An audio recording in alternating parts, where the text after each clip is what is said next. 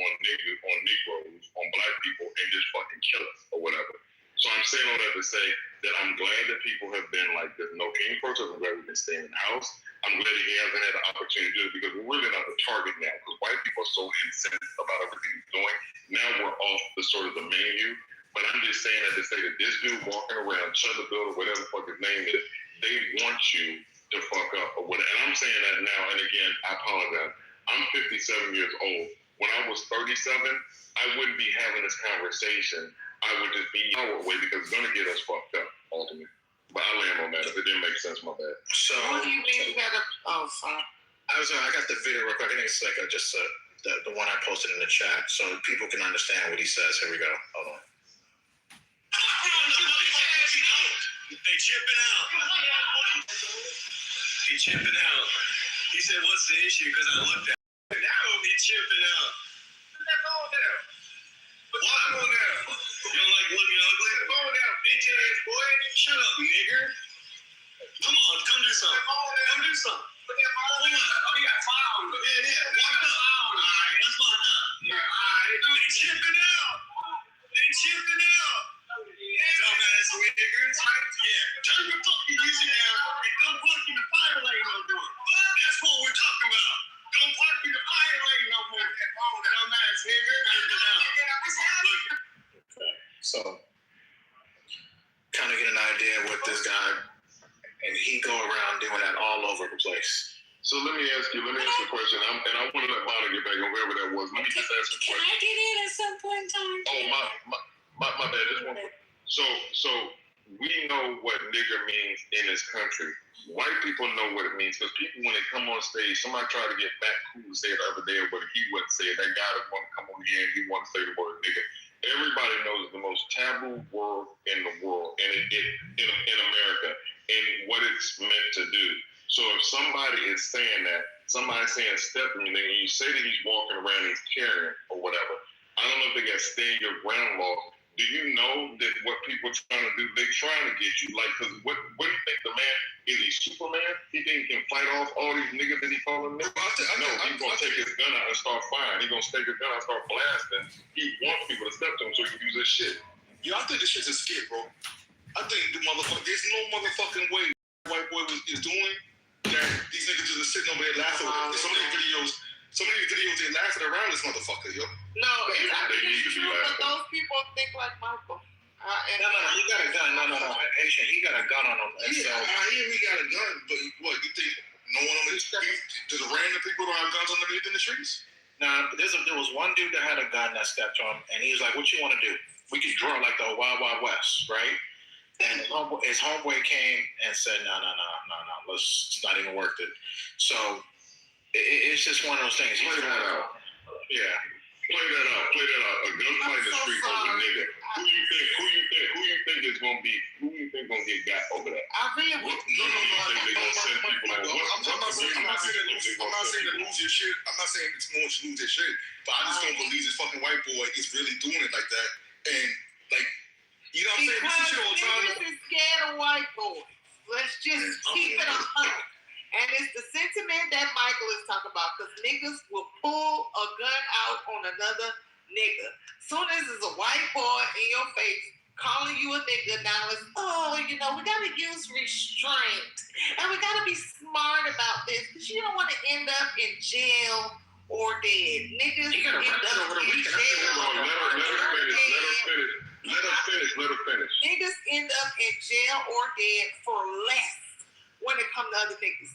So while I agree you gotta do something with this word and just stop that shit from happening, I'm sorry, kill his ass. I wouldn't give a fuck, and I would step on your books. I'm sorry. Okay, good. Hold on for a second. So nobody's scared, Bonnet. That's not where. Yeah, niggas is scared. Listen, hold on. Listen. That's not where it's coming from, Bonnet. Now, if you think that there are people out there, I'm not saying that's what you said. Oh, so there's no need to respond. I said that's what I'm saying. Oh, okay. I just want to make it clear that I'm saying that that's not what I'm saying. So you saying what you saying that niggas are scared. I'm saying what I'm saying and talking from the place I'm talking from, I'm not saying it from a standpoint of a fearful place. So we can just agree to disagree on that, and we can just stand our ground. Your whole reason for not doing it is because you could end up dead or in jail. You said scared of white people. Listen, you listen. Yeah, did you say scared of white people? Did you say scared of white people? Correct. You're scared to go to jail. No. Let me finish. God, man. I'm scared of what I've seen happen to our community. You know, like bloody stuff. Talking about you know, like particularly. Tulsa. You know, like move. I'm just saying for my community though. I'm fearful for our community. What it means because they lie on us. So brother kill or beat down a white man for saying nigga. Next thing you know, ICE is in whatever neighborhood that is. Like the shit they did in Chicago. Motherfuckers weren't doing shit in Chicago. They kicking in doors. Yeah, whatever. You good about it, because we're not. This be a nice conversation. We're sitting around in like a drunk and shit. It's hard conversation to have, but I'm just going. I agree with what you. I get what you're saying. I get what you're saying. Us not doing nothing is not going. It's going, or doing something is not going like miraculously change anything. If the niggas want to invade or ICE or whoever want to invade a black neighborhood, they gonna do it. They already all in black neighborhoods. I know Lisa wanted to get in before. I want to go after Misa. But Misa, did you want to get in real quick? What you just heard? No, go ahead. I will say this. Let's.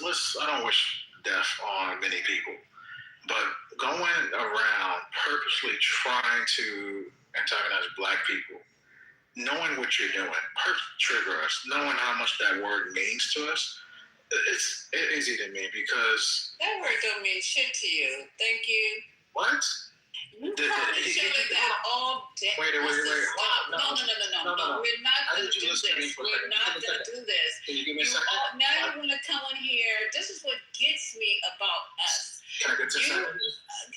10 seconds. I would say we just heard a video. We heard the hard ER chimp out. I'm not talking about okay, you got it. You go ahead, babe. I'm sorry. I don't see how that word is not offensive. Omar, I'm sorry. Let me give context. Let me give just one thing. They said it first.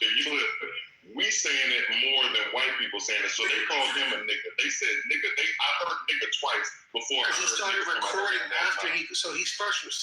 Come on, y'all. Come on. No, he starts recording after he tries to trigger. I'm with you, Michael, because this here, you want to try to act brand new and surprised and all offended. You do it all day. Like I said, don't see white people going around calling me a nigger. What's going on? Do you see white people? That's yours. Yes, I do. When's the last time a white person called you a nigger? Yes, I do. Not to me, but let me tell you what happened. I said it the other day. If you guys please don't try to make this like we're brand new in here. I walked up to the school and I'm like, hey, and I'm seeing a bunch of people who are melanated with some melanated kids of all varieties, and the non-melanated was like, yo, stop it, hey nigga, what's up, nigga, give it, and no one is flinching. So when I walk up, I said, who are you talking to? And they're looking at me like, what the I said, you know what, you gonna sit up here, and when I pulled mine away, because those are not mine, but I said it loud enough for those to hear. I said, don't you ever sit up here and allow, you say something, you don't have to, like, you can't stop nobody from doing something, but you don't say something like, no, you don't call me no nigga, or something. But it happens all the time, and you've allowed it to start to happen, where people who are non-melanated can sit in a social setting and call you a nigga. Oh, Lisa, it's real bad with the kids. Like, I get around my little cousins, and I'm disgusted. Like, because I have to stop coming around them so much because it's more so the boys who don't see an issue with it. Like, they're like, oh no, that's my friend. I'm like, I don't give a damn. That's what's going on. A lot of young women call each other like for fun too, and play around and call each other bitches. No, I don't. But a lot of women do. Okay, so they do. Okay, so they do. If you have the woman chromosomes, I'm going to go ahead and call you a woman as well. And y'all be okay with, oh, what's up, bitch, blah, blah, bitch, bitch, bitch. So, and y'all okay with the stuff to get your dick out each other's booties and suck my dick. and let go of my dick. It happened it was early in the So is it okay? So what if someone? So what are we saying here? So because black people are able to say nigga, doesn't mean here we go. Doesn't mean that it's okay for white people to say the nigga either. And also, damn sure he gonna call me a nigger with the hard ER. Oh my God! Doesn't matter. Nigga versus nigger. It doesn't matter. Yes, it matters. What? It's all the same to me. It's all the same to me because if you come up to me, I don't know how you guys move, and I know everybody moves strange, but if somebody come up to me and call me an NGGA or NER, they're gonna have a problem. I'm not the person. Yeah, but the correction, you're gonna get slapped. Yeah, but the veracity of the correction may be different. Like if I understand that you think it's okay to say NIGGA because of maybe how you grew up or whatever, you're gonna get the pushback. Hey, it ain't, we're not doing that over here or whatever. Versus someone calling you, saying you chimping out, you nigger. There's absolutely a difference in that. And they should have dealt with that. That's what I'm saying. They decided they not for whatever reason. But how do you do it though? What does you whip his ass, or do you he got a gun? Did he whip their ass? He literally should. They say he got a gun. He got a blinky on him. So what do you do? Okay, so the blinky is for what? Because if you try to, I don't hear any verbal pushback. No, he has. The white boy has the gun because he knows he is purposely taunting these black boys, and he knows that 9 out of 10, if he did not have that weapon, they was going to react with violence towards him. And they started to, and it wasn't until like the other friend did the video, if I'm not mistaken, was like, hey, he has a gun in his waistband. And the black boys kind of like calmed down. So what's the best way to handle that, resolve that? I'm going to tell you how. I'm going to tell you how. This is what you do. The nigga got a gun. You do what DMX did in Belly. You get the dreads, you act like a homeless person, and you wait. And then you don't bring your car, you don't bring your phone with you, and you just go and you just do your thing, and then you walk away. That's what you do. Yeah, a nigga like that gotta die. He gotta go. I mean, that's the only way to stop him. Because as we can see, he's gonna keep doing it, and he's been doing it. So it's funny. So mine at the Lord have mercy. It's like, damn, getting old is funny as fuck. It just when years ago I would have sounded just like Bonnet or whatever. Being where I'm at in my life now, all I'm saying is this shit is a word. So if somebody comes up and hits you in your face, somebody breaking your house, somebody spits on you, somebody physically assaults you, your family members, anything, do what you got to do. But this word or whatever that we give away, I hear people on this stage, black people, white people in the same spaces together, and I hear nigga. It's like we literally have given this word has too much power over us. And in this case, I'm glad that they didn't do something, because them young boys would have got killed. Again, if Tennessee was staying your ground law like Florida, he's saying this shit because he wants somebody to step to him so he can pull his gun and shoot somebody. So, but I told him to get you, Bonnie, because like I say, I can like regale you with tales when I was younger, but I totally feel you. It's just, I'm almost 60 now, so I'm just seeing shit different. I don't think it's necessarily the word nigga itself. It's him doing this thing to try and taunt and terrorize black folks, right? So even if it wasn't nigga, right? If it's him going around saying bitch to every woman he meets, starting shit with women just to say, call them a bitch and disrespect them, right? It's not the word itself. It's him and his intentions to try and terrorize people. That's what it is. I don't care what the word is. It could be, if you're using the word to be intentionally disrespectful and terrorizing, I think you should be out of here. Bonnie, but I agree with that. I get what you're saying. The thing is that let's play it out though. If he can't fight because he got a gun and he's around there trying to fuck with people, so like if he didn't have the gun, they beat his ass, beat him to a pulp. Who was there or behind him? I would get some good lawyers, and this is why I It's think America. black people It's got America. to Let's do. be honest. Let me just say, this is what I think black people got to do. When things like that, this is when we should be having our GoFundMes, like the white folks do, and run their bags up so they can get the good lawyers and get off. That's what I think needs to happen. But this whole, she's still a little one. Zimmerman's still walking around here. Get you put in jail when people are literally doing this to cause harm to people. That shit is crazy. I got it. We always gotta take the high route. Like, we go high. No, bitch, I'm going to hell right along with you. And if I gotta go to hell or jail because of what I decided to do, I'm fine with that. That's how this is not Nigeria, and we are 13% of the population, and we've seen in the history of this country, and even now, when the shit happened with Charlie Kirk, a young man got lynched in Mississippi, had I think 2 broken legs and a broken arm, and they called it suicide, and nobody investigated that shit. That shit literally happened in 2025. I'm just saying that this country, it doesn't behoove us to let that word cause, again, if we play it out, they beat his ass, like beat him to a curb stomp and knock his teeth out, beat the shit out of that motherfucker or whatever, split him, had him leaking, or if they shot him and killed him, they're gonna come to the community. So I'm just saying, it's like, so then our kids, babies or whatever, like old women, like. What do you mean they're gonna come to the community? Can you explain that? What does that mean? ICE, Patriot Front, the Klan, we have it in our history. We can see what happened. And the Klan shit don't shit in 2026. We gonna fucking Klan up. Let me tell you something. This again sounds like fear. Y'all got it. So I'm we march. So old now, so I'm gonna shut up. So if the black people who've been marching in the last several years all get together and Voltron on this loser, it's a Reynolds rap for homeboy.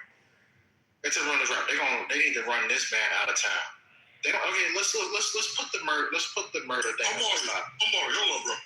You the nigga who's talking about the Klan ain't coming around. Nigga, you be eating at the fucking table with niggas on the Klan. You don't even know it. Come on, can we keep the conversation about what we're talking about, bro? I don't be eating with people in the Klan. I'm saying, bro, like, if you keep it a buck, it's like you advocate for niggas to go out there and lose their shit, but you voted for this motherfucker and you on that same team. You still fuck with them. You still have their views. Keep it a buck, bro. That's some dangerous, reckless shit right there. I'm saying now, if you're gonna be out there leading the pack, bro, by all means. Look. Okay.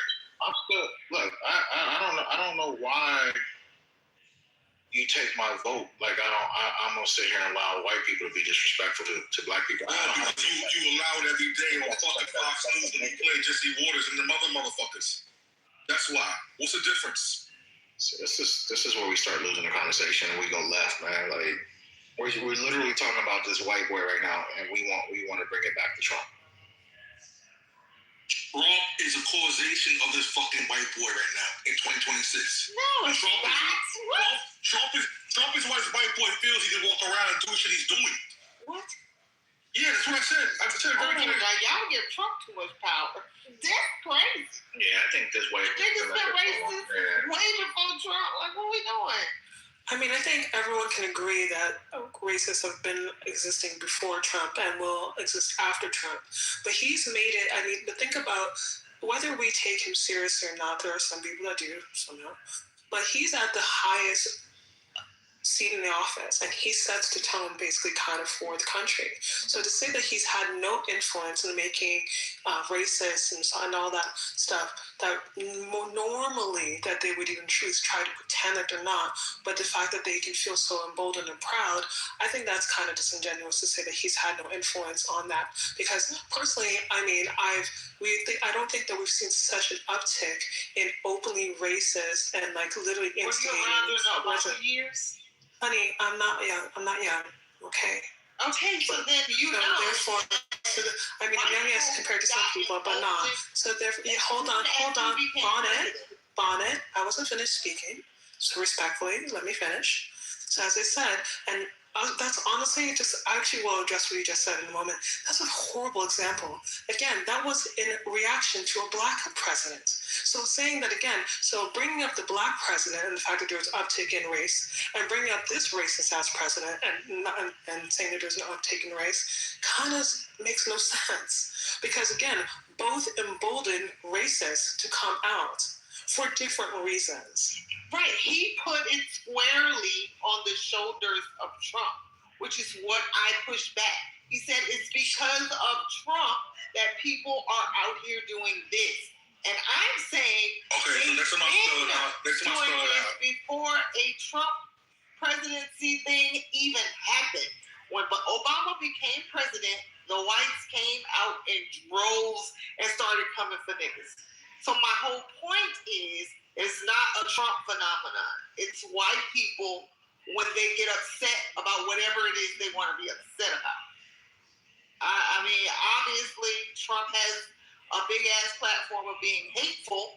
So, yes, that's the case. But I don't know. That's why I guess I don't get it. Your mama dumb.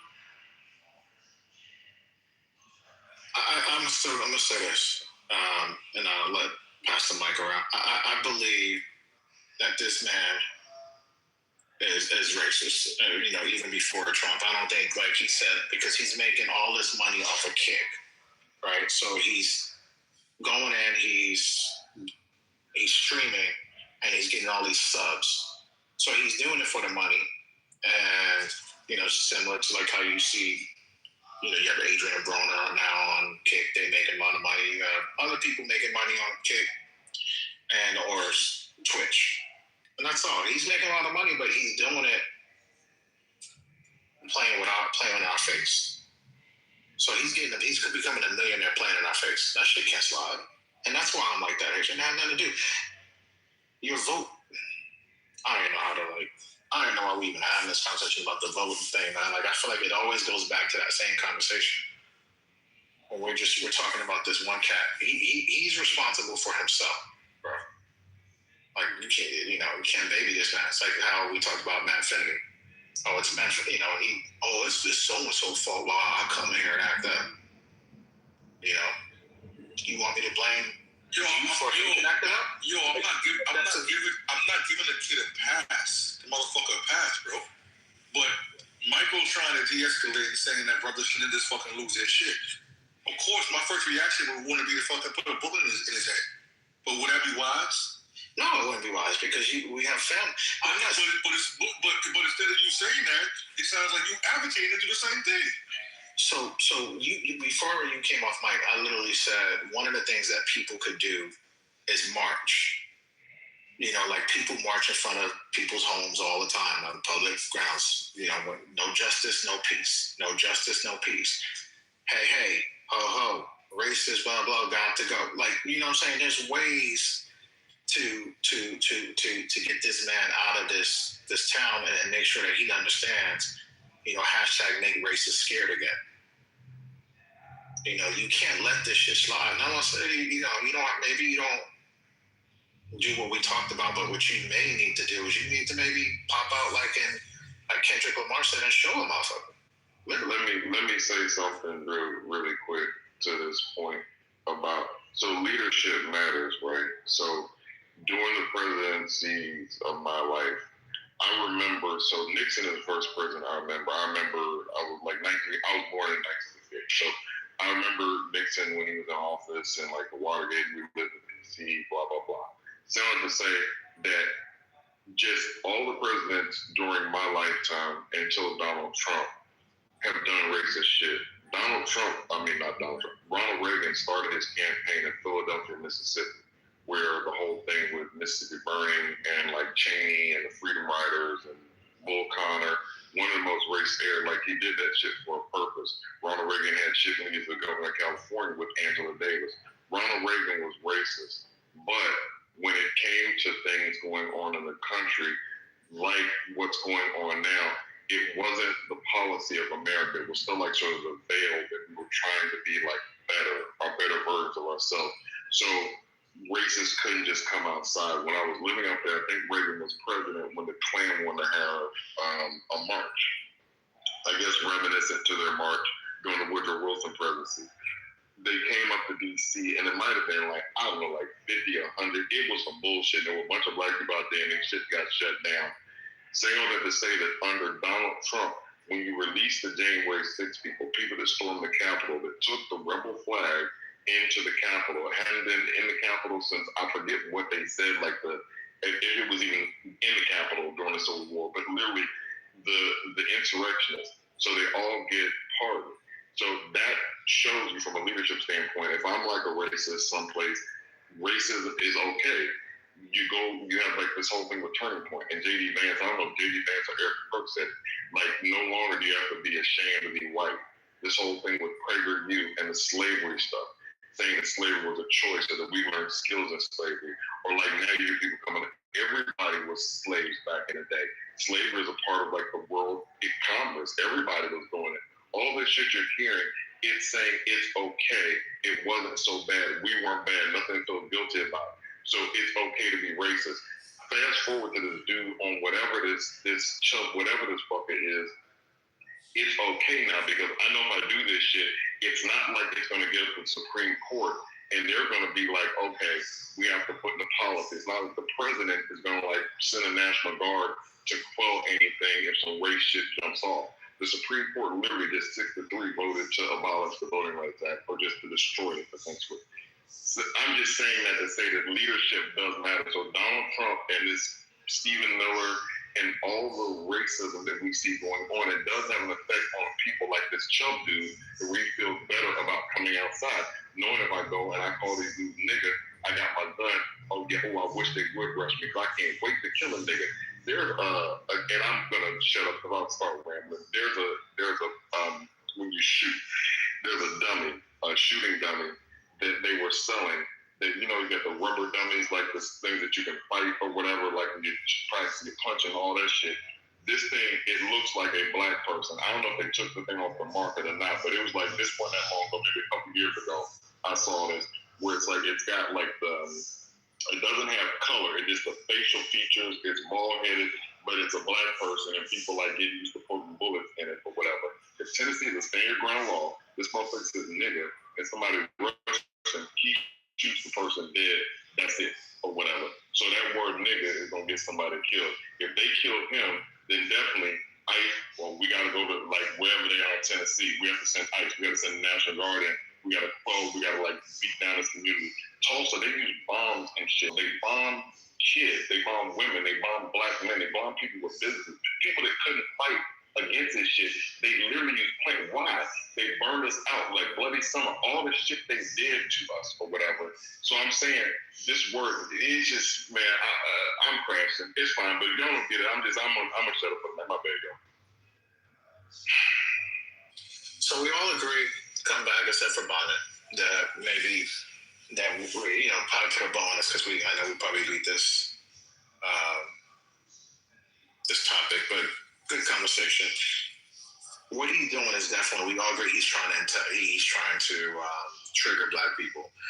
There's a video I just saw right now. He's talking to black women at a gas station, calling them the N-word, So that's why I don't believe that it's actually staged and stuff like that. So are all of these being streamed on Kick? Yeah, it's all Kick. He got Kick finally banned him. So he had a full permanent suspension finally. It was like a few days ago. It was 3 days, and then they got pushed back and said 3 days, and then they finally did the permanent. And then he was arrested because he maced a black lady over the weekend.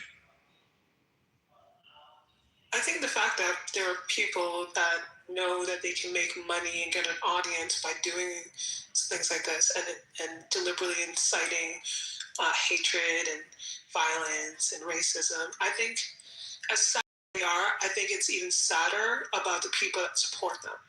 Because what do you get out of that? Why would you, unless, of course, that's you're representing yourself, why would you be into watching that shit? I mean, just like I didn't ever watch, what's that, World Star?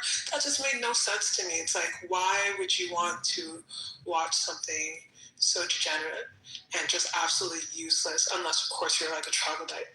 Marlene, American whites feel repressed.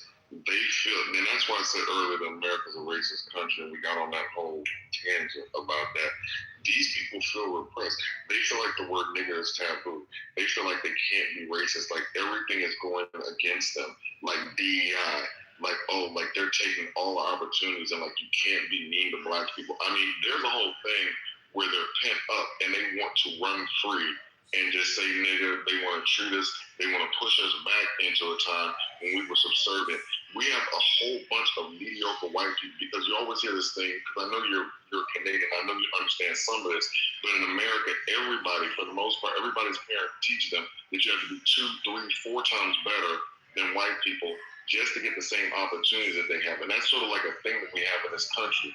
Saying all that to say that we have done that, because like those of us, like a lot of us that are on the stage, a lot of us that are college educated, we literally have had to work harder, because literally it's harder. Like the way that your professors look at you, the way people, different microaggressions, things you have to go through to get to a level in this country is different.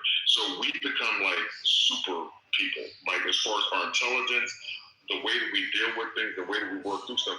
A lot of us are like on a higher level. There's a bunch of mediocre white people that are looking at these black people that are doing good, that are CEOs, that are generals, that are doing all this stuff in life, that are business owners, that are whatever, and they're jealous. And so Trump gives them their aggrieved mediocre white people, and he gives them a platform to be like, yeah, like, you know, we can get this shit back, or like black jobs, yeah, like put them back to being made. Like, we're fucking educated. We're like multiple degrees now. For the most part, like our women, what you want to put like a PhD, you want her to be a maid now, whatever, when you're like Billy Bob somewhere in a trailer, and just because like you're white, you didn't take advantage of your whiteness, but us, we had to go through all these programs and fight and scratch and claw our way to get to the top or whatever, and now we're here.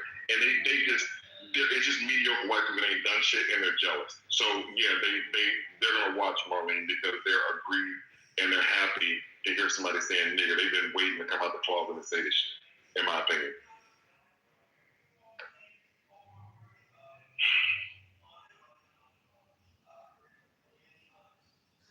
But you know, just keep on turning your head to them. It's fine. Because, you know, nobody wants to go to jail. But let me just be clear, too. I'm not talking about, like, everyday random citizens.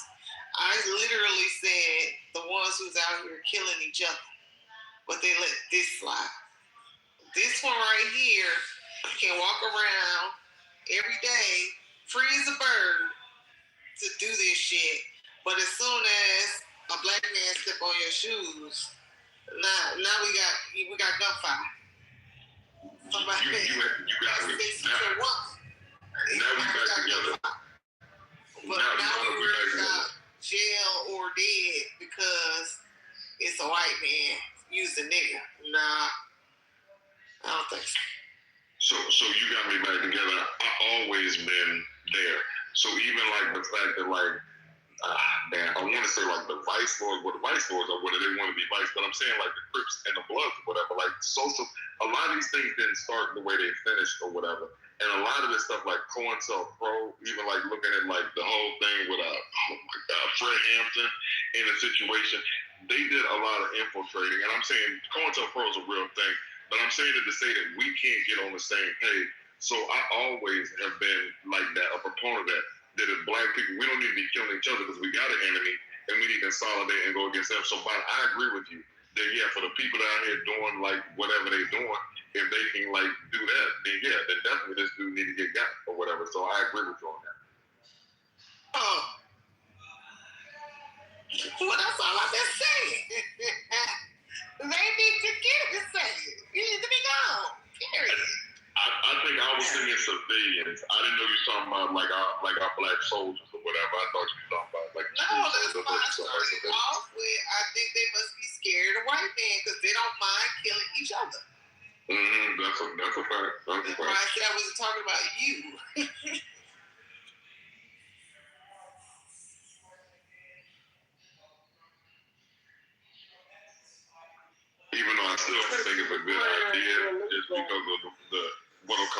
on us. So I still don't think it's a good idea, but I definitely am on with you that the fact that if you're gonna be killing anybody, it need to be like, you know, doing racist white people that are harming the community are trying to like get at us like that. I'm sorry, Ashton, that was that.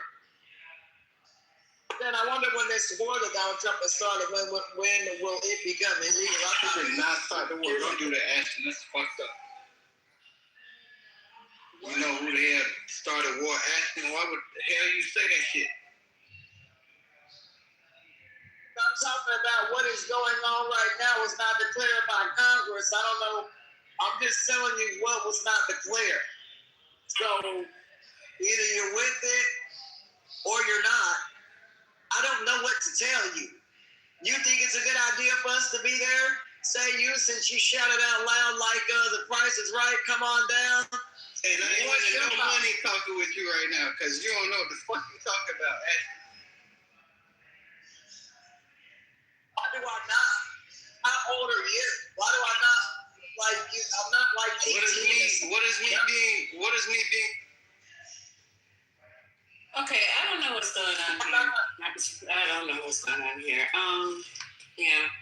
So, is there any? What was your statement, Ashton? Before I move on, let's give you a chance to flesh out what you said. Actually, asking right now at the moment, should the war be declared illegal by Congress or somebody who has the power? Because on TV today, they said the war should be 61 days or something like that. Aren't we coming up on that, if not past it? Surely? Is somebody on stage want to address that? I think Donald Trump is being a gentleman by trying to wash his hands with the fuck shit. If no one's taking notice. Wash his hands with the fuck shit. Explain that. Donald Trump has gone ahead of Israel, who has been at war with Iran and Hezbollah and any factions of the Muslim ideology that goes against Israel. They've been doing this shit the whole time since. Yay. Do your homework. But America having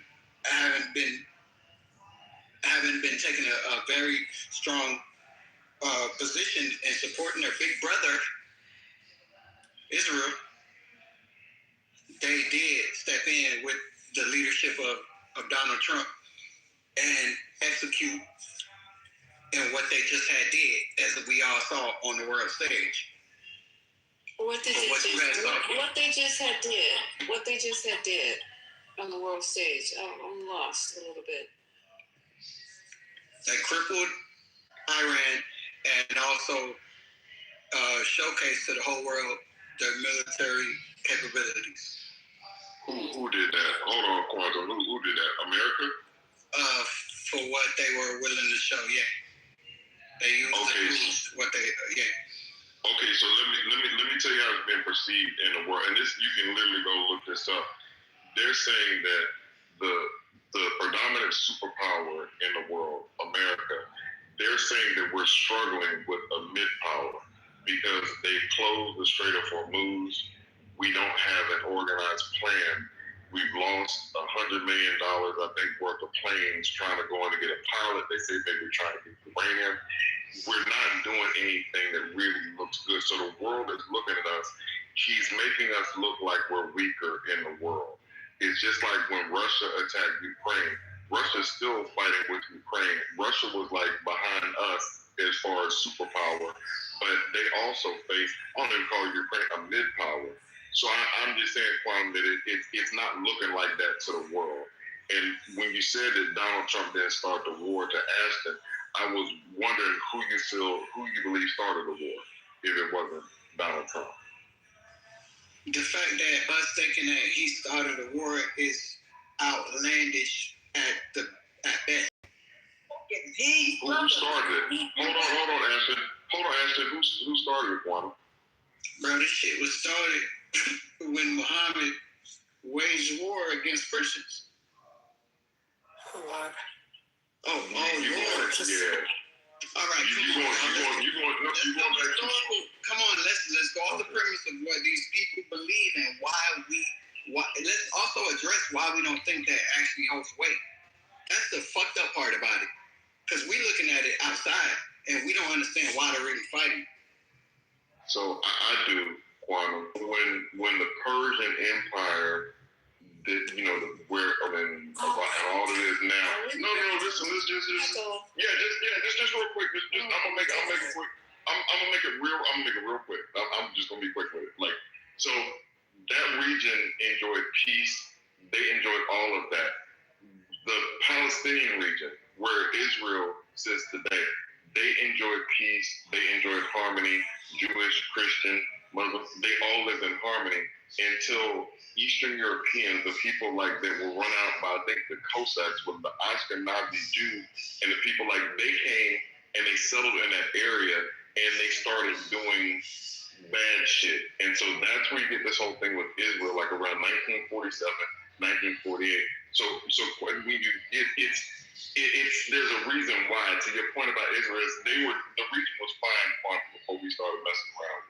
That's all I was gonna say. And I land. Sorry about that, Lisa. No, I'm just saying, because all this, first of all, let's just do what's going on today, because none of us really care, and it didn't really affect us about back in the days what's happening over there. That's your problem, bro. Worry about what's going on in your neighborhood where you put your feet under your table. If you concentrate more on that, you get further along. You worried and pressed about what happened with these people 40,000 years ago. Mind your fucking business and bring your head back into your community and try to clean that shit up and wash the windows in your fucking glass house. Because this right here, if you do work, if you do have anything in the stock market, if you do have anything invested in this country, this president is burning this shit down. And that's what you should be worried about, showing our military prowess. Like, we need to spend billions and billions of dollars to show a nigga how big our dick is. Being a bully. When our fucking students in schools are lost and losing, you're just dumb. I mean, I'm not ready to call you dumb. I mean, the situation for us is dumb. We got issues in your house, and you worried about the dude down in another neighborhood living in a mansion, and your house falling the fucking apart. Your projects. So concentrate, bring yourself back. Concentrate on who's running in the midterms. Concentrate on who you need to elect to get yourself and your community all the way up. Because Donald Trump is not it. He's not trying to help you. He's not trying to help your mama. He ain't trying to help your kids. And he ain't trying to help your community. And that's what you should be focused on, black man. And worried about what's happening in the desert. Because they don't give a fuck about you either. The fact he will take it from you, as he has done financially, Lisa, thank you so much for sharing what you just shared, because as a Haitian man, it does, there's a part of me that knows that the shame comes for supporting Trump. And also, too, I've also had that same type of feeling being a Haitian man who maybe dyed his hair at 36. You feel me? Y'all Floridian niggas and Haitian. Okay, so let me finish. Yeah, you Florida motherfuckers. These niggas fuck over there. Haitians be coming here. Slow ass nigga. Butter has the floor. It was that. Hey, Butter was trying to give a submission when Quantum interrupted her. Go ahead, Butter. Yes, so thank you. That's not right, Butter.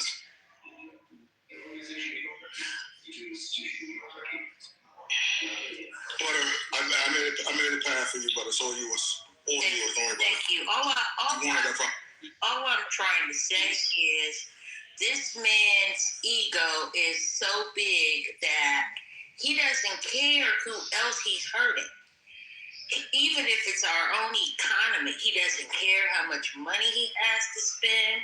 And he's being pretty blatant about it. He will cut here and cut there and everywhere, not thinking about what it's going to cause, what kind of problems it's going to cause for the American people. He doesn't care about that. He's proven it. So I just don't understand why this isn't obvious to people. And I'm like, what does it take for you to see that? Because we're feeling it already. I don't care what your economic position is, you're feeling it, whether you're a stock investor or you're just trying to get gas to go to work. You're feeling it. And so I don't know what it's going to take for people to wake up to this, but I'm telling you, if we don't stand for something, we're going to fall, and we're going to fall hard. That's all I want to say.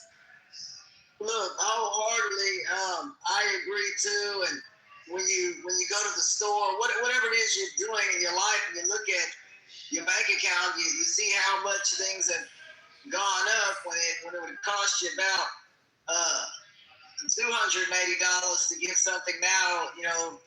Now it's $435 at the grocery store seems to get those same items, and things go way up. At least I see it because I buy a lot of food. Somebody told me we may have to cut back on food. I said, well, something else would have to go. I'm not cutting back on food. I'll continue to pay the prices because I like to. That's just what it is. I'm sorry. I told somebody I'm sorry. We're not cutting on that. We'll cut on other things, but we don't. I spend within reason. I try to, but seriously, it is very expensive to buy food, and everyday costs are going up for everybody. And when you continue to hurt people's wallets and those kinds of things, they'll vote you out of office, right? Their lives are not a game. When you continue to put people in harm's way in war, their lives, that's not a game, right? When you start to deal with something that's everybody's problem. Monologuing. It's too late to be monologuing, Ashton. To make it short and sweet. I'm getting sleepy. Well, I haven't been talking much. No, you go ahead, sis. I want you to finish out. Go ahead. I want you to, because you're right. You haven't said nothing for hours. I've been packing up stuff. I'm getting ready to move. No, not at the 20,000 foot apartment. No, don't panic. I'm getting something bigger. Hold on, because let me tell you what the lady told me. Well, we don't have what you're needing. I said, man, I got a 3-bedroom over here in the same apartment complex. No, man, we don't have it. So I said, damn. So this is what it is. I got to move my ass across town. But white lady over there said, hey, we got something for you. Cool. I'm picking up the phone. I'm going. So, you know what I'm saying? Because I want something better. You know what I'm saying, Lisa? And I'm happy. Congratulations, Ashton, on level up. Okay. Well, can you tell me, Ashton, why that Pete Hegseth is now taking his wife to work with him now? Why is that, Lisa? I'm asking you. Isn't she pregnant? She's tired of him giving Trump fellatio. Well, that's okay. So what I read here, Pete Hegseth, which is bizarre. I mean, I don't even know. They said that things are looking kind of critical for him at this point, and I'm not feeling that. I don't think it's looking critical for him at all. But let me just get to this article. This is from the Independent. It said Pip is now bringing his wife to Pentagon meetings after he ousted top officials. And then it goes on to say he's now bringing his wife to the Pentagon as his inner circle grows tighter, according to a report. The move comes as Hegseth faced an increased criticism and ousted more than 24 Pentagon officials in recent weeks. Now, I didn't know he's been ousting at almost 24 officials in the last We have multiple governments running within the government. This is not good. it also says that he is now becoming increasingly isolated within the Pentagon. And paranoid. And paranoid. He's expressed fear and paranoia about President Trump firing him. What is going on here? His wife is assigned as a babysitter. Well, yeah, she's now coming with him, I guess, to help him not having a mental breakdown or get back on the bottle. She might be the one that's telling them that you can't drink, between now and 3 o'clock. How could he not be? Cash couldn't get his email, and he thought he was fired. They're all like that. Yeah, and it said he's filling his inner circle with his brother Phil. Listen to this shit. This is a government. The Trump got all his damn family all in these positions that don't have names, and now this is the same people that were on that. Phil? They're the same ones that were on that signal. Dread. Same shit. Nothing changed. And they're not qualified. So if he was qualified, if he should have actually been second down, or if Cash should have been ahead, then they would be more. If it was like Jim Coleman or somebody like that, and they know that there's some bullshit, and now they're actually dealing with real world stuff. So he should be nervous about being fired. I'm happy to hear that. So in this part, I didn't know. Maybe you guys knew it. The change comes after Hesef has worked to remake the nation's warfighting machine into his agenda of, quote, warrior ethos that has resulted in the firing or forced retirement of 24 generals and senior commanders. According to the report, about 60% of those forced out have been black. Amari, you sleep yet? He just got a chaplain. Let me say it again. A black chaplain. I saw that the other day. A chaplain. How the fuck is a chaplain affecting war? Hold on, how is he affecting warrior ethos? He's black. Exactly. That's how it's affected. Is Amari asleep? No, this is what I'm saying. When you kick out all the Trumpers, I can't make a point. I know the nigga there. I know Mama hear you. Come on, bro. Go ahead, keep it out. Well, that same finger you fucking voted for Trump with, nigga. As the Trump administration, and this is the independent saying this, as the Trump administration has fought against diversity, equity, and inclusion. So why are you, stop kicking the Trumpers out. Why are you rah-rahing for somebody who's literally telling you they don't like you? Wait a minute, kicking the Trumpers out. They last for about an hour. From 6 to 7. Yeah, if you don't have Trumpers, at least 7 o'clock. At least have them take their fucking medication. The funniest stuff I've heard, Maury, we just gonna have to have, maybe we'll have Trump, MAGA Tuesday and MAGA Friday. Because I don't know, this right here is just gold. And talking to you guys is like talking to this goddamn choir. Yeah, but at least get some Trumpers who actually can fucking speak about the issue. Y'all didn't have one intelligent Trumper on. Exactly. You have fucking mentally ill. I didn't even What's an intelligent Trumper, though? Give me an example of an intelligent. Give me one intelligent Trumper. No, we're not gonna do replays anymore. This is our last night because of some foolish. No, but listen to these replays. I want you to listen to it. The whole beginning of the room sounded dumb as shit. Yeah, okay, so recommend some intelligent Trumpers. The ones that's intelligent won't even. They're not even. We're better off role playing. Hey, we're better off role playing and somebody being a fucking MAGA for the night. Right? It has nothing to do with fighting in this room. They're just not gonna. They're really not. Come on, Quantum is talking about Muhammad like Muhammad. Huh? You didn't hear that part, did you? What? That's not many intelligent Trumpers. Yeah, Quantum, you didn't hear him? The whole thing started because Muhammad, Trump didn't start the war. Muhammad started the war. Like, well, how did he respond to that? He was talking to, y'all know he was talking about back in the good old days. Come on, y'all. So I was know how to articulate. You can't even tell me. You had one guy sitting on stage doing a whole fucking monologue about loving racism and where it doesn't exist, and then went all the way back to Brooklyn. You know, didn't nobody give a yo. I just sat there and listened, and that shit was long as fuck. I put in the chat, if you go all the way to the top, where somebody said, how many times are you gonna say this? We had 5 times. 4 of y'all taking bets. Whoever gets the fucking right number, I'll give you a heart. Maybe we should have some classes on how to moderate, because I wouldn't have tolerated that. I mean, just Lisa, when they would drop somebody, you kept telling them to bring them up. No, I didn't keep telling you how to bring anybody up. I was trying to shop for food. And because I was listening to you guys, I didn't even have dinner. Because I've never felt, okay, stop it. I'm going to listen to the replays. Y'all always try to be playing me dirty. No, you did say break, just like when they kept dropping Kaz. I said Kaz. It was Kaz. I didn't told you to bring nobody up but Kaz. Because he's in my fucking... I'm trying. Listen, that's why I don't like you. You always be getting on me about being consistent and open up in rooms.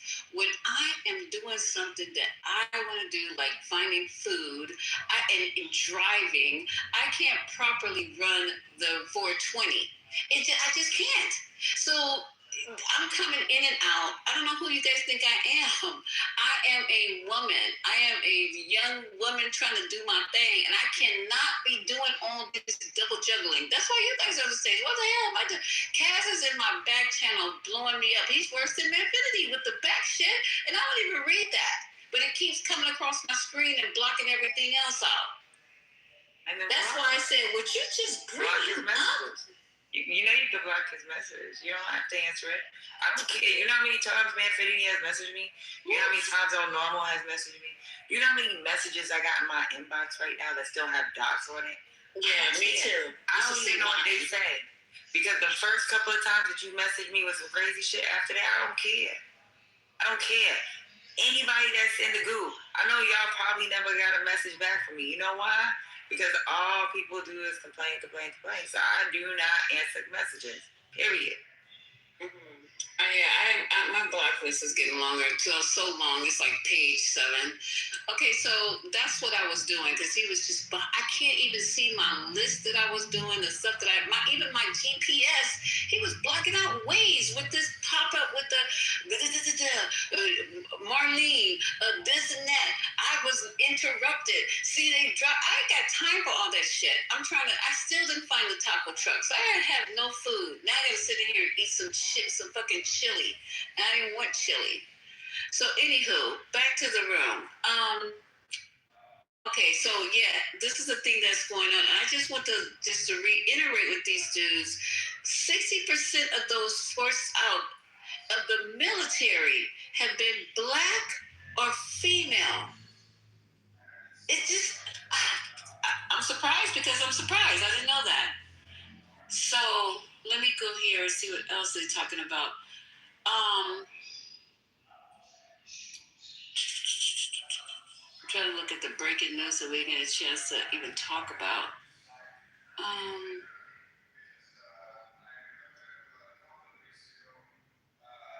Let me go on mute while I get all these things together, these clips together.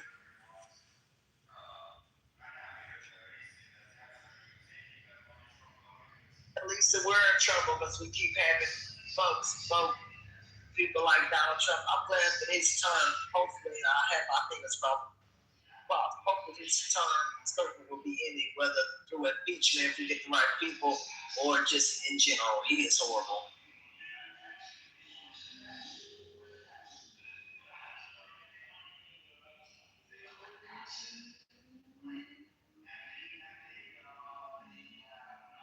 No, you should listen to it. You'd be like, oh my God. And I do think that they were trying to let them speak. That's why. It wasn't so much of them not moderating, because they were having a back and forth. But it's just, oh God. I just listened. I didn't want to intervene, because I think Haitian was going back and forth with him. Michael was going back and forth with him. I just heard Cass. That's all I heard. The entire, No, this was before Cass. Oh, okay. This was the back and forth between, and then Omari was going back and forth with who said what. And then Rob came in. So it's like they were having a conversation. It's not like they wasn't. It was just a dumb one. That's all.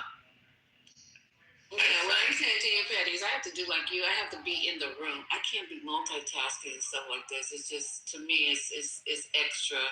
And I'm not being paid for, you know what I'm saying? I can't be doing all this extra. So now it looks like I really didn't want to talk too much about the war because I haven't been keeping up with it because I've been busy. But so is it true that now the Navy is escorting ships through the Strait of Hormuz that is actually really open, but it's open for us to be escorting? Anybody know?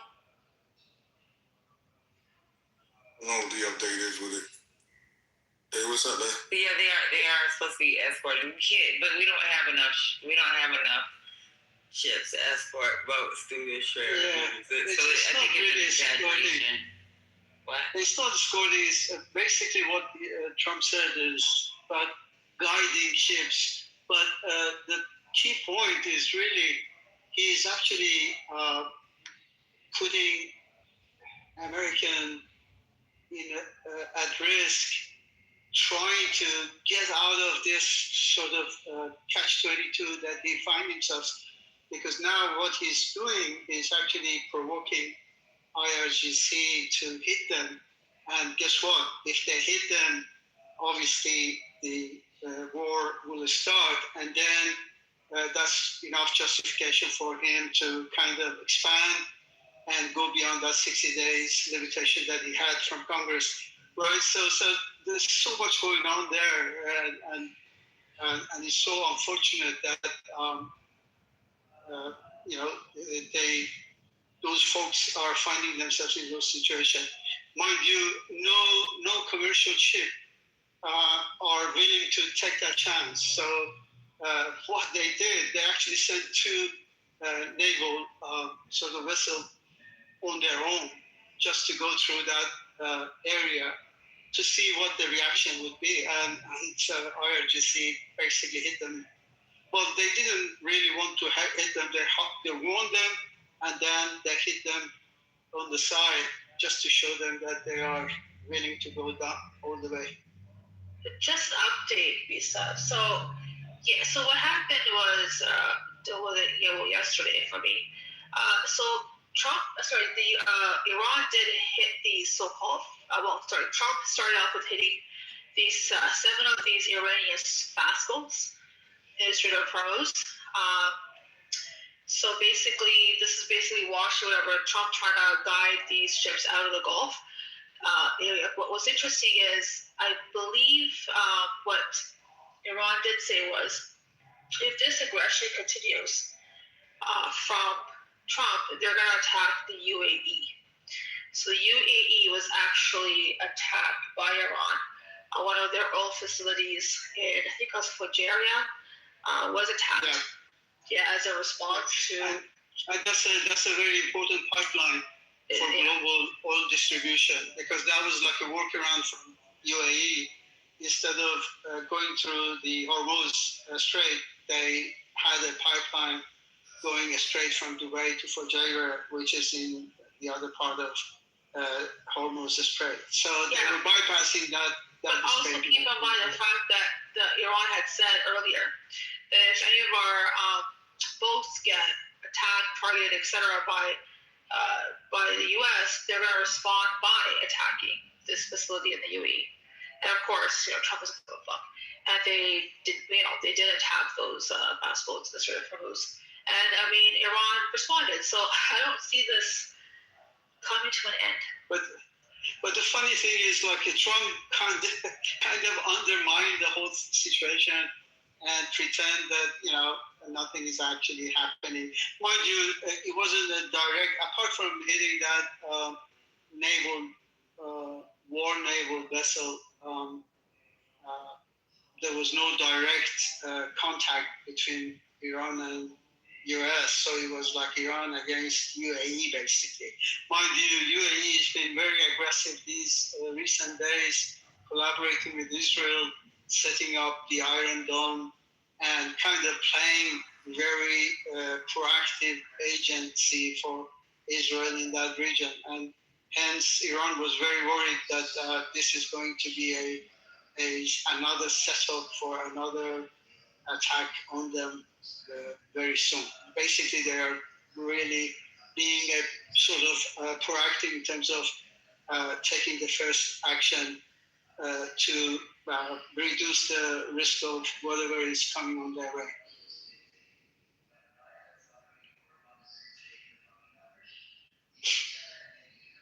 I just thought maybe I should share some update with you guys. I appreciate that. From Iran. I'm working from Iran. Yeah.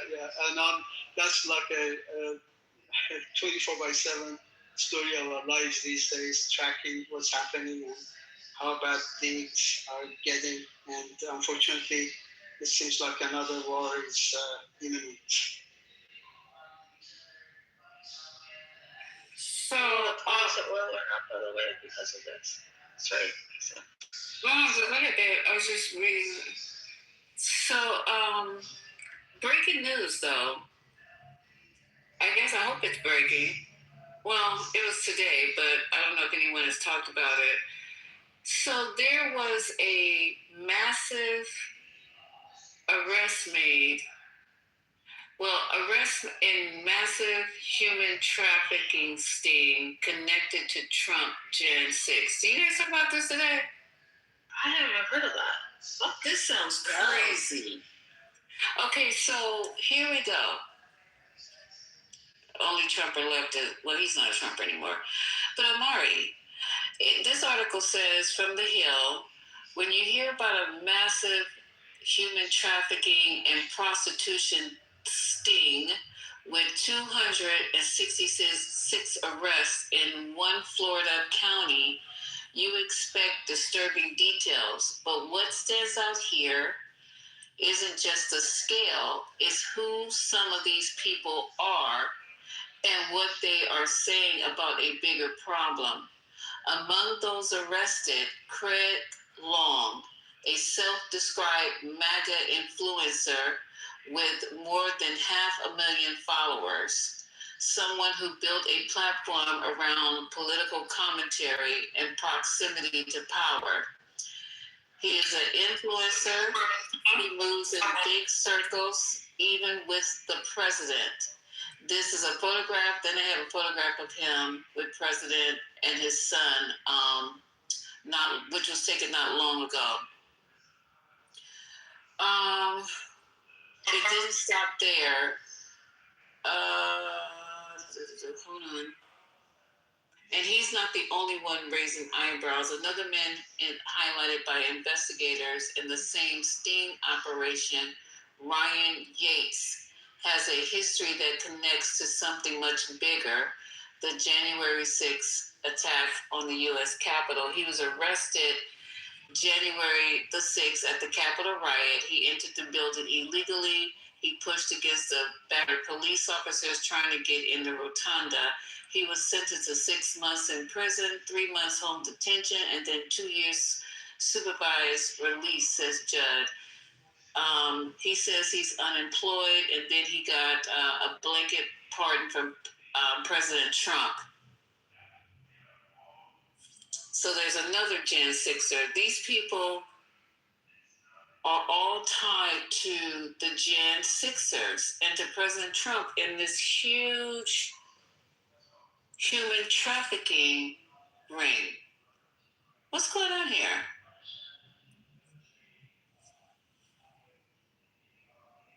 And one of them is good friends with your president. So this administration can't get any more disgusting. Yep, so that's breaking news.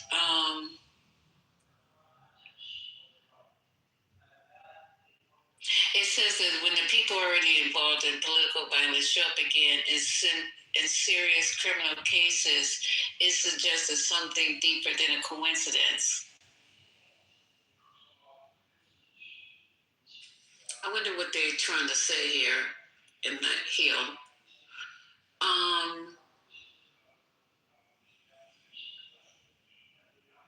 What else? Gas prices raised 30 cents in the past week. I know I paid $75 for 12 gallons, so I don't know what anybody else is experiencing right now, but $75 for 12 gallons of 87.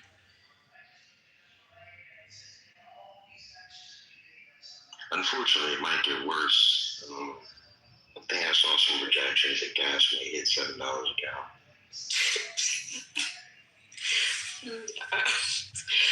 I will not be driving if it's $7 a gallon. I literally that's my breaking point. You know what I'm saying? I at that point will have to say I can't afford to drive for $7 a gallon. No.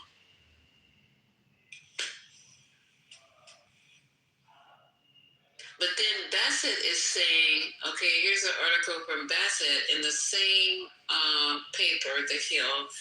Bassett is saying that help is on the way on gas prices. I don't know what he means by that. He says help is on the way. The way to think about it is the market, because of the conflict around the strait, is in deficit about 10 million barrels a day, between 8 million and 10 million barrels a day right now. So every crude carrier that goes through the strait, well, why is that help on the way? I don't know what he's talking about right now. That's not help. Let me go down and see, because this is a very indeed. Let me go and get the clip, because I don't want to read it. I'd rather you guys have somebody else read it. So let me see if I can go and get a clip on how Bassett is telling us help is on the way. We don't have enough carriers to actually to move those ships to the Strait of Hormuz.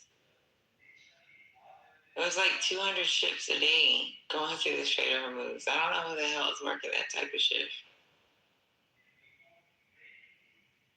And that's a fact. It is. That's the normal passages when it was open normally before we got involved was hundreds of ships a day. Okay, let me see if I can find that.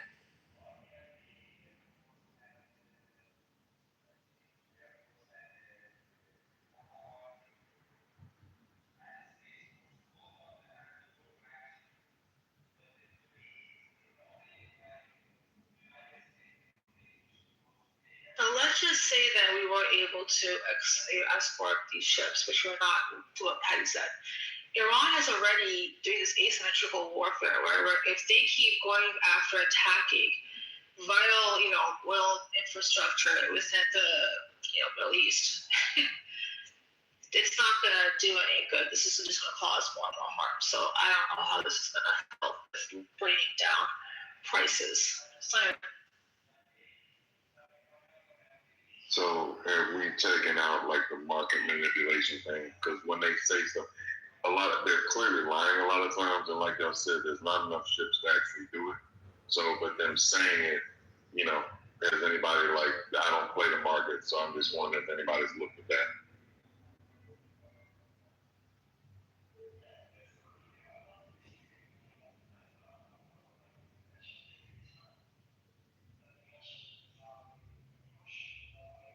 To your point, Michael, I do see what you're saying, because Trump makes claims and then people react.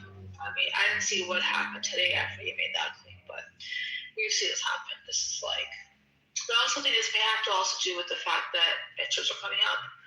The 60 days are over. There could be a lot of different incentives for him saying what he's saying, which we know. I don't know. It's impossible.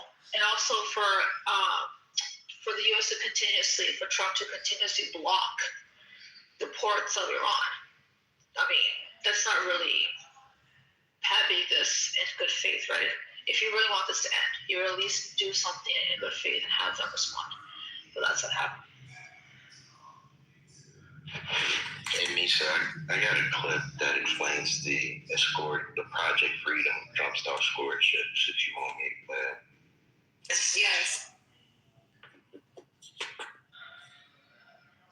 Well, we're going to break this all down for you now with Prince 21st Catherine Gorgeous Tani on set. First of all, Catherine, what exactly do do we know about this American mission? Well, it's been dubbed by Donald Trump Project Freedom.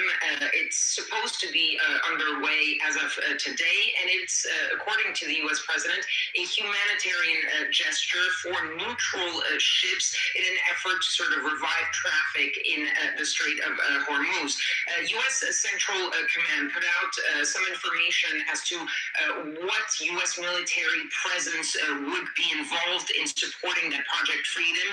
Guided missile destroyers, more than 100 aircraft, 15,000 U.S. service members involved.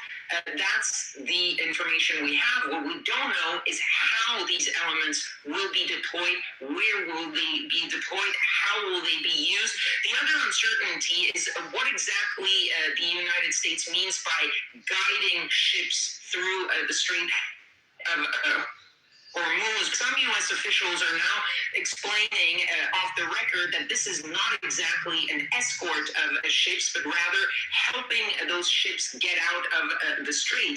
What does that mean? Is the United States simply going to be in the area as a sort of a deterrent, or will it be an actual force that will react and engage if those ships actually need help? According to the Joint Maritime Information Center, the U.S. has supposedly set up what it has called an enhanced security area that is south of what they call the usual shipping routes, meaning between Iran and Oman. There is a shipping route that boats usually took before this war started, and they're saying that now those should be the secure area is a little bit further south, meaning closer to the coast of Oman, and that therefore ships should coordinate with Oman in order to get through the Strait of Hormuz.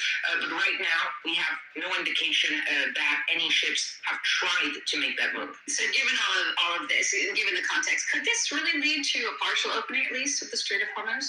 Well, look, just like in previous instances of Donald Trump saying that he is about to reopen the Strait of Hormuz, this announcement doesn't seem to be coordinated with the Iranians and doesn't seem to take into account the fact that the Iranians control, in parts at least, the Strait of Hormuz and are still a force to be reckoned with in that area. Iran, as you mentioned, has warned that they would see this any foreign military intervention in the Strait of Hormuz would be dealt with and would be targeted, especially, they said, that is the U.S. Military. There's also a question about what the engagement are for the U.S. military for those aircraft, those destroyers. If a ship is attacked, will they retaliate, or will they simply try to protect the ship? That's unclear, and that leads us to the main question every time we talk about whether or not the Strait of Hormuz will be reopened is how confident are the ships that they want to actually take that route? Do they get enough assurances that they are willing to take the risk to try and make it through the Strait of Hormuz? So far, some of the shipping companies have said, look, we're not willing yet to try and attempt this journey. And in the meantime, you still have hundreds of ships and about 20,000 seafarers that are stuck in the Gulf waiting for the United States and the Iranians to sort of figure things out and reopen the strait. Captain, thanks for that. Press 24's Captain Gorgisani.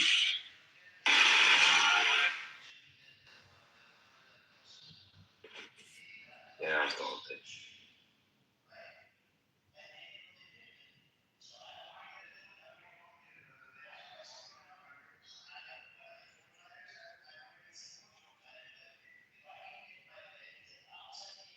What I was talking about earlier is, I think I heard that somewhere else. Oh, he's gone.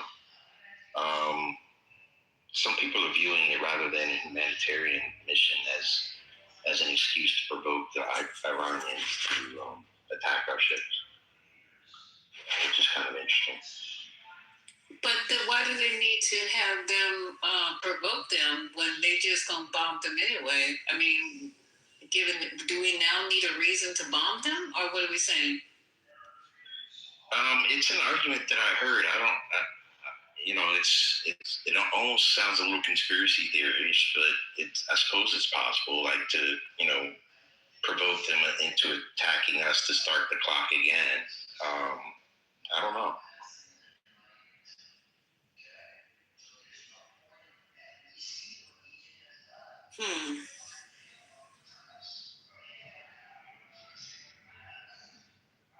I mean, Donald Trump and humanitarian, I just don't see said in the same sentence and believe it.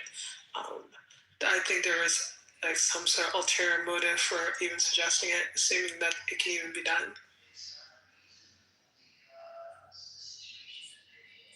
Yeah, the actual mission itself seems unlikely because I'm not sure I wouldn't be willing to try that. See,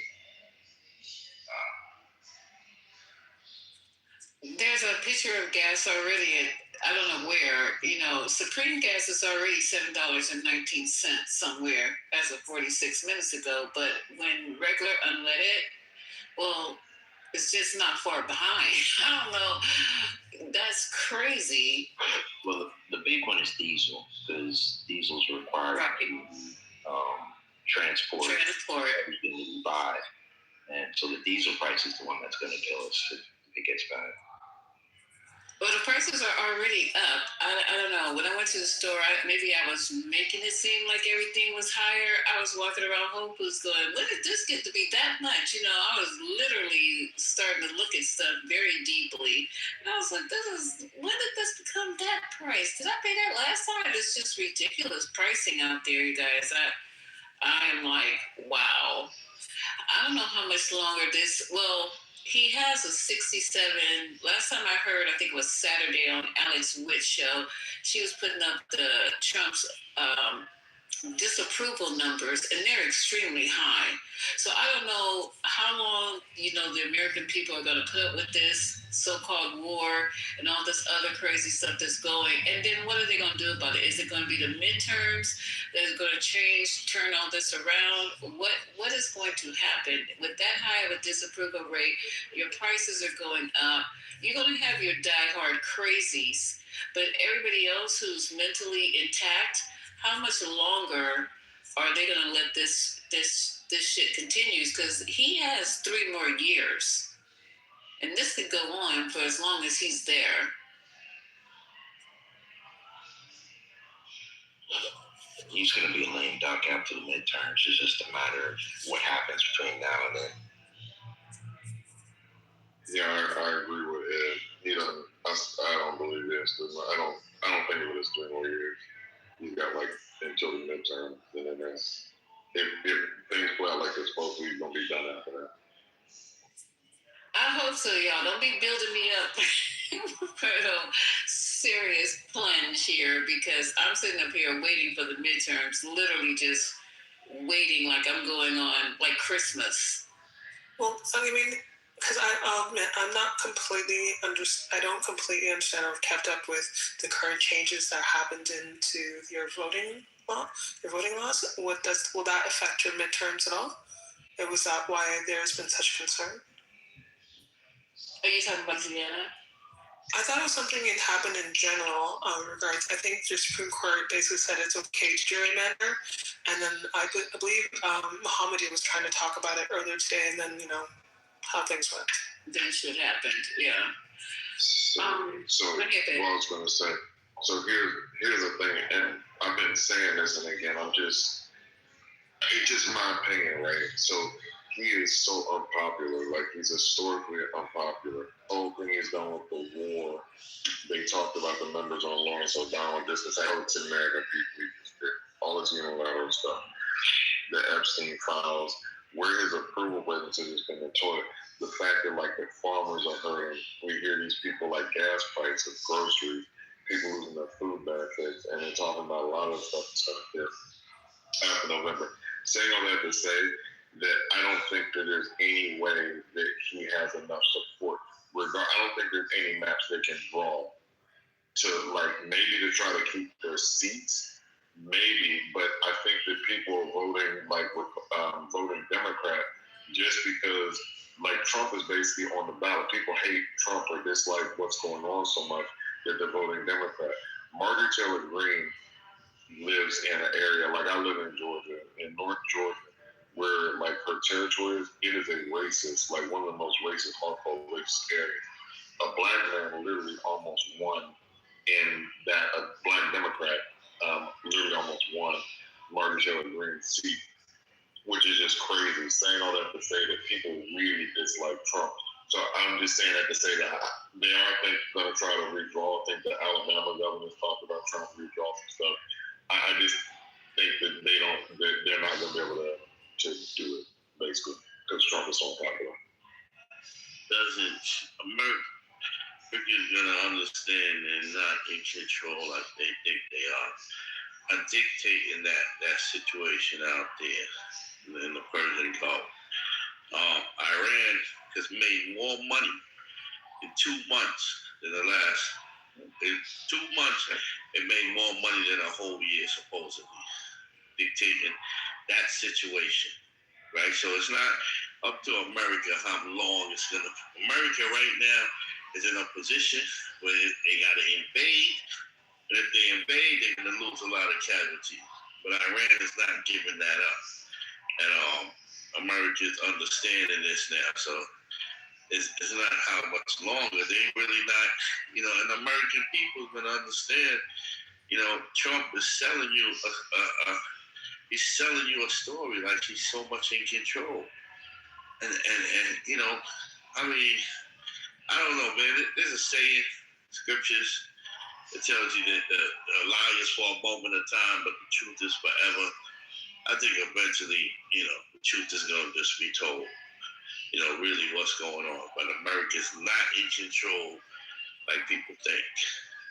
Hey, Elder, it's funny. I think because of like social media, even if you listen in these rooms, I think that a lot of people don't think that we're in control. I think there's like this base or the sycophants or the people that are ignorant. And when I mean ignorant, just saying that maybe they don't critically think, maybe they don't have the comprehension or the reading skills aren't like that. But anybody that watches and looks at anything can tell that he's really not in control like that. I do feel like that there are a lot of people, a lot more people know what's going on or feel that we're not controlling this. And the world definitely can see that we're not in control of this. So I think we're in a good place from that standpoint.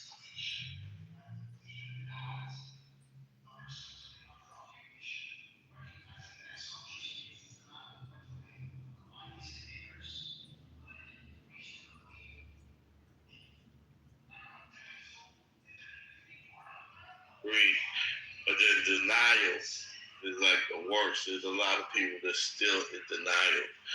They just still in denial that America's just, we are in control. We just dominate the force, and they don't realize what's happening. They don't realize what's happening in the world now. It's a shit, right? Nothing lasts forever. You build yourself on corruption, injustice, eventually it comes back to you. It's just what it is.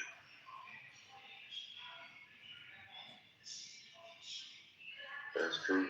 Trump definitely, like I said, with the best disinfectant is sunlight. Trump has definitely shone a light on just a lot of the stuff that we were doing in the background. Trump has brought that to the forefront, just exposed a lot of stuff. It's really damaged just America's standing on world stage. So whoever is going to be president after this is going to have a lot of cleanup to do. I don't know whoever will be able to repair some of the stuff that he's messed up, but it's going to be a big cleanup job for whoever takes over after Trump is gone.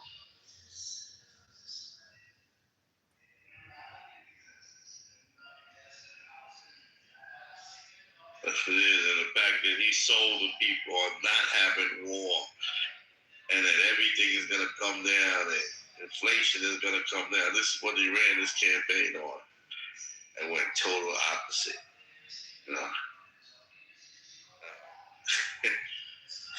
Boy, I tell you, man. Well, that's why he's losing. That's why he's lost support from like the Tucker Carlsons of the world, Nick Fuentes, Candace Owens, Alex Jones, Margaret Taylor Greene. a lot of these people that are walking away, a lot of them are talking about he wasn't America's first. Now, like this MAGA thing, they're like MAGA's dead. Now they got these blue America first. So he lied and he broke promises, so he's gonna pay for that. That's why, like, whatever they have planned for the midterms, and if whatever they're trying to do to basically keep people vote, because if people can vote, there's literally, I just don't, again, I'm just talking from my opinion. In my opinion, there's literally no way if we are allowed to vote and it's free and fair elections that they can win, that they can maintain seats. It just, so, I mean, I'm hoping that it bears out to be true, but it's just, and I say it just because, like I said before, he's really unpopular. So it's not like a lot of people that were riding with him, not like he blew Kamala out of the water. So he was close on that. There were a lot of people that voted for the Democratic side, and now those people that he lied to said no new wars, price gonna come down, all this stuff. America first, drill baby drill. We're gonna start fracking, all this stuff. We're bringing jobs back. Apple's coming back. We're gonna bring our steel. We're gonna bring the steel industry back. All the stuff he lied about, and it's done. Those people that voted for him under those lies are not gonna vote for him again. And, so that's why I just feel like that there's a good chance that, it's like I said, it's blue tsunami or whatever, but it's like they're gonna get crushed. And I don't think there's anything they can do to stop it. Michael, Mari, did you get a chance to listen to the small business that jump they had at the White House today? No, I didn't, Mari. Oh, okay. When you get a chance, just take a listen to it. So, kind of just come up, talk about some of the things that work for them. So,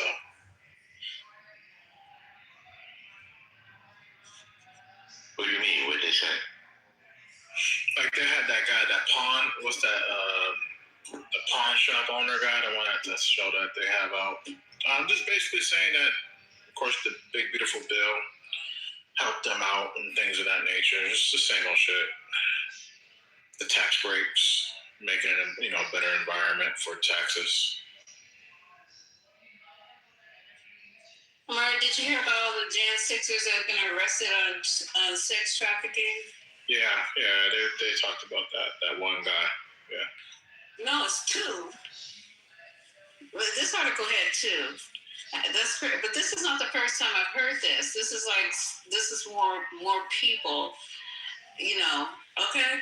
The one that he pardoned, all the ones that he pardoned are sex traffickers and all kind of crazy stuff.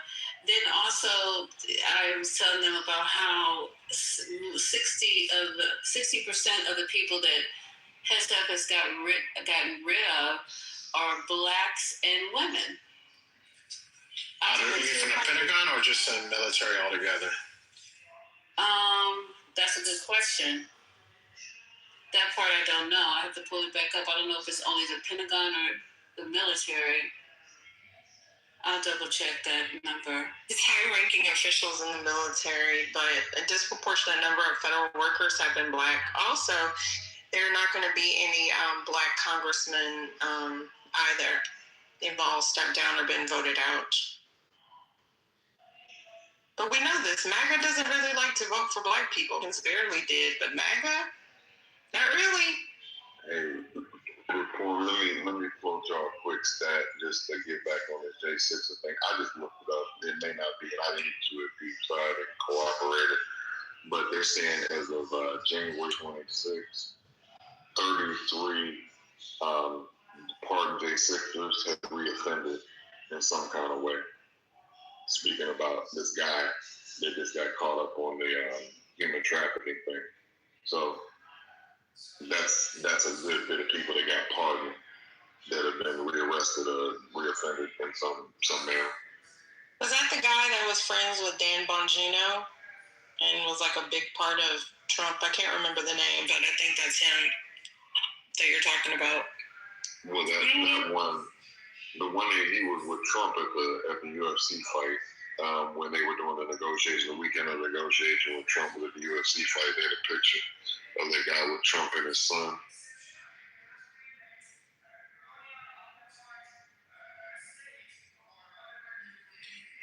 Did someone say, "Can you hear me"? I heard somebody say that. Am I hearing things? I heard something too, but I didn't hear what this. Okay. Please jump in.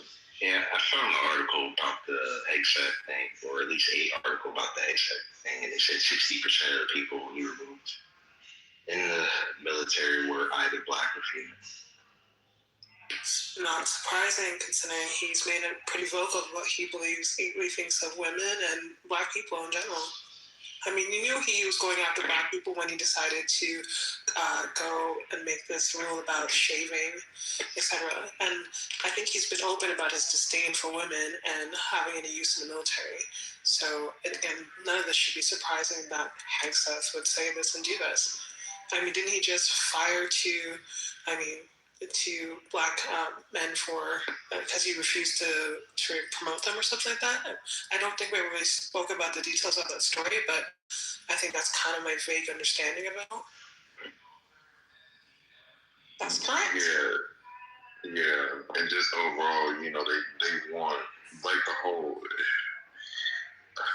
So Pete Hegseth is a failed fox, so is unqualified and shouldn't be in there. And he didn't go through the rank. He couldn't even be on the Biden detail for the inauguration, just because he was fucked up.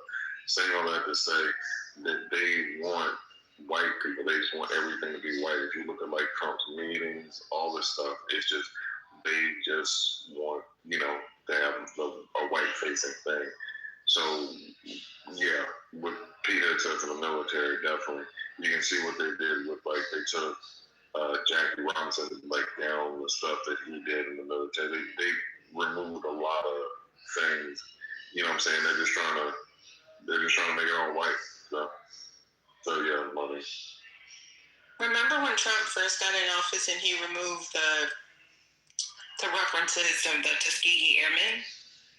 Yeah, they had to put it. They made him put it back. Okay. I guess Omari was one of those people that were having a problem with that. Yeah, if you didn't vote for Barack Obama, you might want to sit this one out. Just saying. But I was a Republican, but you're still MAGA. Yeah, but you didn't vote for Barack, the first black president, so you might want to sit this out again. I'm not sitting anything out. You're comparing yourself to a black woman, Omari. I know you're not married to one, but can you compare yourself to your mother at least? No one said gender.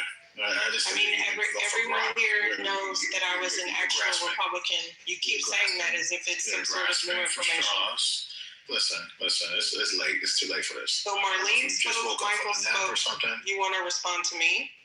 Did we say anything that was a lie? You said my name. You literally just said my name. So yeah, please, it's too late for this. Well, you're the one that still voted for Donald Trump. Lisa said earlier when I was on my burner. Everybody know you once was a Republican. Well, yes, and I'm still ideologically conservative. Cool. Which you aren't, by the way. No, it's not a cool story. I know you don't care because you voted for Donald Trump. You don't care about black people. You're barely black yourself. You didn't vote for the first black president, so no, I didn't. Both equal. So, no, we've never been equal. Not even when we were both embryos and little fetuses. Oh, bitch, please. You still voted for Donald Trump, and you still support Donald Trump, Omari. Derailing. What's going on? You started derailing. We're literally speaking about Pete Hegseth, who brought up Barack Obama. You're just like Donald Trump. Okay, cool. You say that every time as if everyone doesn't know my history. What we don't know is why you still support Donald Trump. So you have more concern for me than Pete Hegseth? Do you have any comment on what we're actually discussing at the moment, Omari? Well, we've been discussing all night where you have been at. Right now, I'm just listening. Where you have been at? Are you serious? Are you trying to sound black right now by using broken ink? Okay. There you go with the hate thing, with the black hate. I'm just wondering if you actually care that black people are being removed from this administration. Why are you being performative for? Are you trying to be performative for someone on the stage? Is what you do? Are we literally not discussing that Pete Hegseth is removing people from this administration? And notice that Omari is pivoting, guys, because he's still a MAGA. I don't know if this is like a game, some folks like to do. I mean, I get it. It's fun. I guess you're trying to be performative at 1 o'clock in the morning. That's just weird. What's weird is a black man still supporting Donald J. Trump. What's weird is a performative thing. Like, but we're not surprised, are we? It's late. You're performing it being black or white. But you don't really do a good job. There should be like a light. There should be a way to turn it down a little bit, to dim the lights. There should be a way to dim down the attitude at a certain time. Seriously. Oh, dim down the attitude? Are you using another black woman trope? Are we surprised at that, anyone? Absolutely. Why are you going to do the black woman trope thing? Come on now. It's crazy. You say a black woman had an attitude? Oh my goodness. You guys are not even that original. You guys have the same conversation every time. Every time. I seem to trigger him. You two cannot help yourselves. The second once you I know exactly where this is going. I know exactly. Misa. Especially because Omar was picked up earlier for being a MAGA voter. Misa, they like our own Thelma and JJ.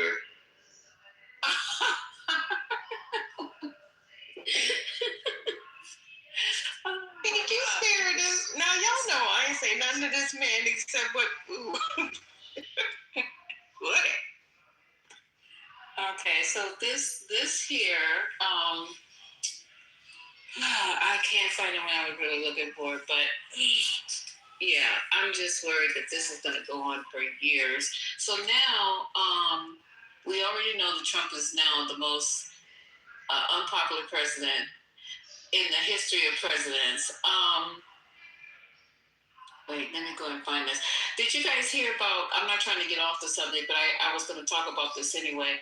Have you guys heard about the people that died on the cruise ship of Hunter virus? And I didn't know Hunter virus was connected to rat shit and rat pee. So this is a boat that's full of rats. Because what else could it be? What else could it be? A cruise ship with rats? Yeah, that's what I was thinking. That's Manhattan? What is this? Yeah, there definitely has to be some rats on that ship. Usually that's like a rat-borne issue. Yeah, and I didn't know that. I looked up Hunter virus and it said it comes from rat poo and rat pee. So far 3 have died, and then the other 100 people are just, they had them, I guess they're going to leave them in the middle of the ocean until... Quarantine, yes. And this is one of these nice boats that it's like an excursion boat. It's not like no big ass Princess Cruise or whatever. This ship specializes in those unique excursions. Like it was going to Cape Verde. So it's a smaller ship that does really exotic kind of excursions. I'll be mad as hell, I'm telling you right now, because there's nowhere you're going to run. You're on a boat that's full of rats with the Hunter virus. Somebody going to pay if I get off this boat alive. And the dead bodies are on board, too? That would freak me out. Right. This is a cruise ship? This is a cruise ship. What company is this? Okay, hold on. Let me open up the article because I've been hearing about it all day, and just now I just ran across the article. Let's see if it'll open up. It's not a major U.S. one. It's got some weird name. Oh, okay. Yeah, because they do special excursions. You know they have cruise ships that only go to Antarctica and places that big cruise ships can't get through, like certain straits and stuff like that. This is one of those kind, and I would rather be on one of these than a big commercial one, but not now that I know that they got rats and Hunter virus is killing me on the ship. No, I won't open up and make it open. At least the Earth is flat. We can't go to Antarctica. You know this.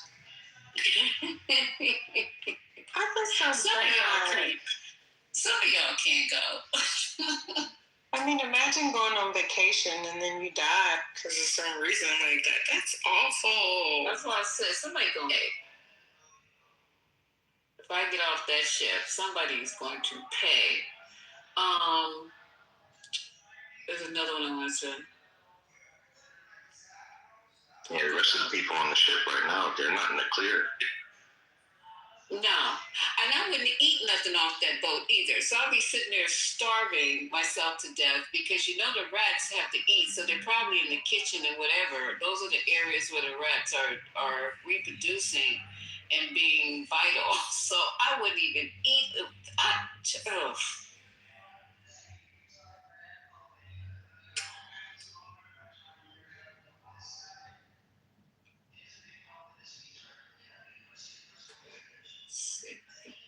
All right, here we go. Let me play this for you guys before because I know you guys heard this probably in PC, but I'm gonna just do it for the people who probably didn't hear it.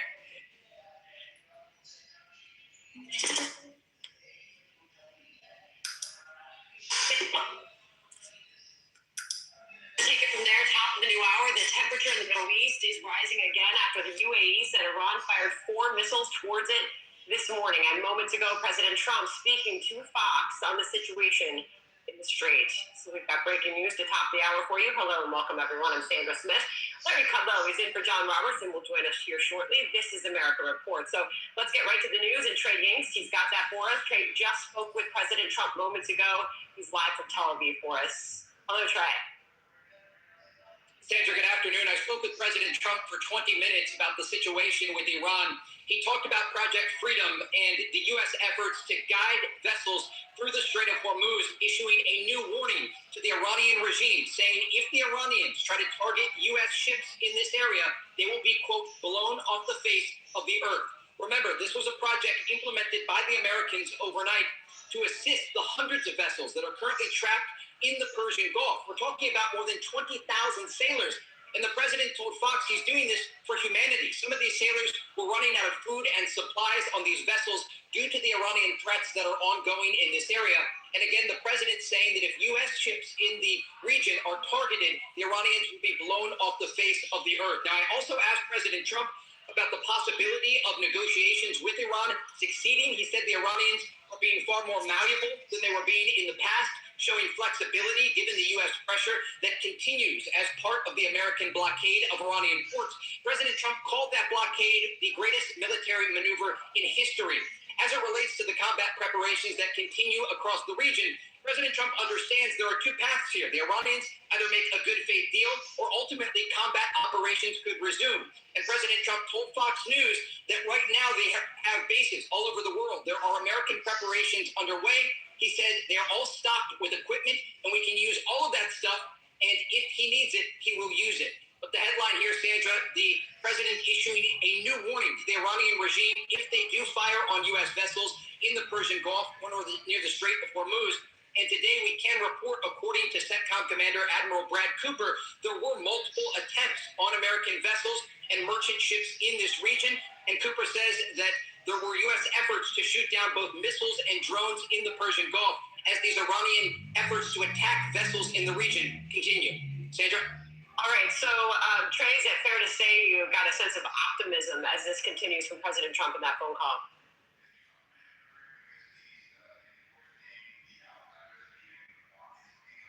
I'm Katie Porter, and I'm fighting for free college and lower taxes for California families.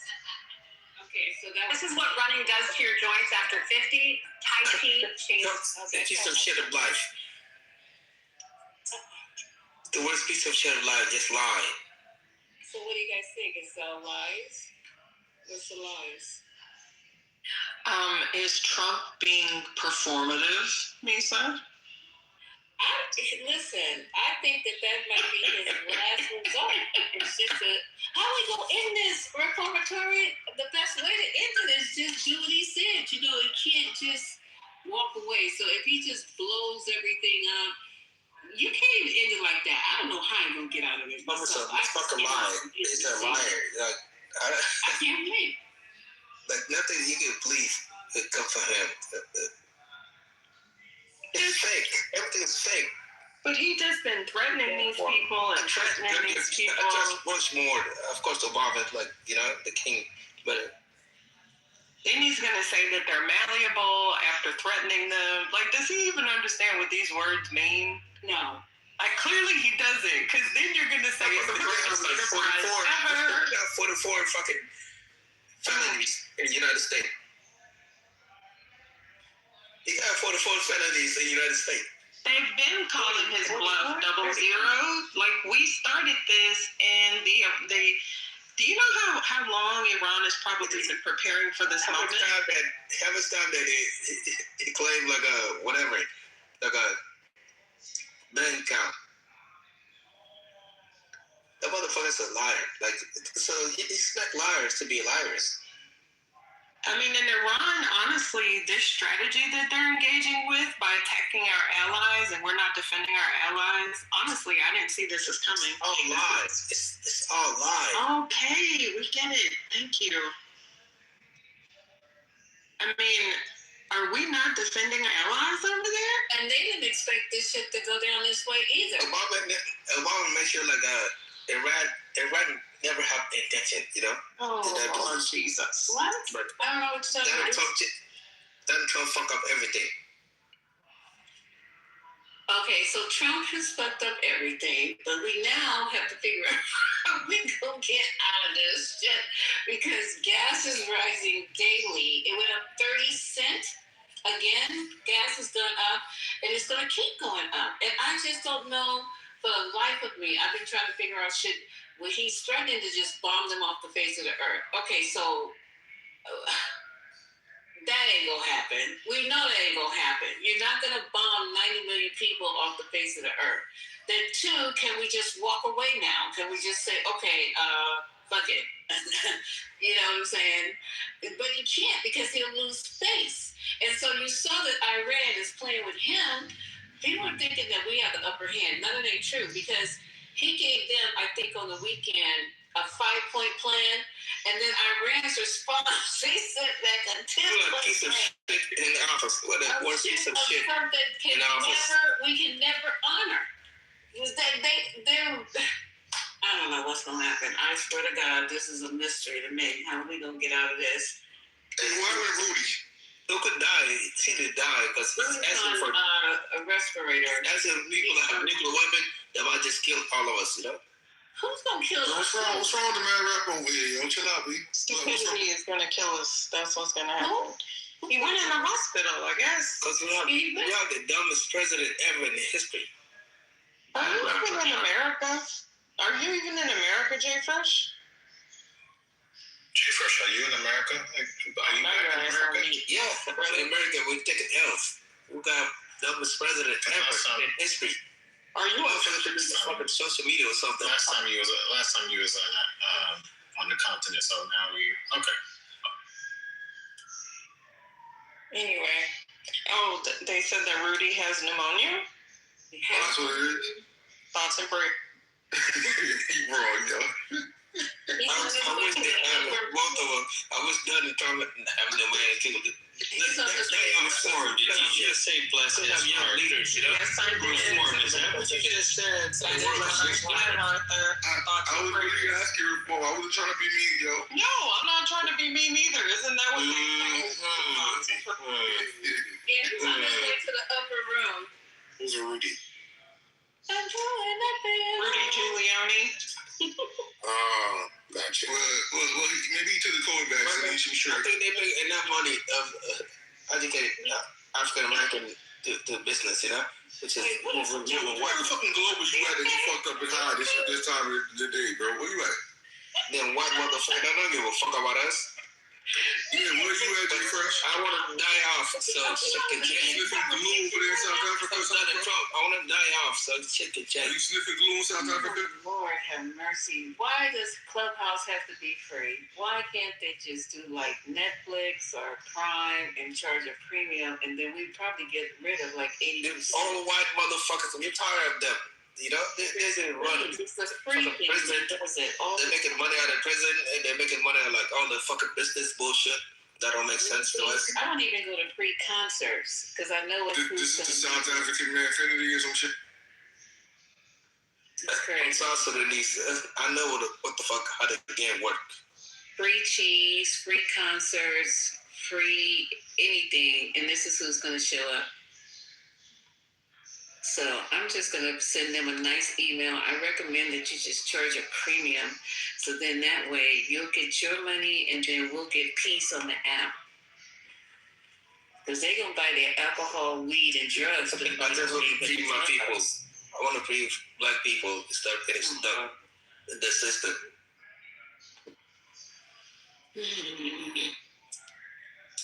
So that's where we at right now in the Middle East. That's where we at. So it's no way to get out of this, y'all. So just, I don't know if you need to go get a skateboard or a scooter or electric bicycle or something, but it's going to get bad. It's going to get worse. And what? American Empire is dying right now. Oh, God. They're getting bombed like crazy. But what is Dubai? What is luxury? And if you buy it from the American Empire, that's not even in America. So how are we getting bombed? The American Empire getting bombed in Dubai. How is that working? Because Iran had enough. The whole world watching. Iran has had enough. They surrendering now. Of what? This ignorant. I don't know. They never go back. They will never go back. They understand what's going on. What's the real is too real. The whole world is watching. Like the whole fucking American fighting against the world. We're tired of the bullshit. Tired of slavery. We're tired of all the bullshit America what they did. They're scared now. I don't know if he's for or against us. I don't know what he's talking about. So somebody I'm not sure. It's just common sense. No, you didn't use Russia and China. It's underground. The irony is common sense. Chief Ash, do you want to make do you want to, in fact, Sun Tzu, did you want to say something before you came on stage? Every day your phone is in China, right? And China is looking out for like you understand what's going on? China is looking out for Russia and Iran. Everything that is different technology. The Americans that understood what's going on, they get shocked. They get shocked. Bro, nobody's shocked. We're shocked that you're so fucking dumb. That bullshit we gave to your fucking brain cells. Now the part you said about China and Iran, doesn't that make sense though? I think you got something right there though. I mean, China has to be loving this. We're literally just making ourselves look bad. It's different. It's a different world. It's not the same world back in the 90s. And did y'all see that the debt has now exceeded U.S. GDP, which is pretty damn frightening. From last year, the numbers, it kind of came out, but I don't think that the alarm has really been rung on that. That's not good at all, y'all. That's actually kind of terrifying. The world changed. They're scared because the world changed. It's not the same world. You must really be smoking some good shit. You shot for that cheap fucking South African glue. God damn. All this army motherfucker like that. So, man, this okay. Let them get deported. I'm sorry. You making my nerves bad. Lisa, goddamn. This motherfucker go to war, they get killed. Wrong. It's a different world. Oh my God. I thought Sherm was like, they got rid of Sherm. Are people smoking Sherm? What's the next time his neck while you speaking it? Lord Jesus. But this is what, did y'all hear about this? As of early 2026, the U.S. national debt has surpassed 100% of GDP, with debt held by the public reaching approximately $31.27 trillion against a $31.22 trillion GDP, marking a milestone not seen consistently since World War II. This indicates the nation owes more than it produces annually, raising concerns regarding long-term fiscal sustainability, higher interest costs, and reduced economic growth. So this is really bad. Our government gross national debt is over 120% of our GDP, which is twice the historic average and is the highest since the post-World War II era. This is frightening, y'all. Like, this is bad. Like, Joe Jackson bad. This is insane. So you say the government's like it's not the same.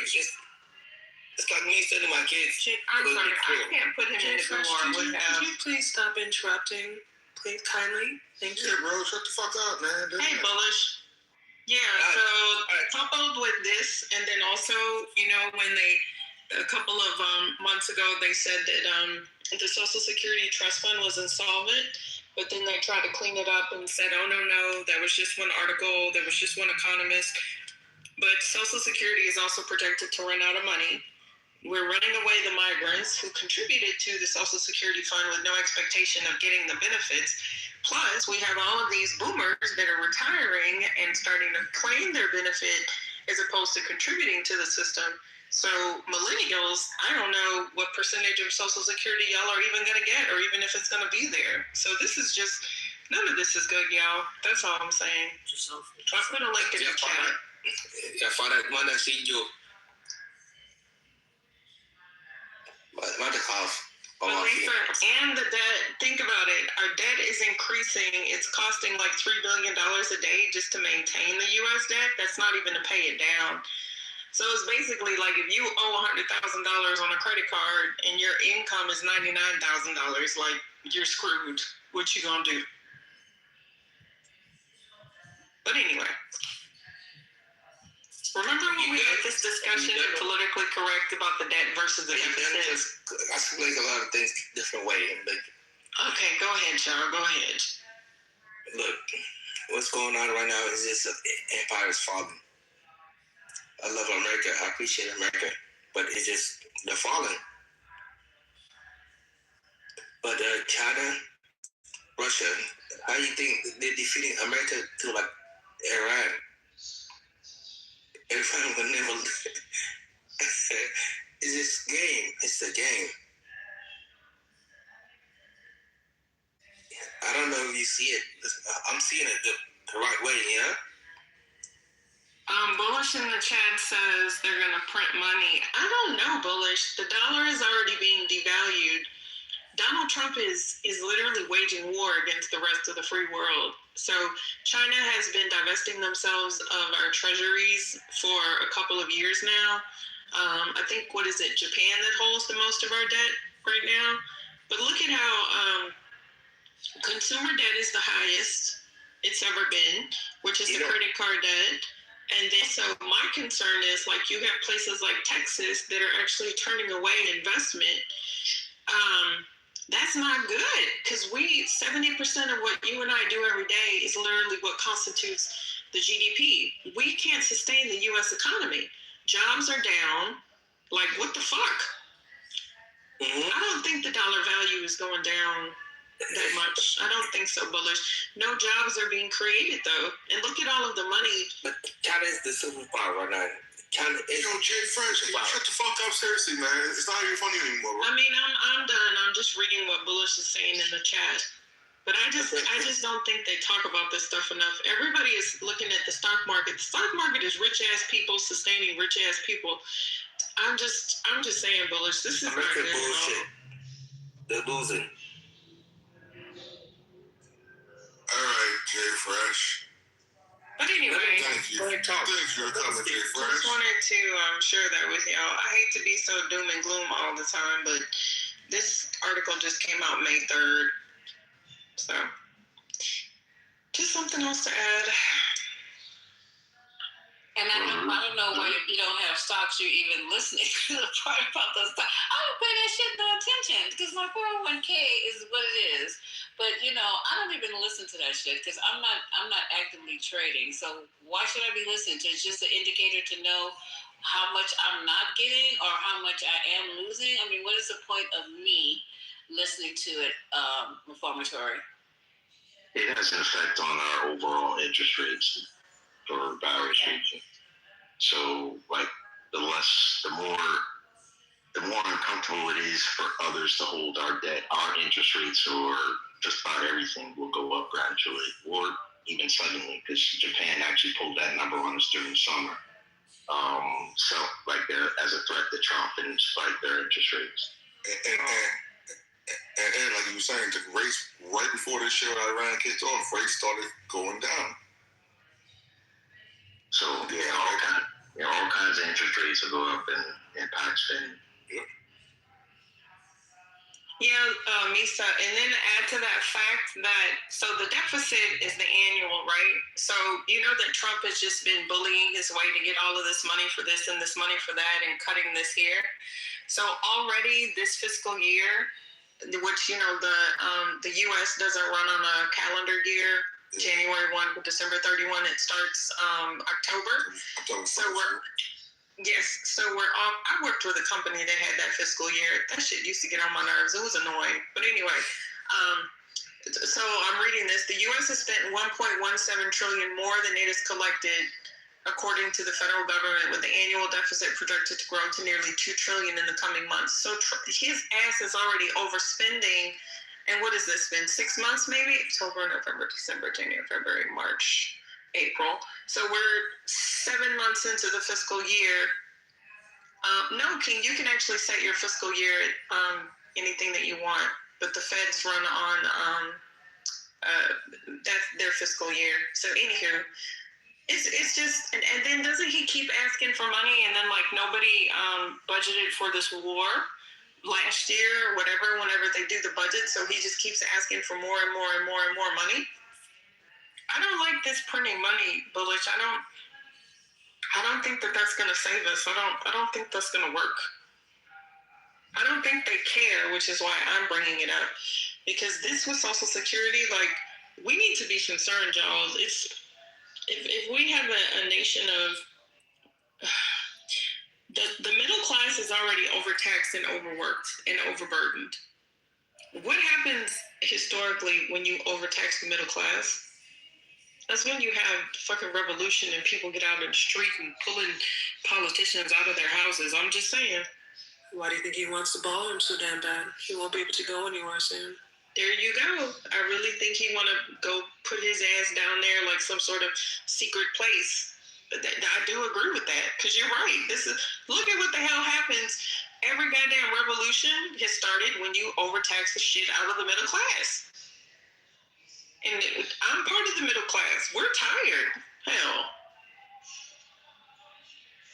They better do something. Shit.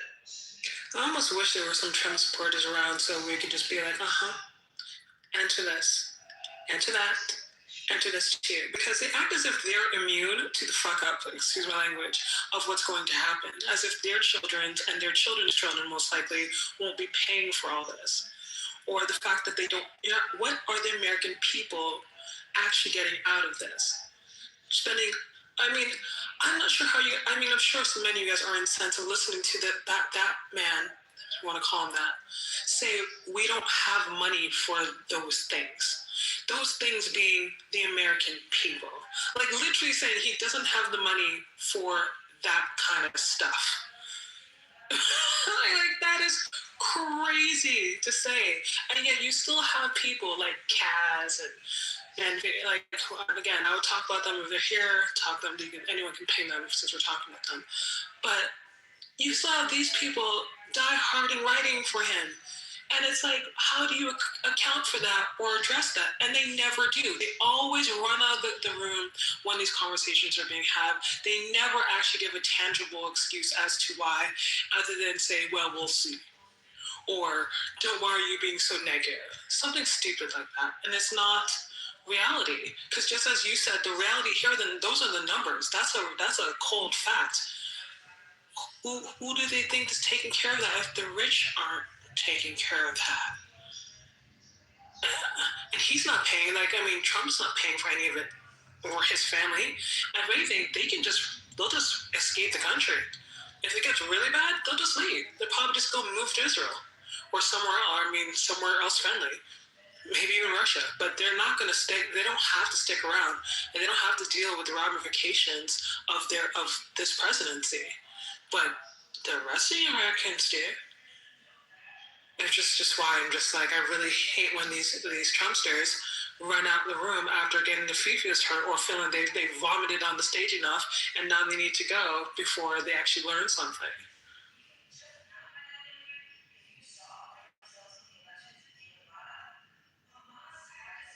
No, I agree, Marlene. I think that this is like, a fascinating, where we are now, because you literally have people that are more upset at wealth taxes and what's going on in California, New York, and say they're running out the millionaires and the billionaires. But it's like, you're not even a thousandaire. Why the hell do you care what happens to Jeff Bezos and his money? You know what I'm saying? I don't understand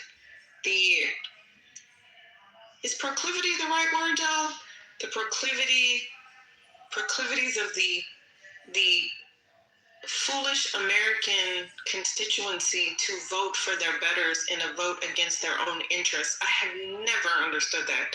I have always voted my dollar, for the most part. But then after I got to be a certain age, I realized that I just can't vote for my dollar because there's more people with less dollars. So if you know what I'm saying, if society does not provision for them, then they're going to come for my dollar. They're not going to come for Oprah Winfrey. They're going to come for me. So why would I not want an economic environment or agenda that doesn't at least try to benefit every American? And we know that this works, which is why Democrats tend to have better economies. The GDP is higher, right? This is not my opinion. This is fact. Their GDP is higher, their job growth is better, and their unemployment is lower. So it's like, we don't so bullish, this is for you, with this both party stuff. No, it's not both parties. Like, Republicans screw up the economy, and then the Democrats have to come in and fix it. And then by the time that they fix it and get it to where it's sustainable, stupid ass Americans forget that it was the damn Republicans that effed it up in the first place. I'm just tired of this. That's all. Like, god damn. Yeah, we literally were talking and saying the same thing about that just the other night. That's how it always working with the American electorate, like every single time. Understand why? Because we're all saying this real time too. Because I don't get why people can't remember that, but instead it's just like this reactionary thing. I can't believe that people are that plugged out that they keep doing this same mistake every single time. It's really kind of shocking to observe how American politics work, that every single time that they'll put in a Republican Party who has all this power, they fuck up everything, they screw over everyone, except for the rich. Then the people decide, oh my gosh, I really am hurting, let me put the Democrats back. It takes the Democrats, the usual amount, because, you can't just immediately just change the direction of a big ship. But by the time that they're done, everyone's back to blame the Democrats for literally legislation that was caused under the Republicans, and then they put back the Republicans, wondering exactly why that they're back to zero, and then they blame both parties, and say both parties are the same. I mean, I can't imagine living it. It's exhausting just to look at it, just to observe it from the border, from the safe side of the border, safer side of the border, and to watch you guys go through every single election cycle is crazy to me. And not to mention the amount of money that is spent on just becoming the president. And people keep saying, oh, we don't have money for this, we don't have money for that, but you guys do have the money. It's just that for some reason, prioritizing people doesn't seem to be a priority. And you still have people in the chat that are saying both parties are the same. They're not the same, and I wish we was seeing that. Look at the state of red states. Marlene, this drives me insane as someone who is a data and a numbers person. I still don't see how we can literally just say Democrats have better economies in this country. That should be the full stop period, right? That should be it. Democrats have better economies. We should all be able to agree on the numbers, should we not? Like that to me is something we can all solve for X. Isn't 2 + 2 4, whether it's a Democrat or a Republican? And the fact, like I said, and I'm going to call out bullish in the chat, saying that both parties are the same, that's literally perpetuating the stereotype that Republicans actually do anything for poor people, and they don't. I was a Republican. They don't even do anything in red states. The red states are among the poorest in the country. What is the 4th largest GDP in the world? It's California, liberal as hell. Can we stop with this foolishness that both parties are the same? Both parties are the same. Both parties are not the same. They never have been the same. I never said they were the same, though. You did. You said they're both responsible for this problem. But for what we're specifically talking about, yes, they're both responsible for the debt problem that we're sitting at. That doesn't mean that they're the same. Donald Trump literally contributed to the debt when he was in 2016 because of the TCJA and because of the things that he claimed chicken with China, like with the soybeans. But Biden also played chicken with China. You don't remember that big? He made a big press conference and basically told the other Asian countries that, look, we getting tired of dealing with China and we will deal with y'all. Basically, what he said. Biden literally had to stop to continue whatever Trump did. But listen to what I'm saying. No, he didn't. Yes, he did. Mickey, no, he didn't. No, because China was done with us. No, China was literally. Yes, they were. No. Yes, they were. Donald Trump. Do you not realize that China just now Trump just started having a conversation with Xi getting those soybeans back? Like China literally moved on to other countries during Biden's administration. Like China was literally like, I'm tired of y'all ass. Donald Trump called China, said that they tried to kill the entire world, and you think that the Chinese, one of the proudest groups of people to ever exist in history, we're just going to take that shit sitting down? Are you serious? Do you not know that during, just 1 second, do you not know that during Trump's administration that we literally removed Chinese companies from the market? Like you don't remember how much Trump went in on the Chinese when he was in office? He called them everything but a demon and a child of God.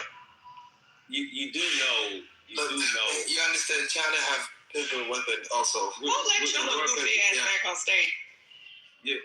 I did not do that. You do know that. You do know Biden's CHIP Act was. The main proponent behind Biden's CHIP Act was for us to delever away from China. Like, I just want you to go, maybe because it was some time ago, so just go back and do that research. It's not China, it's Taiwan. Right, but I don't. Thank you, Arthur. Hold on, wait. Let me finish my assertion. Because Taiwan, right? They get a lot of different components to fabricate those chips through China. It was a whole bottleneck in the semiconductor industry because of these two conglomerates. So yes, we do have ties with Taiwan, but they also have components that they get from China, right? Which is why we basically told TSM that they have to come to America and set up fab factories in America so we can delever ourselves from being so internationally intertwined in that way, right? It's not like that not saying that we wanted to stop doing business that way. We just knew that we had to delever how much we were leveraged on that side. That's bullish. The materials to make the chips, do we have them here in this country? Do we have the materials here in this country? I mean, what does that have to do with the question that what we're talking about? You literally just said that Taiwan gets the chips from China. So my question to you is, that's not what I said. That's not what I said. What did you say? I said China. I said Taiwan gets some of its components for its chips from China. That's exactly what I said. Okay, so my question to you is, do we have the materials to create those components that we would need here in this country? Some of the components, yes. Majority of components, yes. That's why they have a factory here. What percentage?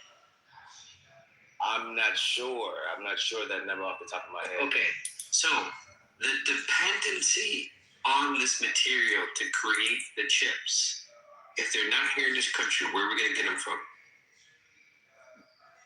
The dependency to create these chips, if not here in this country, where are we going to get it from, or where are they going to get it from? If we bring them the chips here, the manufacturing here in this country, right? Because you say we need to get off China, right? I didn't say that. They said that. That's what President Biden said, right? And also Trump. Both sides said that. So it's not me, that's them. I'm telling you, this is what's said. Yes, but a president saying that we need to invest in chips in this country is not the same as attacking China, which I put in the chat. The U.S. began mandatory divestment of specific Chinese stocks in 2021. Put a one in the chat if y'all even knew that this happened. In 2021, following a November 2020 executive order by your president at the time, Donald J. Trump, Executive Order 13959 prohibited Americans from investing in companies identified as, and I quote, communist Chinese military companies. They were telecom companies because Trump is a crackhead and tried to play chicken with Xi. Okay. Are you gonna be fair and look up what Biden did? Are you gonna be fair and look at what Biden did? Biden did to the Chinese during his administration, Nikki? I already know what Biden did to the Chinese during his administration. So why are you making it seem like I'm not telling the truth here? Because is there something that Biden did that caused China not to buy U.S. goods and services? Yes or no? Yes. What? What? Because I'm literally giving you this information because I remember it.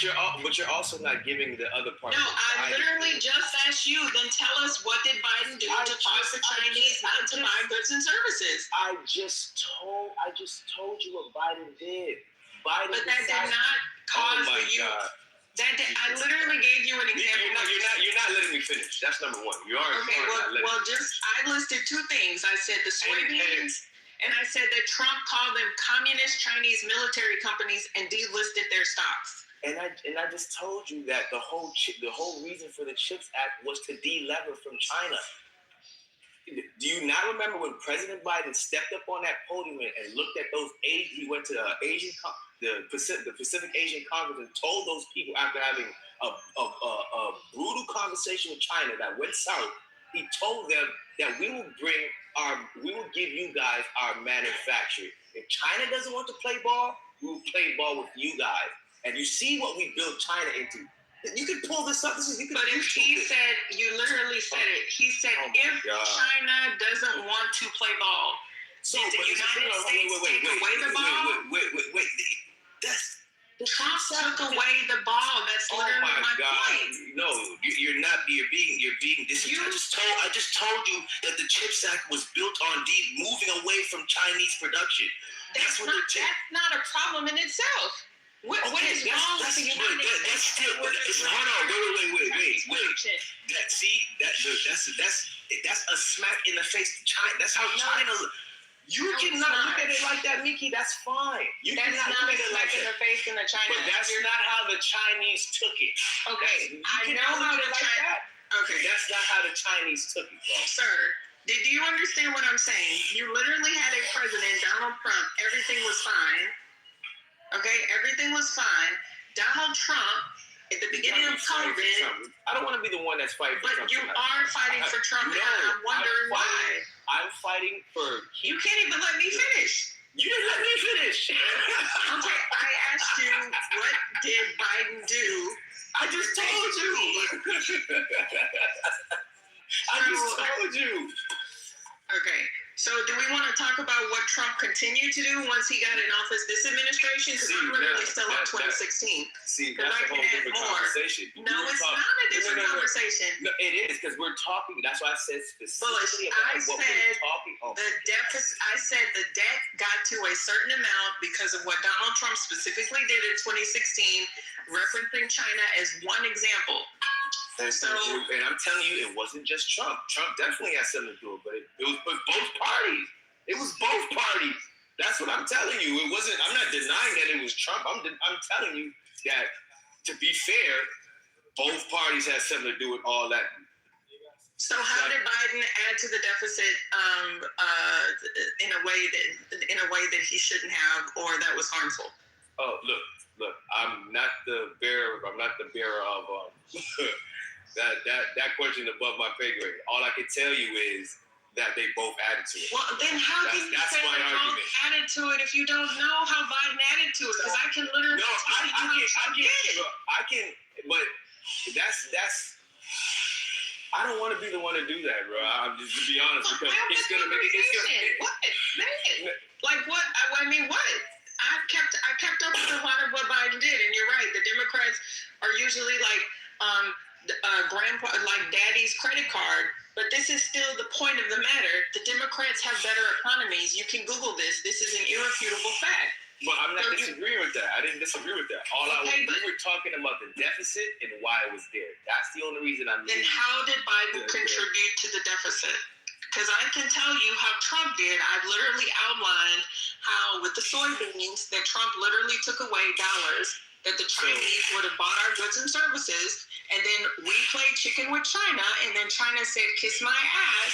We had to bail out the farmers. Does everybody remember that? Because it was actually the black farmers didn't even get their dollars. The black farmers didn't even get their dollars until the Biden administration. If you really want to go there. I'm not going anywhere. I'm just saying that it was both parties contributed to this. Can you give me an example of how the administration contributed to the debt? The same way that. So are you saying they didn't? Is that what you're saying? Are you saying they didn't? I said that the way that Biden actually I'm asking you. Are you saying they didn't? I know how to articulate myself quite well when it comes to the economy, not just the market.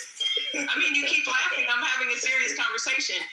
The Biden administration actually contributed less overall to because this has already been debated before. Now we're talking about less overall. The point is they contributed. That's you did not let me know what the statement that I said is that Donald Trump literally contributed to the deficit in a manner that did not benefit like he overspent on purpose just for no reason. That's what I'm saying. This is not me that's saying this. This has already been debated. A lot of people think this is actually why he lost in 2020 is because of how he effed up the economy in 2016, because we can all agree he inherited a robust economy. Unemployment had already started going down. Stock market already started going up. Jobs growth already started going up. All of that he literally inherited from Barack Obama. Both times. This year, 2024, Donald Trump inherited a robust economy, and now what do we have? Jobs growth? What? Can somebody tell me about jobs growth? Flat, isn't it? Wasn't it flat last year, y'all? Like, what are we talking about? Come on, bro. You're tripping. I'm not tripping. You're trying to move the goalposts. I'm not moving the goalposts. We're talking about economic data. No. Can I tell you how you're moving the goalposts? No, can you just tell me how Biden overly contributed to the deficit? What do you mean? No, your whole thing is that you're telling. My point is, like, and this is what I'm telling you, you're moving the goalposts. You're choosing to do this, and I don't know if you're bored at night and me and you just having fun. But my whole assertion is that both parties added to the deficit.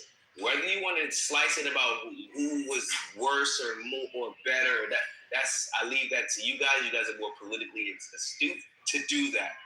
For me, I just know both parties added to the deficit. And there was the last person to actually address the deficit problem we had was Clinton. A Democrat. That's all my point was. That's it. Okay, I don't understand. What is it with the men whenever they want to engage with me in debate? It's always like I'm having fun or it's midnight. Like, I literally just talk numbers, bro. That's it. I talk numbers and I talk data and I talk legislation. So, like I said, I will put in the chat because we know this, right?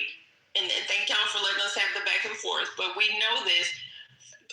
Trump's numbers were horrible in comparison to Biden, and Biden is literally the one we had all the quantitative easing and the federal dollars going out and the damn PPP loans and EIDL and everything else and all the corporate dollars because of COVID. They did what they needed to do to stimulate the economy. Trump was literally spending shit.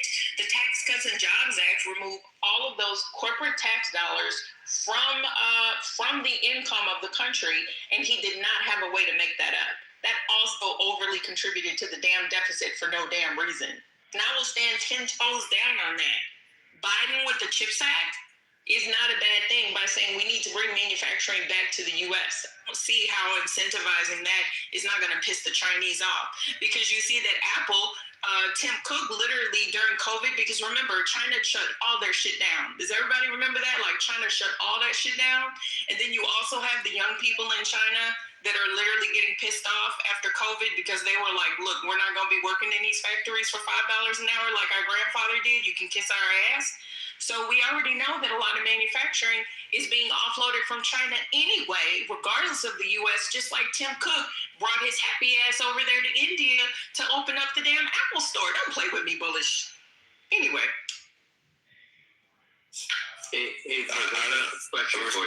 got a quick question for you. If I say, hey, I'm tax-free, I'm going to give you $10,000 or $10 million, which one will you take? Mickey, I don't see how I'm playing with you. Would I say that? Bullish, good question. If I say I'm going to give you $10,000 tax-free, I'm going to give you $10 million tax-free, which one are you going to take? That's what. Why? Can we get to the point? Like, I'm just asking. It just goes to what you. It goes exactly to what you're talking about. Which one would you take? How does this analogy go? Just which one would you take? Answer it for me, bro. No, you. Which one would I can't answer for you? Which one would you take? You can decide which one. No, I can't. I can't decide for you. I can't. I am slow in the head and I can't make decisions. I can't decide for you. Decide for me. I can't. I'm not gonna do that for you. Well, you gotta make your own decisions, bro.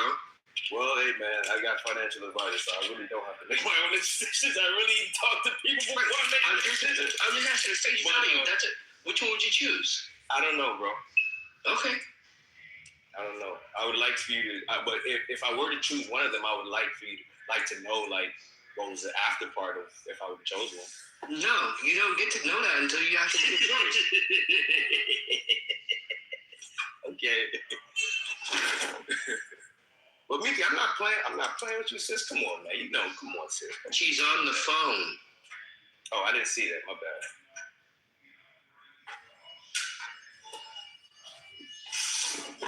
Mickey, you know I love her like cooked food.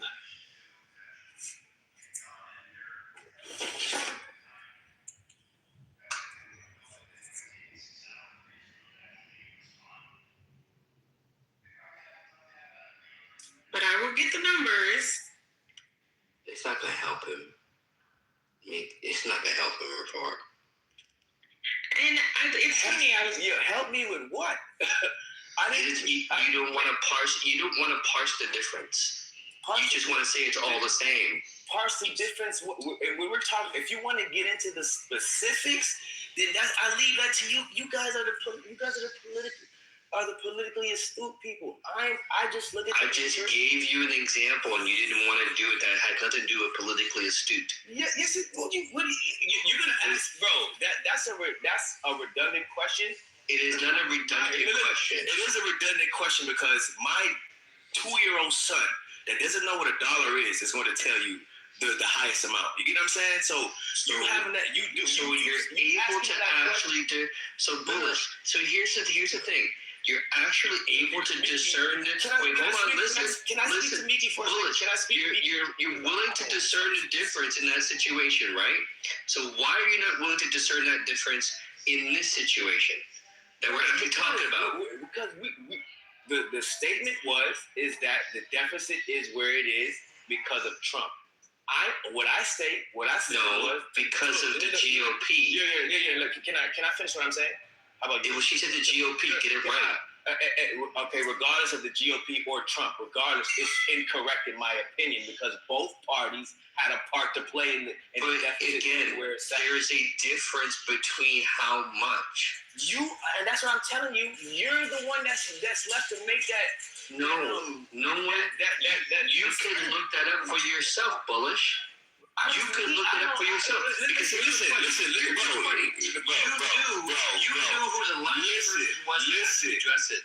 No, here's why you're disingenuous, bullish. Because you knew who the last person who addressed it. That's why you're disingenuous. How does that prove I'm disingenuous, bro? Because you knew who the last person was that addressed it. That's not answering my fucking question, my guy. How did I prove I was disingenuous? How did that be? Because if you weren't interested in the political aspect of it, you wouldn't know who was the last person that addressed it. No, I don't have to be interested in political aspects. I'm an investor, my guy. That's what we do. We look at deficits and global economic. Like Mickey said, I'm an investor. It's my duty to look. I don't look at it from. Look at it. Are you? Is this somebody's friend on the stage? Are you high? Don't look at it like you look at it. Which one is it? I don't look at it from your views, bro. Does it have to be from my view? Does it have to be from my view? It does have to be, bro. I don't look at it from a political standpoint. This isn't a political. Financial is not political. I'm saying that it is. The economics is political, and politics is the economy. We are a capitalist country. Put this in the chat.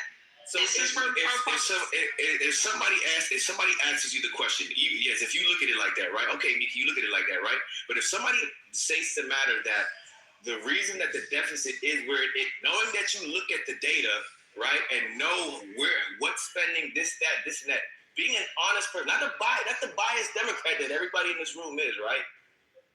It's just the honest truth. Both parties had a hand in playing in this deficit where it is. Now, if you guys want to dive in who did this and what spending was rational or irrational, whatever, that's up to you guys to do. But for me as an investor, I just look at it, both parties add to the deficit, which is why I said to you, Miki, they're going to print more. Regardless who it is, I don't agree with that. They're going to print. Okay, we'll see in the next. You can't even let me give the data, and I never use phrases like that. And plus, I don't know if you know, but I was literally a card-carrying Republican. There's still people on this app that call me a conservative, and you know why?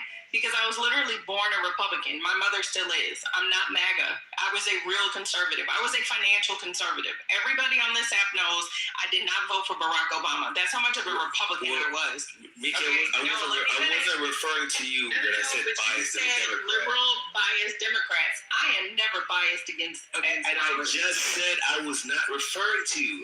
Did you hear me? I'm the one that's making the so anywho, let's just get to the data, right? Because that sure irritates me when we talk about the economy and numbers, and you know that. Let me just read the information, and I'll continue to put it in the chat. So, granted, this is an article from ProPublica, but this is 2021.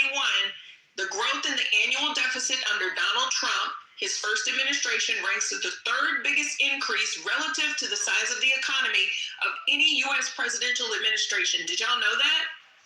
The first two were George W. Bush and Abraham Lincoln, who oversaw the larger relative increases in deficits, but Trump did not launch two foreign conflicts or have to pay for a civil war.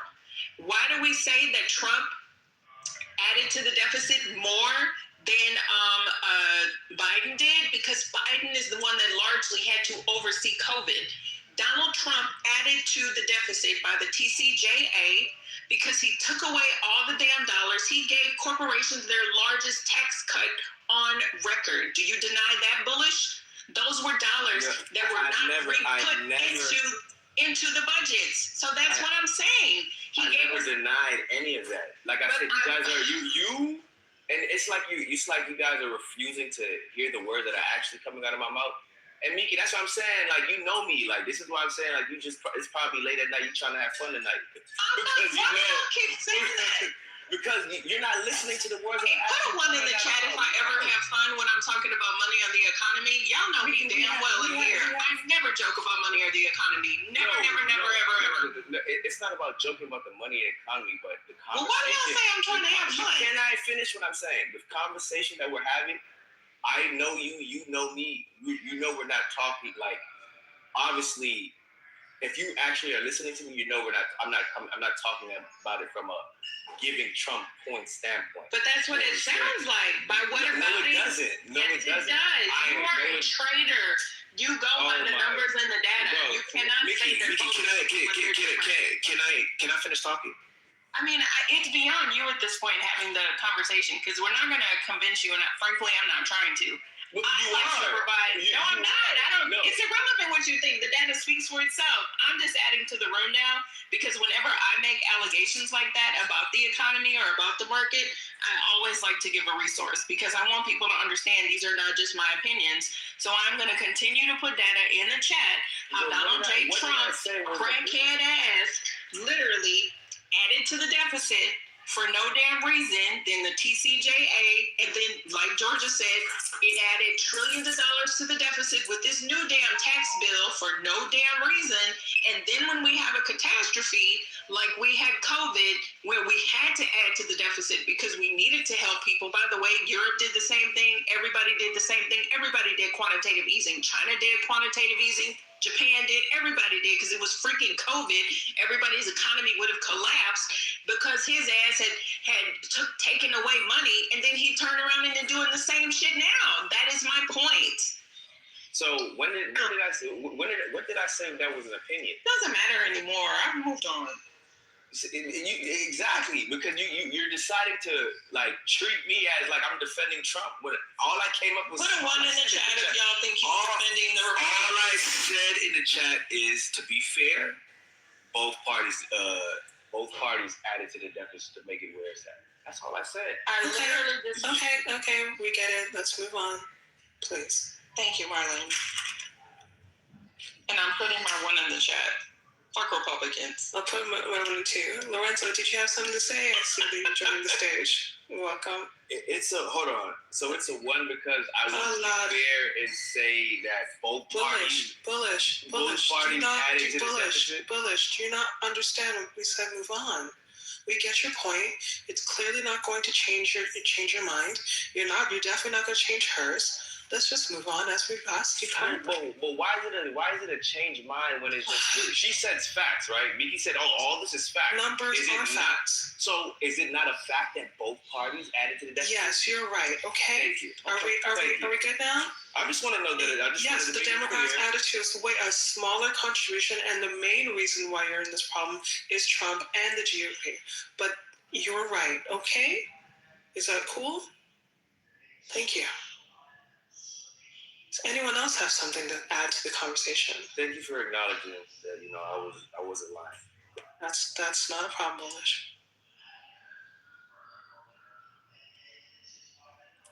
Does no one else have anything to say? Ed, I think you're about to say something. I was just going to point out the brothers just need to feel heard sometimes. Apparently, but I mean, the things that he was being heard, but I think he missed the point that Mickey was trying to say, that the main reason that it happened was because of Trump and his administration. But I mean, if you want to be very super technical and admit that yes, the Democrats did have a hand, albeit small, sure, then that makes his argument, what he stated makes sense. So let's just not keep going in circles about it, though, because again, I believe Mickey did understand his point, but the larger point was what she said, that it was mainly a problem caused by Trump and the GOP. And we can't really argue about numbers because numbers are unbiased, more or less. They are what they are. So thank you. I have put my information in the chat, but we are moving on. And Ed, no, Negro's got to learn. Thank you. I just love Marlene's book. You're so cute, Mickey. I mean, I don't know what I need to learn because I didn't disagree with anything you said. Oh, you're so tell me what you need to learn right now. Just let it go. I feel like if I could actually sing, I would sing that damn song from Frozen. Let it go. Let it go. Let it go. I don't have any daughters. I don't know how it goes. I've never seen Frozen. Like, it's okay.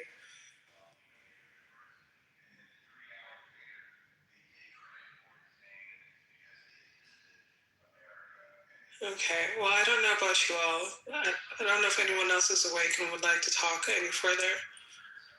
If not, I think I'm going to say goodnight to everyone. Any takers? No? Well, it's late, and I'm sure it's even later where you all are. So with that said, thank you everyone for coming to the 420. Thanks to all the speakers, including the ones that we kicked down or threw out the room. Because you are contributing, whether it's negative or positive. Of course, it's all part of it. To everyone that comes with us every day, thank you. Please feel free to come to stage. We need, of course, always more people, different perspectives, even the ones that annoy us, and also inform us. And if you love, politics in your morning, please join Politically Correct, where our girl Patty and First Lady host. And if you have a pink ticket, especially, please cash it in. One thing to say. Oh, okay. That's okay. I'm sorry. But I'm sorry. You know what? I literally had just. You were like, I gave you a whole couple moments, but you know what? Words out. Look, I had left my phone and I came back. I was like, oh shit, she about to end the room. I'm about to end the room, but you know what? Okay, about you got squeezed in. Get squeezed in that. What I have to say is that having a war in the Strait of Horror moves is a very dangerous thing on what Trump is doing, and it will affect not just the U.S., but I believe every single country moving forward if this keeps on happening, especially in the phase to where there were talks of a peace treaty, and now the U.S. is in their waters fighting Iran for the Strait of Hormuz. This is not a good thing at all. It's a very, very, very bad thing, and I think it will affect all of us moving forward. I think what you're saying is completely true. As we can see around the world, it is affecting not just the U.S., not just Iran, it's affecting the entire world, which makes the fact that this is going on, this illegal quote-unquote war is going on, and it's to no end, and no particular positive purpose other than for the state of Israel, which I'm not even going to start into right now considering it's late. But I can go on about that. But that's why you should join this room, and you can hear more about what we think about these subjects. And for anyone else that has a pink ticket and has enjoyed listening, please, again, cash it in, become a regular member so you know every time this room is open. I want to know, how come we're not hearing nothing from Israel? They started this shit, and now we're trying because they're the puppeteers. That's why. They're the puppeteers? Yes, they are, 100%. They are the puppeteers. Like, literally, if you know anything about AIPAC, then you understand why they're just keeping their mouth shut. This is an agenda for Israel to let the U.S. fight. If I know anything about AIPAC, AIPAC controls our government. AIPAC controls our government. Yeah. So, if you want to know how everybody has a certain twist on who controls our government. Now it's AIPAC. This is a new one. Break that down for me. So AIPAC is basically the Zionists, which are billionaires, trillionaires, and they, fund the politicians in our government.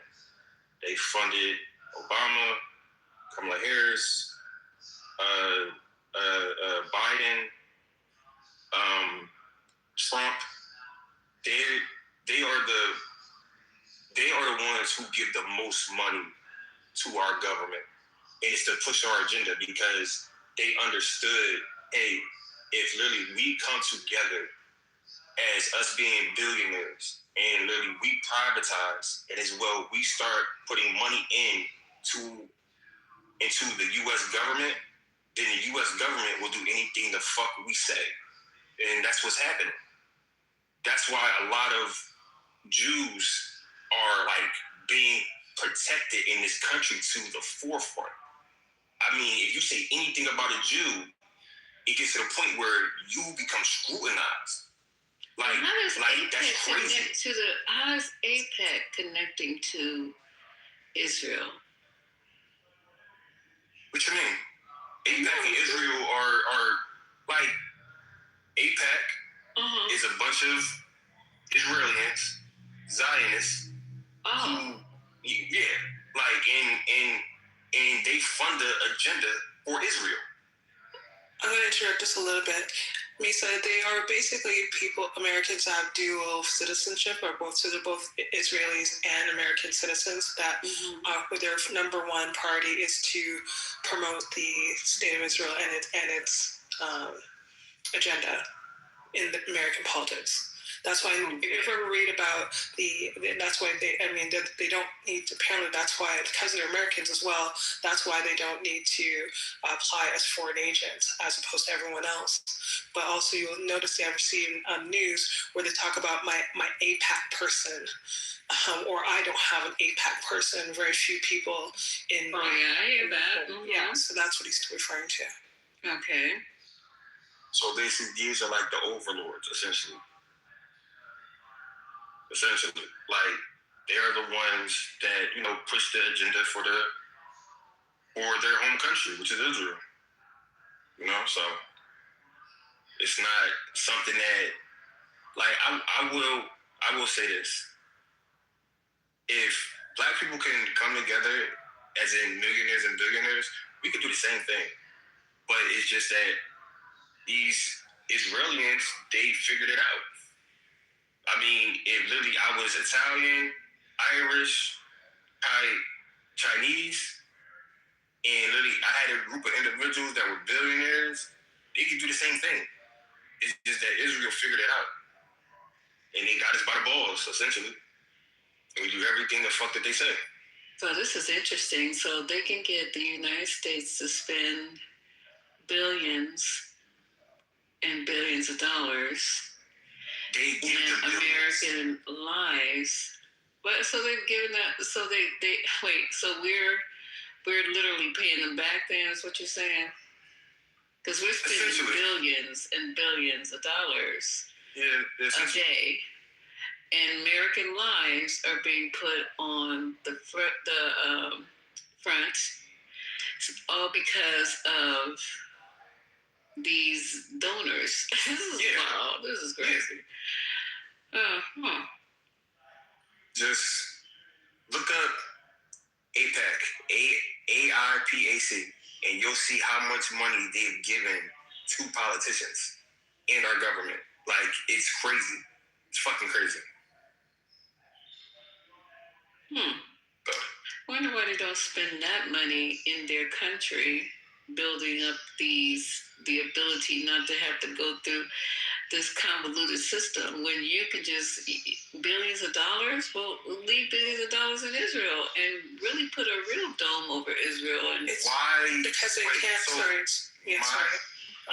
My thing, right, is why give your own country billions of dollars to basically fight something, as in gaining territory, if literally you can have somebody else fight for you? Because now you are not putting the lives of your own people in danger. Exactly. You're now doing it with a whole different, group of people. So. Sorry, go ahead. No, go ahead. You also need to compare the massive difference between the American economy and the Israeli. I mean, there's no amount of money that the AIPAC is donated that even matches what the U.S. gives, what we give to Israel. Like, for instance, no one's talking about this. During this 2-week ceasefire, by the way, Trump actually approved, what was it, 6,500 tons of munitions and military equipment to Israel to kind of replenish, I guess, their stockpile. I think it was worth almost $8.6 billion. So when this ceasefire happened, Trump was advocating for it. This has to be something else. It's because, hey, we need to replenish all of what Israel has apparently gone through, right? And they've actually held back on shipping some of their, some of the weaponry that European countries have paid for and ordered. They've said, hey, listen, we're running low. We need to restock Israel first. So, and also even keep in mind, during the Iraqi war, I think Bush had said, hey, listen, we need support. You're an ally. You know that Israel refused to send IDF soldiers, and it was actually Netanyahu who went to Congress to try to pretty much convince and say, listen, we have the intel, it was Iraq, they have weapons of mass destruction, blah, blah, blah. When it comes to assisting this ally, you're going to say, no, we're not going to send any of our soldiers, although American lives were put on the line. I mean, so many lost, plus we're giving, like, literally tons of aid. So this relationship is very imbalanced. I mean, I don't know if it's all AIPAC that's the cause for it, but there's something that's I think too, that I think Israel has that to the bottom. I'm going to be honest with you. And I think they're extorting the U.S. because of that. I really believe that. I really do. So that could be another reason also. Sorry, I missed the first part of your sentence. Can you repeat that, Lorenzo? I said that I believe that another reason why America is doing so much for Israel is because I believe Israel also has the Epstein files. Ah, okay. I really do. I wouldn't be surprised if it's a combination of like blackmail, extortion, and and just downright greed that's going on. Like, because obviously there's corruption, and it's not a Democrat or Republican thing; it's an American government thing. Period. Because AIPAC controls both sides, and I think again, I do get irritated as a Canadian, even though I'm not in the military. And I explain why, because I don't believe in that shit of going to war for rich people. It's astounding to me that the state of Israel gets called America's greatest ally while maybe not never, but very rarely ever putting any of their bodies and souls on the line, unlike Canadians who have literally been in most wars with America throughout history. So it's really, really weird to me. And the fact that this is allowed, like it's like the open secret that's not a secret, like it's very open that you have basically a foreign country's interest being promoted is weird, and that everyone's still very calm about it, and like there hasn't been like this big like uproar by the people being like, why do we pay for their health care, their education, their security, when just all your money? It's not like the government's money. The government's money only comes from the people. So how do the American people are fine with paying for foreign countries like all their shit? Because they do have those things that Americans do not. And of course, they're not going to say anything while this quote unquote war is going on. It's for their benefit. That was exactly the whole reason. These are Zionists, first of all. Zionists are very clear about their xenophobia and the fact that they believe that they are better and more superior than everyone else. So they don't care how many people of their non-Israelist Zionists die. They don't. Why would they? They don't even believe that everyone else is on the same level. They feel like they are the chosen people. That's exactly. I mean, it's ridiculous, but that's what they believe. So when you believe you're superior to everyone else, why wouldn't you let them bleed out money? Why wouldn't you let them die? While you advance your agenda? And we see that they're doing that because no one's really talking about the fact that they're bombing Lebanon and stealing their land. We're going to say Hezbollah? Come on, that's bullshit. They're going to have nothing more. They're going to have a lot more than just Hezbollah by the time whatever this is done, if it even stops. Because I just want to know, like, how much are they going to get away with? Is there going to be like, okay, we're going to pause right now, pretend as if like somehow we defeated it, and then we're going to make up another security reason to keep expanding. I'm just really kind of over it, and I really want to see the waves now. Can I just add this? So what Americans are pretty much sold is that this is that Israel provides this superior intelligence. Okay, that's one thing that people are sold. Second, we're also sold the fact that they help develop this superior military equipment. They help us in some sort of innovation. That's the second thing that's sold. Now, what's interesting is since the creation of Israel in 1948. We've actually given more aid to Israel than any other country. It doesn't matter if it's Dems or Republicans. However, there's a big difference now with Trump. No other administration was going to go to Iran and fall for that because it's just a death trap. There is an economic ties. I'm not sure if you guys talk about it. Eric Trump actually invested $1.5 billion in a merger between an Israeli drone maker called Extend and I think it's a Florida-based construction holding. So basically, it's an AI-enabled drone, and they call it low cost per kill. So the Pentagon has actually funded this. I have actually ordered a bunch of these. So there is an alignment with Trump and money. If you even look at Qatar, a lot of the things that have happened, and that are going on right now. There is there's vested interest, a personal vested interest with Trump and his, goons, his family, whatever you want to call it. Trump's one president that's done far more, way more than any other administration has under American foreign policy. So there is a difference. I don't know if you guys want to call it blackmailing, but there's also financial ties here as well, which shouldn't be there because this is obviously a conflict of it. Yeah, I mean they're that too, because they clearly have financial interests. The Trump and his family have financial interests, considering they're talking about creating, investing in real estate in Gaza, which is just disgusting.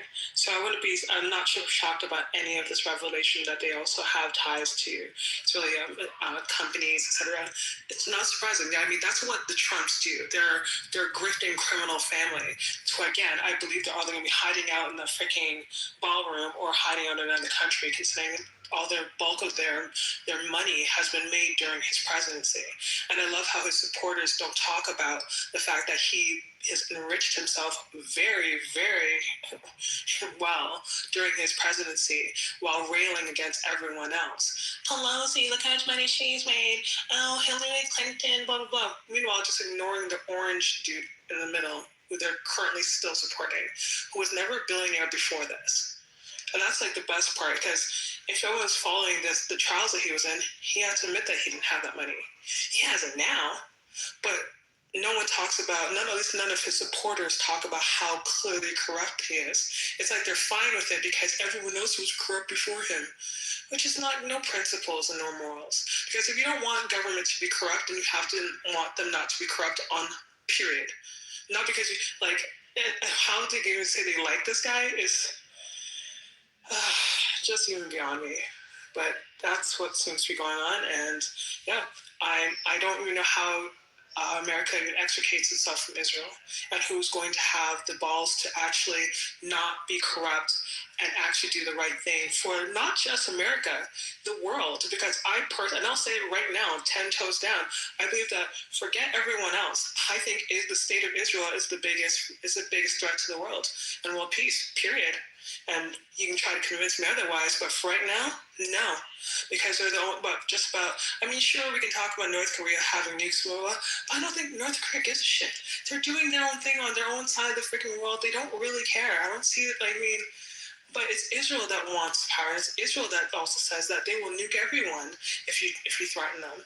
They're the only ones that don't allow any. When the few quote-unquote democracies, in fact, the only democracy, if someone wants to correct me, that won't allow inspections, won't admit to anything, won't be sanctioned, won't follow the rule of law, and there's just no consequences.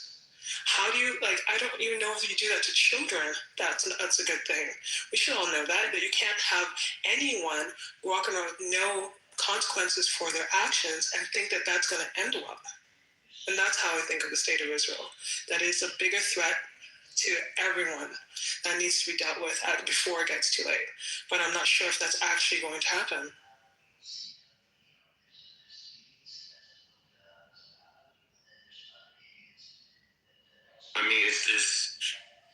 It's so sad, how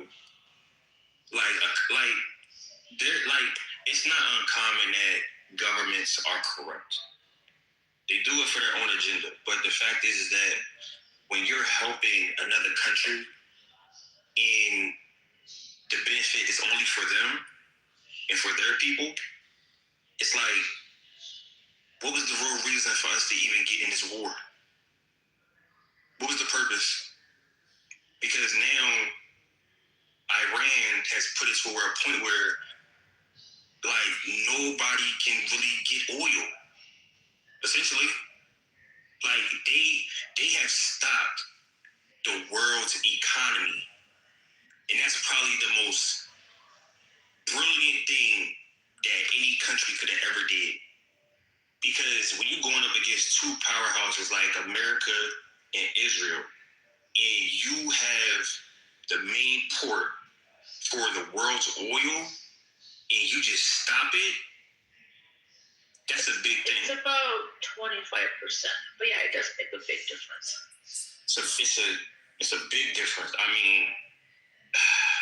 It's just, I wish this shit never happened. I never thought it was going to happen.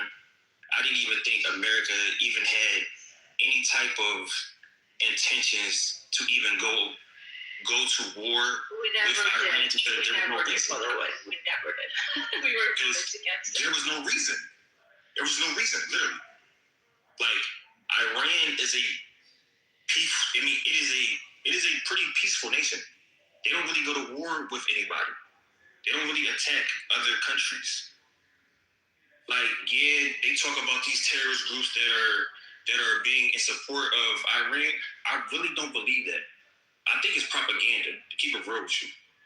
Well, I really do. Let me be honest with you. It's technically not. I'll give you an example. So Hezbollah only came to be after Israel tried to, actually annex. This is what Sheba Farms actually took Lebanese land, okay? By saying, oh, this is going to be a buffer zone. And the Lebanese army was just very weak. So Hezbollah was created, was funded by Iran for them to fight back Israel. Now, if Israel wasn't doing all this nonsense, there would be no need for them. Hamas, but like, literally, are you really funding a terrorist group because you're literally trying to give them the money to fight back against a country that wasn't taking their territory? Yeah, I mean, I don't know why people take it as if Hezbollah was the aggressor. They're not. They're trying to protect, right? So think about this way: we have proxies, right, all over the world. Don't we fund our proxies? The difference is our proxies are recognized, government, etc., right? So they're okay to be funded. It's just that this was not a recognized government entity. Now Hamas, right? Hamas, Israel. I mean, Iran at the beginning did give, some, I guess, education on how to build missiles, etc. But Iran has not funded Hamas at all the last 20 years. Is Qatar, $1.4 billion have gone through to Hamas through Netanyahu, right? But Qatar is not going to get any smoke. They won't be called your terrorists. We need to stop because just give Trump a plane. It's beneficial. Yeah, exactly. You make money off of Qatar. Exactly. Do you see how they'll turn a blind eye? It's just that they will go after a nation and nitpick things just to justify, oh, this is what they're doing, that's so terrible. While there's other nations they're doing business with that's even worse shit. That's all it is. I mean, I think right now we are in the New World Order, and I think it is, a lot of countries such as America, Israel, Russia, China, and it's all about dominance over this damn world. And when you were trying to take territory from a population of literally over what, 98 million people, I believe? It's like, bruh, how can you think you can succeed by doing that? How do you think that you can just go in somebody else's territory and take their land? It's not really taking their land. It's getting rid of their government, putting a puppet government, right? So they are very agreeable with the West, right? Which is impossible. Regime change cannot happen at all. This is not it's just fucking crazy. It's crazy. So.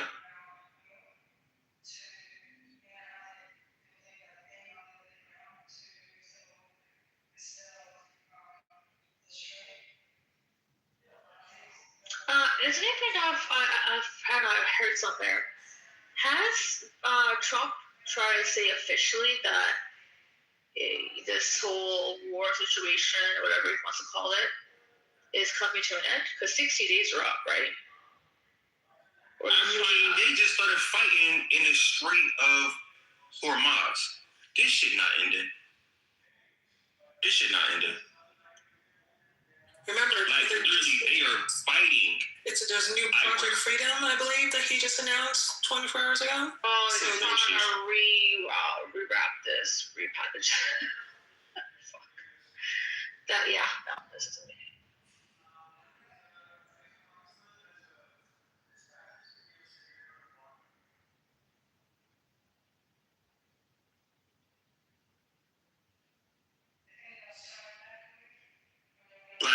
Literally, he's trying to bully his way through the Strait of Hormuz. That's the dumbest shit I done ever heard.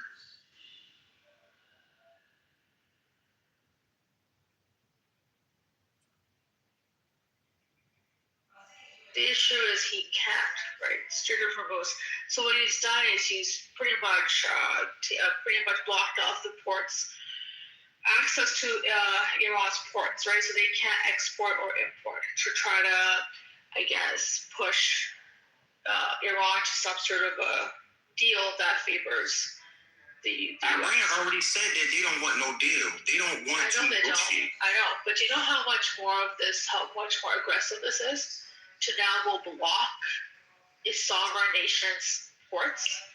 They can't get nothing. They can't send anything.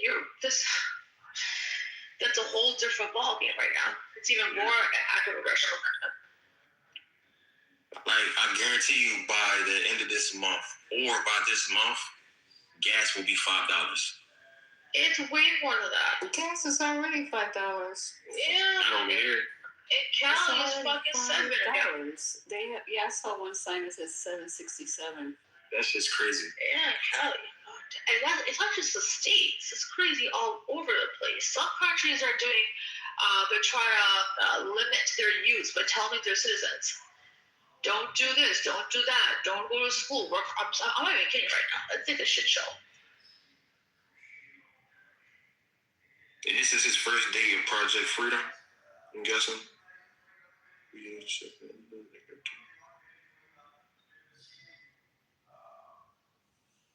Presumably it's his first day, but like I don't know which countries are going to take that risk. Which Project Freedom? Oh, remember we were talking about it earlier, Lisa, when Trump is going to be quote unquote humanitarian and escort ships through the Strait of Hormuz. Oh yes, and how you just told us that's impossible. We don't have enough. Yeah, let's just do that.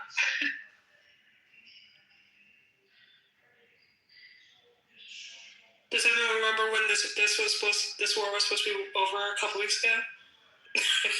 It was supposed to last 6 weeks. Weeks, you know, yeah. Man, this shit going. Look, I'm going to be honest with you. This shit might last for say about 2 to 3 years. No one can have that last that long. That's what I said. How no? We can't afford this.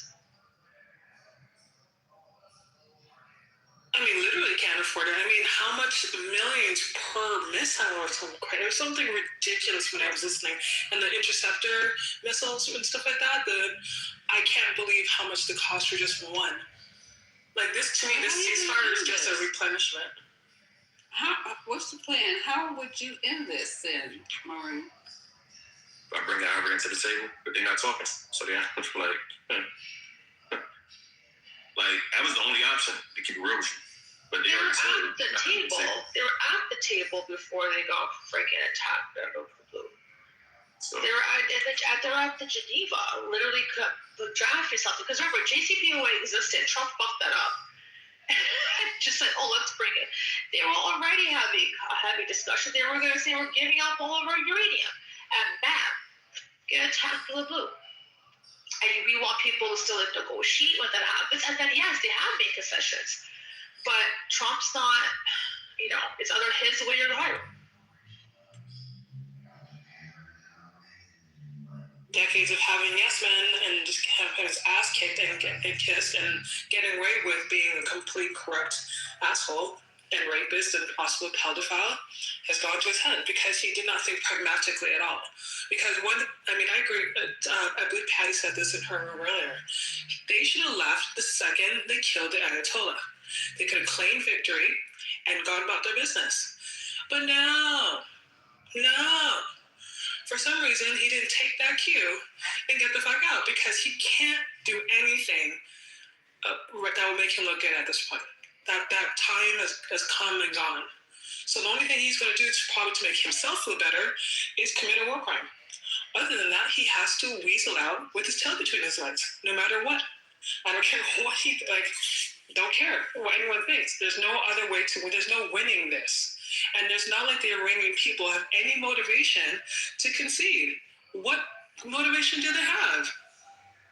Other than to fight it out. They might as well at this point because they're constantly being threatened. And why should they trust the U.S.? There's no reason to. One of the things they asked for Iran is a guarantee of some sort of international organization that's a part of it that this has to be lasting peace. So Iran actually say we want to have a guarantee that we're not going to be attacked out of the blue. Okay, which also puts Israel on this as obviously one of the aggressors. How do you not agree to that? Why can't you make that? Like, why is that such a hard thing to agree? That's not a very unreasonable request. That's because they have no intention of doing that. That's why. It can control Israel, to be honest with you. Yeah, exactly. They know they can't, and they know Israel does not want to do that, and they're just not being honest about it. Because just as you said, it is very easy to just see the obvious, why would you take that deal? And the fact that they don't means that they don't want to for good reason. And Gabriel, since you want to put X's everywhere, by all means, come up on the stage, share your opinion. Other than that, it's too late for the making comments and just leaving comments in the good. Come on. Just come up if you want. If you don't believe what we're saying. Yeah, come up, Just come up. Just come up. Just let's have a discussion. If we're having if you're mad, just come up. Let's have a discussion and talk this out. You're part of the family. So yeah, I'm going to learn, and we're not going to bite. Well, at least I'm. Yeah, no. It's too late for that, anyways. My point. Then again, you would come. Okay, well then. Okay, all good. Anywho. When you don't see the obviousness, that means what's the very simple truth must be true. They don't want to. Again, this whole entire reason, quote unquote, war was to destabilize and make Iran weak so that Israel can do what they're doing. That's it. Because they're the only ones, Iran was the last and only country that was going to literally oppose them and was actually a threat. The rest of them are either aligned, neutral, or going to be, or who knows, or are the victims and can't fight back.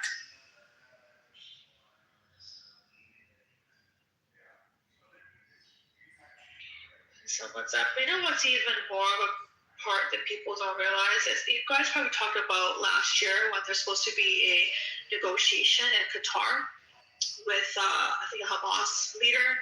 Trump kind of planned it out, and keep in mind the biggest base in the Middle East, U.S. military bases in Qatar, and all the blue Israel goes and fucking taps. And Qatar is what the hell? And Trump said, I had no idea that was going to happen. Do you know that at that point they got together and said, let's talk about creating defense, league that's just the Arab nations, and they actually brought Iran and Pakistan to the table, which they never do. After this. Okay, these nations who are so-called allies, they said when it came to stocking up, receptors, etc., Trump went and did Israel first. These guys kind of got left out, and they had to go find their own resources. They are now even more motivated to find their own type of defense that does not rely on the U.S. Do you know how detrimental that kind of is to the U.S. economy long term? Our military industrial complex makes a shitload of money. Can I ask you a better question?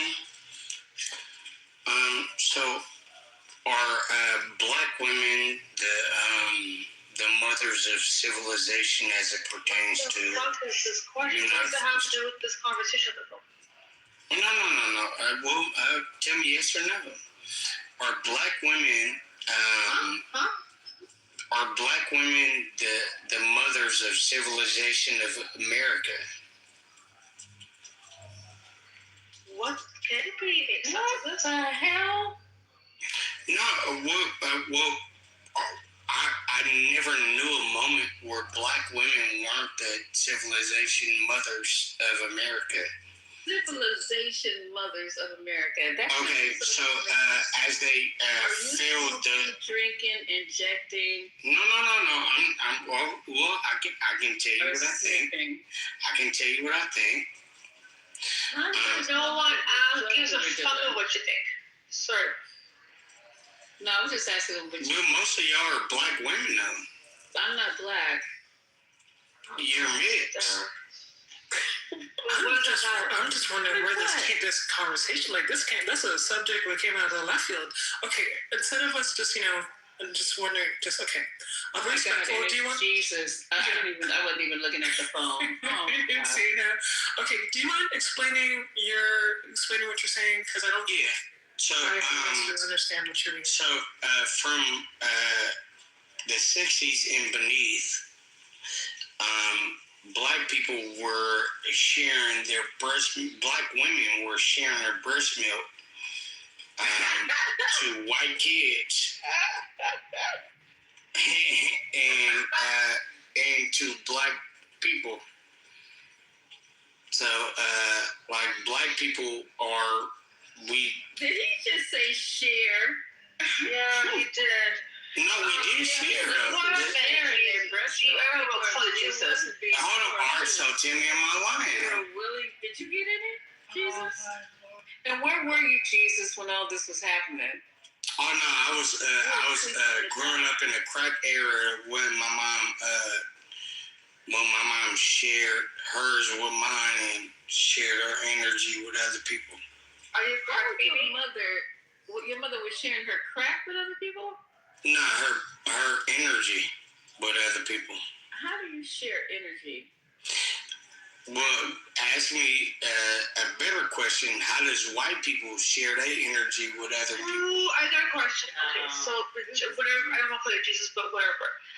Do you think that, historically speaking, is it that European white descendants are responsible for most of the world's colonization and enslavement? You already know that, so why would you ask me? I'm just wondering. I don't know. No, the only reason why that you ask me that is because you know that to be true. I don't know the answer. Well, why ask you if I don't know? You already know that to be true. It's true? Okay, well, you're mixed because everybody chose to be mixed. I'm not mixed, but okay, so that's true that you say that. You light skinned for no reason. I'm North Indian. Anyways, go ahead. Okay. So am I asking you something that you don't want to ask me for yourself? Okay, guys, where are we right now? You mad at me for no reason. Your question is just bizarre. Y'all super beautiful. All y'all mixed girls. I'm not mixed. I'm not mixed. Tell me who not mixed in the party. Not mixed. You're not mixed. Hold on, that's Miss. Are we talking about like ancient? Miss NYC. Baby girl, you not mixed? It's Misa, not Miss. It has an A at the end. Okay, Misa, you not mixed? No. Okay, you did your genealogy? Yeah. Mm-hmm. And what they say? They said that I am Italian, so you mixed. Sub-Saharan. Sub-Saharan. So you mixed. That's already mixed. Italian is mixed. Where are you from? I'm from West Oakland. Oh, you're from West Oakland? Mm-hmm. So, I'm mixed too. Born and raised? Yeah. You don't sound like you're from Oakland. Well, because I'm articulate. No, what street are you on? I grew up in Ghost Town. I don't even know what Ghost Town is. Exactly. MLK in the 30s. Oh, okay, I know what MLK, but yeah, okay. Okay. You look familiar though. I've been around Oakland. Mm-hmm. You know where Highland Hospital is? I do. So you over there next to where the Asians used to be. Oh, I don't know. I just was working there. You don't remember about the Asians living over there? I'm not from Cali. I said I worked there for a period of time. Uh-huh. I'm intrigued. I'm intrigued, nonetheless. Yeah. I'm intrigued, nonetheless. Ooh. That's funny. Yeah. All the women in here they look like mixed girls. Marlene probably the only one who don't look like a mixed girl. And she probably the number one mixed one. Yeah, she probably mixed with hella shit. No, I mean, if you're talking, well, I guess technically, I mean, both my parents are Black, but in our, like, my lineage, like, I know that my great grandmother on my dad's side, she's actually Native.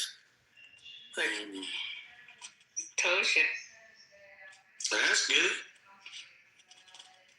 Where are your people from? They're not from Oakland.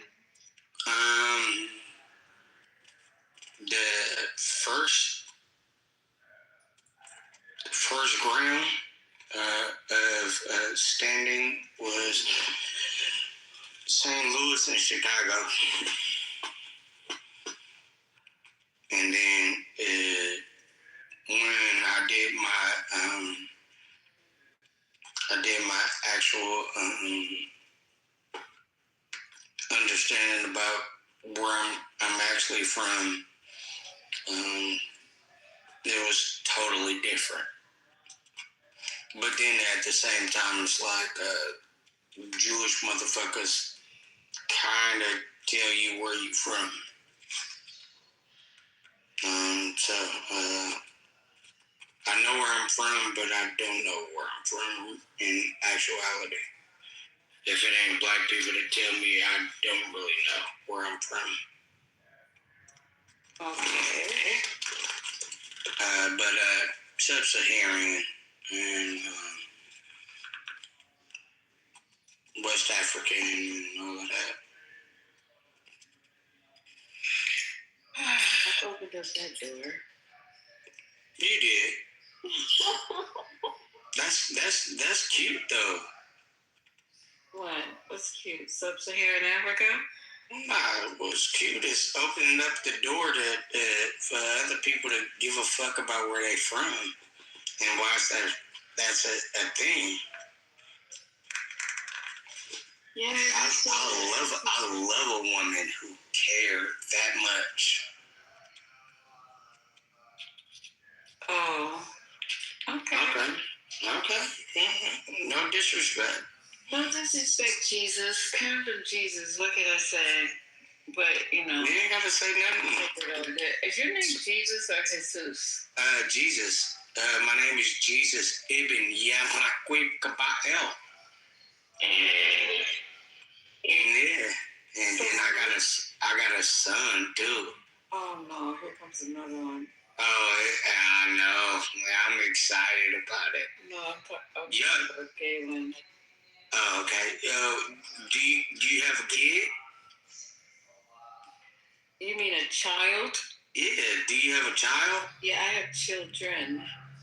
Okay. And then your children, do they show you more attributes than you're willing to take credit for? No. Hey, Galen. Don't be, why you ask that man his name Jesus? You know the man's name Jesus. She knows it though. She don't want it to be that way. What did he answer? She don't want it to be that way, cuz. That's a fake question. Ask nobody questions and they just don't answer. Okay. That's a fake question. Okay. No, man. Damn this free app. So, hold on. Why are you mad about the free app? Because if it wasn't free, you two would be here. Okay. Oh. Wow. We ain't got no money to pay ass niggas now. We ain't got no money to pay for the Patreon. This is Patreon, eh? Or is this Patreon? Nah, this is the free app. I thought I paid for this. I thought I paid to come in this room. My bad. Well, she was telling the truth about one of us, because nigga, I'm not going to. Hey Jesus, man. Go ahead, keep talking, man. No, the beautiful thing about it is when I start traveling around the world, I understood that people of color are the most amazing people in the timeline, and everybody's lying to us. Right? So the original Jews, like everybody or like the elite? Nah, well, I mean, who's not lying to us? The 1% that have all the money in the media, that control the media. They're lying to us. Oh, okay. Yeah, definitely. But everybody else is lying to us because they believe in what they say. Oh my God, bro. I speak life into my son. Break it down. No, I speak life into my son. Nigga, the birds come around for my son. We are the Jews. Like when you read the Bible, we the Jews. You said, oh, it's gonna happen like this for the Jews. They're gonna get maxed out, all of that. Like, bro, they said everything for the black man, and then everybody let that shit go off to be for somebody else. And that shit break my heart, though. Because it's like, I stayed to study for what? And in addition to that, that's kind of crazy because I have some black women that don't love me, though, just because of that. What goes on after midnight in here? Hold on, baby girl. Are we just talking, baby? I'm not saying I don't love no sisters. No, you love me though. You on the black couch. You on the black couch, bro. This is therapy. Oh God, thank you. Not the black couch. And I appreciate that shit. This is a safe. What that nigga say? Shit. This is a safe place, bro. Jesus, nah, I swear to God, the black man is God, and everybody's scared of him. Everybody knows that. The black man is God. The black man is God, and the coldest part, the black man is God, but the black woman is everything that the black man is not. Why can't you raise? No, I'm dead. No. If the black man is, I'm telling you, I'm traveling around the world. I'm meeting all these different people. The black woman is the greatest thing that the black man has to be black God. His soapbox. Yeah, I can't have that. So if the black men are God, why are you not raising yourself out of these situations that you're in? I'm just where I'm at, baby. I was born here. No, you need to. If you're God, you're just not. No. You're trying to tell me where I need to be. Oh Lord. No. You're trying to tell me where I need to be, but I'm not dumb enough. I've been traveling around my world and around my timeline to know how beautiful black women are and how even the mixed black women are, right? Some of these women are that deal with guys in the NBA. They mix black women too, though. The NBA, bro, that's a high standard, man. I know, but I don't care about that. No, but man, they give a fuck about they. Oh, you talking about Clay Thompson? Not all. You talking about Clay Thompson? No. Yeah. Not all women give a fuck about that, but a lot of women, they get lost on some shit that they're. I was listening to. I was watching Criminal Minds, and one of the things they said if you knew who a person was, you wouldn't be mad at a person, but you wouldn't be in idolatry of that person either, though, because we're all just trying to figure it out, right? Like, no, man, Oh, so Lisa, are you getting paid for this? No. Gotcha. We don't get paid on Clubhouse. I would love to meet women like you that are really incredible. I love my baby mama. I'm just not with her. Like, whatever you go do that. Whatever you go do that. Yeah. That means that I can't control you. Well, don't you have to be a father to your baby? I am, and I'm still a father to my baby. So if she's doing that don't mean that I can't control the woman though. But you guys have to work as a team. Exactly, right? So I don't control you, my love. I love you more than anything. I was there when you pushed my son out your vagina. So that's why you should be in the house while your son. No, we just not good right now.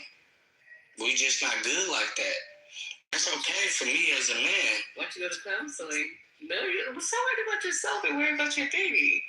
Worried about your son. You shouldn't have your son growing up with his dad. No. I'm just being totally honest with you because at the end of the same time, like you have to be mindful that it's way bigger than just how you feel about the timeline. Like how I feel about the timeline is bigger than my baby mama. It's bigger than that. It's bigger than her. You need the timeline for your child. Exactly. For me, or and for my child. Does your child reset the timeline for you? Like when your child is born, now it resets your timeline. Like, it does. I mean, she knows that. She knows that very well. She knows that very well, cause I'm sorry that I'm not who you thought that I was. And you know what? You know what's so interesting about what you're saying is that how arranged marriages work so well. Not arranged marriage. No, hold on. I know you don't have an arranged marriage. You had an arranged marriage? No, what I'm saying is that arranged marriages have a place in society, and this is why certain cultures succeed because they have an arranged marriage. Now, when you don't have an arranged marriage, you just have sex with somebody, get them pregnant, you're not married to them. It causes a lot of pain and hurt and heartache because now you are stuck together with somebody trying to raise somebody who doesn't have parents who are married. And then now the cycle repeats itself. Yeah. Whether that's an interesting thing to say. Out loud. Yeah, it's like if you were born because your parents were not married and your mother got pregnant, then now you got another baby and you're not married to your baby. Like it's the same cycle. It's just like a never-ending cycle. But arranged marriage is the solution for Indian people who have different cultures, different ways of life. Arranged marriage is like, hey, listen, here's who you're going to marry, and you're going to marry this person, you're going to have a baby with them, and we're going to keep the family going. That's in other cultures. All right, so hold on. Whoa. Let me tell you this. I got a Indian homegirl, and that I work with. That she does incredible work with community kids. But she got that arranged marriage shit, and she's probably not happy. And it doesn't matter. No, it does matter. No, it doesn't. You know why? Hear what I'm saying? It doesn't matter to you because you don't have to think about it though. No, my homegirl gotta think about that. My homegirl gotta think about that for the rest of her life, nigga. What are you talking about? It matters to her family. No, nigga, it does matter to her as a woman to think for herself and like, man, I don't even like this nigga for real. Yeah, but it doesn't matter to her. That's what I'm saying. That's the whole point. The whole point is arranged marriage. That's what you mean. It don't matter. Yeah, it doesn't matter to the woman. It matters to the family that, hey, This is who you're gonna marry. Yeah, this is who you're gonna marry, and this is who you're gonna have a baby with. And now we married into a family. So it matters to the kids that they have a marriage. Like, my parents are married. The kids are like, my parents were married. It doesn't matter if the mother was happy or not. It just matters to the kids that their family is together. That's all it is. Like, yeah. So that's all I'm saying. It's nothing personal. It's nothing personal. Nah, but I'm just that shit kind of make me sad as a real friend, because that's my homegirl though. No, it's not. That's your number. No, nigga, I just sex with her. What are you talking about? That's my homegirl. No, there's no such thing as a homegirl. What are you talking about? You ain't never had a homegirl? No, there is no homegirl. That's the woman that if she said I want to marry you or I want to be with you, you would be with her. Oh, nigga, she wouldn't say that. Because that's my homegirl. Okay, all right. Well, never. I'll mute up. No. I mean, I think that's kind of interesting though. Like, no, she has the voice to be able to say what she likes and what she don't like. Like, you know what I mean? Like, if I say, hey, man, don't send no bras my way unless they 200 pounds. Okay, I like big girls. Like, just send me big girls. Like, but no, that's your homegirl, right? Yeah, that's my big. Do you know her husband? Do you know her husband? No. She don't know that nigga. You see what I'm saying? She had to like marry into that shit just on some American shit. But she don't know him? No, nigga, that's how they do it. Oh, okay. We talking about for Indians. No, nigga, the Indians. She married a guy she does not know. Nigga, the family arranged it. Right, but what I'm saying is she never met the guy before. She doesn't know the guy. She had a baby with the guy. She didn't have no baby with him yet. Yeah, but what I'm saying that's his wife. Okay. He probably hella boosie though. She a Bay Area. But what I'm saying is a Bay Area girl, nigga. She probably don't even like the nigga for real. Is that what she told you? Nigga, she don't know the nigga. So watch it. Did you go to the wedding since you're her homeboy? No. Why you didn't go to the wedding? That's your homegirl. I didn't go to the wedding because I wasn't invited. Now, not because she didn't invite me. Everything was just family oriented. Man, bro, this shit is crazy. She just didn't know how to tell everybody no. She didn't know how to invite you to the wedding. That's your whole. No, she didn't know how to tell everybody no. She knows that I'm gonna tell everybody no. She did not invite you to the wedding. Nah, she didn't need to. She told me, and I said, and that's your homegirl though. That's still my home. That's still my homegirl. No, you ain't gotta help me out, champ. My thing is, but that shit is dark. It's just family shit. Like they. This is, if anything, it showed me how people like play the game. And like for me, but I'm not really that. Delved into that type of shit. If anything, I wish I could meet a chick from East Africa, West Africa, Ethiopia, reach her in bitch. But nah, nigga, they gotta marry niggas into they family. They got a whole nother culture. It's chicks that I really like and I really love like that. And they just, I don't know how my shoulders don't work like that. So let me ask you this: do you know your homegirl's dad? Nah, I just know her. Oh, okay. And I know her as a well, let me be more honest with you. I know her as a woman that's a therapist that work with the kids the way I work with the kids. So that's my friend. Okay, yes. So you never you never like met her family? No, she ain't never met mine and none of that.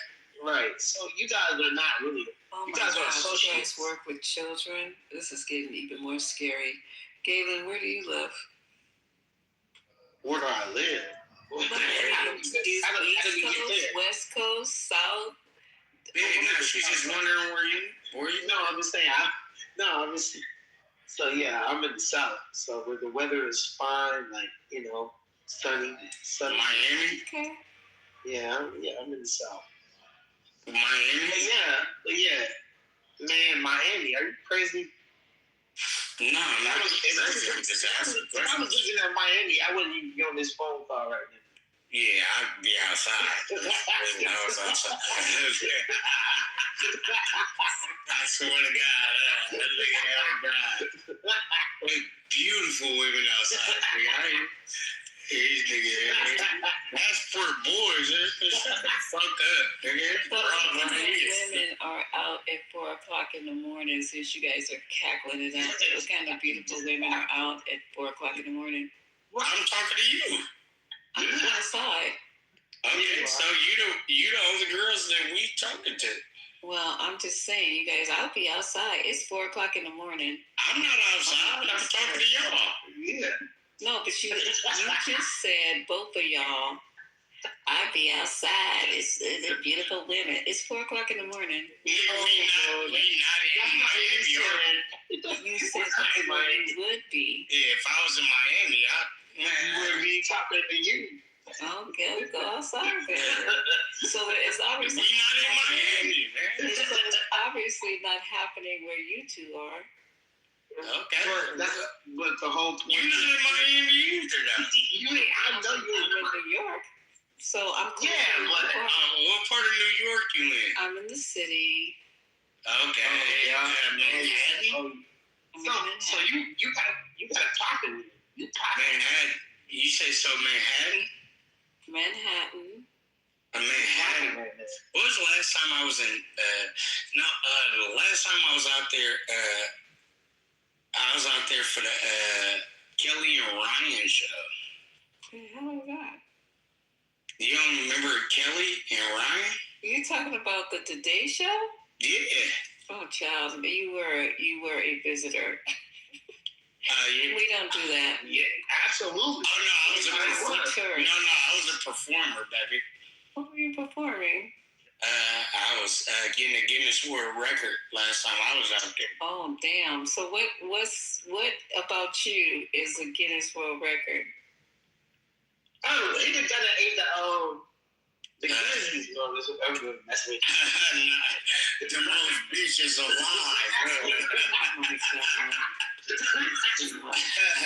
What that nigga Jesus do? He said that you gotta pop your shit up to the most bitches as much as you can. Oh my God! Nah, to be honest with you, I was with my homeboys doing the most through the legs slam dunks for the Guinness World Record. Oh, okay. How tall are you? I'm only 5'7", but I was coming off a trampoline. Oh, okay. All right. That's hey, bro, she interviewing you, bro. You better. I don't mind. She probably got dope shit going on. Your game ain't tight, bro. I love a woman to ask questions. Galen, ask me the questions, bro. Your game ain't tight, bro. My game ain't tight because she asked me questions. I know you lying. Crazy fool. Hey, man, listen. She probably like, she don't even know if she like me or not. You hating on everything that I got going on. I'm not hating. I'm just saying that you gotta be able to, you know what I'm saying? So, ask her questions. She trying to get into a book of women. in the process of everything, my friends called me and asked me if I wanted to get another Guinness World Record. This was my last one. This is my 5th one. And I got to come to New York and just like be out there. Right. Today's show. Nigga, that was fly to me though, cause I didn't even think about it. I was just like, nah, nigga, I need that cheese right now, cause I gotta pay rent. My partner was like, hey, nah, nigga, this is one of them ones, and I was like, okay, nigga, I still need to pay rent. And he was like, oh, you know, some niggas, they gonna come for this and they come for that. I said, hey, man, I'm not only coming for this, but I need to get this amount of money, and then I need to, get that spot, and then, you know what I mean, and get home smooth. Okay, so did that happen? Oh, it did. Okay. I've been one of the coldest niggas with NBA entertainment for a really long time. And I'm, right now, I'm nothing, but I'm something to somebody. So wait a second, bro. That's how you was able to pull the Indian chick? Like the Indian chick that you was talking about, like your homegirl? Mm-hmm. Yeah, so she would come into your games, you were doing Guinness World Book of Records. Mm-hmm. Yeah, so there you go. So y'all, hey. Yeah. So imagine that. So imagine that, to not have no fucking money. But I thought you was getting some bread, like from. Nah, it's not. No. So that's what I was saying. A real woman who really dope like that she really like you because she got something going on too. She gonna like you, and then you just find new ways to make sure that she's good too, though, and we all figuring it out together. Man, she gonna love you every way. Right. Listen, bro. Hey, listen, bro. Welcome to Clubhouse, bro. This is where you get your game tight. This is where you get therapy. I'm gonna tell you right now. You said you're 5'7", you're a Harlem Globetrotter. I'm not a globetrotter, but I work. I'm just saying, you said you're 5'7", right? Yeah, nah. But I'm a trampoline dunker though. Okay, so we can still get you in the game, bro. You still got life to you, bro. Like you don't have to. Yeah, nah. Everybody telling me the same thing, dude. Oh, they are? Okay. Yeah. So I'm not telling you nothing. I'm not telling you nothing new. I'm not telling you nothing. No, you're not. And I'm actually talking to you because I appreciate who you are. So I'm hey, man. To sleep, so you have a good night. 2 baby cakes. Man, see, there you go, man. Y'all trying to go to sleep, man. Yeah, see, that's how you do. Okay, all right. Y'all can be. No. Well, good night. Nigga, I'm still up. Nigga, relax. The right officer, because I met motherfuckers that been on some shit. Like, they really, he just ain't met the right white person or officer in general to really fuck his ass up. Because, boy, the shit I've experienced, seen. Told you, an officer told me when I was like 13, 14, nigga, I would shoot your ass. I was like, what, nigga? I said, he told me he was gonna shoot me. I'm like a straight up kid. Told me like I would shot you. I was like, I just looked at him like, did the police just say he was gonna shoot me?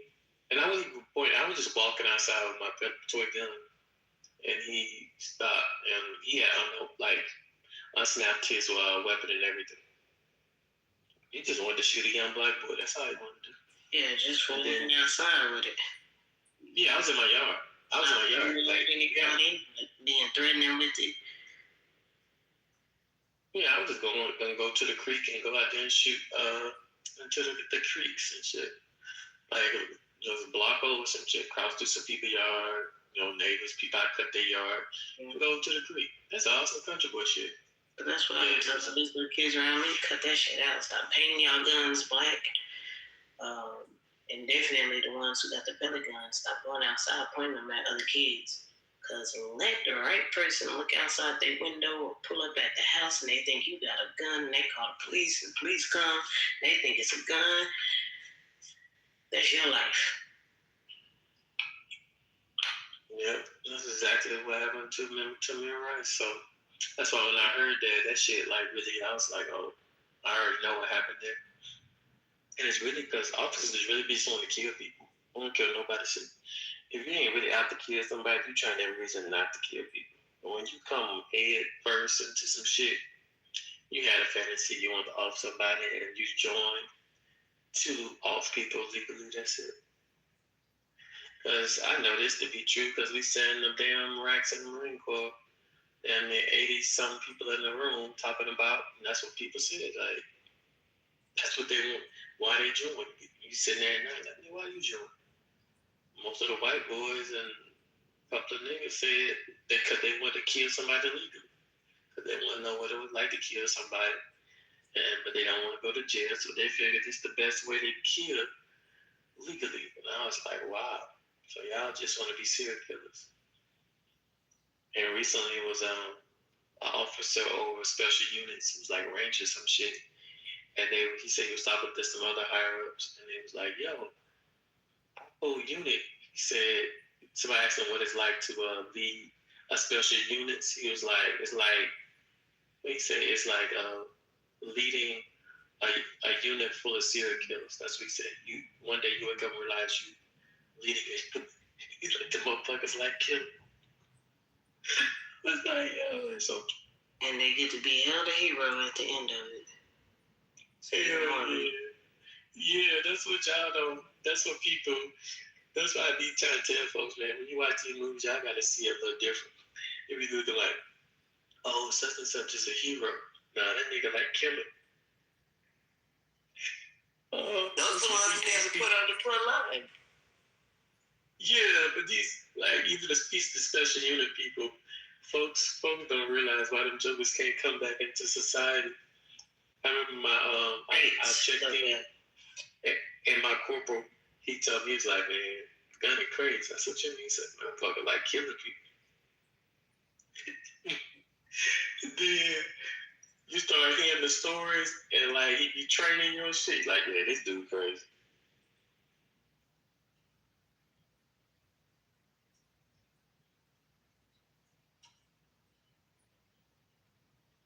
Yeah, that's my dad. He that crazy nigga.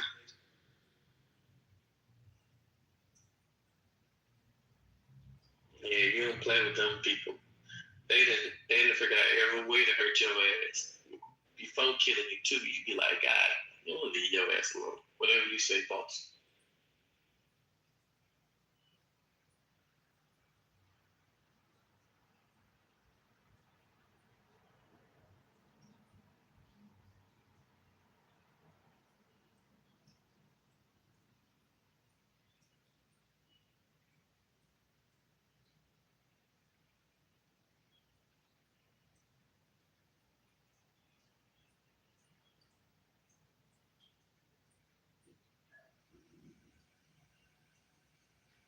Yeah, my daddy was supposed to go to the NFL, should have went to the military, ended up in prison. I think when you got somebody like that, they should just send their ass up to the military. Go ahead and get that out your system, no matter how long it takes.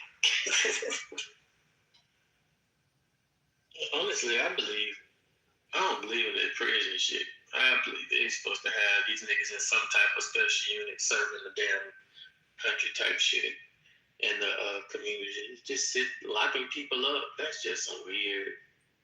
The people who even came with the idea should be in the damn place with the people. That's just weird. I just know it's weird too. Because these motherfuckers will tell you in Germany, if you got a dog, don't leave that dog in the house for 8 hours straight. Like, they don't even do animals like this, like how we be doing prisoners. This shit be so funny. Like, hello, so we gonna do humans worse than you do animals? That's crazy. But you eat animals, right? But then you don't want, like, they kiss dogs in the mouth, bro. Yeah, they weird. That's what I'm trying to say, bro. They weird. They be doing some weird shit. But then we around here following that shit. Like, prisons is just, that's some...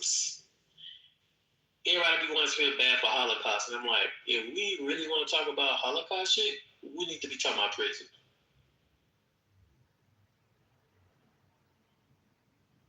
I agree. What the fuck? This is a silent party? And I believe most of the people who work in there belong there too. Yo! Even agree with behaving a certain type of way or putting people through different types of things. Like, you gotta... Bitch, don't mute me! Just your ass, cool. It's okay, we can do worse. But yeah, you gotta have something wrong with your ass too to be comfortable working somewhere every day where people's environment is completely just disgusting. Rats all over the place, no heat, no air conditioning in the summer. You know what I'm saying?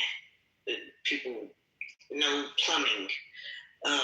Just like, how can you even continue to go to work every day if you probably ain't somebody who belong to being here with them as well? Like, what the fuck?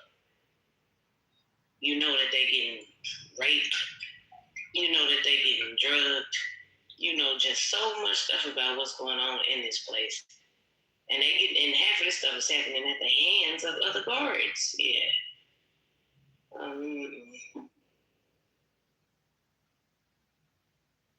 You tell me you'll see other countries.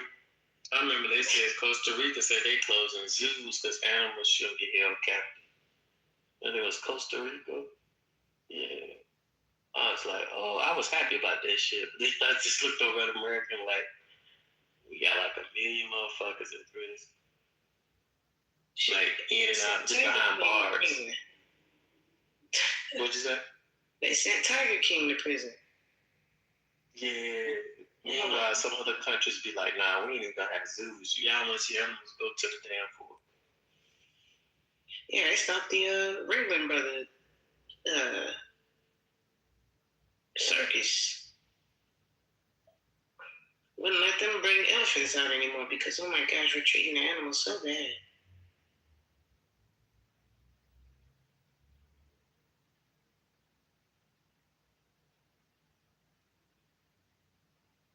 Yeah.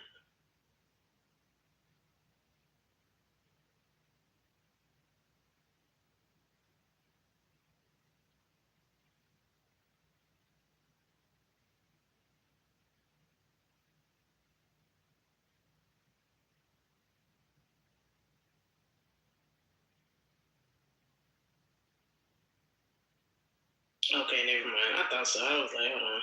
He did get conspiracy to commit murder for hire. But a lot of his charges was violating the Endangered Species Act. So... Shit, he therapy. That's the next point too. We really redeem. We should have been thought of ways to rehabilitate, like reprogram some people. But actually, if you look at our society, we set up to create dark people. That's what I realized growing up in America. I was like, yo, our setup, how we go through shit. Yo, we set up to be some cold ass warriors. That's what the whole nation set up for. That's why y'all was talking about dark humor and shit earlier. I was like, man, y'all Americans, y'all are set up, created to be dark. Man. I agree with that. Definitely agree with that.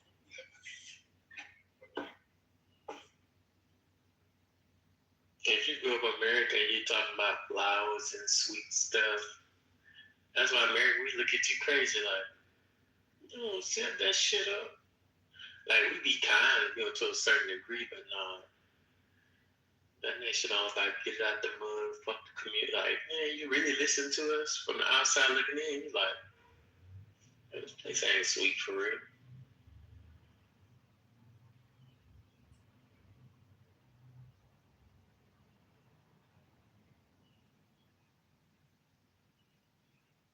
The D was in here the other night, and everybody was talking about how many fights they've been in, right?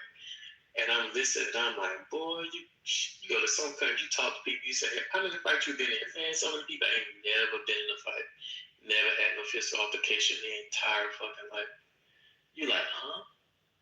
Mouth job, like, what, bitch? You done went. And it's like, we have some people in America too that's never had, but percentage-wise, you know, a lot of people have been through something in the States. Something that's somewhat traumatic. You got your ass beat by the teacher, got your ass beat by somebody else, or you done gave the ass whooping. But just because you got to fight, that don't mean you can fight. I done met grown men who can't ball their fist up right. That is true. Many people cannot fight. You're so right about that. They still got the experience, though. Still got the trauma. I was about to say the point he was making, not if you done learn how to do it right, but the fact that you done had to do it. Yeah. They don't participate in fighting like that. They don't have that much built up aggression, anger, or a lifestyle. Yeah. Shit, some niggas not fighting now just because they gonna shoot. That's even, think about it. You even think you gonna shoot. Other countries, you give a man over some countries a gun, they're gonna say shoot somebody, they're gonna drop that gun. Yeah, that was about to say. You go somewhere else, they not shooting at all. They like, what in the world? Gun? DJ, I be sitting here having dinner with folks, and they be questioning the fuck out of us. I be talking to folks from all these other, they be like, what the fuck? Bro, I was just with a Chinese lady. She has so many motherfucking questions for me. She's like, so you're a Freemason? Like, bro, like, she's so fucking funny, little baby. Like, that was one of the other business owners. That was his wife. But, like, I'm telling you, like, we was talking about the Chinese zodiac. She a horse. And, like, we was going into all that shit. Like, she dope as fuck. But, like, they be real interested in that. That should be funny. I'm telling you, dude, they pay your dinner and everything just to ask you all these questions. They like, you be like, I don't know what you been walking around with a damn a notepad questions. Like, one day I'm gonna meet you in Black America because I got questions for days. She thought I was a Muslim. They turn you into an experiment. Them motherfuckers are damn smart. You don't even know what they doing with their info. We was talking about how they eat cats and dogs over there, and she for sure said, hell yeah. Like, no joke. Oh yeah, some of them will tell you the truth. Now some of them be bullshit. That's why so on this app, DJ, they be telling we don't do that.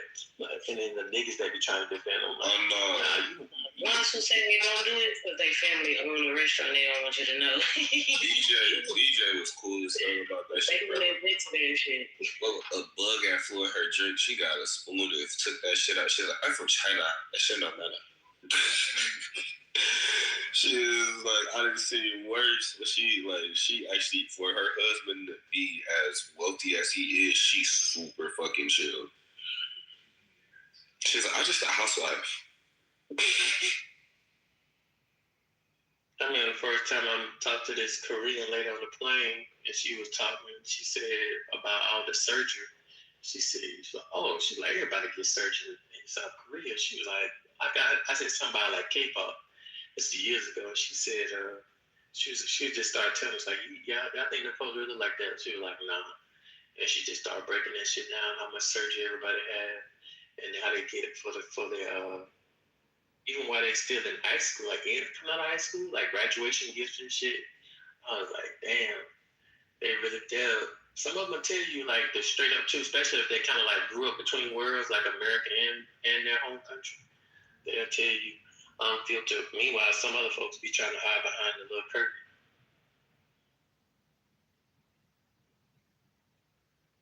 Yeah, they make themselves look like that on purpose. Looking younger, bigger eyes, smaller mouths, chins that go in, basically looking like skeletons and shit. As a skeleton pops up in this commercial room. on YouTube, Patron. But yeah, they purposely do that shit. But the way in which we are formed in this country, we're definitely created to be more violent, more dark, more cold. So if people come here, they leave and be like, you know what, never mind. I thought I wanted to go to America, but it's dangerous. I really be feeling bad for the people who, I'm not laughing at this part, but I feel bad for the people who move here because their goal is to have a better life, and then they end up either getting killed or their child gets killed, their husband gets killed, their mother gets killed. You know what I mean? Stories we get like that. Like they just moved here 2 years ago and now somebody had killed them and they thought they were moving here for a better life.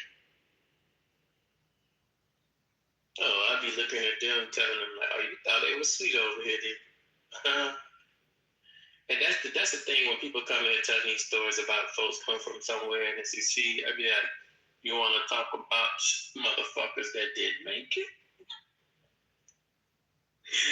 Yeah, let's talk about that. Let's talk about how the numbers. If you start really doing the numbers about the million people that come, yeah, I mean, you got a great percentage of immigrants that do succeed.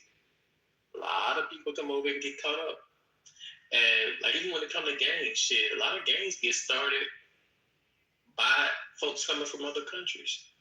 And so people say like, oh, they got caught up in American shit. Like, nah, they gonna start their own shit.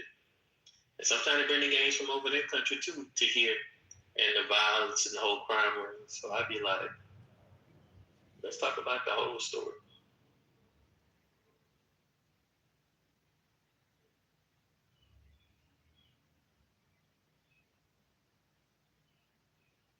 I was just watching these MS-13. They just did a big ass trial for MS-13 in El Salvador, and they did like 500 motherfuckers in a room, like spread out between different prisons. They did like a video trial, all of them being tried at the same time. I was like, that's crazy. And then they was talking, I think they was gonna have a video and they was gonna talk about like how they started MS-13, and there was some shit like that, like for protection. And then it just got bigger, like against other groups. Like I guess when they're abroad, I think MS-13 kind of started in the States.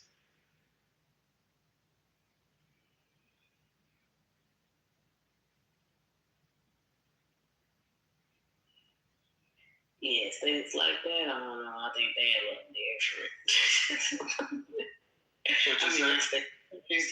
Countries like that, I think they a little different. I'm like, yeah, they might. It's hard to say they worse than us because we're larger. So if we were to put our population within a smaller area, then we'd probably be just as bad as them with as much killing and stuff that we have. But I don't know. Yeah, they do be a little different. El Salvador, Brazil, stuff like that. Yeah. They're not too far off from us with the way in which they kind of program to be violent criminals when they get older because they start off young. Like some of the ones do out here start off young with that shit. You watched that new show Man on Fire with that black dude? It was so good. Did you finish it? Yeah, I just finished it. That took place in Brazil. That was good. I think I just remember. Didn't Man on Fire, wasn't that a Denzel movie back in the day or something? Yeah, but it's the new guy. I guess they're trying to crown him as the new Denzel or something. What do you think, Drew? Who? He is not the new Denzel. No one will ever be the new Denzel. But true. I do like that he is coming into his own. I do like that he made that role his own. In the beginning, there were like little smatterings of Denzel that you could see, but it seemed like after a while he just kind of like abandoned that and decided to just like be himself. And I really appreciated that, and it was really good.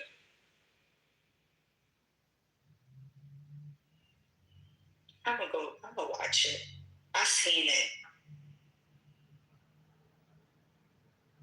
Yeah, he did his thing. It was good. But I like the look of Brazil too. like the I like. Oh, is a place I want to visit. Like referring for is Brazil. Like they seem so much like us, but on the flip side.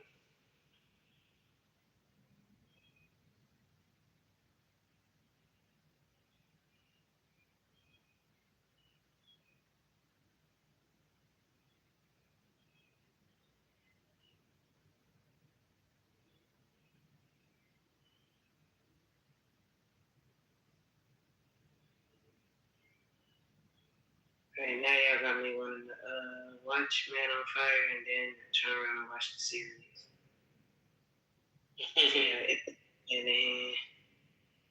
But I wasn't necessarily saying like I guess it's acting they act the same, but I know Hollywood been kind of looking for the new, especially when it comes to like pretty much all actors, big name actors. They all once they get old, it's crazy. It's like a big changing of the guards moment from Hollywood to entertainment.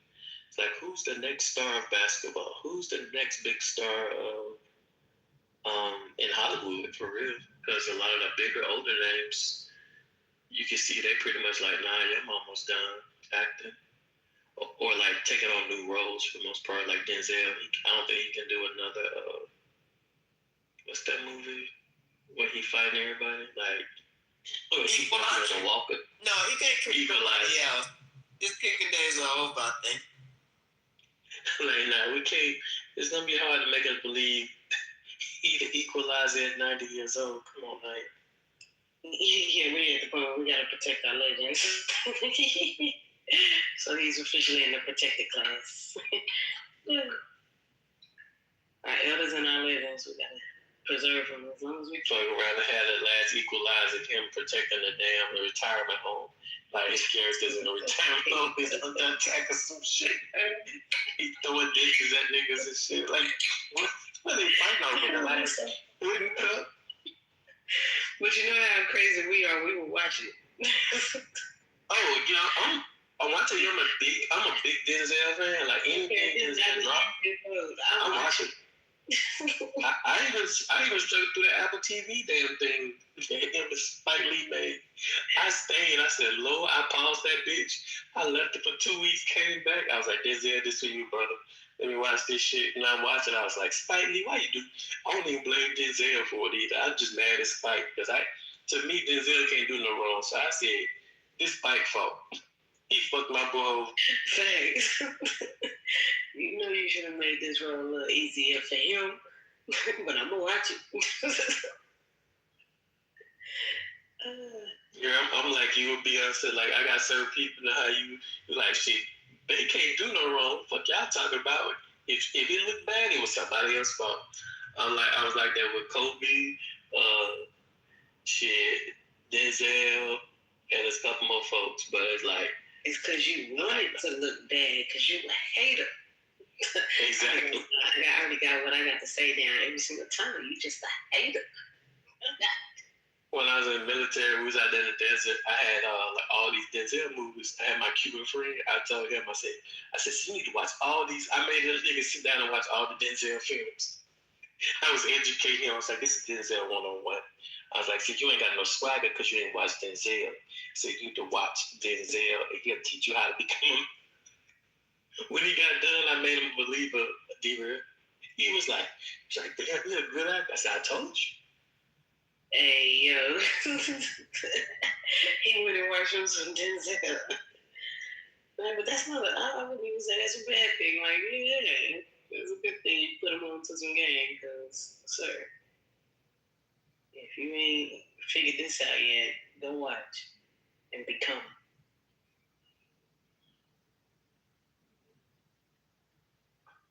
That's what he said. Same thing, I put him up on Usher at the time too. That's another person supposed to be like, he did wrong. I'd be like, I don't see it. Like if Usher do something bad, I close my eyes like, nah, my boy ain't do shit wrong. Fuck you talking about. It's like a skip in the record. Like, no, I ain't see it. I ain't hear it. You remember when Usher married his that one lady and had them 2 boys by her? I was like, in my mind, I'm still trying to erase that moment in his whole timeline. Like, nah, he ain't do that. He ain't had that baby by that lady. Yeah, his ex-wife. What's her name? See, I don't remember her name. She don't even got a name. Yeah. See, we ain't even talk about her. No, once I hear it, yeah, her. The one who divorced him. Yeah, his mama told him, said, don't do it. And his dumb ass did it. It's like, I was punching there, nigga. Your mama told you not to marry me.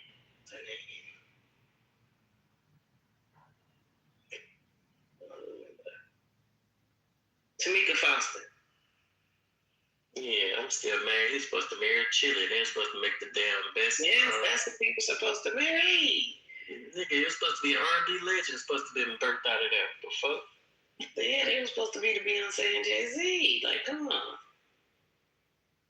That's who he was supposed to marry. But then he, like, cheat. He been married, like, 4 times, though. That shit can't stop. He gonna keep him a wife.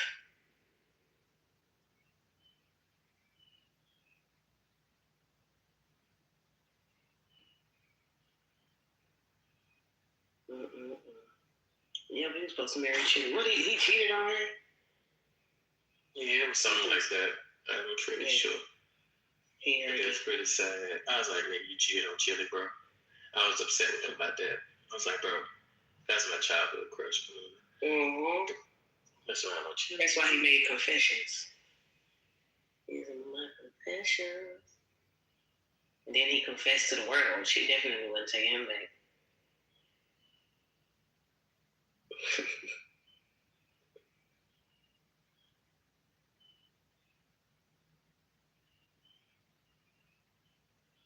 TLC was the group, boy. I told you one time I was walking around on the back street here. I saw a bar said TLC.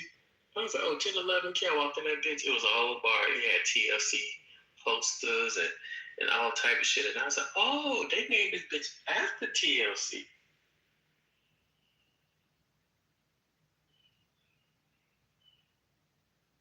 Daphne was a huge TLC fan.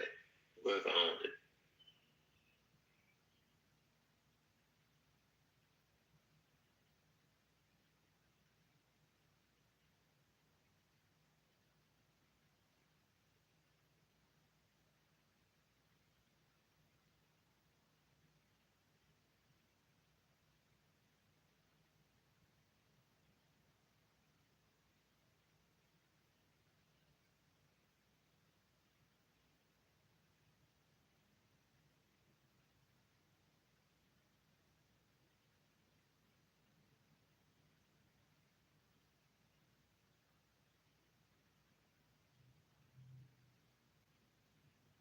Did y'all hear about the deadly explosion fireworks factory in China?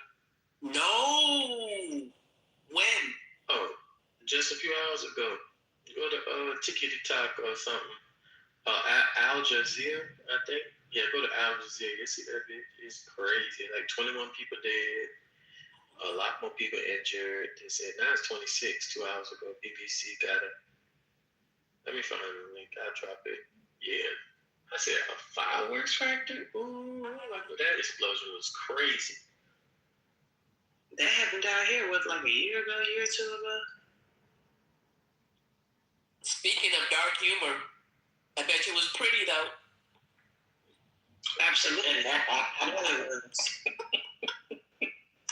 Yeah, you got it. That's so true. Ain't nothing to watch.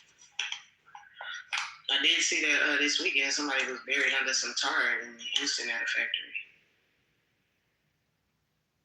Some truck exploded and with nothing but black tar. Hot.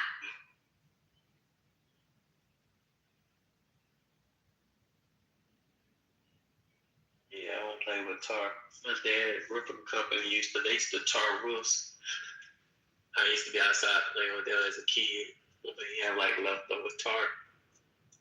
That shit. Mm-hmm. I know once it get on you, it ain't coming off.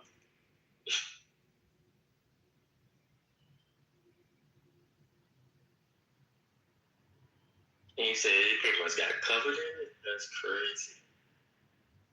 Yeah, they were completely buried. I don't even know if they found the body. There's just one person that hasn't been accounted for, so they believe they were buried.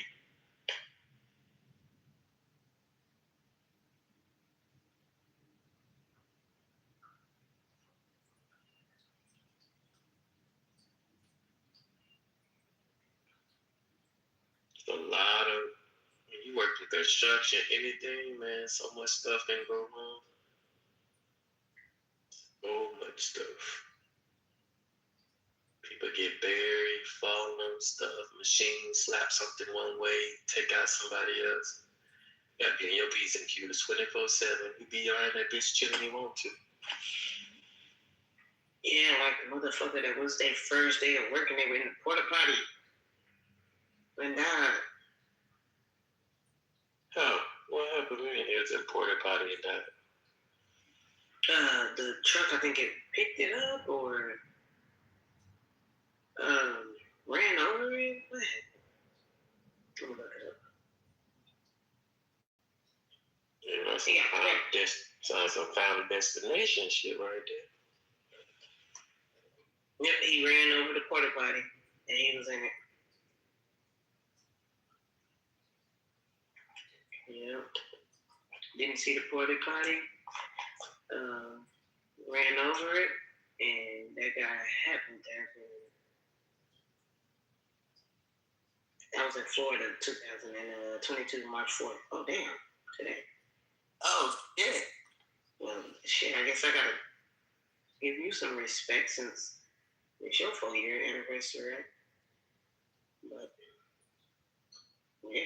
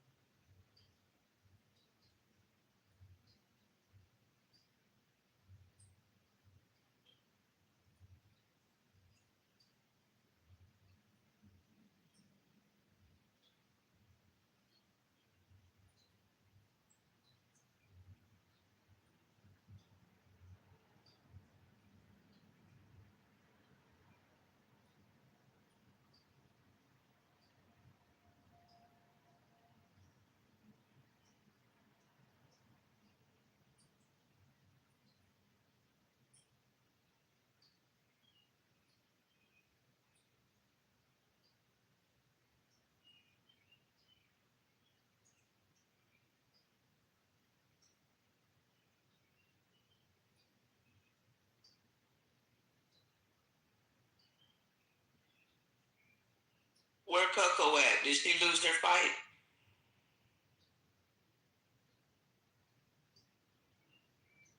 No, I'm still fighting a good fight, sis. I'm still fighting a good fight. Okay. I'm not doing paperwork, so hopefully this last couple hours go fast. Checking on me, She be wide awake here at work, always in a good mood. It's hard for me to believe she don't go to sleep there. She love it. She gotta be a great coworker.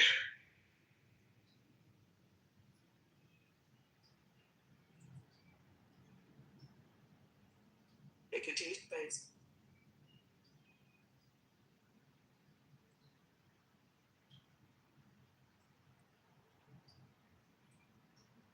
Don't leave me, Coco. Don't leave me.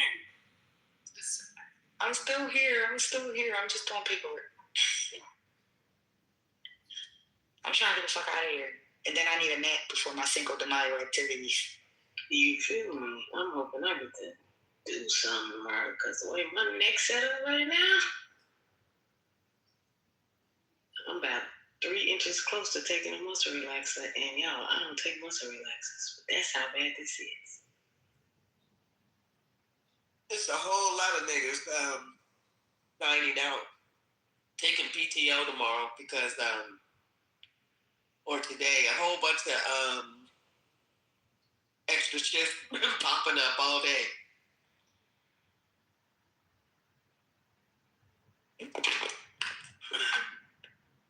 I'm like, yeah, niggas getting drunk. They taking the day off. They putting in for their PTO.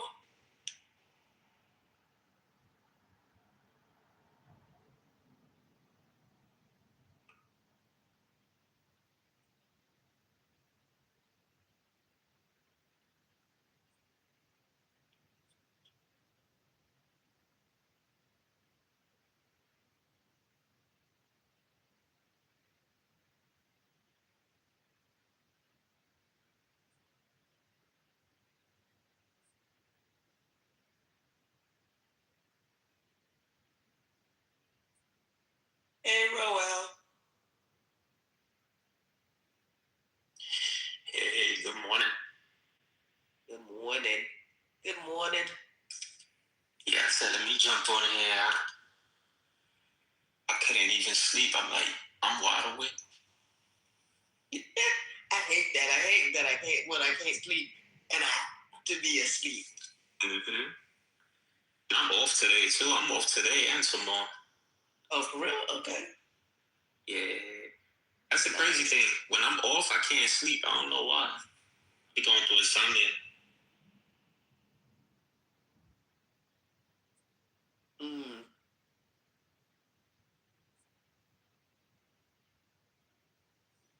Everybody else is asleep, I'm pretty sure. Let's put people up.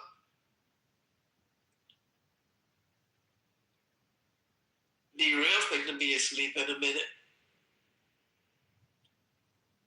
Yeah. Look, I'm trying not to, because I had these shit since I can't even get up and grab it. Shit.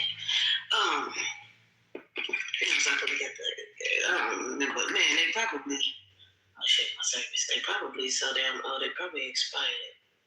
I had these shits for like maybe 2 years, probably 3. Oh, for real? I don't take medicine. I let them, cause with these, it was at the, it was a cry. And they had somebody delivering them to my house. So I just shut them down. I was like, okay, I'm taking this shit. Cause I'm like, then they put me to sleep. And I remember taking muscle relaxers maybe 2012. And they put me to sleep. And so I was like, I'll never do that again.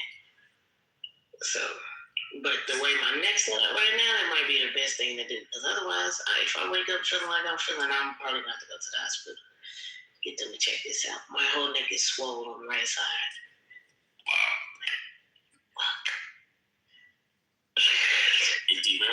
Your hunger. And my arms, and my knee, and my wrist. I ain't worried about all of that. I'm just worried about my neck. Fuck. Damn. Yo, D-Real, your homegirl's in New York. You know that, right?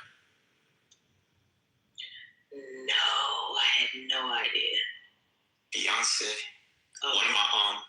One of my coworkers had to deliver something to their residents. They live in Manhattan. They got a spot in Manhattan. No fucking way. Yeah, but they got spots in Manhattan. They're like what a month a year. They really go there. You buy a spot to be there for a month. No, but they smart. They put it under Solange's name, so people don't think it's theirs, but we all know it's their place though. Like, cause my company, they've delivered stuff to them before, so they have it under Solange. Roy, you're so funny. You think I don't know what Beyonce is? No, you don't know she's in the Met Gala. You should not know that. Yes.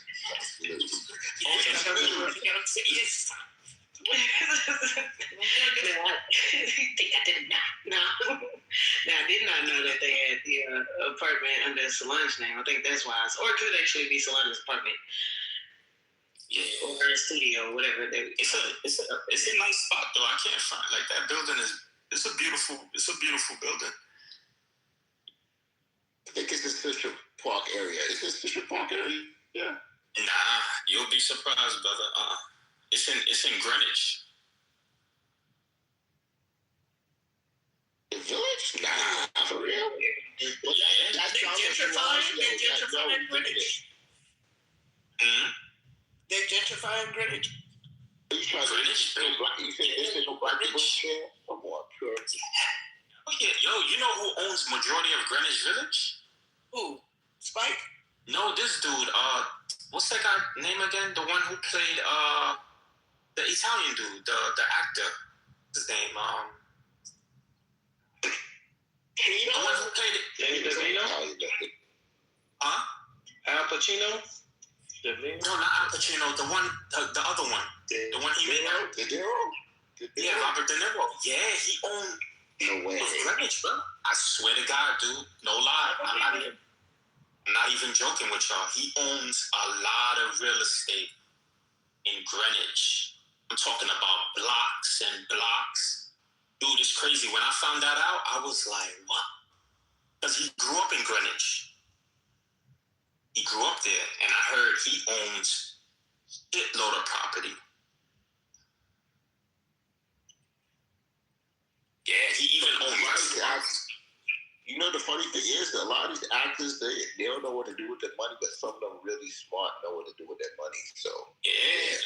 You know when they be having those those movies, what they called it again? You know those little short films that they be doing in Manhattan, the film festival. They said Robert De Niro owns the film. Yo, I was like, God damn. Dude, it's crazy because they have the film festival in Greenwich every single year. He owns that too. He's part owner. You know, the funny thing about his ass, he likes black girls too. Secondly, Spike wanted him to do the right thing, and he said, "I can't play that character." It's like, why? Because he's racist. I can't be a racist. I was like, yo. And he told him that I forgot the guy's name who played the character. He wanted to own the restaurant, the pizza shop. I forgot. But he said, yo, call him up. He'll do a good job. I'm telling you, he's a good actor. You talking about that Italian dude? I forgot his name. Is he still alive? I think he died, man. Because I know he did Harlem Nights. That's the last time I saw him was in Harlem Nights. I can't remember after the Harlem Nights when he was Dave Sunshine. Danny something. Let me look up his name. I can't remember. He's alive, bro. He lives in my neighborhood. Oh shit, so you see that nigga still? Damn. Yeah, you talking about the one that was in Transformers, right? No, well, I don't know if he's a Transformer. I know he should do the right thing. So he was a Transformers too? Wait, I know he do the right thing. The one that owned the restaurant do the right thing. Wait, but you talking about the father or you talking about the ones who played his son? No, the father. Oh, no. The one that played his son lived in my neighborhood. Yeah. Nah, I know he's still alive because that nigga, like, he probably my age or a little younger. So, yeah. Because he was in another Spike Lee movie, too. You know, the one with Mekhi Phifer. What's that one called again? Got the Crooklyn? Yeah, Crooklyn. Yep. That's a classic movie, man. It's very underrated. There's a lot of people who live in Greenwich. A lot of people. You'll be surprised. A lot of people. Tony Hawk live in Greenwich. Who else I've seen? Oh shit. There's a lot of people. Chris Rock. Who else?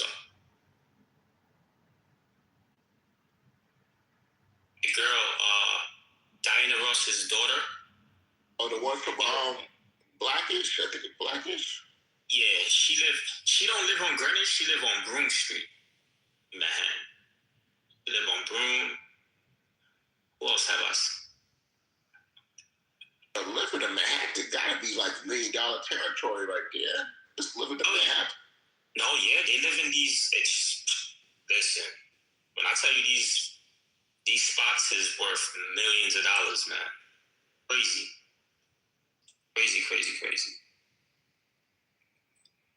Man. There's a couple of other people I've seen. I just can't remember their names at the top of them. Yeah, majority of them live in Greenwich. Dude, it's crazy. Like one of the guys from that movie remember that movie that they made on the NWA movie? Black kid, he lived in Greenwich. Ice Cube's son? No, not Ice Cube's son. The one who played Dr. Dre, he lived in Greenwich. Oh, okay. Yeah, he lived over there. There's a lot of them. He even got that many roles that I know him in. I know he played. That's the only thing I know he played in. I don't even know that nigga like that.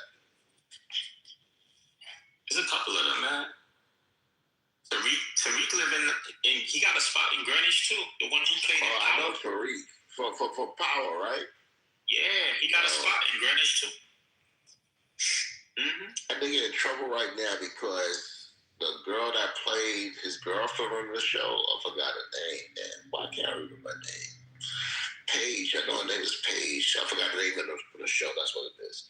But Paige, she get married to this basketball player for Portland, and him and her like fell out because for some reason as soon as she got engaged, he unfollowed her, and she was like, "What the fuck?" And then he asked her to come to his podcast.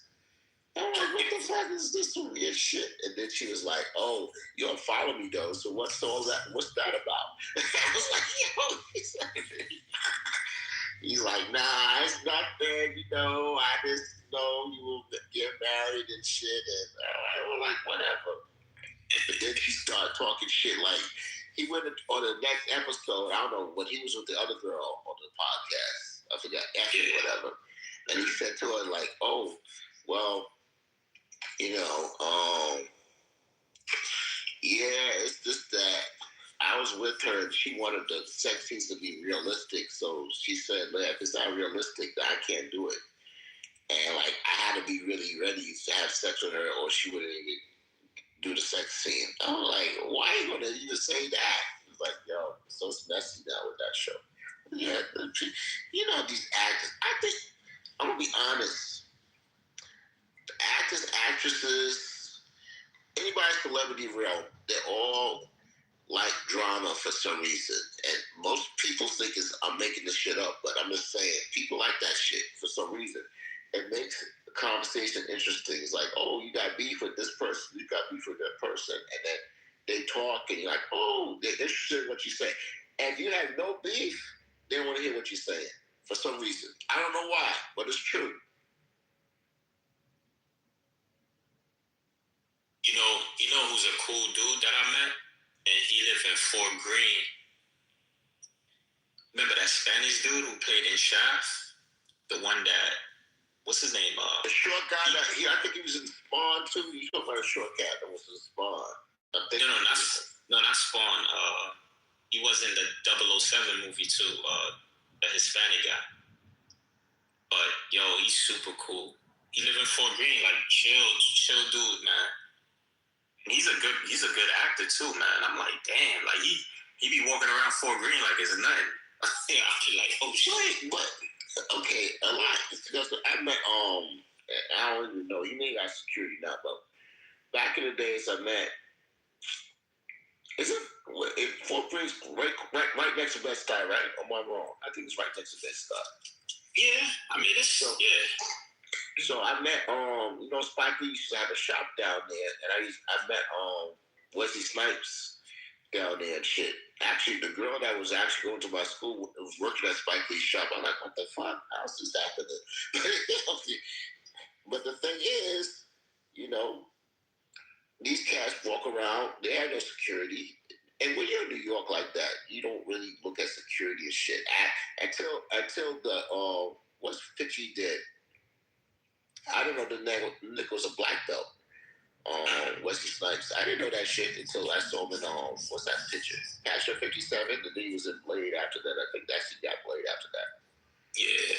Which now, you gotta remember, these dudes is real New Yorkers though. Like they here, so but, they don't need let me take you back there, Roel. So back in the days, I was a big black historian person. So I went to Harlem to see Little Jeffries. And, you know, the people, the top speakers there was Little Jeffries, Dr. Ben, and what's this other cat's name? He passed away too. All of them are dead now. I don't know. I don't know if it's Carson.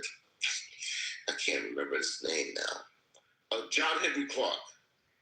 Harlem.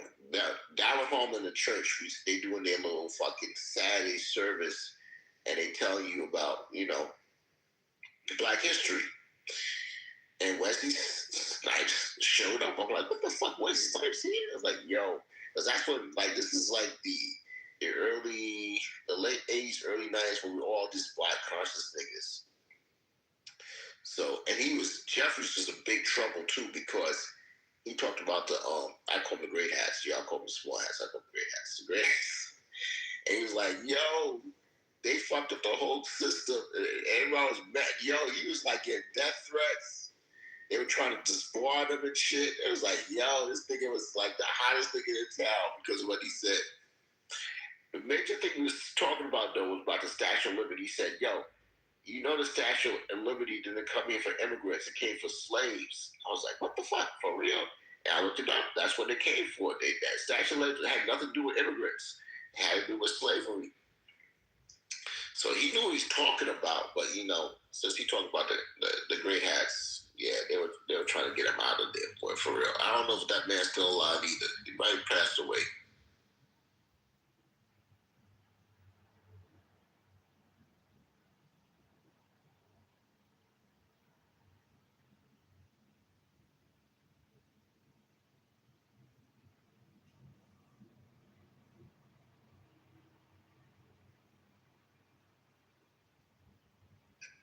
You can tell what celebrities is from New York, though. The ones that walk around like it's nothing, when they know New York. Like, the ones that got security with them, those are the ones that, trust me, they don't really know New York like that. I'm saying? I'm going to say it like this. If you're not really from New York or not born in New York, it's easy to get intimidated by the whole atmosphere. Like, a homeless guy coming up and asking for money and shit, you ready to get scared and shit, like they're gonna rob you, which they actually just want money. They're not trying to rob you. And that's some people's disposition because they're not from New York, Like a real New Yorker go in the subway and sleep. People that's not from there go to the subway, they're scared to death. They're like, oh, fuck no! And they got an hour ride on the subway, and you gonna fucking be scared. You got changed trains too. Come on, man. Oh, you can't. They're gonna see it in you like you're not from there. I'm like, yo. My bad. Cisco, hold on real quick. CNN just posted the explosion in China, and it's not as beautiful as we would have thought. It's just a big old nasty cloud. Like it looks like a chemical explosion more than anything. Y'all go ahead. I just want you to go to CNN and check that out. Well, no, I'm glad you brought it up. So again, I haven't paid attention. I wasn't watching TV all day, so. So you're saying they had a big explosion in China, and what? Are they blaming the U.S.? What's going on? See, this is all news to me. Fireworks factory or something like that. Fireworks factory, my bad. But this sounds like an accident for real. Accident. This ain't no. I mean, I could put in this conspiracy realm, but we're going to say it's an accident right now.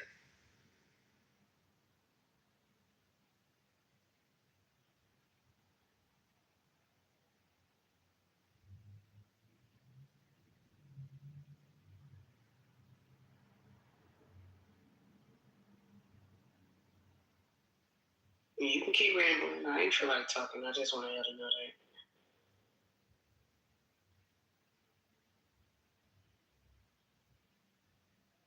When I looked up on Google, it did say it killed 26 people. So that's a lot. Damn, what the fuck? Now I'm gonna just think they all was working there. I don't know. They're on a block connected with other buildings. I'm gonna assume that too. So it killed 28 people there. 26.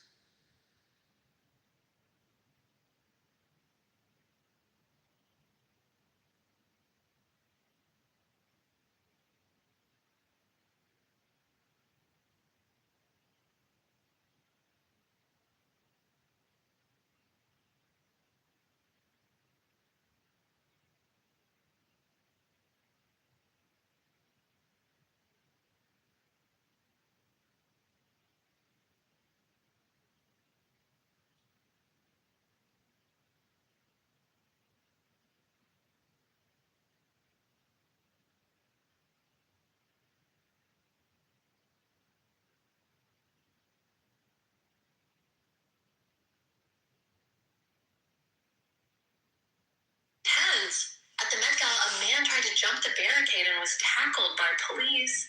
Meanwhile, the Secret Service shot an armed person near the White House. And in Oklahoma, multiple shootings at a campground left dozens injured. Spirit Airlines shut down abruptly, stranding thousands, and a United Airlines flight hit a pole on the NJ Turnpike. On a lighter note, a Texas church is giving out free prom dresses, and GameStop just made a 56B move to buy eBay. Want to dive into any of these stories? Yeah, I don't know. I do cheat. I do this to AI and shit. Get my news. China exposure. And people still buy stuff off of eBay. Thought eBay was done. Nah, man. But they fucked it up though. Well, they did. Before when you was There's been a devastating explosion at a fireworks plant in Luoyang, Hunan province, China today. State media reports at least 26 people have died and 61 were injured. Rescue teams with robots are on site, and the company's head for real? investigating. President Xi Jinping has called for full effort to help the injured and hold those responsible accountable. This is such a tragic event. I'm really holding space for everyone affected. Yo, let's look at it like this. What was your question, Royale? You had a question. Fuck. Nah, I was saying I didn't know people still fuck with eBay. But I was fucking it for. I was actually trying to sell products on eBay, but you know what they started doing?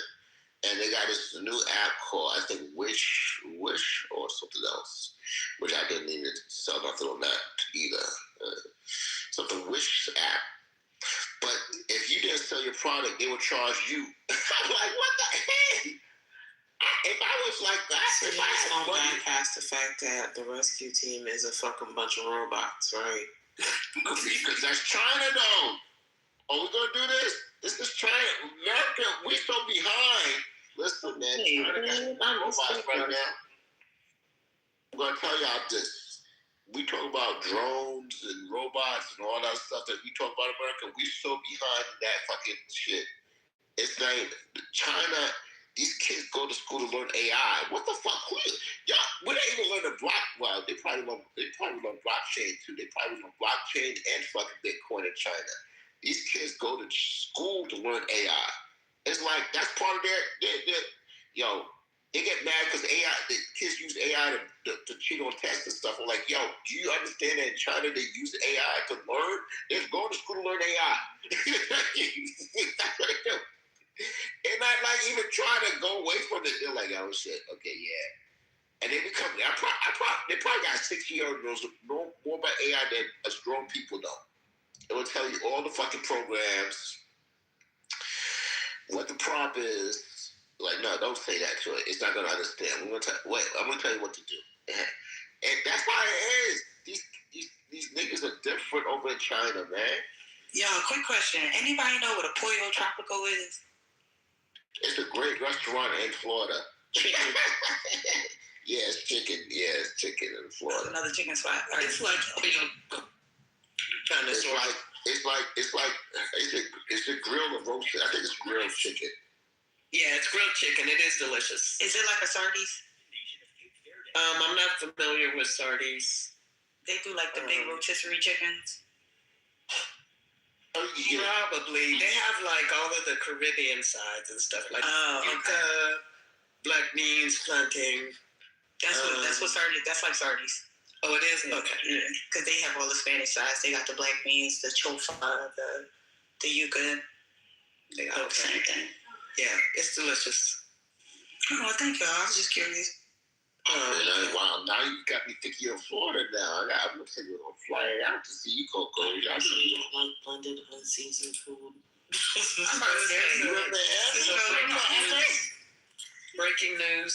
There is a deadly virus outbreak on a cruise ship off the coast of Cape Verde.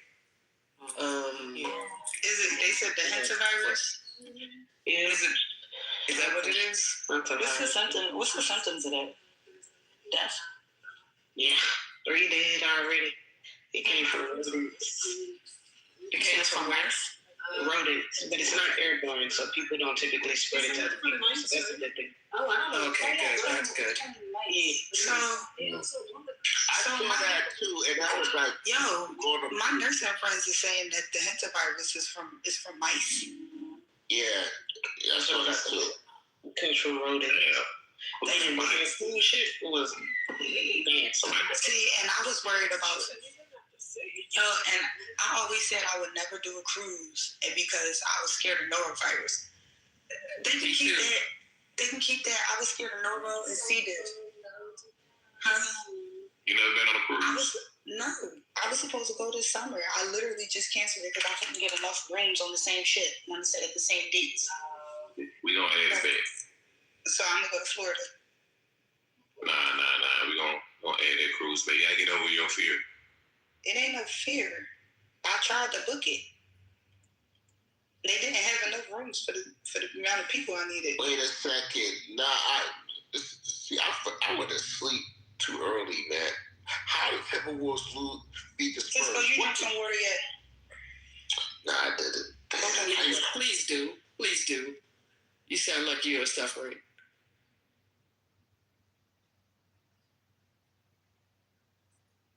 Damn.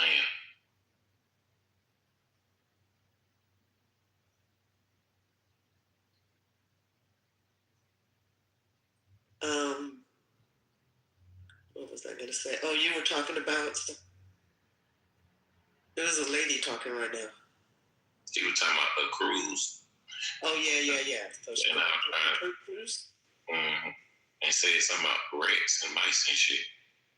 Oh, we were talking about the hantavirus, and then we were talking about... the hantavirus, what's that? It's a new deadly outbreak in Cape Verde, and there's a ship that is, I guess, kind of stranded out in the waters because they won't let them on shore, and they're not, I don't know, people had already been on shore, and now they're on back on the, I don't know, I didn't finish watching it because y'all already knew what it was. Yeah, so it's more of an outbreak on the ship, and the ship just happens to be off the coast of Cape Verde, and they won't let them off because of the fear. However, I don't remember. I think ABC News, when they posted it earlier today, they did say that it wasn't something that could be spread from person to person. Oh, okay, good. Yeah, it sounds like Cape Verde supposed to keep their people safe anyway, so they're like, nah, you can't D-boy, whatever they call it. The ship, you gotta stay on that water. And they stuck because they already got 3 people dead. 6 others are showing symptoms, and the people on there are just scared because it's clear that there clearly was some rodents running crazy on that ship before they got on. Oh, shit. Yeah. So how did they get it, though? That's what I'm wondering. Was it in the food? Yeah, let me play this game with the sheets. Right quick. I wonder what ship it was or what cruise line it was. It was some cruise line. I didn't hear it. I couldn't understand the name of it, so I don't think I think it was a European cruise line or somewhere. Like but there were 16 Americans on board, so they monitoring it right now. Damn, that's crazy.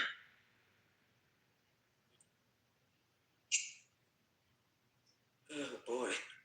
It's the best time to plan a cruise.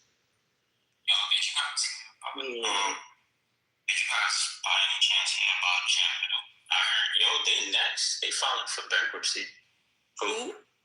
JetBlue.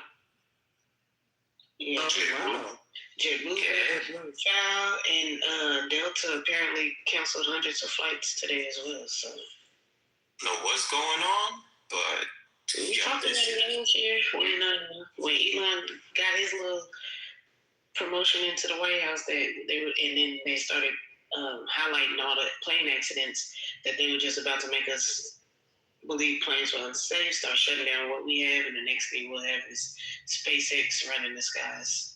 So it's a big IP all the time. You know that, right? Put his planes in the sky for us. That's all. Yo, D-Real, you know that they say SpaceX IPOs could be the biggest IPO of all time in the billions? I'm like, what the fuck? So, it's my problem, because, you know, we got a lot of flat earthers in here. So, I was like, if they doing this shit and y'all gonna keep telling me the earth is flat, I can't make this shit up. It's like, what? This is like a faith. But the earth is flat. You see? I know there's a lot of flat earthers in here. So how they gonna make money off of this SpaceX if the Earth's flat? Come on, it doesn't make sense. Come on, this shit, y'all gotta come on, man. They gotta do your research on that. We didn't go to the moon last month, or our Mr. go to the moon. We had that conversation in here so often. He already know everything you're gonna say because we do this so often. We have plenty of I do not troll flat earthers. I do not. You're going to say, you know, I don't. Stop doing that. Jesus, you do not laugh like that. Stop trying to laugh like people. Why do y'all do that? Y'all are grown men. That is not allowed. Which laugh I did? I don't even know which laugh I did for to get you pissed off. Stop doing that shit, man. The fucking we got it from a TV cartoon he used to watch when he was a kid. Muttley laugh? I didn't Muttley this now. I did Muttley this now. I do laugh like honestly, I do laugh like Muttley though. I mean, don't get mad. I can't do nothing about it. I learned that laugh when I was like 8 years old or 10 years old. I can't even remember what age, but I was a kid when I actually I trained myself to laugh like that. That's your laugh right there. Then I heard who's that cat? Who's that rapper? Busta Rhymes doing the song. I said, oh shit, he stole my laugh. See, if you was a flat earther, you wouldn't laugh. You're probably right. If I was a flat earther, I wouldn't laugh like that. You're right. No, but it was a thing that like a lot of hip hop artists started doing, like during COVID, and I'm like, why are y'all doing that? It's not cute. It really isn't. It's not appealing. Especially for a grown man to be doing. You're gonna discipline me, but you give Kanye a pass. What is it? Maybe that's my fucking cousin. That's my fucking cousin. That's my horse. If he'll never win no fucking race, you're never gonna hear me say shit bad about him.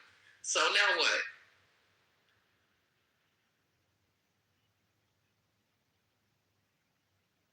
Say something bad about your mama, nigga. I think people for Chicago like to fight. At the end of the day, y'all just like to fight. Y'all like opposition. And I'm not from Chicago. I'm not from Chicago. So how come your man? Wait, I'm so confused. Okay, explain. Where you from? Geography and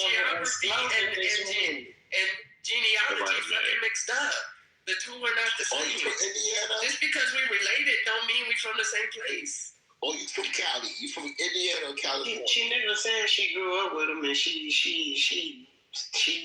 I believe she's older. Yeah, I ain't gotta believe she's clearly older than the man anyway. I'm like, what the hell? She doesn't need a lawyer, D. She don't need a lawyer. She can do all this herself. I know you got to buy the ad show, but I'll be good, GD. But yeah, don't need a lawyer. Let's get into it. So, you from Indiana or from Cali? Where you from? That's what I'm asking. Indiana? Yeah, I thought you're from Indiana now. If you're not from, because Indiana's right next to Chicago. I know all this shit. You think I'm not young, you know. I'm 57 years old. I'm an old ass nigga. I know all shit that's going on in this fucking world, continent, and universe. Okay. All right. Do you know enough not to stop spitting in your mouth while you're laughing? No, because I like doing that, you know. Laughter is the heart of life. If you're not laughing, you really have a decent laugh, though. So why are you doing that? Your regular laugh is decent. I have like 3 or 4, 5 laughs. I don't even know all my laughs I have. I don't think about when I'm laughing. Oh, let's control your laughter. No, how can I do that? Mummy laugh is the only one I actually learned to do. That's the only one I learned to do. All the other laughs are probably natural laughs. So you guys figure me out. Your natural laugh is actually quite fine. So how do you know my natural laugh? Unless I laugh on that. Because, nigga, I've been knowing you longer than you think. I've been in other rooms with you before. Damn. You been in other rooms that I got kicked out of? Yeah. You used to be mean to me in rooms. I don't remember that. I probably was drunk, though. Don't get mad. People get mad at me when I get drunk. When I'm drunk, I'm going to say it. You know they say that other spirits enter you when you're drunk? I say, yeah, that's true. Now. You drunk now? That's like me. Who said that? Who said that to me? I'm asking. Uno? Yeah. I'm like, what's the name? There's a Washington in flight. I'm drunk now. That nigga was in court and shit. He went to court drunk. I'm like, this nigga don't give a fuck. He's like, fuck this shit, man. You're gonna wait after court to get drunk. This nigga says, fuck this shit. I don't give a fuck, man. What they gonna do? They get mad at me. What time is it, man? For doing my job. They're gonna get mad at me for doing my job better than the fucking computer can do my job. I took autopilot out and I landed that plane. I was drunk landing the plane. What time is it in what time zone are you in? Eastern, so it's 5 o'clock right now. That means it's 5 o'clock. It's 5 a.m. Wait. What's that song? 5 somewhere? Yeah. It's a country record. It's a country record, man. You know, if you go to bars, you gotta listen to other music. You can't be listening to only hip hop in a bar. You gotta be listening to country rock and all that other bullshit they like in a bar. You gotta know music in a bar. You know, I DJ in the bars for years, for like in a bar. Probably 13 years I was DJing in a bar. 13 plus years. I did a country night. I did a rock night. I did what's that shit with the tacos? Spanish night. I did open mic. I had to get mics and shit for that shit. That was hard. That was hard work. When I did open mic, I did a ladies' night, which is probably my favorite night of the week when I did ladies' night. A lot of fights at ladies' night, man. That's when me and Lil Wayne became good friends, and Plies and Dunk Riders in Florida, I think, yeah. But let me meet up, man. You're tired of my drunk ass talk. Yeah. Oh, wow.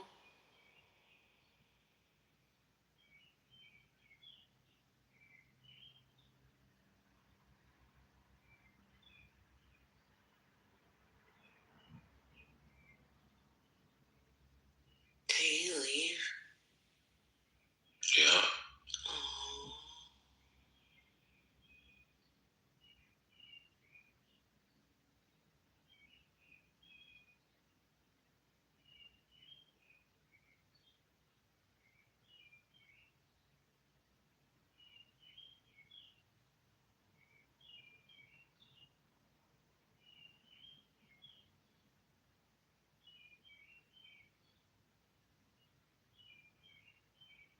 Wait, y'all quiet now? What the? Come on, man. See, this is why. It's quiet time. No, it's not quiet time. Nuh-uh. Quiet time is when people cannot talk because they're busy doing other things. But they're still on the app and they want to listen to us talk about whatever. We can talk about whatever. This is like an open time for you to talk about whatever you want to talk about. Your mom, your just like you go to the psychiatrist, you know you pay a psychiatrist to talk, right? It's the same thing. Sis, don't too hard for your shit. I'm gonna go eat some chocolate. Okay, thank you. You gonna eat some chocolate? Yeah. Oh, damn. Why do you sound like my girl from the rapper? What's her name? I saw her online the other day. What's her name? Doja Cat. You sound like Doja Cat right now. You sound like You're so stupid. You sound like Doja Cat. Yo, I'm like, she had in that shit. Who she had in the fucking she was online. She had Madlib on Madlib. My boy, no, what's my cat? Passed away, man. He's a rapper, man. Vader mask on before me. Pop Smoke. Not Pop Smoke. Sam, what's this cat's name? underground rappers all time. Nah, rapper with a mask. Dr. Doom, he had a Dr. Doom mask. Oh, you talking about Designer? No, it's not Designer. I like Designer though. You talking about him, man? Yes, that's that nigga. Yo, man. You talking about who? I was like, this girl knows hip hop for real. MSU, my man got tracks with him. Your man got tracks with him? Yeah. Nigga was different. He was different for real. That nigga was trash. No, he wasn't. Come on, guys. You just say you like underground hip hop. I got my boys thing about underground because you know, I'm gonna say. How does it feel like to be black? How does it feel like to be black? How does it feel like to be black? How does it feel like to be black? Black, black, black. How does it feel like to be black? It feels amazing, my nigga. Yeah, y'all gonna let this nigga troll us for being black? It's so weird. You know what? I want to think black. Listen, I'm gonna tell y'all something. Right now, it took me a long time to figure out how to remove it. Thank you, D. I'm gonna tell y'all something that y'all probably not ready to hear, but I'm gonna tell y'all the truth tonight. I think black has some type of powerful meaning that we don't tap into it because two big companies worth trillions of dollars call themselves in the black as we get it. They got Black Rock and Black Stone. And I said, why do y'all? We're mad about that name, and y'all like, and then it said that the whole world came from a black hole. I'm like, what? Black has some power to it. We just don't tap into it. We go away from it. Like, oh, it's negative. No, I don't think it is. Really not. I mean, and most of us not even black. I'm brown. If you actually go, well, you know, because I was arguing with this Nigerian one time. We both like the same girl, and we were arguing. He said, "Yo, man, you always arguing that you're so black and shit. Fuck you, you're not black. You're fucking brown." I was like, I looked at my skin. I looked at his skin and said, "Yeah, he's right though." You know, yeah. If y'all gonna go in a color contest, he's gonna get the black contest, and you will be brown. And you got these niggas that look like the guys from Avatar. They got, you know how much money Avatar made? It's made in billions of dollars. And that's like, they're for people from Sudan. Those real black niggas from Sudan. I mean, and you know the blue black niggas, they're so black, you like, yo, you can't even, man, I don't think nobody in America is that black, G. Come on, let's be honest. The blackest thing I was in the military because, you know, they had me in the sun every day, marching and shit. That's the blackest my skin ever got. But if you keep me out of the sun, like I'm supposed to do, because, you know, niggas don't be in the sun, I'm brown. I'm not black. So what is this?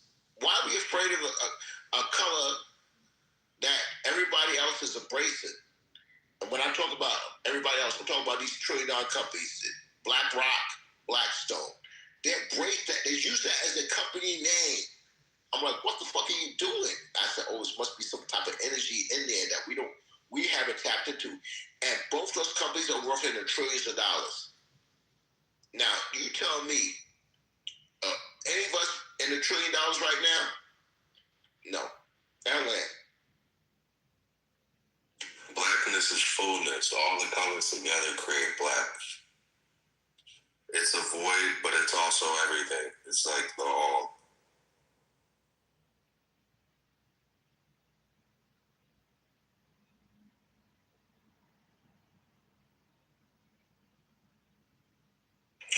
Hey, man, that's supposed to be the whole full answer, man. Come on, X, you got the whole floor.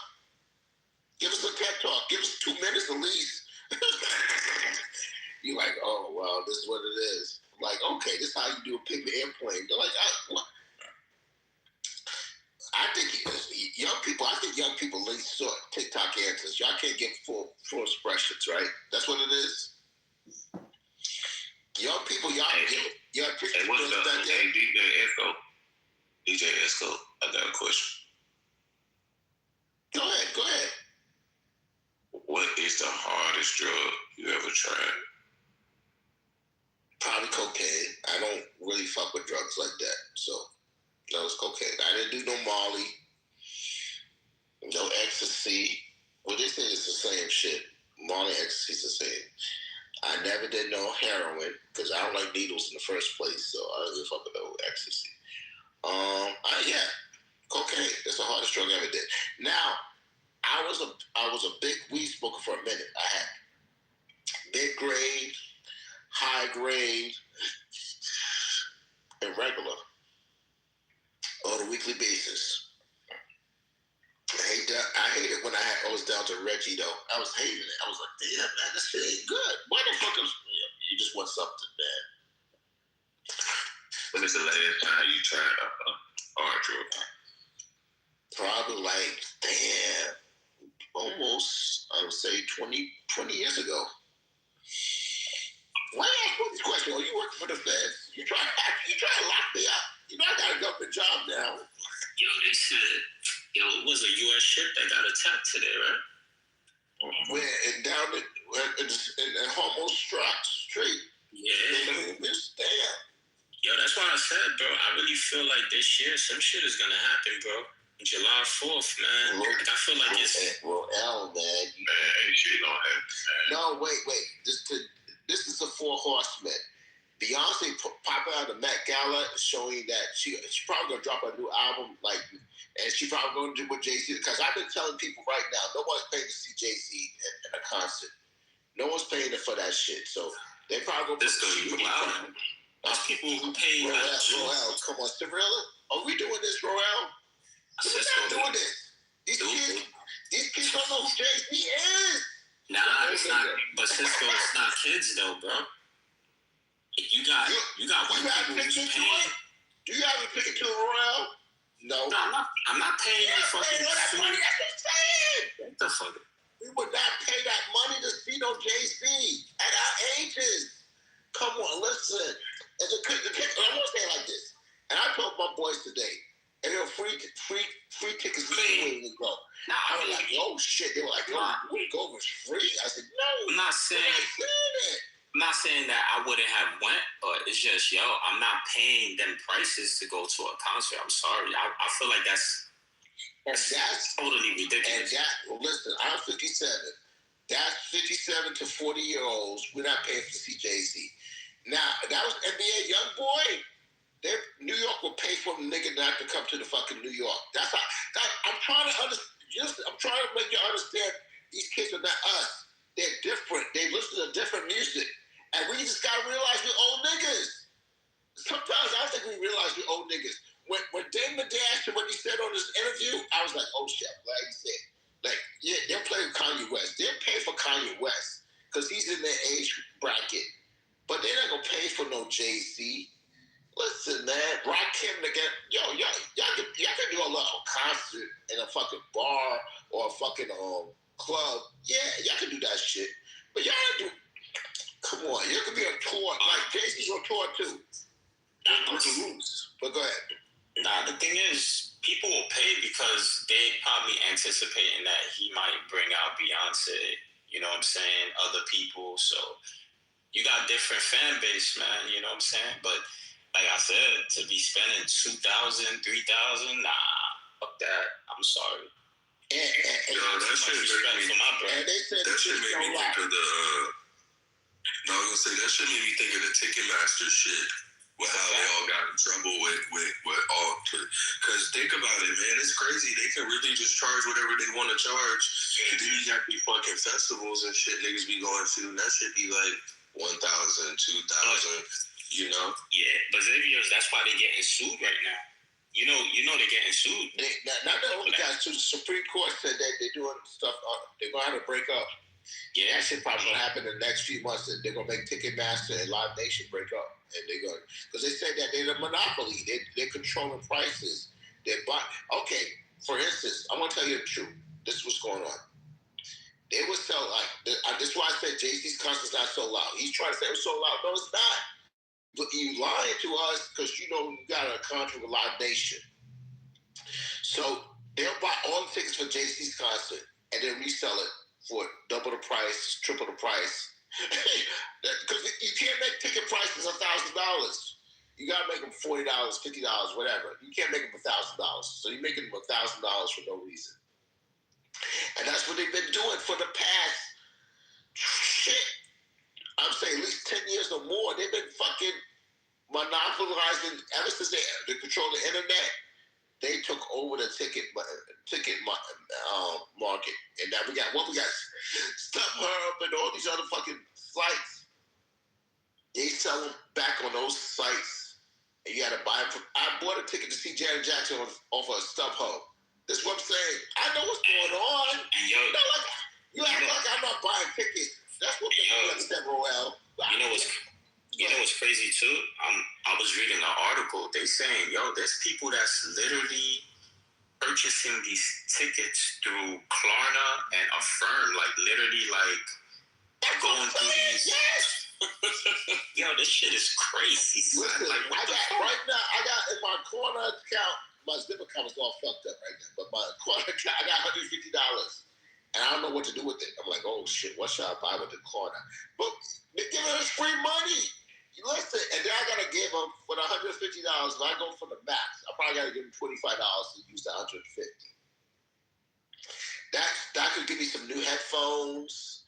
Listen, but I've done that already. Mean that I've done that with Zip and Afterpay.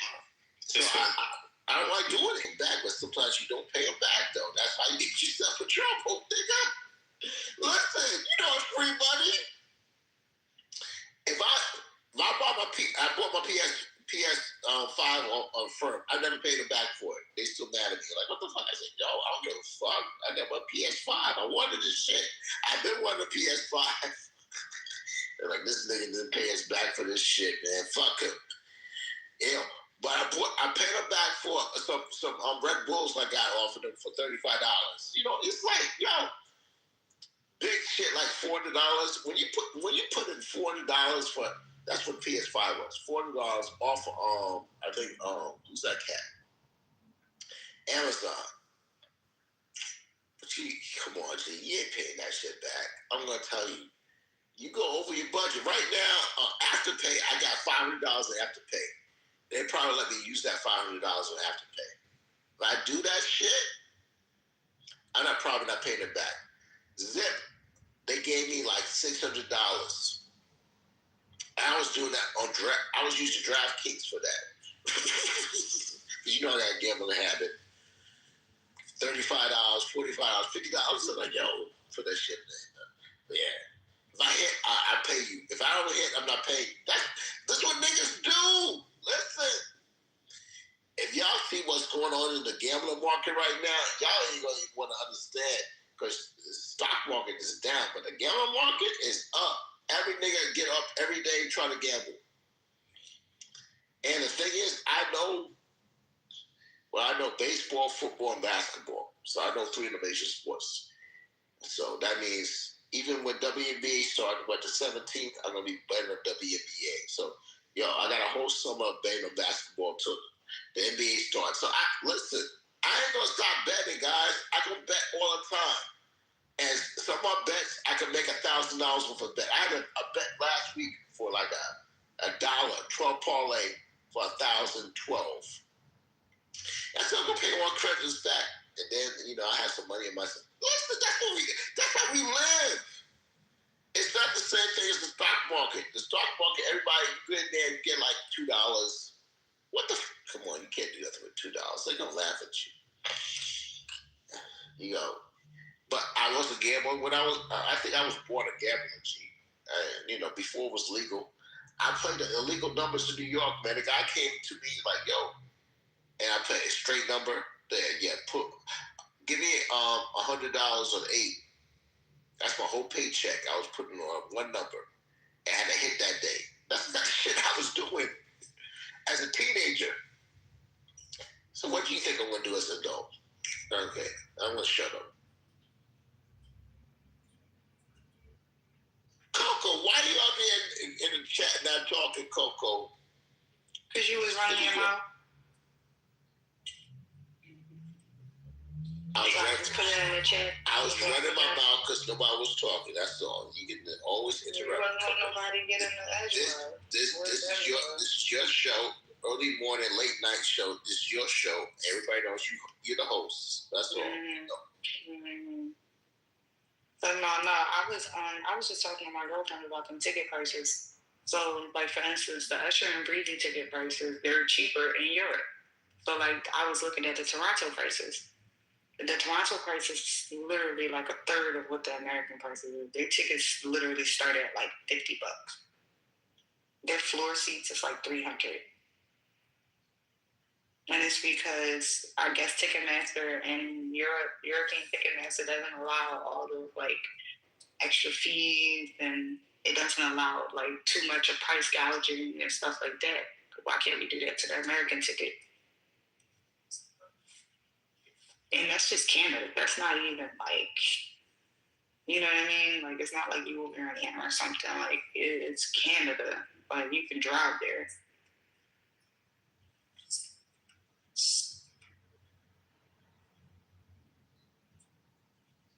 Hey, Goldie. It's too early for Goldie, but we're going to let Goldie talk because, she's the queen. It's never too early for Goldie. Cut that out, sister. It's never too early for a wife. It's never too early for a wife. What do you mean? I'm scared. Hi, Coco. I just want to get extra. Who was that? Is that Rollo? Yeah. Hi, Rollo. Hey. But I'm serious, man. Them prices is crazy, yo. I'm like, go look at the Rogers Stadium Usher and Breezy tour compared to like DC. Yeah, I think I'm going to, I got in trouble for this last thing. I think they dropped me.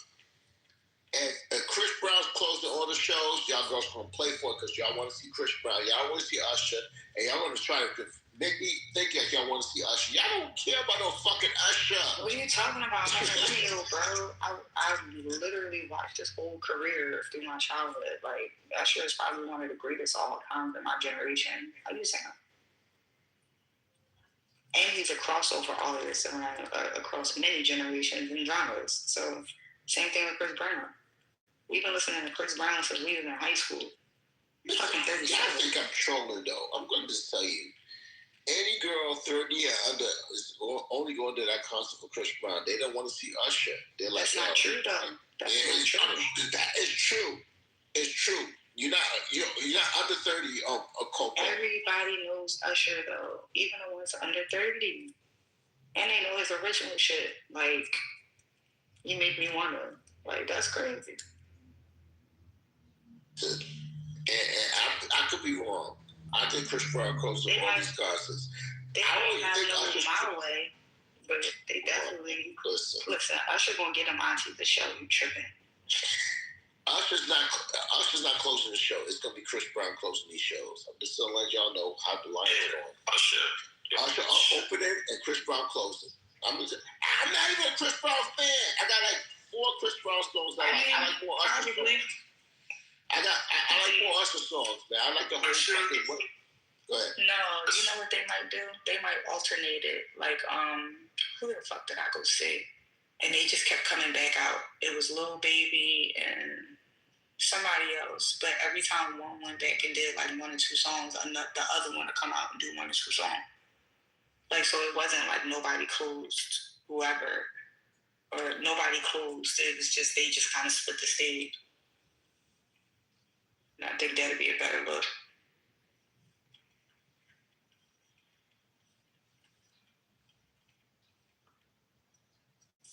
Yeah, Usher's making crazy bread already with the venue he got in Vegas. Oh, that shit closed. That shit's finished, though, Morale. That's why he's doing this tour. He's done with the residency in Vegas. And that's what I'm saying. Usher already did a residency. That's what old people do. When you go to Vegas, y'all realize when you go to Vegas, yeah, until he realized that John was selling, he took that shit on the road. Because I ain't gonna lie, I definitely went to go see Usher in Vegas when he had his residency. Oh, you saw him in Vegas? Damn. Okay, let me shut up, Coco. I definitely went went to go see Usher. Were you Keke Palmer? Did he pull you out the crowd and shit? No, I was no Keke Palmer. Even though Keke keep a bad Palmer, that's my girl. Facts. But go look at them concerts. Shut the fuck up, Oh, hey, Denny. Denny, shut the fuck up. Denny, Cisco, don't talk to Denny like that. I know. I don't know why he's talking like that. He's a hater. Because you know, this nigga know me from a radio show. This nigga used to come on my radio show early in the morning just like this. And be like, Denny, I'm taking over. I'm like, what the fuck you are? Just to this nigga. What was it? 2018, Denny? Brother, you know how talented I am. You know I'm a radio legend. You know that. You know that already. You know, Grammy passed away from the ugly morning. I know. I heard. Yeah, damn. What was wrong with him? They say he had a heart condition. He didn't know he had too many Red Bulls that night, and he died in his sleep. I was like, damn, that's fucked up, man. Yeah, he was a drinker. He used to drink a lot, man. Yeah, you drink more than I do. Yeah, you need to stop, brother. That Red Nephews, he was fucking that Red Nephews, that Jamaican bro. Man, listen, if you don't drink, it should be once a week. It shouldn't be all the time. You shouldn't drink heavy like that. Diddy, come on, you drink all the time. What the fuck you I do not drink all the time, bro. I drank a lot during the pandemic. I was in the crib all the time. But I don't be drinking. I got responsibilities, man. I can't be no drug addict motherfucker. I got shit to do. You know what I mean? When the last time you talked to my boy Kevin Hart, man? You know you and Kevin. I talked to Kev last week. What the fuck? So you gonna put you on tour finally? Come on, Denny. I mean, you gotta understand that I'm rich, not like a millionaire, but I'm rich. I don't ask niggas to do shit for me. I'll be begging. I'm good. You know what I mean? So I'm cool. Plus, I feel like Kev got his comedians. He got his place. Yeah, he got the guys that he want to work with. You know, and then another thing, everybody's begging him to put them on, and I'm like, y'all niggas is outrageous. What's the tall, dark-skinned one name? His name? Stank. What you say? Stank. I used to work with his mom. Yeah. I used to work at an outpatient drug and alcohol facility. It was like the oldest black-owned one in the city. They closed it down. It was called Stop. Yeah, Spank doing real good. Okay. No, Spank funny as shit. Mm-hmm. Hell yeah. So you know, it's all good. Yeah, Miss Crystal was really nice. Oh yeah, she's sweet. She's coming to shows and stuff. Hang out, you know, supporting stuff. And she was always super proud of him too. Yeah, of always course. told us how proud she was. She was a really nice lady. Oh yeah. Yeah. Oh well, Denny, you did say that Will Smith is not gay, so I'm like, I gotta listen to you because I'm like, everybody thinks that nigga gay. The thing about Will being gay is that none of the people that's calling Will gay really was around him. Like they wasn't around Will like that. And a lot of the people that's attacking Will, they're mad at Will because of what he didn't do for them. You know what I mean? Like people just assume that because he's rich, he's supposed to help you. And people don't want to work for what they're supposed to get. So, you know, you hang around Will carrying his luggage. You know, some people are like, you want to hang around me, carry my luggage? I'll let you carry my luggage and I'll buy you something to eat and I'll let you borrow the car. And then when it don't turn into anything for them, then all of a sudden now, you know, Will's gay. You know what I mean? And then just say if Will is gay, why is it a big deal? Because I thought that being gay was just shit. Because y'all, like being gay is only a problem if, just say you are gay trying to hide it, then it's a big deal. If you come out and be like, yo, you know, I'm gay, then they leave you alone. You know what I mean? It's fucking crazy. Just like on here. Like somebody, you say something, oh, you gay. Then they start lying on you. But if you came out and was like, yo, y'all gay as shit, they leave you alone. Yo, did you guys? They leave you alone. Yo, did y'all see that interview with Ray J? and old boy. Oh, what was Cam Newton? Yeah. I didn't watch the whole thing. I saw some clips on Instagram. So tell me what you saw that you like, because he was really talking about Kim. Nah, I mean, they were asking him like, is he gay? But I don't know. I don't know if he was trolling. I think he was trolling, but. When they asked Ridley, was he gay? Yeah. He was like, what if? He was like, what if I am gay? Yeah, because like everybody makes a big deal out of who's gay. To me, everybody's gay. Let's see. That shit is old news. All these niggas is gay. Everybody gay. They're fucked. Like, I don't know. No, I'm gonna agree with you there. Yeah, like fuck it. Everybody's gay. We live in a time of the trannies too. Yeah, everybody's gay, man. Honest though. No, let's be honest. As men now, Diddy. All the girls who are gay, we're gonna give them like super passes. We're gonna be like in love with them. Give them like, oh, they're gonna give me a threesome in the future. Yeah, but it's nothing sexy about gay. Even with women, two niggas with a goatee kissing, it's not even sexy to women. Like, you don't see two niggas kissing because they trying to turn the bitches on. That's fucking insane, bro. So, like, everybody's gay. This is my thing. It don't even affect me. Like, if you gay, that's it. That's cool. One of my homies gay as shit, right? This nigga been acting like he liked women for years because he felt uncomfortable around us. This nigga saved my life before. Okay, he gay. He's still my homie. It don't make me gay because he gay. Or if a gay dude is around and I'm cordial with him or whatever, people so homophobic, you know what I mean? Like, I'm like, put it like this, it's bad if you gay, right? That's what people say. But they don't judge me because I have a big titty addiction. You know what I mean? Like, I'm a tittyist. So you don't see motherfuckers trying to trash me? Dude, my titty addiction is serious. I got a fucking problem out here. Okay? But that's accepted. Let me ask you a question, because you're a comedian / actor, so don't put that. So they asked you to go in the movie to wear a dress. Will you wear a dress in the movie? Sure. If the money put that okay, sure, like nothing. Well, yeah, okay. Yeah. Listen. If the just say right now, Tubi movies don't pay a lot of money, right? So just say, all right, you gotta wear a dress in the movie, the whole movie, and the offer is $1,000, and we film it for 4 days. Give me both the dress and the makeup and the hair. Give it to me. Okay, cool. We acted. The fuck. Now,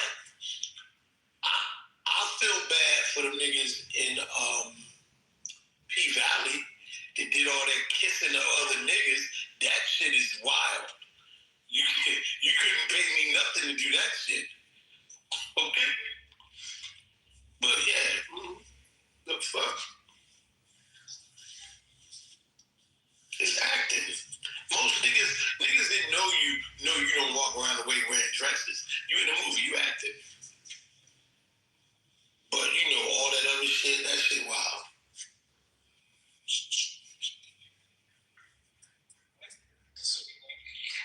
And we understand the community, because a lot of us grew up with the community.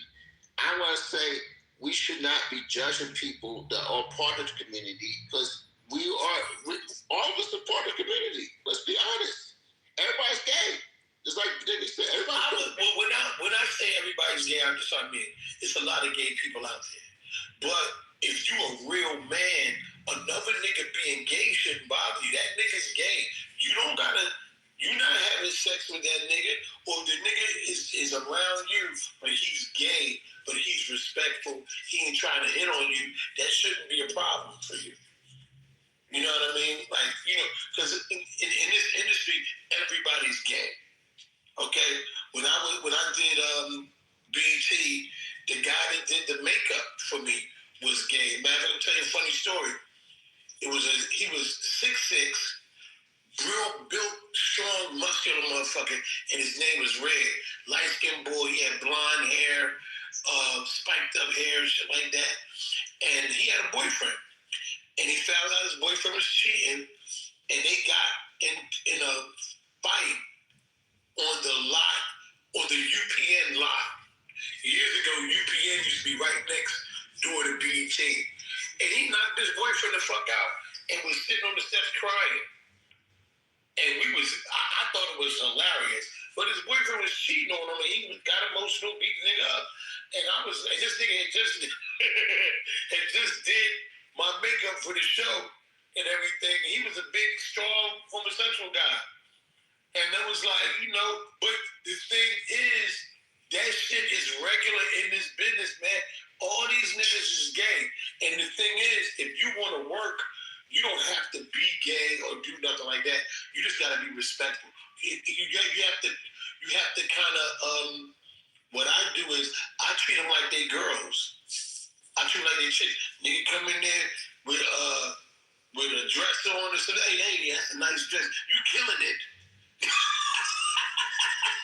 Because one thing you don't want to do, you don't want them to feel like you're homophobic or make them uncomfortable. Because all of these people in the industry are gay. So what they do is they think everybody's homophobic. They think everybody is toxic masculinity. I treat them like they bitches. Straight up.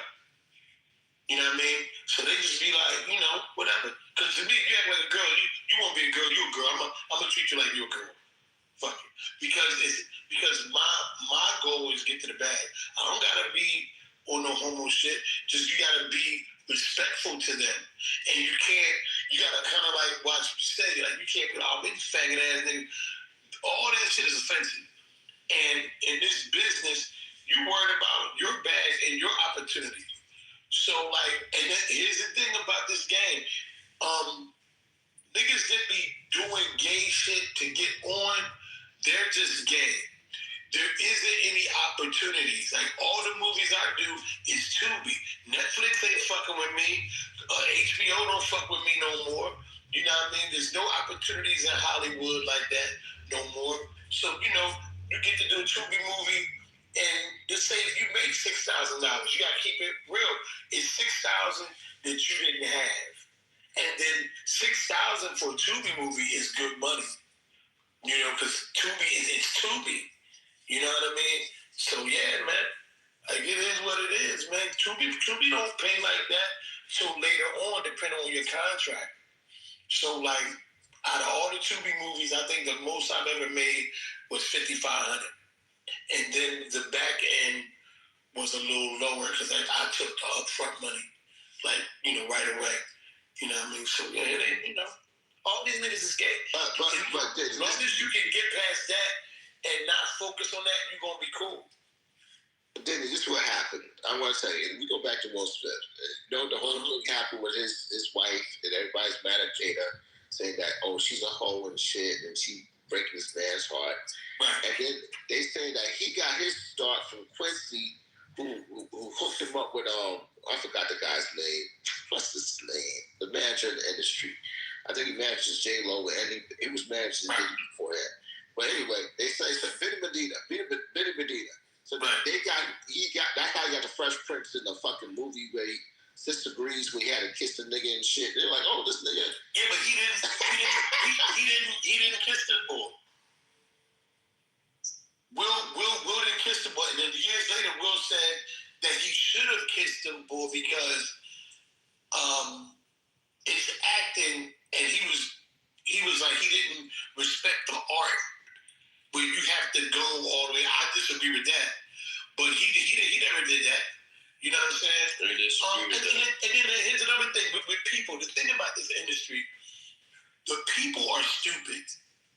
The people, like all of you that watch these people and give your comments on Twitter and shit like that, they're stupid because everybody tells you what they would have done in an embarrassing situation. Like a lot of these celebrities, they don't understand the importance of having a publicist. So let me tell you what I do. I do it on here. Every time I talk on here, tell is a story about me winning. I would never say nothing embarrassing on here. Matter of fact, I come on here to lie. I ain't gonna never tell the real shit because it's nobody's business, right? So, and just imagine being a celebrity on a broader scale.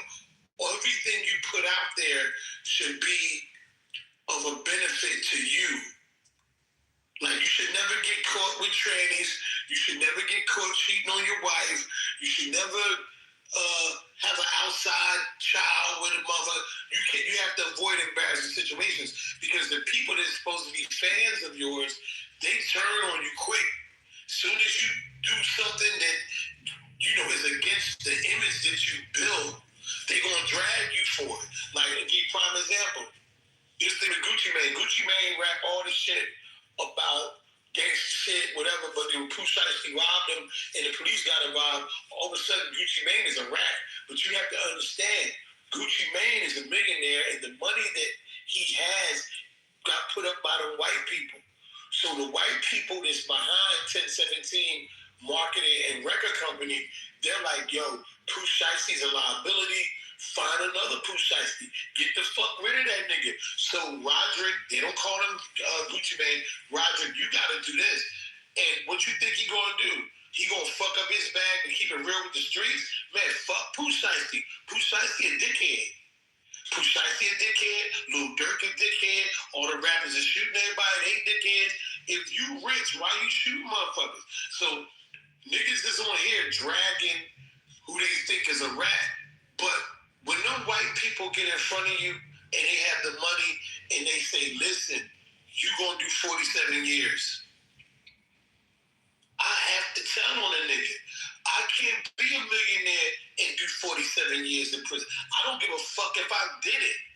Yo, that boy, DJ Cisco, he shot them motherfuckers and killed them. I was there, but if you check the fingerprints, I ain't touched the gun, I ain't do this, I ain't do that. I might have been there to steal the money, but I wasn't there to kill nobody. He shot all the people, so he got to go to jail. I'm $10 million in. I can't go to jail. And I'm gonna say that with a straight face. And I don't. And you know what's funny? When Whack 100 be exposing niggas the paperwork, all that shit would go away if a nigga would just say, "Yup, my name on the paperwork. I told." It's when a nigga tell and then act like he didn't tell because he want to be a part of the street still. That's when the shit go left. But nigga tell me, "Oh, didn't your name on the paperwork?" Yeah, I told. So here's what happened. My new deal, $12 million.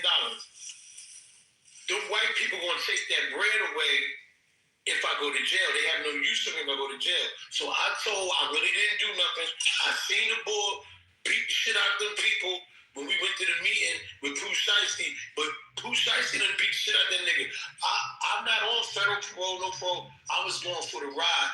Them other 7 dudes, 9 dudes beat the shit out of them people. They had no white people in there scared. I didn't do nothing. Can I leave and go home and continue my career? I can? Okay. They did need me testify? Yeah, they did all that shit. Because at the end of the day, you gotta worry about you. Pooh Shiesty career over.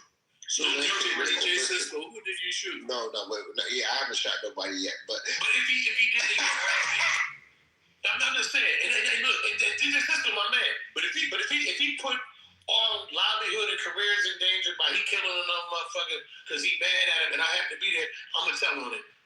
It's not even. I ain't even gonna think twice about the shit.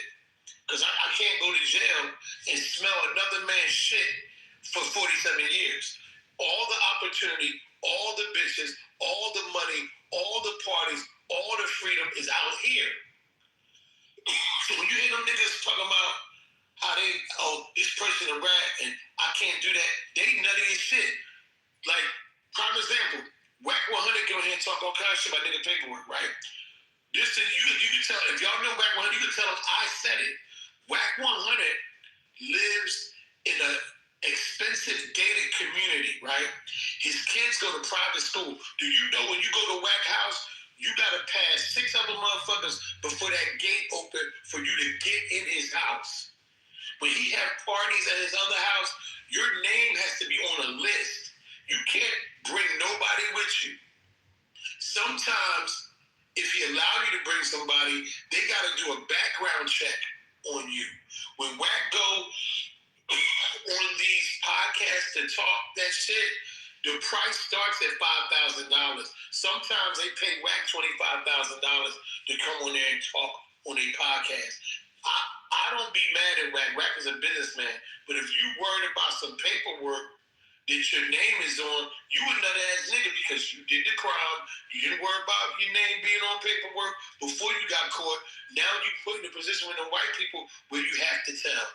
And you should tell for your freedom. See? This is a business at the end of the day. All these niggas is gay, and if you're a rap nigga, you should tell if you didn't do it. Lil Durk riding for a dead nigga like Von is out fucking rageous, nigga. That shit don't make no sense. A murder for hire, and you worth $8 million, and you got a $40 million deal on the table. You're a dickhead. You're a dickhead. That's all. I don't know. Shit don't make no sense. But you know what's funny about Clubhouse? We got old stupid niggas on here. Man, that's some red ass shit, man. Everything, man. You gotta stand on that. Listen, if you a dirty nigga in the street, if you a dirty nigga in the street, and you doing crime anyway, why now you have morals and principles now? You terrible for our community. So, but you gonna stand on business when it's time to go to court. You gonna, no, I ain't rat on nobody. You already doing wrong. If it was me, I would tell. Even if I'm a street nigga, it don't mean I'm a pussy. I told for my freedom. Now, if come to me in the street on some dumb shit and you want to confront me about it, I might blow you away. I told for my freedom because you can't be white folks, but you can't like I'm gonna give you a prime example. The nigga Alpo. Alpo was a rat. But if Alpo had left out of New York, he'd have still been cool. He was already making money telling how he told. How he killed Rich and all that shit. He was going on podcasts telling that shit. And niggas watched. Like, I don't know, man. I don't know. I think people get this industry confused. Like you could say, I hate kittens. You know, you can make a rap song about killing kittens. Then when they put it on Twitter or they cancel you, all you gotta do is take a picture with a whole bunch of kittens and be like, you know, I was wrong. I'm sorry. Kittens for life. And they'll forgive you. I'm telling you, man, learn this business, man. Learn this business. Well. All right, so the newsroom right now is that Jay-Z sold out this concert. I tell people that shit's not sold out. That's some fake news. He's trying to sell the shit out by doing whatever he's doing, these interviews and shit. Do you think people will pay to see Jay-Z right now, Denny? Of course they will. Of course they will. Come on, no, nigga. Of course they will. Of course they will. Of course they will. Listen, it's a lot of old niggas that love Jay-Z. We love Jay-Z. Now I'm gonna tell you what will work for Jay-Z. Jay-Z cut his hair. He get a baldy and get rid of that nut ass shit he got on top of his head. The tickets will sell for more. We love Jay-Z. We can't get past Jay-Z hair. Jay-Z hair fucking us up. But we like Jay-Z. Yeah. Jay-Z cool. The fuck. David talking this. David's agreeing with me, saying that nobody pays for Jay-Z right now. No. He's full of shit. Jay-Z going, he don't have to sell out to make money. If Jay-Z do an arena and he sell 75% of the tickets, right? That's still a profit. The people at Rock Nation and Live Nation and all the ticket outlets, they made their money. He don't have to sell out. Now, here's the thing. If Jay was to do it more intimately, this same Jay-Z was to do, let's say if he was to do 5,000 seaters, Yeah, I agree with you there. That's what I said. Right. Yeah, okay. You know what I mean? But you know, being Jay-Z and then having the ego and then you're married to Beyonce and all some shit, you know, you probably feel as if you can sell it out. I don't know what the ticket sales look like for real, but I've been hearing shit online. I get all my news off social media. But here's the thing. People talking shit about Jay-Z, right? When you're great, people talk shit about you. Because most people that talk shit about Jay, most people that talk shit about successful people in general, they work and depend on a regular job. Nobody's like when niggas talk shit about me, I'm like, yeah, you're right. But nobody's ever paid any money to see you do shit. Oh man, you doing comedy at the little banquet hall. Yeah, but people still buying the tickets though. Nobody ever paid any money to see you. Who the fuck are you? You know what I mean? So they can talk shit about Jay, but Jay's a billionaire. You a nigga that's watching. Like seriously, people put too much time in worrying about a celebrity life. Like this thing with Megan Thee Stallion in the board. All right, so women are saying Megan this, Megan that. They vouching for Megan, and I understand, right? Here's the thing. Imagine being a young, good-looking, rich man with a dick. You got $400 million. You partially good-looking to a lot of women, and you got your dick. Can you expect a man like that to be faithful? Fuck no, nigga. I can be faithful now because I'm an old, ugly nigga. But if I looked like 2000 or 1999 or 2000, nigga, you couldn't give me $400 million. You couldn't, nigga. What? It was hard for me to act right with $169,000. So imagine $400 million and you have your dick. You can't expect a dude like that to be faithful. You can't. You buy a chick a car and she give you 15 years worth of pussy. The fuck? Are you kidding me? Oh my God. Most men in this room couldn't make it with you give a clubhouse nigga $3 million. $3 million, a nice car, and somewhere nice to live. That nigga gonna be out there acting a fucking idiot. I know I would if I was a young boy. Shit, that shit crazy, man. So you know, people gonna support Jay. They gonna support that shit. You know. I mean, I just disagree with you, Diddy, but I see what you're coming from. The man got $2 billion, so how can I understand his life? What part do you disagree with? Let's argue. Let's argue, motherfucker. Don't want to say he ain't seeing no fucking no Yankee Stadium concert. That's him by himself. Jay-Z on the fucking lineup by himself. Not NBA Youngboy, not Pooh Shiesty, not anybody that these kids want to see. But you have to wait. You don't have to understand. But you have to understand this. That's what you fucked up at. The marketing is not for the kids. He's not marketing the kids. He's marketing to his age group of us. You gonna pay for it? That was rocking with Jay-Z. Oh, you gonna pay for me? I'm not paying for it. I asked all the concert already. So why I'm gonna pay to see Jay-Z? Okay, how many people do you? Hear me out. Does Jay-Z really need your money? You one motherfucker. And let me say something about you. You're not paying for me either. That's two niggas not paying for this nigga. No, listen, hear me out. Jay-Z is a rock star. If you notice, when he did the Picasso meet and greet video for Picasso, it was all white people in there. White people love Jay-Z. Jay-Z's a rock star to them. Jay-Z is their American dream. They're going to go support Jay-Z.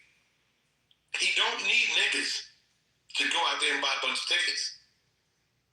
It's older black people and white people, because white people are into classic music. Jay-Z is looked at like classic rock music. So all that reasonable doubt shit, them white people know every word to that shit. I'm telling you. So like, you know, Jay's gonna be all right. Jay's already all right. He's doing it because, you know, the country, feel like the country needs it. He probably has another album dropping or coming out, something like that. It's a marketing thing for him. But, you know, I mean, be proud of Jay-Z, man. Be proud of Jay-Z, man. Shit.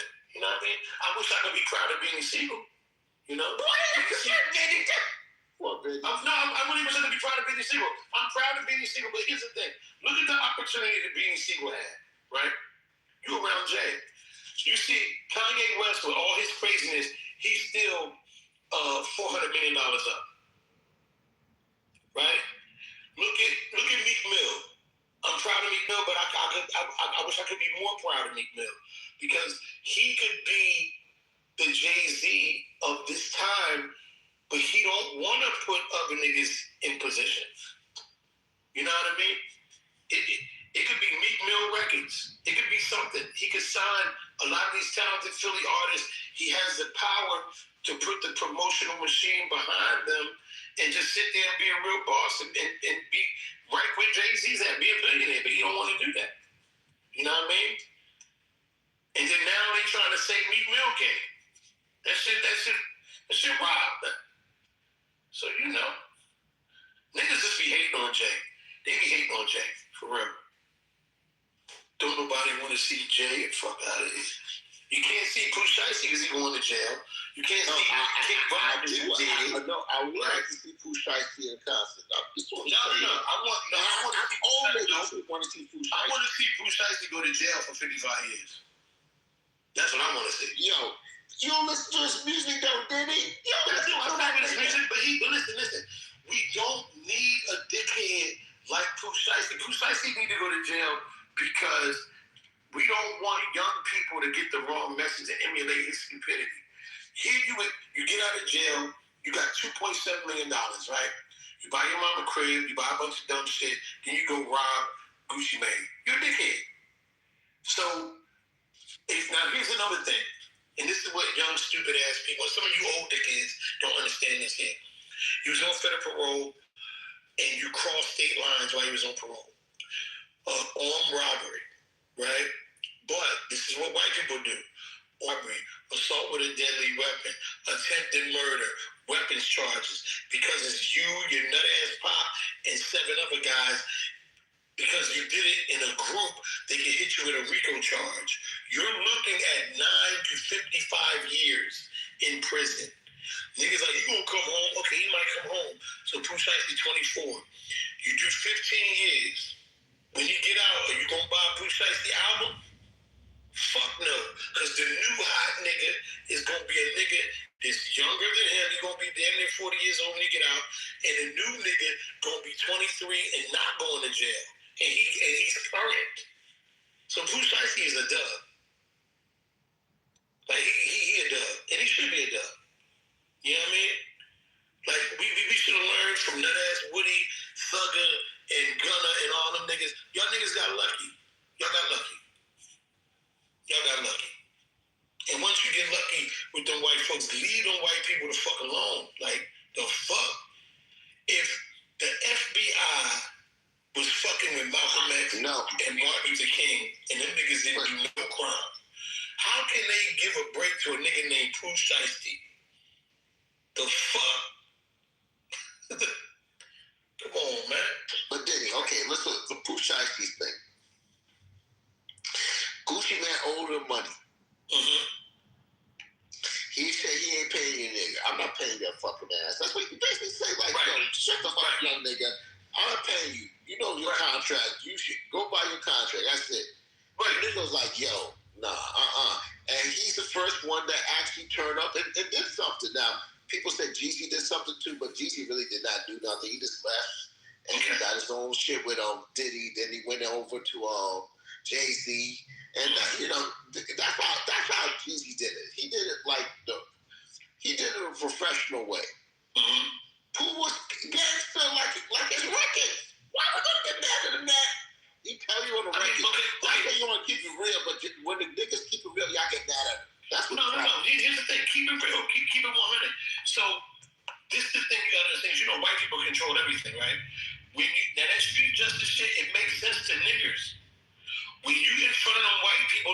will never understand that shit. And they're going to show you they don't understand it. My deal with Bad Boy was $20 million. There was a time where you Googled my net worth and it said $20 million, right? Because when I signed with Bad Boy, what happened was it was 5 of us to sign. The deal was worth $20 million. So they did all this promo for the shit. Out of $20 million, I was supposed to get 5. Out of $5 million, I walked away with $320,000, and then I had to pay taxes on that money. So the taxes on 6 figures, because I live in Philadelphia, right next to New York, is 51% of that. So I walked away with $167,000. I had to go back to my day job on some real shit.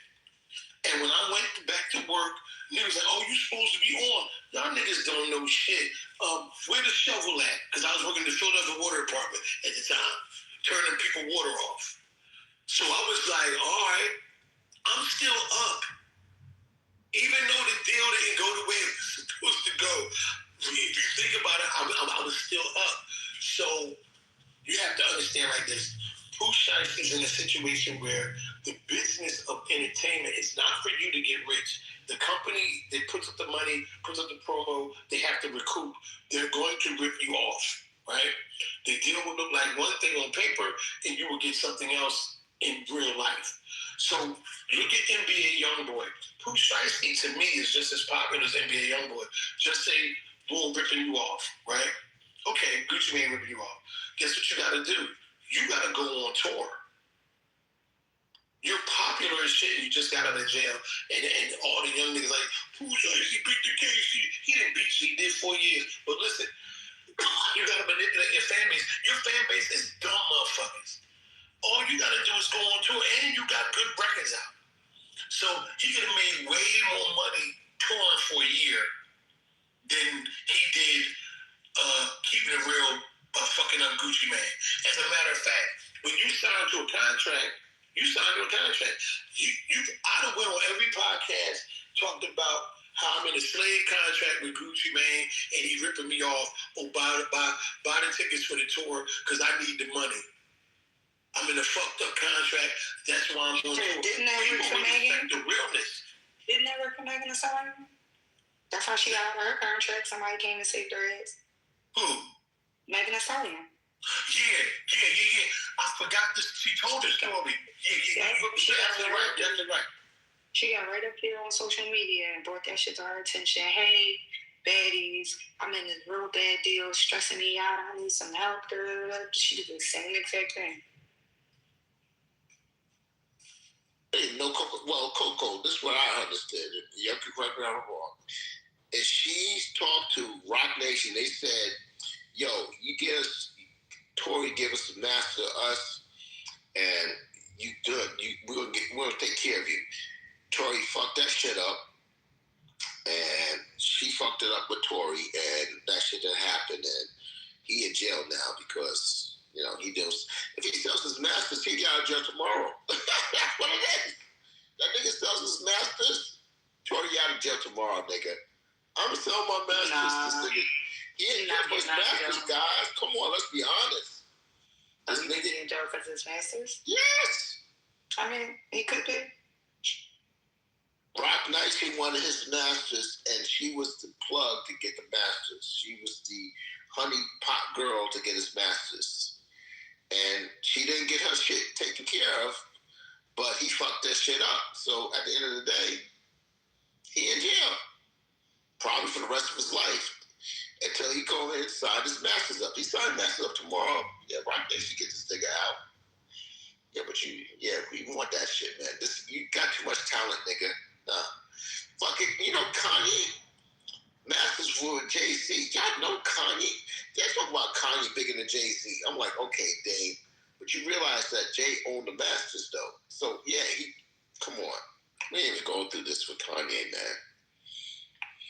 At the end of the day, the industry wants your masters, man. They don't give a fuck about you. They want to own you for the rest of your life. And we are black again. What's up, y'all? We're niggas. No, we not. It's some niggas. The rest of us is black. We cool. Yeah, man, but I mean, man, listen, man, the boy fucked up. He didn't have to do that. You know what I mean? He'd have been all right. Because imagine a Pooh Shiesty concert. And then look at NBA Youngboy, the movie. This is crazy. You got a movie out the same time as the Michael Jackson movie, and the movie is doing numbers. NBA Youngboy is NBA Youngboy don't got no movie out right now. He got a little documentary concert joint. No way. Yeah.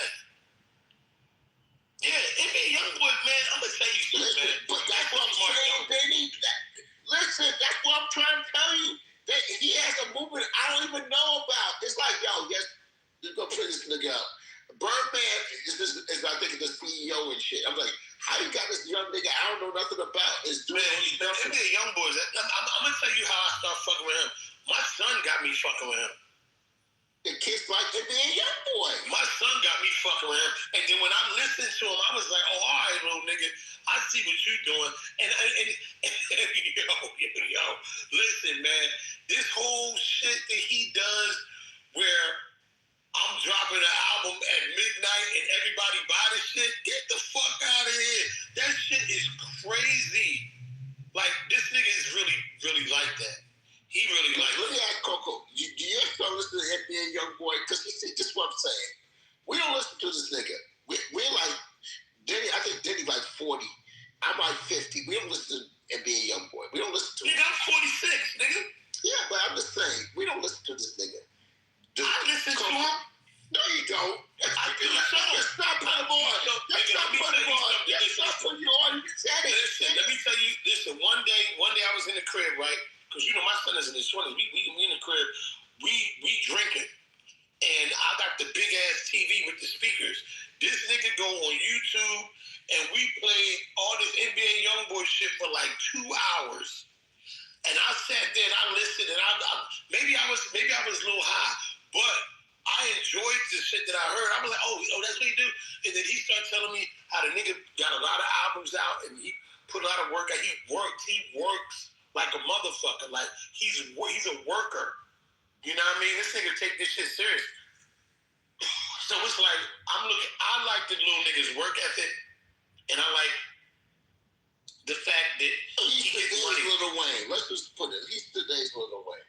I think he kind of better than Lil Wayne. Damn! No, yeah. Baby. Yeah, I think better so. Lil Wayne?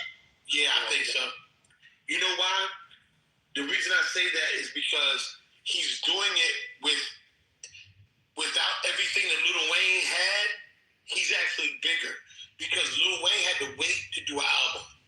He got all the promo, all the videos, and he's popular and shit like that.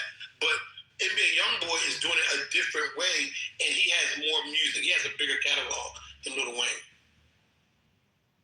Listen, he has a bigger catalog than Jay-Z. No, wait. Probably Jay-Z, not Lil Wayne. Listen, you realize... No. You know, he does. He has a bigger catalog than both of them together. No, we're not doing this, Chris. No, we're not doing this.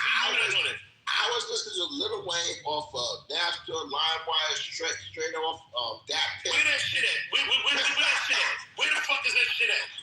Somebody gonna put an X by me? All right, I'll tell you what you do. Google NBA Youngboy sales. He has a lot. He's not just selling one album that sold a lot of downloads or whatever. He has a lot of material out. He's constantly working. So you can be mad at what I say, but the truth is still the truth, whether you like it or not. Okay? I know AG, thumbs down. But Google NBA Youngboy, he really is out here popping like that. And keep in mind, hip-hop is a young man's sport, in a sense. Right? Older rappers that are established, when they make projects, they're not trying to prove anything. You're making a project because you just want to make a project. You don't need the sales. You're not hungry. You're already rich. You somebody's grandfather. You rap. NBA Youngboy is doing everything that young niggas do. And I applaud him for that. The kind of work ethic that he has, I wish that comedians would have that kind of work ethic. They don't. I'm telling me that this nigga got a better record than Steady Bob with Gucci Mane and Lil Wayne. No, he has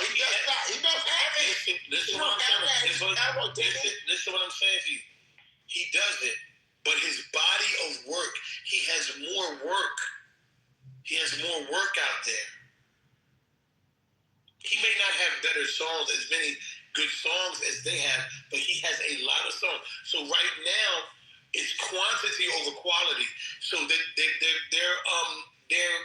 strategy is we put a lot of material out. Everything's not going to be popping, but look at how much I have. The people that fuck with me have a lot to choose from. You're going to find something you like, NBA Youngboy. Okay? Listen, and again, maybe I'm old, and maybe you're old. You're old as fuck. You're old as fuck.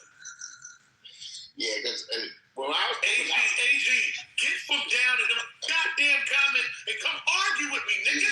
He won't come argue. You know, some of these people shut up, AG. All that head, thumbs down shit, AG. Come argue with me, nigga. Listen.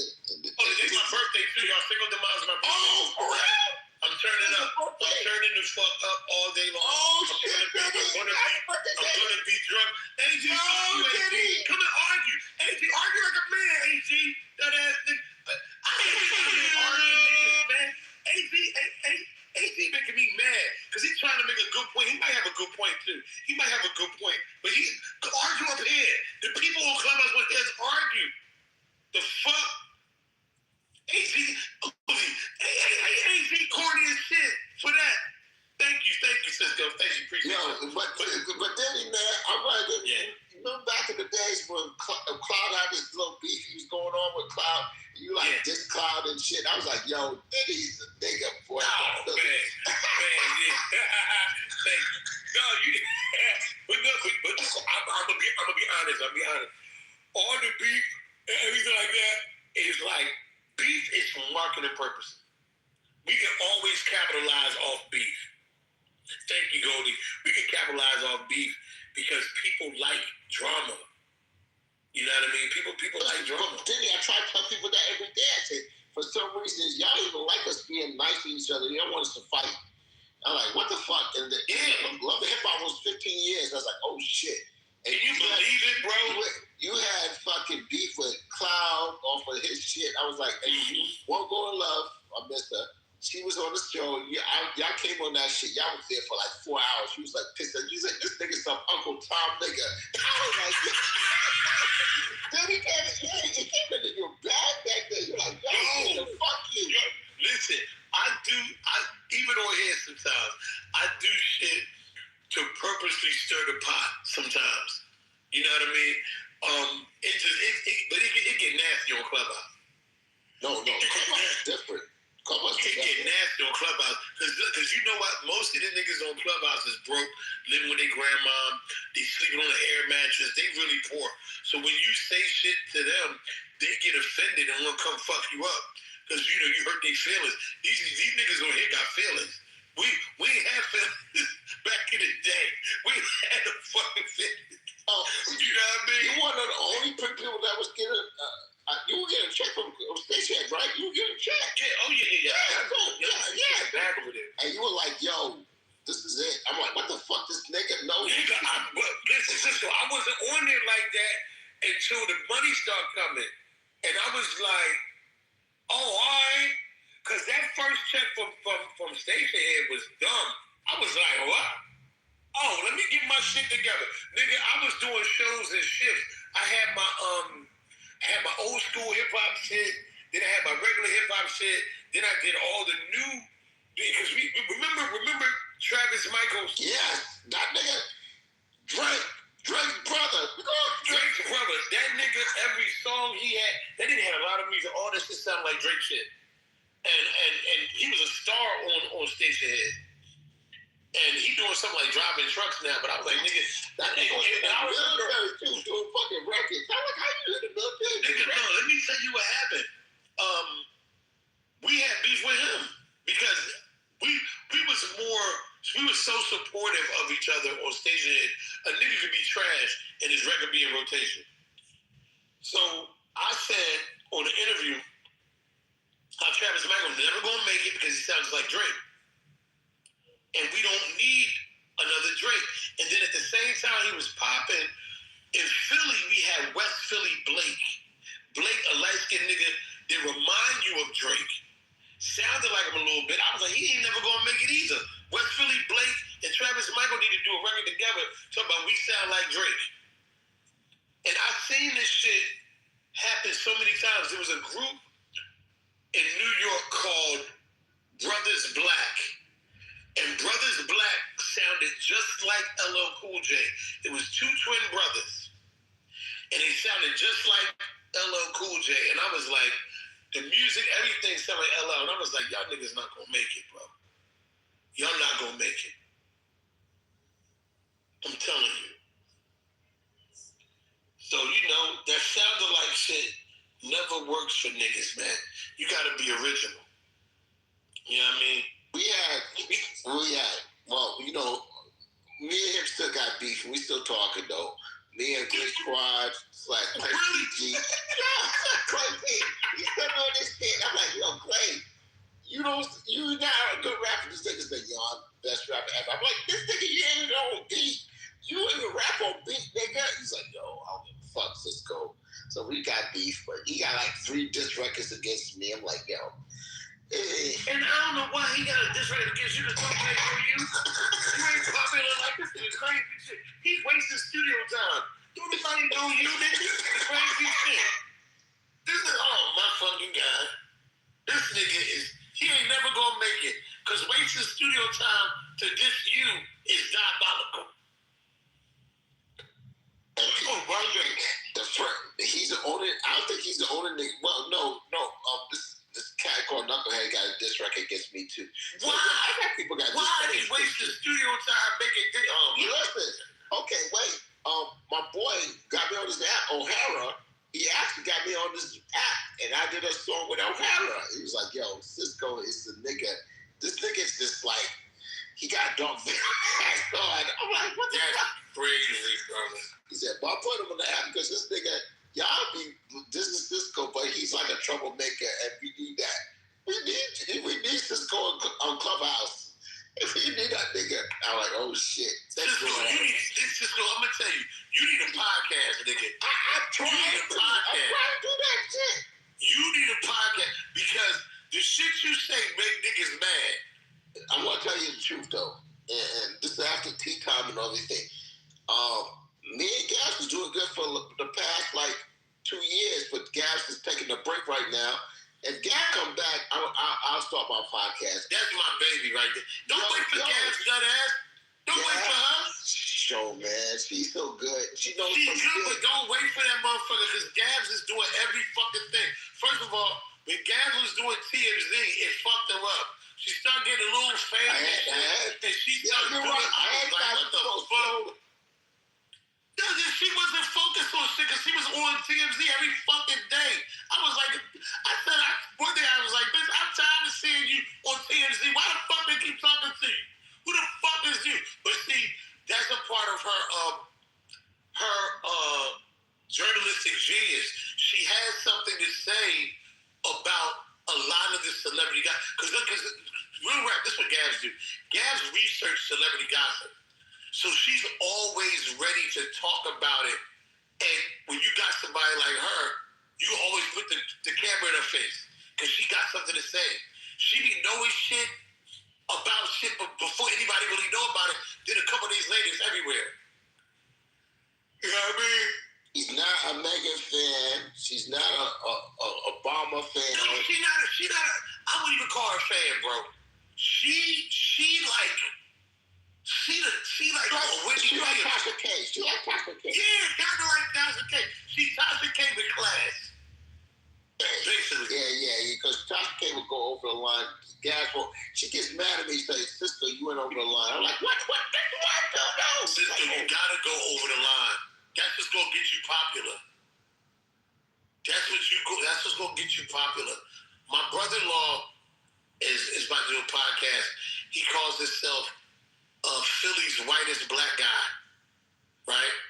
He loves Donald Trump, and he's married to a white woman. Oh shit, that nigga. And, nigga, he is going to get the bag, okay? He talk all that conservative shit and everything. I'm telling you. We have beef right now because she doesn't like Candace Owens. My ex don't like Candace Owens. They call blonde man. They said she's trans. I'm like, what the fuck? How is Candace Owens trans? Oh, she was trans when she was a kid. I'm like, what the fuck? No. And listen. People, I'm gonna tell you this. I don't like Candace Owens, right? But she makes me mad because some of the shit she says, she be right about. Some of the shit she says, she be right about. I hate agreeing with her. But sometimes I just, you know what I mean? Sometimes I do. You know? What you think of DJ Donnie T, Donald Trump running the country? What do you think? Well, I used to be a Trumpie. Why? But I'm not a Trump. Why? No, don't tell me what you think. Why was you a Trumper? Because of the whole. Listen. No, don't do that. Y'all niggas always want to do that shit. Tell me why the fuck your black ass was a Trumper. I believe in the aliens running the world, and he was gonna stop the aliens from running the world. Yeah. This nigga dickhead. Don't you ever tell nobody that shit. You black Trump supporters get on my nerves. I was a what's the thing? What's that shit called? Kunai. I was a Kunai person, man. Those niggas out of outrageous. Yeah, we were crazy, but yeah, we thought that shit. We watched the movies and shit. I don't know if you saw that shit, man. My boy, who told me that watch that shit? The Four of Cabal. My boy, Anti-Whack Radio. He told me, watch this movie. You're going to see what Trump is about. I was like, what the fuck? Coco, funny as shit. Coco, I see your comment, goddamn. No, I've been fighting with Cisco since yesterday. And all of a sudden, you get on stage. No, then you get on stage, like, and he, first of all, he turns a little bit of drunkenness off. Sound like he drank some water and set up to talk to you. Cisco, I'm gonna fuck you up. You're treating us bad for the past 24 hours. I'm drunk as hell right now. I've been drunk as hell. Oh, you've been up with Denny. But Coco, listen, I argue with this nigga. Coco Boo. I argue with this nigga so much because he triggers me. He makes me mad. Yeah, he triggers everybody. Nigga, he told me to shut up yesterday. No, if you talking about, I never tell you that though. That's everything with the dude. Listen, Coco, he got a problem. He got a problem with all. He got a problem with all your solutions. I'm telling you. This nigga, blue check. You know this nigga crazy, right? As long as you know let's put it like this. We all know he crazy. All black girls say I got a problem with black women. I'm like, what the fuck y'all talking about? No. My point is, we know he crazy. But he got real less crazy when you got on stage, is what I'm saying. He can't talk that shit to me. Listen, today my birthday and I ain't going to win. I will argue with him for 17 hours. He would not win with me. You ain't got any birthday plans, Danny? No, I'm going to be in the crib probably drinking alcoholic beverages. Why? Because I ain't going nowhere. I don't want to go nowhere. Me and my friend sliding down the South Street to that new opening. Everybody said they going to the new taco spot. Watch you, Coco, and meet up today. Come on, baby. You and Coco should meet up. Because you know. I want to, but I don't feel like getting up. I've actually met Diddy before. Yes, I'm wonderful. Y'all met each other? Damn. Yeah, but we didn't do it. I knew you were concerned about that. Not like that. I think, honestly, I think I met you out while you was with Buck Wild. Yeah. It was Blue something. All your fans, all your male fans, they really be concerned about who doing it to you. They don't want nobody that they know to do it. No male fans. You, all the niggas is fans of yours. You think these niggas in here just because you wonderful? I blocked all my fans. Oh, you did? Yeah. AG, you not gonna put no X on me. Coco not cute. She not cute, nigga. The fuck? Every time I give a woman props on Clubhouse, somebody diss me. These niggas, I'm telling you, y'all funny, man. You know all these men hate women. I'm telling you, I don't know why. nigga, I'll be on here trying to get some clubhouse booty. I'm like, yo, you want to fly to Philadelphia? What you want to do? You stupid. I'm telling you, I'll be flying these chicks. Because the clubhouse women, it's crazy. Yeah, that'll be sex trafficking. The clubhouse women is crazy, and they lonely. Who lonely? They're crazy, and most of the clubhouse women is crazy and lonely. Yeah. Well, not you, but some of them is a little bit lonely. I'm about to say, I'm at work, and this is a hobby. But you one of the only women on here with a job. Like, women don't. That's not true. Jobs, no clubs. There's a lot of women over here on jobs. I know they do. Hey, listen, they're not at work. Don't disrespect my girl. I'm not disrespecting. Okay. If you Goldie is a young urban professional. Ain't no young urban professional. It's young book professionals. Nope. Goldie. It's not a lot of. Okay. A lot of these women are poor over here. And dirty. Okay? You gotta I ain't never come on Clubhouse. You gotta pick them up and wipe them off. I'm middle class. Lower middle class at that. Listen, man. I don't know why these dudes over here arguing. You need to find your baby mom. Your baby mom is on here.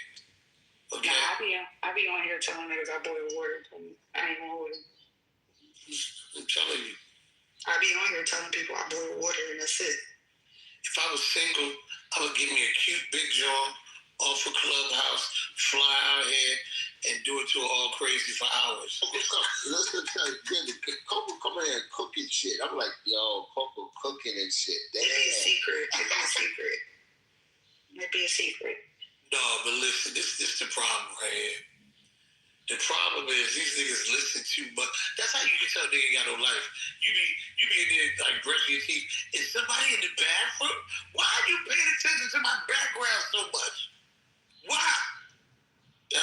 Niggas is crazy on here. Clubhouse is different though.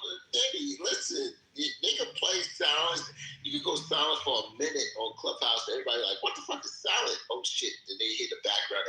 You know what I hate? When you go in the room and they be like, who this nigga right down here? Nigga, can you read, bitch? Read. The fuck? Oh my god, this shit crazy. Yeah, but you know the house girls can't laugh with you too much because the house boys get jealous. That's any house. I know. I mean, we don't care. We still do it. We know they be really hate about everything on here. They funny. Well, because you're interrupting people's routine. Yeah, but they don't have a routine. It is a routine though. Like morning lobbies are routine. Yeah, what y'all be doing though? No, morning lobby is when we do like current events where everybody typically get one. You know what I mean? Like right now during light, it's gonna be light till about 8. Why is it about 10 o'clock? So it's 8 o'clock. Yeah, that's when people start coming in. People start getting up for work and stuff. It's different on the weekends, but on the week.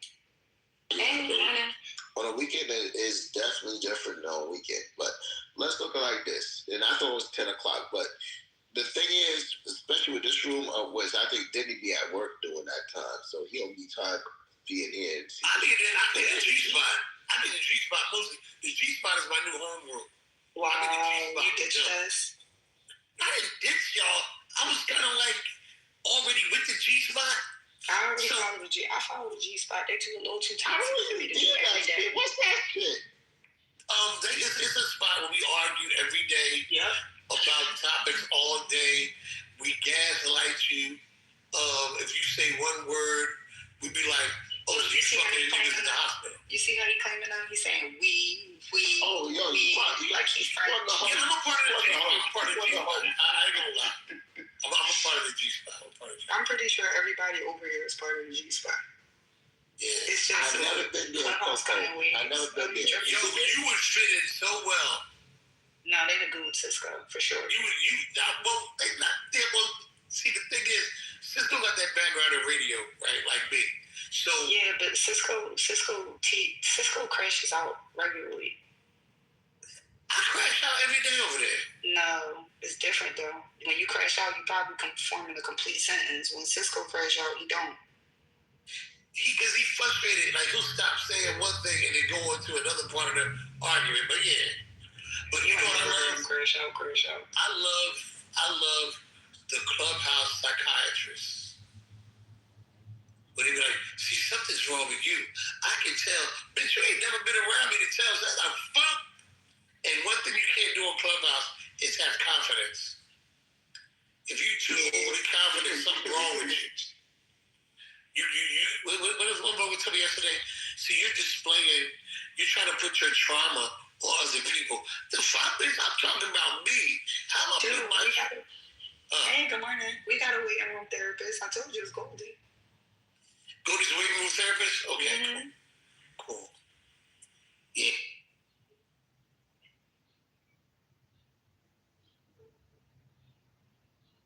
And she official. Ain't none of this clubhouse therapy. That's she gonna bill you afterwards. And she should. My bad. I don't know what happened. I was here, then I wasn't. I don't know what happened. Goldie, I need therapy. Goldie, I need therapy. I'm crazy as shit. I need therapy. Goldie trying to fix me too. Yeah. Trying to fix you too? All right, cool. Goldie got so listen, me and Cisco gonna do family sessions with you because we both crazy. So you can talk about his craziness, then I can chime in and tell you about all my craziness. Goldie, I just want to be an assistant for these sessions. That's it. I just want to be a because we really need therapy because like people be offended by us. I'm starting to think it's us. We used to blame everybody else. Now I really think it's us. Because me and Cisco be in conflict with each other, and then we fight other people. So I think it's us. She said back channel her to schedule. Okay, cool. Oh God! She Trini though, Denny. You remember the Trini girl? Oh, she Trini. Trini. Oh shit! Well then listen, she gonna be able to help me. She gonna be able to help me because I'm totally confused. I got a Dominican father, a Puerto Rican mother, and I'm black, and we got this trauma over here. It is trauma, okay? Trauma and child abuse together, nigga. What? That's Nicki Minaj. That's Destra, boy. I love Destra. Everybody, what you like that girl from fucking Trinidad? Like, yeah, that girl's so fine. Yo, let me tell you something about Trinity girls. They all, first of all, this summer is gonna be wild in Philadelphia. They have a festival party every fucking Saturday. This shit wild. The Trinity chicks, oh my God. Oh my God. And they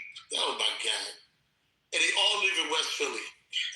You know Trump went to Trinidad with the Miss America shit.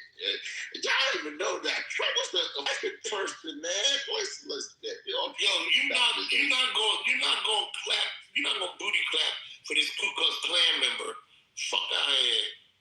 He used to be with the people, though. Man, fuck that motherfucker. Listen, man.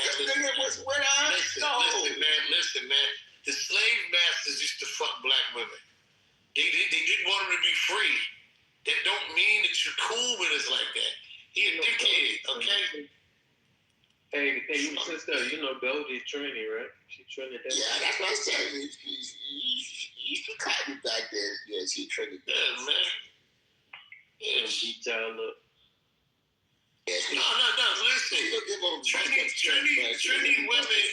Trini women get the best heartfelt, mean advice to change your life. Okay. I'm telling you. You can't fuck with them. No. They will tell you about yourself, how you crying, and make you play the food. Cry while you eat this rice and chicken.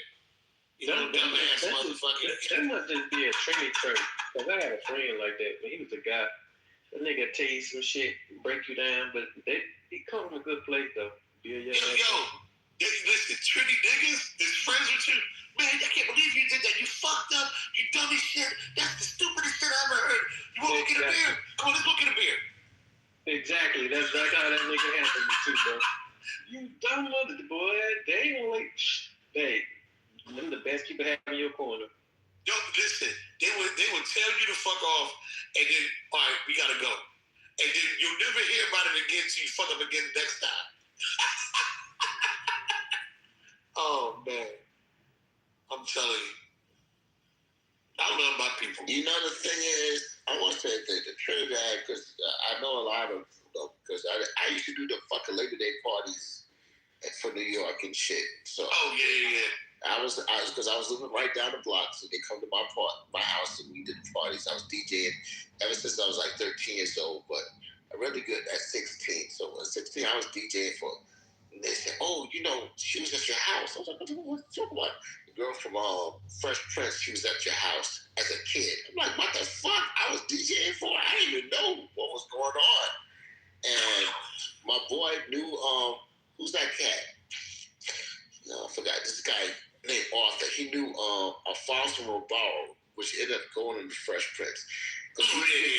He did Tap Dance Kid in New York, and that we were like, "Oh wow, this nigga's a star in New York." They're like, "Oh shit, yeah." But yeah, man, that's like calypso music, all that shit. Well, anybody can be a star in New York. Y'all get no props for that. Anybody can be a star in New York. It's drug dealers that sign autographs, nigga. Y'all ain't shit. The fuck. Criminal niggas, celebrities in New York, nigga. I did go to school with Kane and shit, so yeah, you're right. Everybody can be a star in New York. This That's crazy. That nigga said drug dealers sign autographs. They do. He's right. He's right, though. They like celebrities. And then if you live in Harlem, if you from Harlem, you already think you something. You delusional as fuck. All them Harlem niggas. First of all, how come you don't got regular sweatpants to run to the store? How come when a nigga from Harlem go to the store, he got to take a shower first and get a haircut before he go downtown, go up the street to get some milk? All that, the niggas, y'all get on my nerves, man. Fuck that. Well, you do know that Harlem niggas do it the best, right? Yeah, but if you gotta go somewhere to Harlem nigga, you gotta call that nigga 7 o'clock in the morning for him to get. He take all day to get ready because he gotta look better than the bitches. It's crazy ass, but I'm telling you, man. Shout out to Harlem, man. Them niggas get on my nerves. You gotta put yourself first, brother. You from Harlem, nigga? Yeah, I'm a Harlem prick. Y'all know. You probably got a $400 shirt on now. We can't even see you, nigga. Take that nut ass shirt off. I got a Nike check on right now. See? I got a Nike check on. I'm about to rob somebody. All black one on. But it's a brand new joint, ain't it? Nah, this motherfucker, I didn't wear this motherfucker about twice. Oh, man. My cousin was getting his haircut. He probably about to trash. My cousin get his haircut in the kitchen, my nigga. The barber nigga come to the house to cut the nigga hair in the kitchen. This nigga's a fucking... Because I went to Apollo a lot of times. I was living in Apollo, really. And also the church down in Harlem. I forgot the name of the fucking church, man. With Little Jeffries and shit.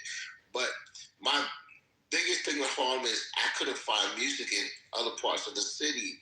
So I had to go to get there's this record by Bob Marley called Hypocrites. I had to go to Harlem to buy that shit. I was like, what the fuck? You said that? Oh, you probably get that shit in Harlem. I'm like, what? Are you serious? Yeah, Harlem got everything. I'm going to tell you, I ain't going to lie. I talk shit about Harlem.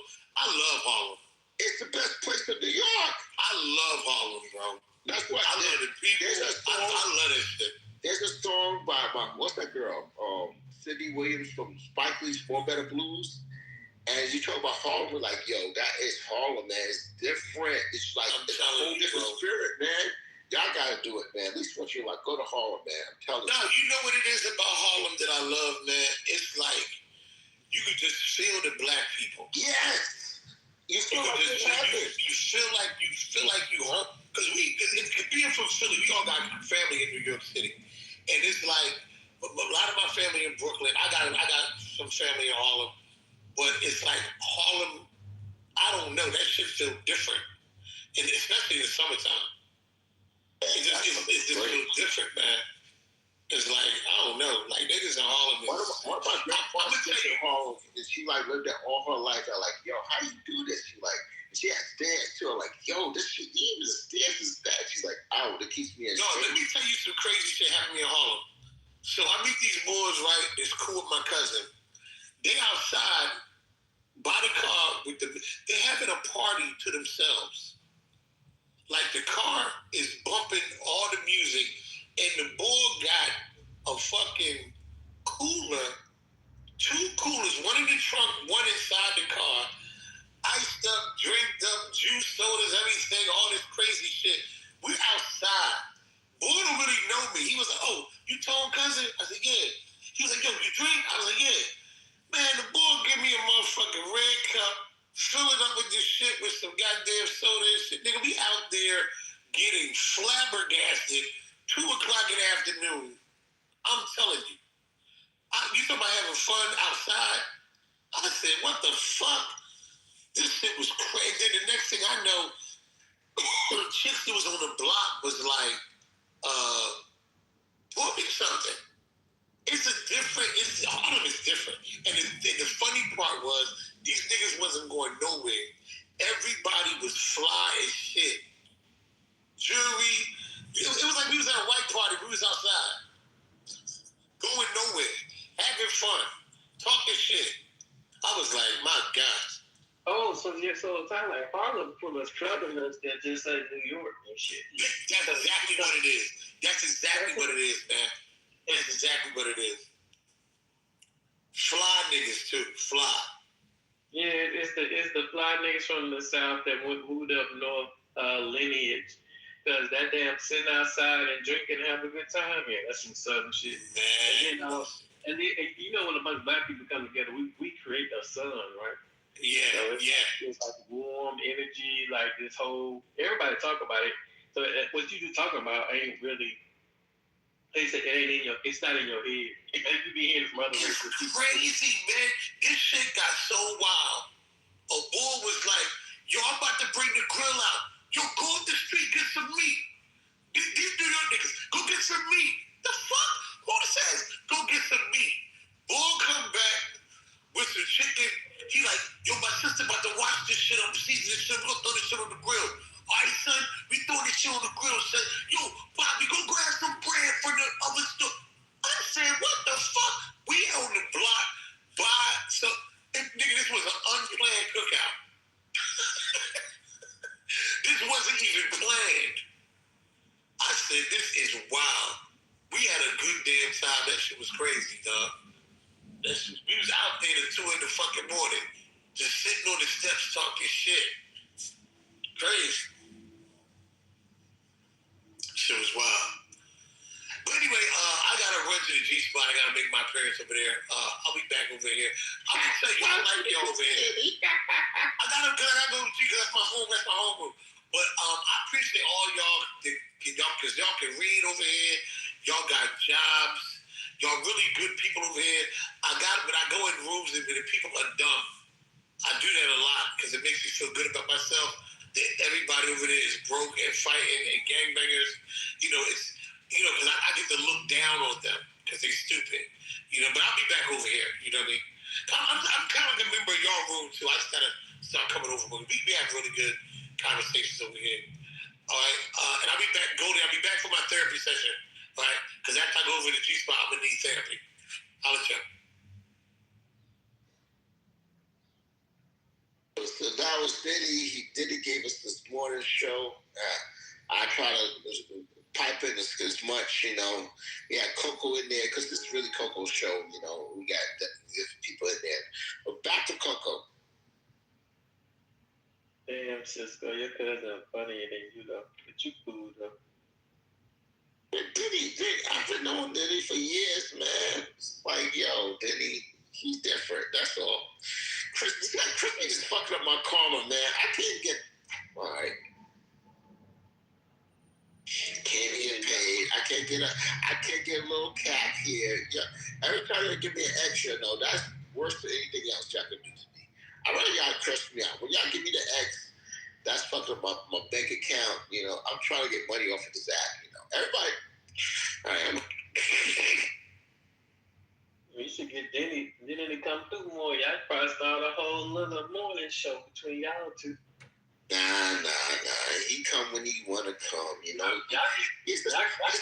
probably better number than the champ. You gotta understand. Do y'all realize that Diddy is a professional comedian? This nigga knows all the comedians y'all probably see and laughed at.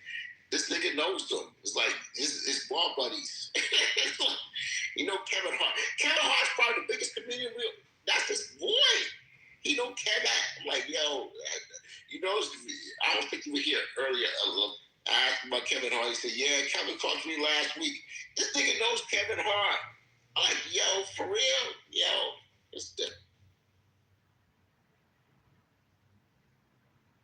Oh, that's why he sound familiar. You could say that comedian makes sense, though. Yeah, I heard of that song because he kept saying, I was like, he got an album, I think, on Spotify, you know, like enough things you do.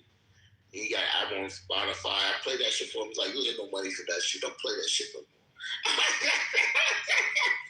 It's like the contract was bad. That was a fucked up contract. This is like I'm saying, man. We really don't talk to people in the industry, but yeah, there's people in the industry that's really on this app like that. And then it's one of those niggas. Thank you, Christy, for fucking up my karma. You know, it's a time you can't do it no more. You probably reached your limit.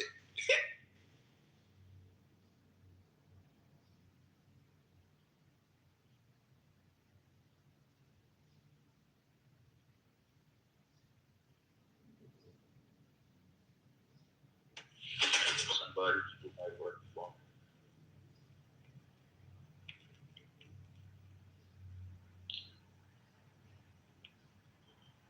What's going on, Big Jack? Are you on the ship already this morning, or are you still at home? They gotta go to the boat and somebody to do my work before I get tired.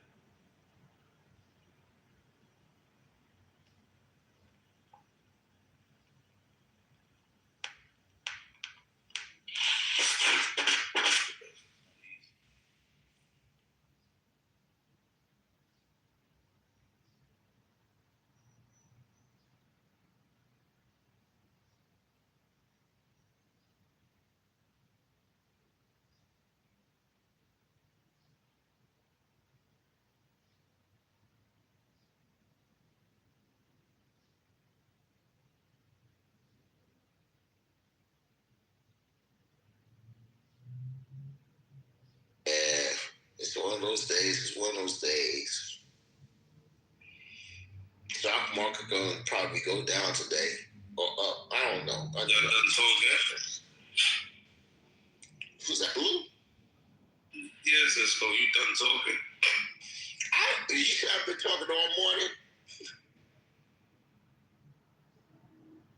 Yeah. Well, you didn't come up and talk. I asked you to come and talk. You wouldn't talk, so I had to do something to keep the room open, man. So don't get mad at me for doing my job.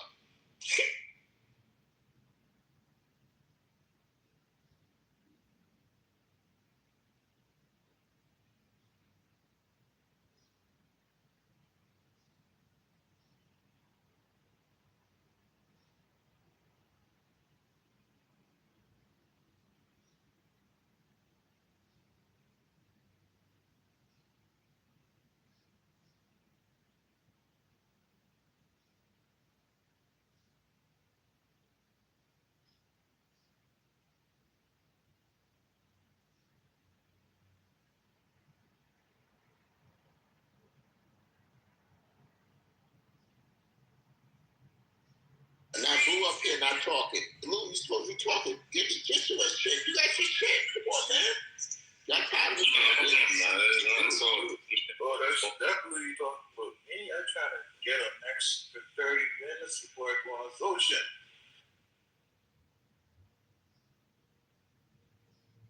And y'all never been to Harlem, so I gotta sometimes give you a pass. So y'all never been to Harlem. I've been to Harlem before. Harlem Heights.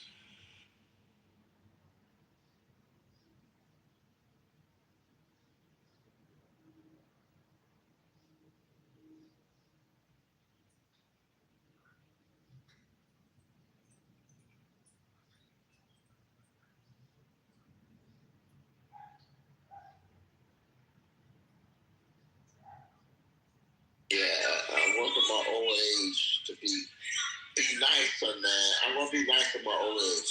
I'm trying to get in my nice road. Because they said old people should be nice. That's for young people to troll and do all the drama shit. I'm getting there, though. It's going to take a minute.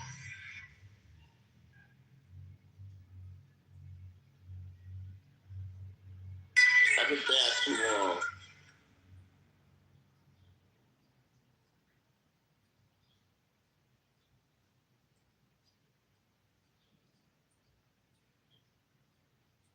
You go to check the chat.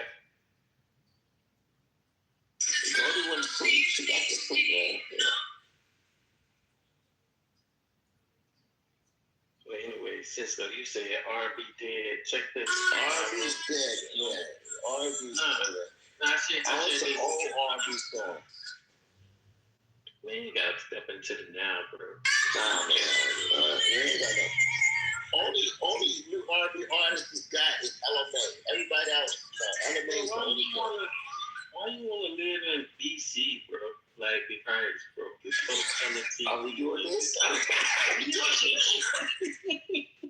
It's your black and white Instagram and shit, man. Like R&B still alive, man. It is step of the game, man. We got Chris Brown running things. Come on, we're not doing this now. Come on. That's why I'm trying to share these new artists, bro. Like, if these new R&B cats come out all the time.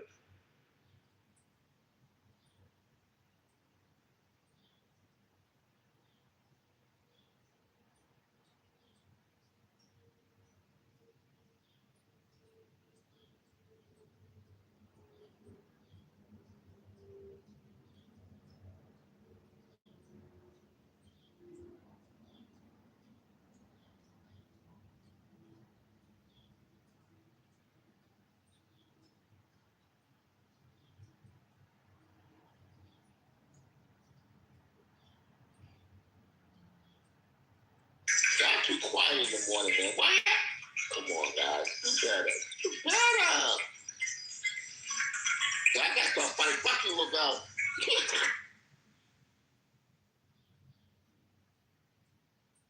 Y'all be getting serious when I start fighting, though. Y'all be like, oh, it's to hurt my feelings. Come on. Listen, I don't really fight nobody. I just sit there and start shit because that's all I know how to do. I've been doing this since I was a kid. I'm a spoiled kid. What? From Brooklyn, make it worse. I'm a spoiled kid from Brooklyn. I always start trouble. I can't be nice. I try to be nice for people, but I'm not that person. I'm not a nice person. I just want y'all to know that. I'm not nice. All your fucking things you think about is a bad person. That's me. And all the shit I put here is for, what's that word? What's it? Entertainment purposes only. It's for entertainment purposes only, yes. That's what I do. Because I can be nice. That's my nature. I'm usually not nice. Because y'all don't want nice. Y'all don't want nice. Especially women, y'all don't want nice. Oh, he's too nice. What the fuck is that meaning? All right, let me be an asshole. As soon as y'all told me that you don't want nice, I need to be an asshole from there. As soon as girls don't like nice guys, you finish last, the asshole in me started right there. And I realized, and I see this shit happen in real time. I said, oh shit, they don't like people who are nice. They like bad guys. It's your girl's fault. It's your Christy, it's your one's fault that we're not nice. Y'all don't like us being nice. Oh, I see. Two exes. Well, I'm telling you the truth. You don't like nice guys. Y'all don't like them.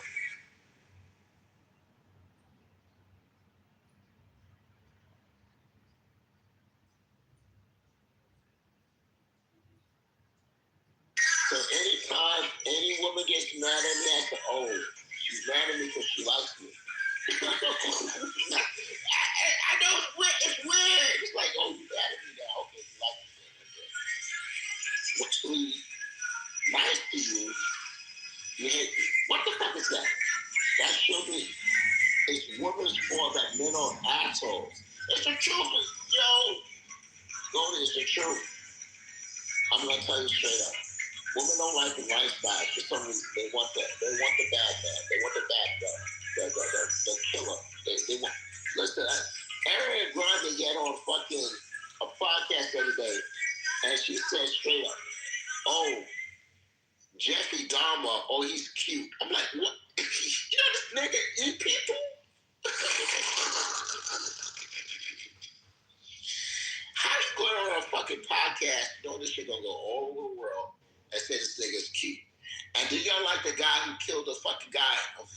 not have care. What?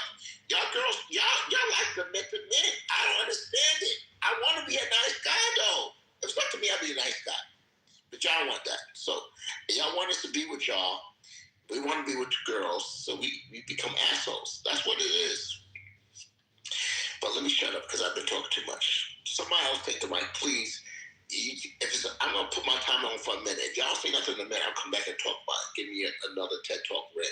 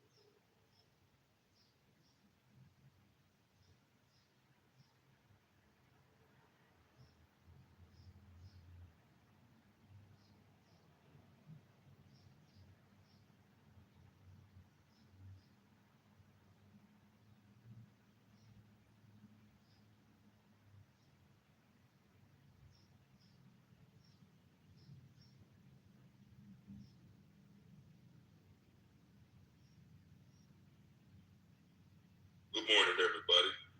So with y'all.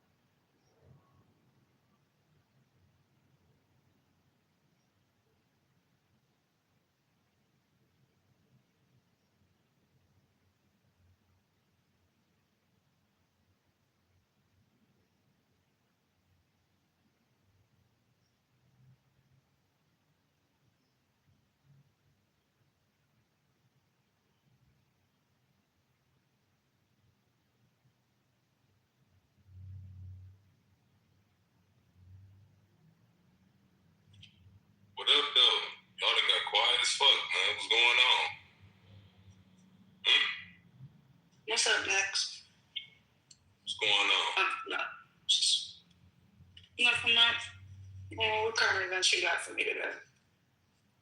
Actually, right now I was gonna ask you somebody. I know Trump said he was making an announcement this morning, but his old ass probably still asleep, so I don't think he said nothing yet. But he's supposed to make it. He only do victory laps, so it should be interesting. Don't talk to us and shit wrong. He made it as an announcement already? I'm sorry, Sergeant. My bad. I didn't get a chance to read the chat. Not that one. No, you're talking about this chat, not.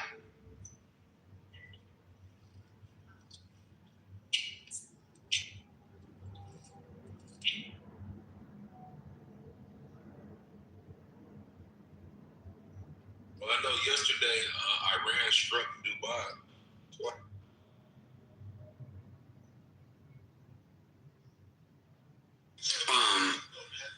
Does anybody, I don't know to even throw this up, but like, the past couple of days, I've been feeling like, I don't know what, but like, just something feels like off or like, almost like I don't know, just like this weight or something or a silence. And I'm wondering if it's a collective thing or a personal. Like if other people are feeling that weight or is it just... I think you're just high, bro. Just keeping it real. What you had might have been. I'll get high. We'll see if that helps.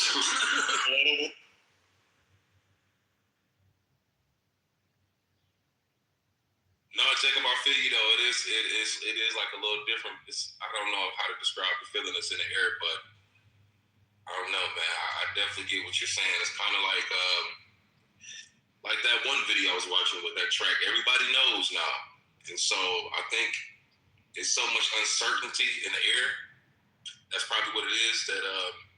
That's why you get so much silence, because people don't know what the heck is going to happen next. There's no telling. You know what I'm saying? Well, also it's like a feeling of there are a lot of people waking up, but at the same time, it's like a bunch of people still living in the Truman Show. You know, it's like there's this thing, it's like, all right, the Epstein stuff is out, the UFO stuff is out. These are like major things, and not shit change. You know, everyone is just like fucking robots still, for the most part. There's a few of us that are, you know, woke up or whatever, but like most people, like they hear both those stories and they don't give a fuck. They don't care if it's real, not real. They are just, I don't know, it blows me away that neither of those move people, like the Epstein and most of the Epstein stuff, people don't even know about it. They don't even know they're eating babies and all the worst of it. They don't even know it. So, I don't know, I guess it's... Some of them don't want to know it.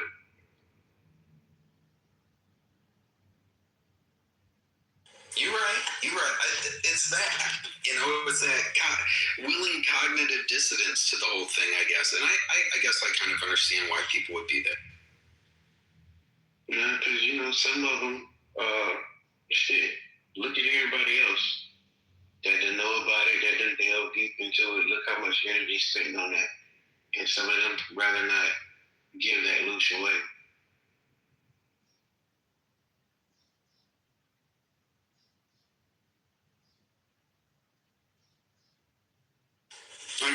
I got some clothes to wash, you know. I got to clean my car a little bit. I got to clean my house a little bit. But maybe that's what the energy's off about. I'll do that and see if it fixes it. I mean, right? If somebody's trying to lose your energy, right, then give them the fucking shitty energy. Don't give them your good shit. Give the people the shit that, like, it's like spiritual baggage that, you know, you pick up, like, spiritual dust along the way of life. Sometimes it could be, like, repressed sadness, anger. Give that up. Don't ever give up the best parts of you for nothing.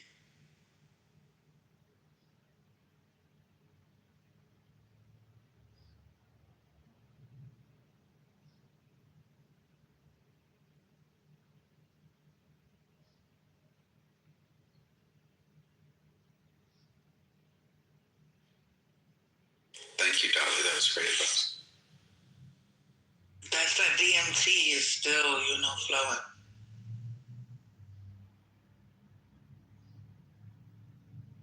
And no, not illegal DMT that they say, the actual natural DMT that you produce. Oh, did you mail me some of that? I wish I could.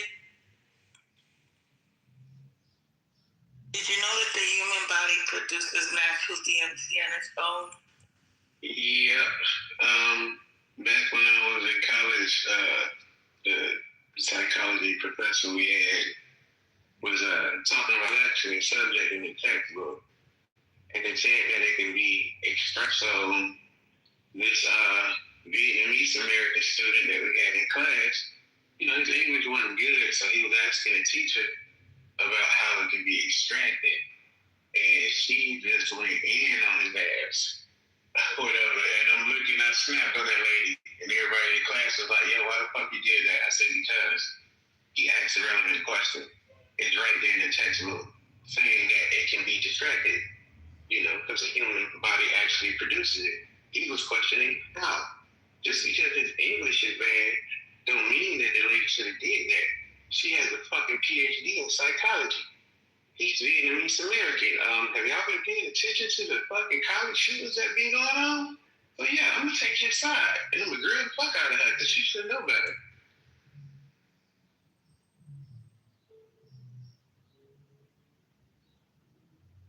If he ever pop up to the school in a trench coat, he gonna be like, "Adam, don't come to class today."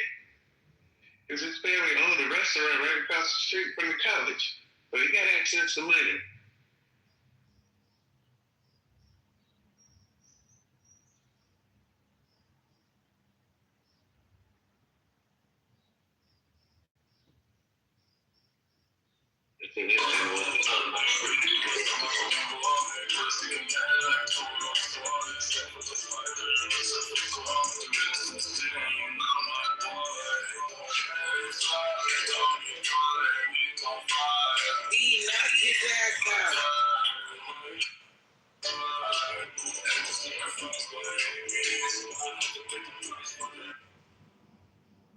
Somebody needs to flip this dude like a buzzer.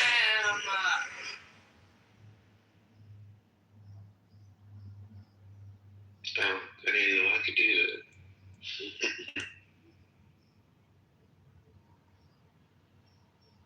Yeah, you big boss now. Nah, I don't know who did that.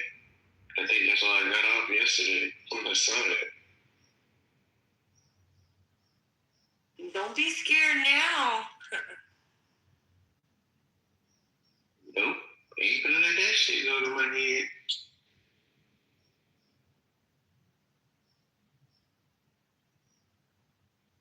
And I was just reading this shit from that guy that's the president of France. That nigga said we should not underestimate the fact that this is a unique moment when the U.S. president and the president of Russia and the president of China are categorically opposing Europeans. Damn, that's what I was saying yesterday. And he said it on his own now. Wait, you said they're categorically opposing Europeans? What, is that what you said? Yeah. What does that mean? Like, what do you mean by that? Their take on what's going on in Ukraine, their assessment.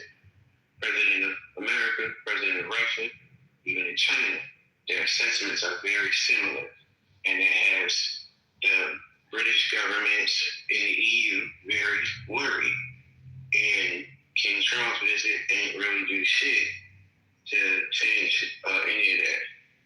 They say both Vladimir Putin and Donald Trump have given broadly similar assessments of the behavior of the Kyiv regime led by Zelensky, was pursuing a policy of prolonging the conflict encouraged by European countries with their support. That was from the Russian Presidential Aide for International Affairs, Yuri Yushakov. So, yeah, they real worried. It's pretty much those three nations were united before they were broke up via communism, and all that shit was a brainchild of them same British royals and their intelligence agencies that literally birthed our intelligence agency.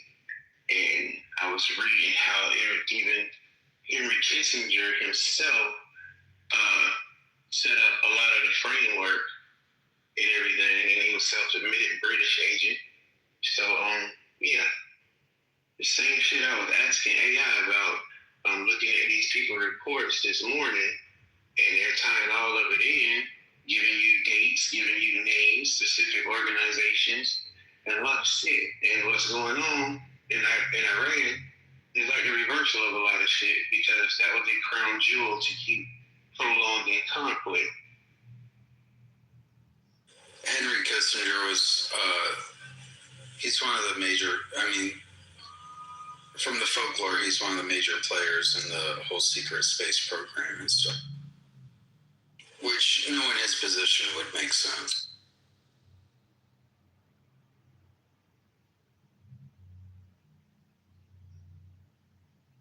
Yeah, because they mentioned him, and them two links that I put in there, they went into Kissinger and a couple of other cats that came before him, like way before him. All this shit was structured post World War orders and all that other shit. And even Roosevelt's son was talking about some shit that he put in, and I guess his memoirs or some shit. What it say? Whichever, this is what Roosevelt was talking with Winston Churchill about when he was out there in the ocean on that boat or whatever. He said, whichever of your ministers recommends a policy which takes raw materials out of a colonial country, but which returns nothing to the people of that country in consideration, 20th century methods involve bringing industry to those countries. 20th century methods include increasing the wealth of a people by the standard of living, by educating, by bringing them sanitation. I can't believe that we can fight a war against fascist slavery and at the same time not work to free people all over the world from a backward colonial policy. So that whole post-World War rules-based order did exactly what he opposed. That's why his son put that in the book, because he was sitting in on the meeting and this what he heard and actually saw it.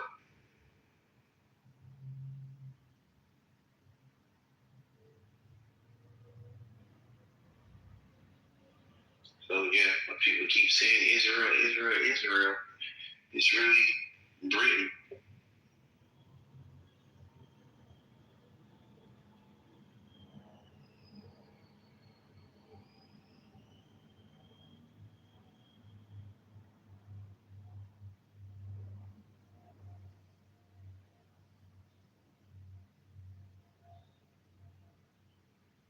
So yeah, I know about the bees.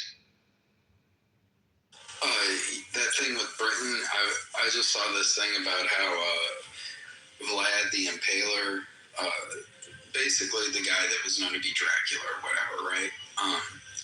How Prince Charles is like a descendant of his. So I'm just thinking about what you just said and like how evil is this family?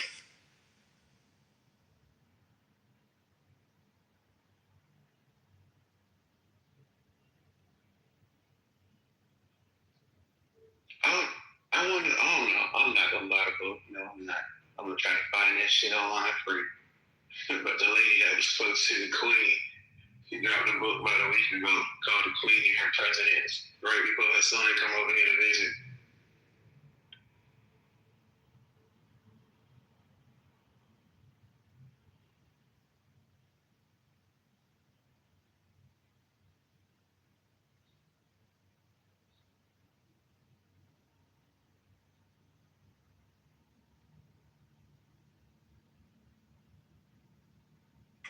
Oh, how y'all sleep? Wake up!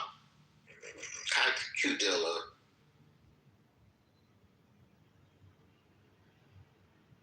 It's only what?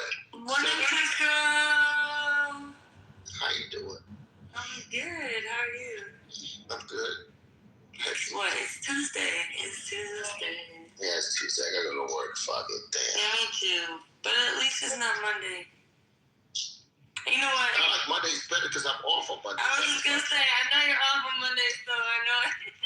I can start trouble. I can't start trouble today. I gotta be good today. That's just a long weekend. No, because he works on Sunday, so he you don't have him that. I work Sunday and Saturday. Yeah. Yeah.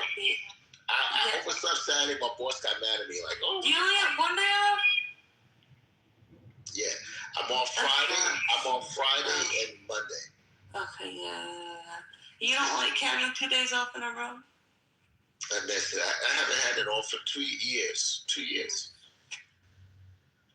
But it was bad for me though, because I used to get really wasted drunken when I had when you would have 2 days off in a row?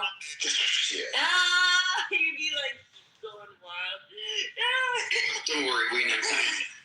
Yeah, and I probably was here harassing everybody, so it's better off for Monday. Yeah, you're fine. Alright, well. How's pickleball doing? Are you pro yet? No, not yet, but I went to see you on TV. I know. I'm gonna have another tournament coming up soon, May 17th, so it's going good. Yeah. I'm gonna move up in ranking at this one, I just know it. Damn. So you're gonna be like Coco Golf for pickleball. Yeah, exactly. So how is it close? I mean, I didn't even know the sort of score. Is this the same score they have in tennis? It's different. Yeah, tennis got a 15, 13, 13. We normally do play to 11, win by 2. By 2 to 11, or sometimes it's 1 to 15 by 2. But I haven't played a to 15 game. Those are usually for like tournaments, I think. Right. So some tournaments have it. Some I don't know. And then if you do like, they have a called like I don't even know, like the Dream Breaker or something like that. I'm not gonna explain all that, but basically that's 21. But that's what. Let's change this because I don't like drama, but I do love drama. So what's going on with you and Whiskey over there? What's going on with you and Whiskey? Who? You gave him an ex, Whiskey. Who's Whiskey? You gave him an ex. Oh, I gave him an ex on stage. Oh, his music. Oh, his music is How trash. do you remember his name? You were jamming out? No, the track gives you everything, man. The track's like a different. Listen. Oh my God! It told you what I did today. Yeah. Wow. Mm-hmm. Check this fuck up. Next is always the drama. Where's Big Next? He jealous? He's a drama king, man. Good morning, Big Next. Don't get jealous. You can say hi. You can say good morning. He likes you, everybody likes you. Good morning to you too. Yeah. Nobody likes me, so. They all like you. And you change your picture too, because you had all those sexy pictures. He's like, oh shit, I'm gonna shake my shit. Niggas like me too much. Fuck them. I'll change your name. Are you still dating a football player or you stopped dating? No. I'm not doing that right now. We're not talking about that right now. Okay. Cisco, you so messy. Yeah, you are messy. Was he a linebacker or halfback? Go We're watching college football this year. That's what we're doing. Wow. What a young now. You trying to think of what a young? On scholarship, I get it. Before they go to the NFL, before they go, yo. I know. I knew him from before then. My favorite girlfriend, which she's not my girlfriend, but I want to be my Drea is. I'm like, she go with the young nigga from what's his name, Jalen Green. I'm like, Drea. Fuck that bullshit. She like 20 years older than this nigga. I'm like, no, listen to me. I'm 31 and I already have like a 19, 20, 21-year-olds. I'm like, ew, get the fuck away from me. Like, I'm too old for you. You don't look that old. I'm like, ew, I don't care. Like, you're too young. Go. You think they got mommy issues? Go live your life, bro. Like, go. If he pulls up in a Lambo at 22, are you telling him to go away? And I don't give a shit about that, actually, Jacob. Like, to be honest. All right, okay, just checking. You got morals, it's all right. Because,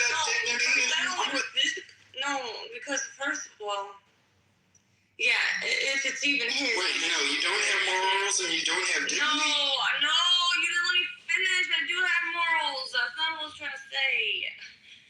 But what I'm saying is, I don't know, to me, if a fucking 19, 20, 21-year-old pulling up in a luxury car like that, my first question is that his dad's? Is that his parents? Do you know what I mean? Is that even his? Like, I'm not even thinking that's his, to be honest. Let's did you know what I mean? Like, let's look at it in a lot of ways. One way we're gonna look at it like is that a lot of kids and the thing is, y'all giving this with Drea, y'all giving this that y'all want younger men, y'all don't want guys age. But that's what they're saying to us. It's like, oh, y'all want. And the thing is, y'all can train them and mold them into the way that you want them to be, and they just do what you want. It's like, they're giving us. No, I want a guy to mold me. The fuck? I don't want to have to waste time molding a motherfucker. No, I don't want a grown-ass baby. Then I have to be the mother of fuck that. No. You can tell them when to come home. Did you hear about Stephon Diggs? How about that? Let's talk about that. That's so messy right there. Yo, that's fucking messy. I got some messy player for here. I'm molding. That's why I don't want to fuck no motherfucking football player. Because they're so fucking, they don't know how to keep their goddamn dick in their pants. Oh, his coach is messier than him, though. You're about the coach, right? What happened with him? Oh, shit. Let me find the link. But, yeah, his coach. I saw there was something on there, but what happened? Well, he was messing with his reporter, and they're both married, and like, oh, it's God. What is wrong with people?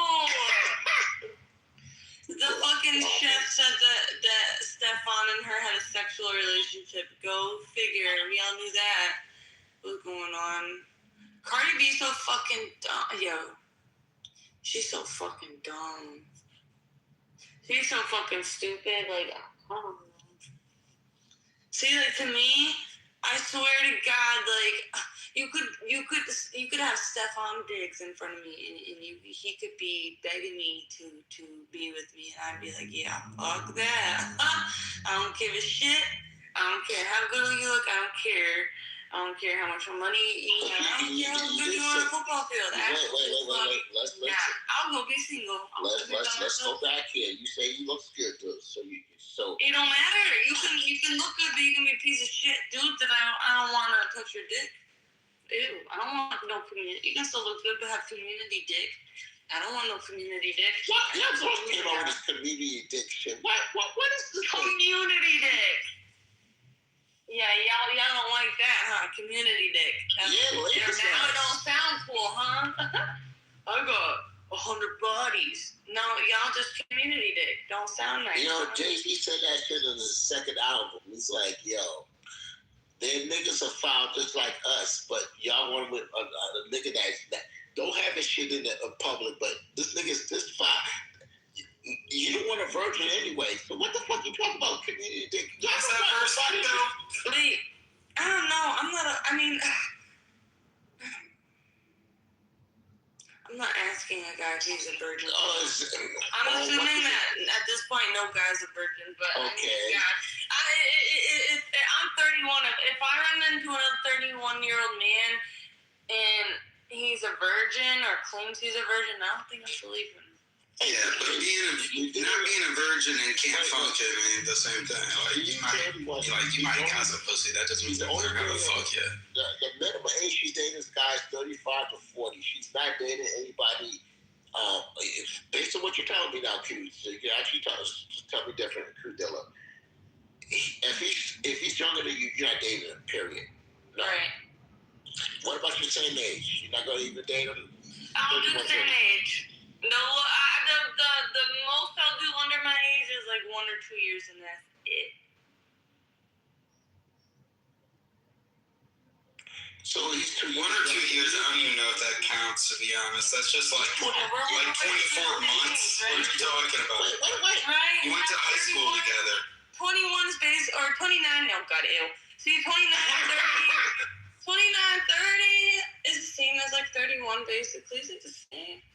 Pretty much, you know? Yeah, so that's okay. So 29. So at 29, I got a chance to date you at 29, but at 40, 45, I'm out of the picture. It's like, this thing's too old for me. So I understand what's going on.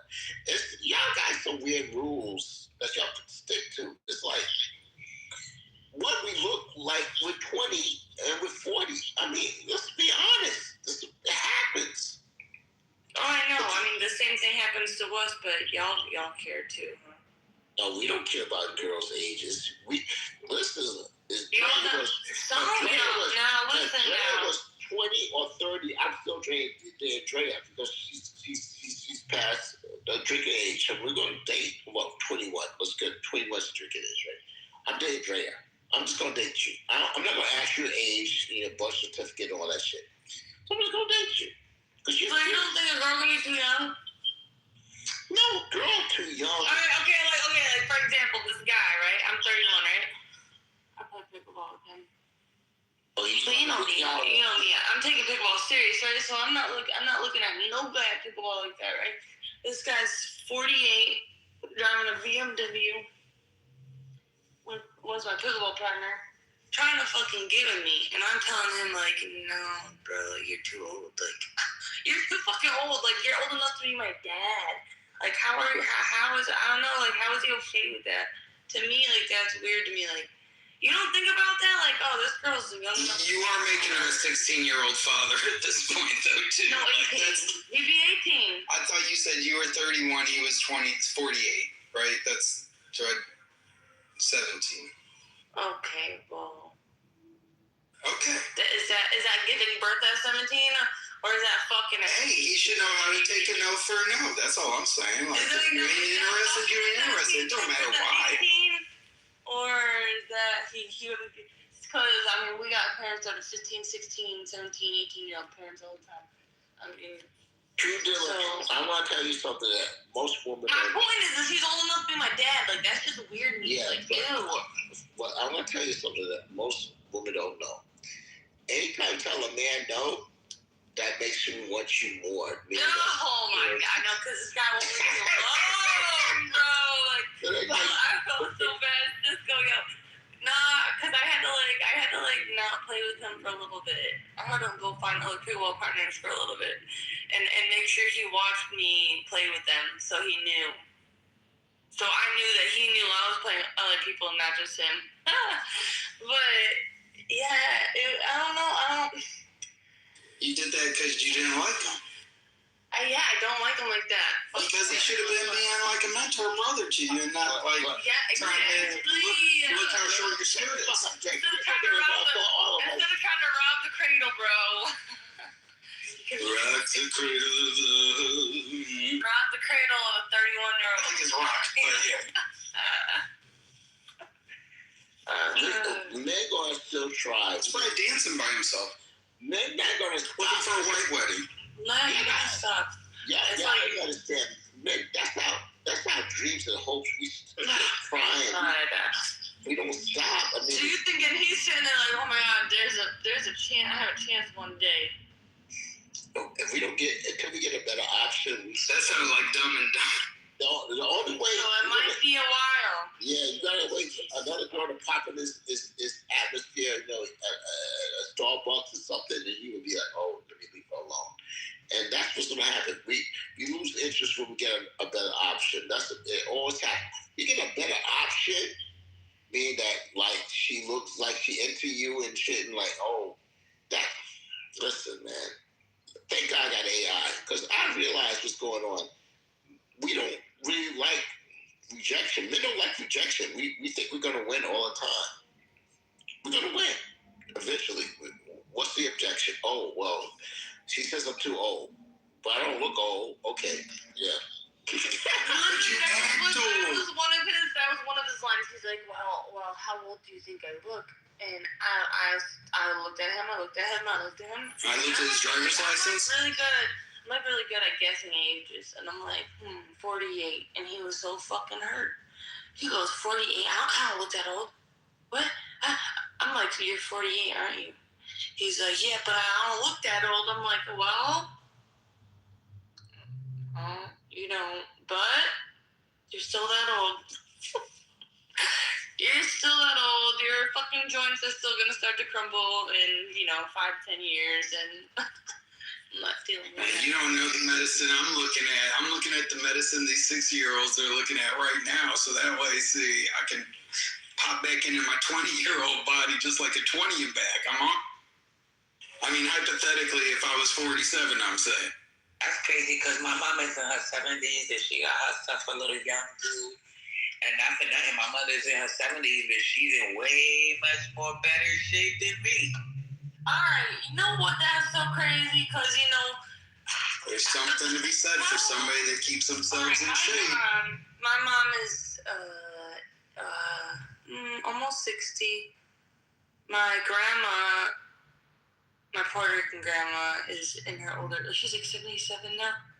She's in really, really, like, she's in better shape than my fucking mom. And I'm like, what the fuck is going on? I'm like, Mom, why is she stronger than you? My mom, no. My mom, no. My grandma, no. My grandma, she just goes and dances all the time. Like, and I think that's part of why she's so, like, youthful now. My mom doesn't go and fucking dance and do none of that shit.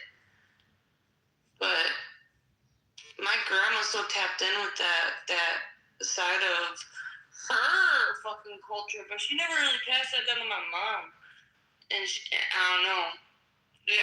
Is your mom very active still? Like, does she go dance and shit like that? Yeah, my mother, she just had a boyfriend of 12 years. She got ready to get a new one. Oh my gosh. My grandma has a boyfriend too, though. Like, she got a whole boyfriend. She dresses more stylish than my mom. Like, I don't know, some of these older people really got it popping. Like, I'm not afraid to get old. As long as you take care of yourself, like, yeah.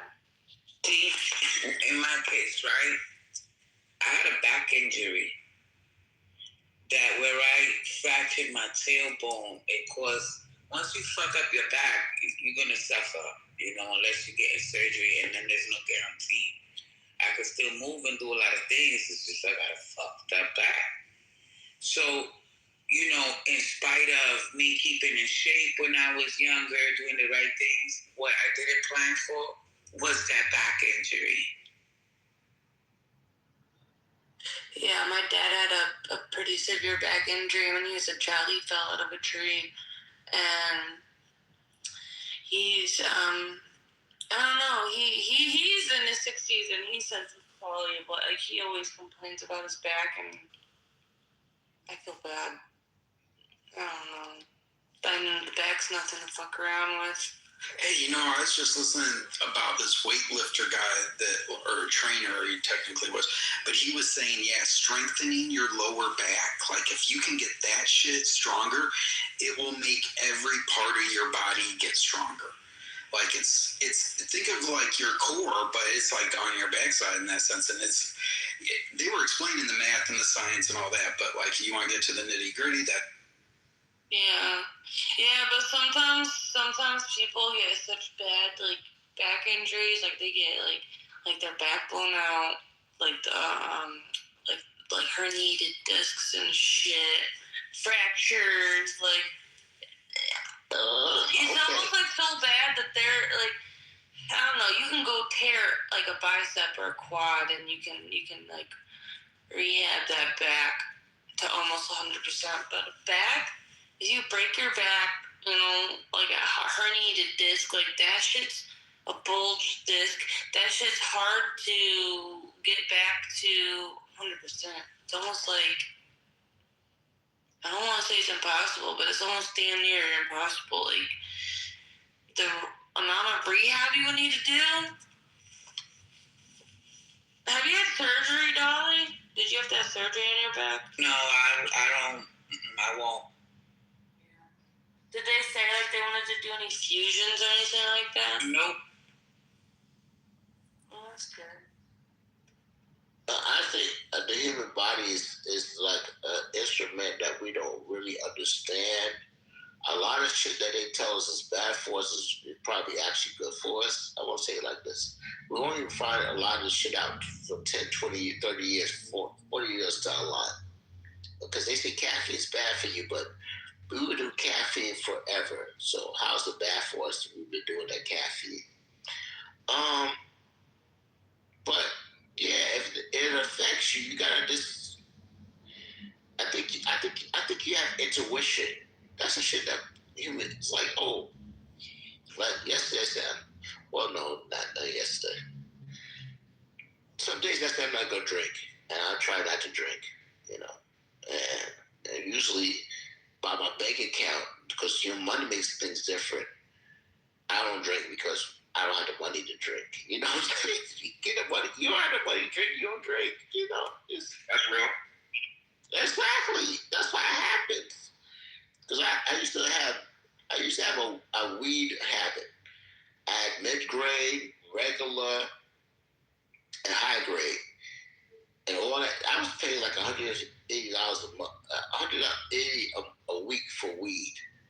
And I was like, what the fuck you doing this back in like 2000 and was it even 16? I think it was 16. I don't remember.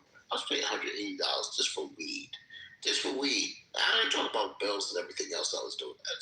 Just for weed, I was paying that. Regular cost me $20 a week. Mid-grade, $60. And the high grade. What's the point you trying to make about the weed? Well, you know what, Dolly? You don't know. I think you're smoking. So we gotta say, you pay for it. You gotta pay for it. It's not like free. You're not getting that shit for free. You're paying for it. Did you know that when I first hit my back, right, I had to stop smoking weed. So I spent 4 years practically bedbound. Like, I could get out, but it took me a lot of like mental drive to get up out the bed, like that mind over matter type of thing. And for 4 years that I didn't smoke, them 4 years I suffered, okay? I didn't get not one dream. My intuition was totally turned off. And then one day I decided to start smoking again. And I would smoke little bits here and there. And then one day I went outside and I started to walk. And then I walked like, New York City blocks, Cisco. So it was like, I walked 2 New York City blocks without stopping. Like normally, when I first hurt my back, I couldn't even walk one whole block without stopping 3 to 4 times. But that one day I smoked, I said, fuck it, I went outside. And I walked the 2 city blocks without stopping, without being out of breath. I was like, wait a minute, bitch, you must be high because you did it. I said, oh shit, the weed is working. So I kept smoking. It was like right on the time when I was going to the gastric bypass seminars. And they had wanted to like give me the surgery.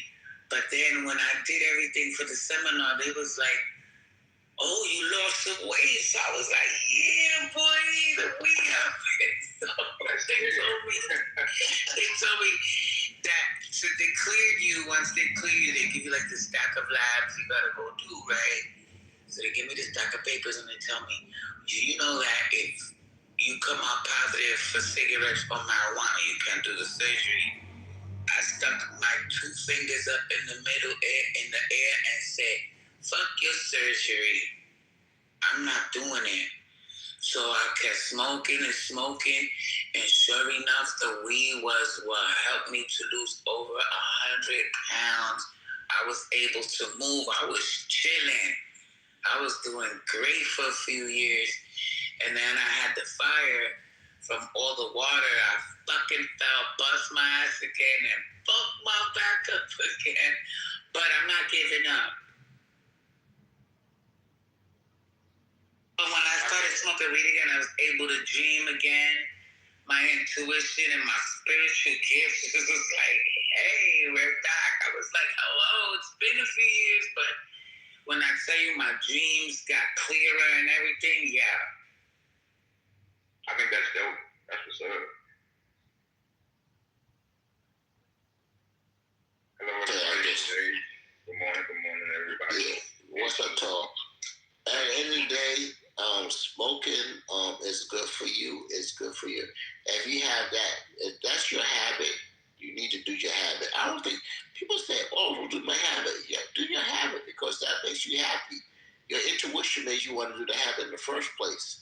And intuition is everything. Intuition is everything. I don't even think imagination is everything. Intuition is everything. That's what I'm gonna say. I don't know. I felt like robotic, like it was just weird that experience, that 4 years of no smoking. The only thing that I actually like pretty much mastered in them 4 years was how to tell the times from watching the sun. That's it. Again, Dolly, understand this. What you actually understood is maybe not even something for you today, but for tomorrow. Because we don't even understand when all this shit gonna change. They're changing shit on a daily basis with us. So tomorrow, the sun time could be the thing that none of us know about because we don't know about it. But you got that training. We're all different beings in this matrix. That's what we gotta understand. None of us. Why do we all want to be the same? We're not the same people. God put us here to do different things. God can't put us here to be different. Women, men, all that shit. We're different. We're different.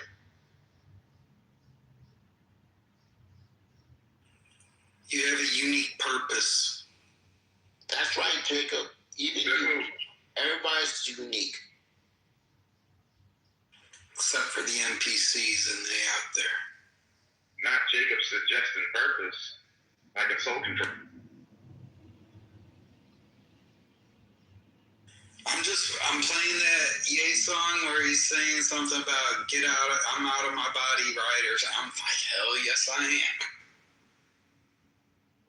am. Some of us have been here before. That's a problem. And we don't even know that. Some of us have been here. Reincarnation, I think reincarnation is a real thing. We've been here before. And we had to come back to fix a problem that we started. And we got to fix that shit. They're like, oh, you're going to go back and fix your shit now. That's the real karma, I think. Coming back to fix your problem that you did already. You did some shit. But how about if you come back as just everything that you hate? Yeah, exactly. Like, you hate black people, you come back white. You hate white people, you come back black. I mean, it's like, yeah, they'll do that shit. The universe is not. The universe don't judge. Cisco, I think this one is this is my first go around though. Okay. Nah, Tall, you definitely been here before, nigga. You played too many clips. You played too many clips of that. I think this is my first go around. I'm telling you. It's probably your 9th time around. You're like a cat. You've been here like 8 times already, nigga. You just got go check into your go start meditating. You're like, oh shit, I was here before. Yes. Honestly, a lot of y'all people that's younger than me. Listen, I want to tell you something that's gonna probably blow your mind. A lot of y'all people that's younger than me, that's probably older than me. My timelines mean that y'all been here so many times that y'all probably broken like. Because I think that whole thing about cats, 9 lives, some of y'all been here 10 and 11 times. Like, how the hell y'all breaking shit? Like, what the fuck? How to get here another lifetime? Because we're all basically stars that come back to the universe. That's what it is. We are stars. We're not human beings. We come as human beings. That's our lowest form. But we are stars in the universe. We're stars. So all of us are stars. We're all stars. Not just Hollywood stars. We're all stars. Yes, we are. We all stars in our own jerseys. Yeah, think of it. But I'm saying no. This is my first visit. I think you want to. I think you want to believe that. Okay, I give you 3 times. You probably had 3 times already. So. No. I asked. I don't think wisdom comes after the first time. I think it comes after the second, third, fourth time. You get that wisdom, and you're like, oh shit, and then you like want to come back, and then you do this shit, and you don't even understand you're doing it. You're like, oh, this is okay. And some of y'all, I want to say, y'all in paradise, but y'all choose to come back to they offer you. It's like a door. They say for the Illuminati, it's the same thing. Yo, do you want to go back to Earth? And like, a lot of people say, no, I don't want to do that shit no more. Fuck that shit. Nah, I did that shit. I did that shit 2 times. That shit was not good. And some people like, oh, that shit was not bad. Yeah, I'm going back to Earth. Yeah, but we don't guarantee it's going to be the same time that you went last time. A whole different adventure. You know how many people are having babies right now?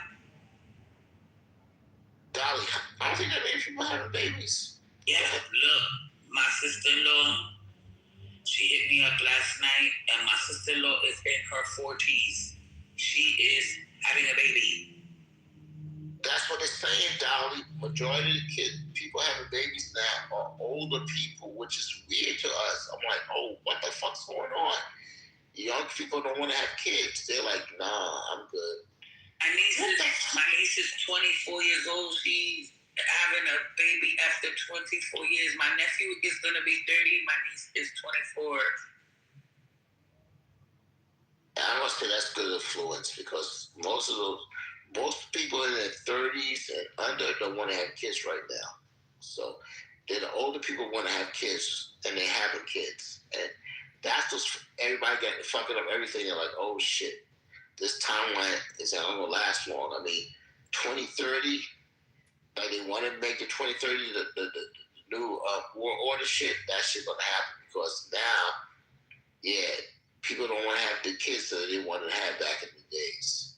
So we're going to have a population like that. Because I know a lot of y'all believe in a billion Chinese. There's not a billion Chinese. So we're going to have a population, especially here in America, under $500 million. Because we have 3 million right now, right? $300 million. I should say we got 300 million. Majority Black and Hispanic. There's not many white people in the world. Y'all think, oh, white people. Y'all know it. Y'all see it. In your everyday lives, there's not many white people. What? Okay, I'm gonna shut it.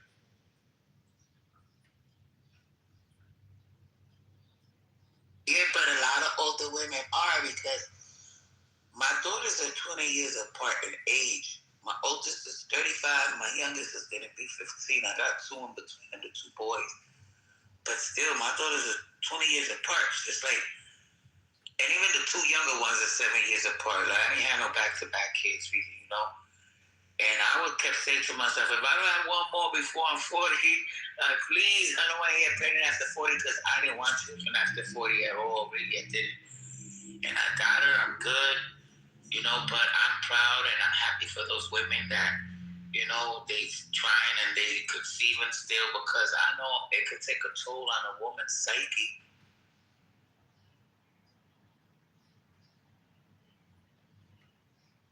Yeah, I'm all about the woman's psyche. You know what I'm saying? I hope everything's well. Me too. Joe.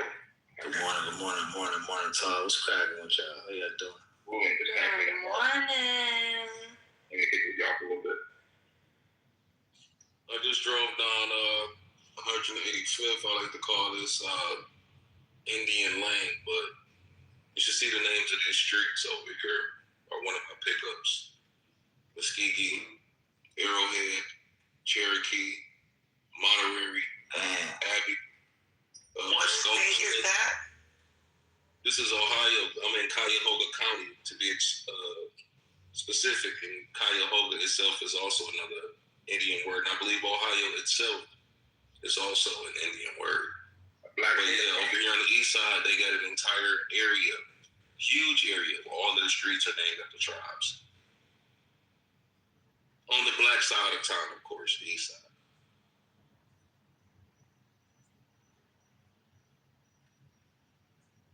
Black native country.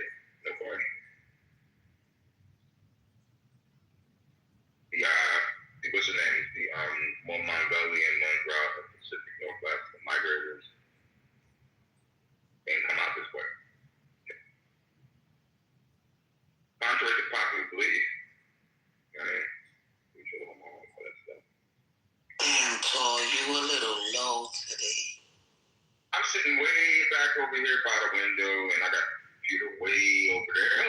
So you on your club deck? And move over to the computer and whatnot. It's probably gonna sound a lot different. Are you on your club deck? Yeah. Yeah, I like club deck too. Yeah, I like how you got sound on the computer, because I got that really, really dope HD sound system for the computer. So you guys sound all crystal clear and properly in your spaces and all that. That's over here, right over there. Yeah, I like how you could play the clip from your club deck and still mute your mic. Oh, yeah. Then again, I got a gaming headset, you know? So, yeah, my mic. You got a Total Beach on? No, I got a regular plug-in gaming headset, because I don't like when I'm gaming and stuff like that. I don't like rechargeable, headsets and shit. I feel you. I like plug-in shit. They sound better to me, too. Personally. And right in the middle of a mission and shit, your headset, I was like, boom! So I'm like, nah, give me the plug. Are we talking about Dirty Dancing or what? Hungry eyes.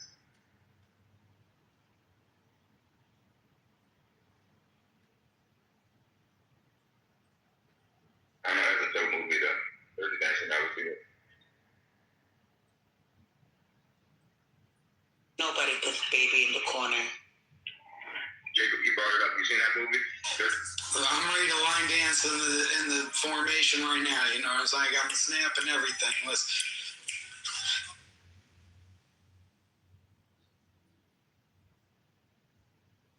Yeah, that's a good one for sure. Musicals in general, even ones with vampires. And what's wrong with musicals?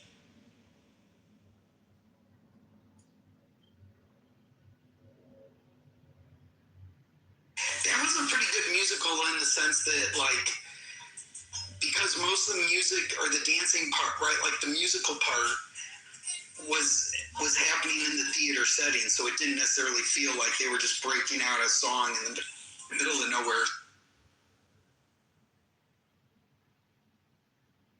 Except that part at the cabins where I think there's like an impromptu at that location at one point. How many times have you seen Dirty Dancing? Because you seem to know the parts quite well. I see it 6 times. If you watch it before 10, it gets stained in your brain more, so you don't have to watch it so much to remember. My movie was Pretty Woman. My shit was I should watch yesterday. Star Wars. That's my shit, man.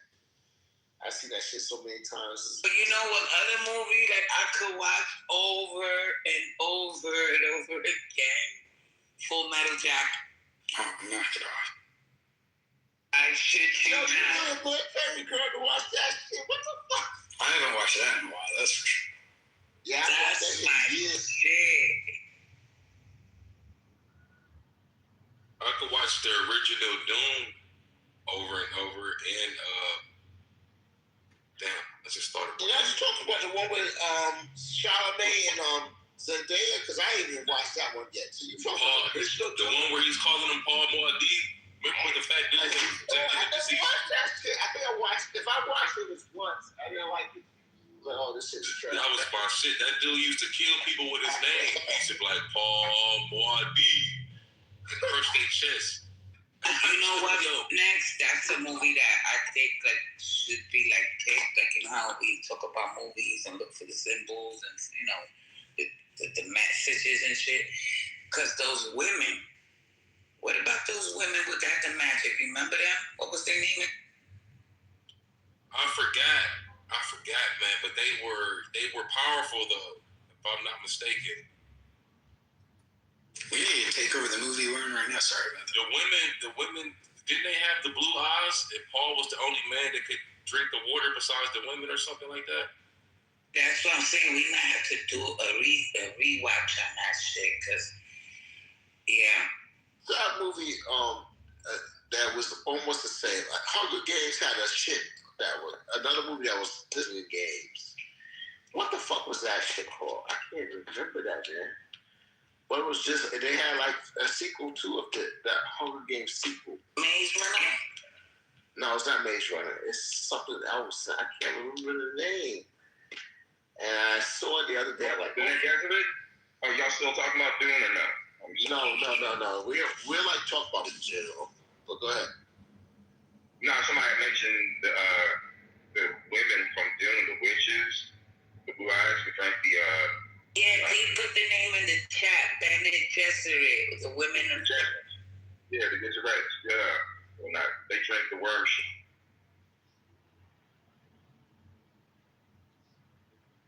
I'm sorry, spoiler if I'm spoiler. Wait, you said they drank the worm shit? Well, yeah, that's what the fluid is. Wow, so that's what turned Paul's blue? Yeah, he's got the genetics already, so it's just him connecting with Zari. See, as a kid, I didn't know that. I used to just love the movies and the visual effects and, just seeing Paul fuck people up when they disrespected him. You know what's crazy? They in that Dune movie, it was the guy that wrote the script. He was looking at that Ansar movement that was going on overseas, the helpers that helped God Muhammad in Medina. Now, if we do the etymology on Bene Gesserit and whatnot, it's Latin, of course. It comes from the Latin phrase Bene Gesserit, which means as long as he or she will behave well, or as long as he or she will behave in a manner acceptable. But that's like the actual Latin etymology for that Bene Gesserit and whatnot. Bene meaning well, Gesserit meaning likely to be carried or conducted in a proper manner. Yeah, bene, because in Italy, that's the word too. Molto bene, that means very fine, yeah, like very well. Very well, absolutely correct. And then in Spanish, it would be bien, so it changes from bene to bien. No, let me ask you a question, David. I know a lot of my Puerto Rican folks do, that I know, just from New York and whatnot. You understand a little Italian? A little. Yeah, they feel like you get around it and a lot of the Latin word commonality, they just start picking up the phrases just being around that place. Kind of similar, not the same. Kind of similar, and they just able to pick it up. Right, because I was watching Man on Fire last night, and you know that it takes place in Rio de Janeiro. So there's parts where they're speaking in Portuguese, and there's some words that, I can't understand. I can dig it. But it's fun. I figured out the movie was Divergent. I don't know if y'all watched Divergent, but that's like basically the same. I didn't finish it. I started it, Cisco. It's literally in the watch later on Resume watching. Divergent is the one with the factions, right? Also, that they had the different groups, right? Yeah, they had the different groups, just like Hunger Games. Like, oh shit, they showing what's gonna happen in the future. I'm like, what the fuck? Yeah. Poor people gonna be separated from the rich people, and you're gonna have to fight. Which was Squid Games, which was the most popular shit on Netflix. I'm like, oh shit! So now they're showing this in real time. You gotta fight for your money, niggas. What the fuck? I'm like, yo, this is kind of weird. And then we had I think Squid Games came out right during the pandemic was happening, and everybody was looking at this shit. Oh shit! So when we reopened, we ain't gonna have regular. Which I thank God that we do still have regular working class people doing what they do for work. Or we gotta fight to actually make money, or we're gonna be in poverty, meaning that. And you know, all those pictures are saying that you not only fight for yourself, you fight for your family. I'm like, what the fuck? So I got all the responsibility. I gotta win this shit so my family don't die. It's like, yo, how do you put that pressure on a nigga? Shit, man. You talking about that? Well, think of it. Squid Games, Hunger Games, all those. You know, they were fighting for their families. They weren't just fighting for themselves, which is kind of weird. Right. That's the shit that we're living in right now. Yeah, I think it's not so much weird, but you know what I mean, it's appropriate, if you will, just for the setting and all. I'm talking about a person, for all intents and purposes, I don't know anyone's family situation. Let's just say that all the folks we see, you know, have families, people who are concerned. It just doesn't affect us, it affects everyone. So I get that idea, you know what I mean? One thing I like about that is terrible. And again, because if you're responsible for yourself, and that's why a lot of people kill themselves, but they're only responsible for themselves, so just be honest. So it's okay. But you are actually responsible for everybody. You gotta take your chances and like, well, if I make it, I make it. If I don't, I don't. You gotta go extra mile for everybody because so what? I don't like my mom. I don't like my pops, but I like my brother. You know, that's what people actually. That's what they're doing right now. They're trying to do this to us. Well, we're fighting for everybody else. I'm responsible. My job is responsible for everybody else in my family. And when you movies like Squid Games, Hunger Games, and shit, you actually now you respond. Because I don't think people understand the Hunger Games thing. You're fighting for your whole family. You're not just fighting for yourself. It's different. Well, no, it's not the same. All the movies have the same like thematic. No, they don't. Yeah, they do. You fight for yourself a lot of times. In a drama movie, you fight for yourself. They have a thematic. This is what I'm saying. They all have the same thematic content. In other words, you have an antagonist and a protagonist. Someone striving to accomplish something, and some nefarious element attempting to stop it. They don't. It will affect them and everybody involved. So yeah, that's a common theme in a lot of movies like that. What I find interesting, though, just going back to the whole Dune thing with the Bene Gesserit, I'm sitting over here just as we're talking, doing the dive. I said, okay, so what would be the equivalency of the Bene Gesserit in our, I guess, with modern conception or some kind of modern equivalency? So I looked at the idealism behind Frank Herbert's composition for this film. And he says, this is from him, the Bene Gesserit are defined by their mastery over the inner world of the human body and mind. And we developed it after the concept of Butlerian jihad, crusade that banned thinking machines. And it gives a description of the Butlerian jihad, which is very interesting. So you have the Panabendu, which is a system of total nerve and muscle control, allowing them to remain motionless for days or strike at superhuman speed. Then you have the utterances of the voices, a vocal technique that uses specific frequencies to subvert the will of others, forcing them to obey commands instantly. Then you have truth saying, the ability to detect the lie through minute physiological cues in a speaker's voice, pulse, and expression. And then you have what is known as memory. High-ranking members of the order can access genetic memories of all their female ancestors. So it's like interconnected memories, plus access to previous memories before them. And then they have a breeding program, which is a secret, millennial-old plan to manipulate bloodlines of noble houses to produce a messianic super thing, which is Paul in that case. So Frank Herbert drew from several real-world sources to substantiate the sisterhood's identity. First off, the Jesuits. Herbert explicitly describes the Bene Gesserit as female Jesuits, modeled after the Catholic order, known for its rigorous education, political savvy, and influential advisory roles to kings. His maternal aunts. Herbert was heavily influenced by his Irish Catholic aunts, whom he described as formidable, angry, disciplined women who attempted to impose their religious views on him during his entire youth. And then there's the mission Revolutionaria Protectiva, which is the Sisterhood's Black Ops religious arm. They plant myths and prophecies on primitive worlds so that a stranded B'nai Gesserit can later use those legends to find sanctuary or manipulate the locals. So I just thought it was interesting, the cross-section between what we understand modern concepts, as its secret society and all that in that particular movie.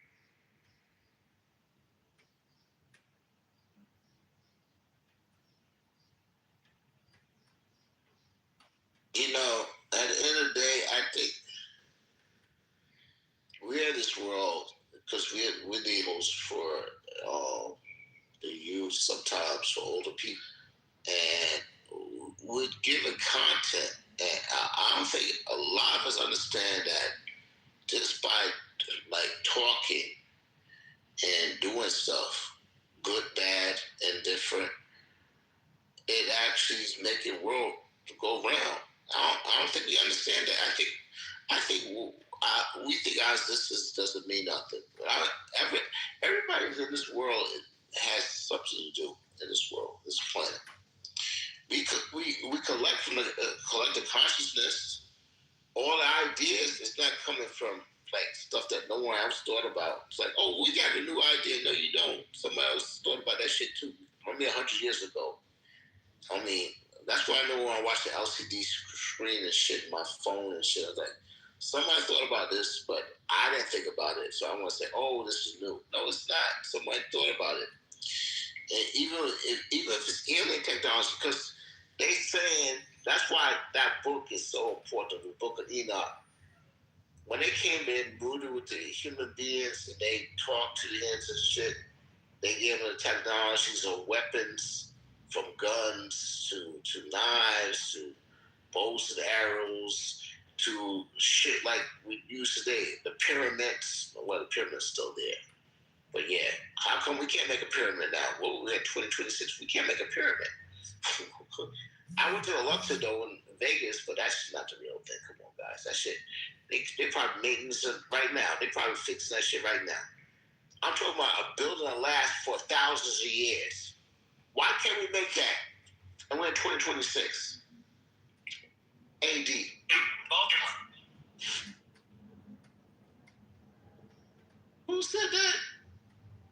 Sorry about that. I said we can't build a bridge in Baltimore. It's been 2 years and we have nothing. Exactly. You see? That's because in Baltimore, goddammit, the mayor's office is completely corrupt. The administration is completely corrupt. They have a long-standing beef with the governor's office, and it's all about padding the pockets of the people who profess to be doing stuff. Ain't not 1 cent go to no bridge because all that money's going to accounts and pockets. So, He went out and got himself a brand new G-Wagon about 2 months. Absolutely. I was on WBAL listening to a lot of the different angst that's coming out there. I told everybody, I said, you know what? Let's give them let's traditionally, growing up in Baltimore, I've told people, I'm like, the mayor's office is going to wrap the corruption in order to occupy that seat. Must be willing to participate in both. If you don't, they will get you out of that. You know what I mean? So basically, I used to talk to the one mayor on the phone. That's my aunt's homegirl, Sheila.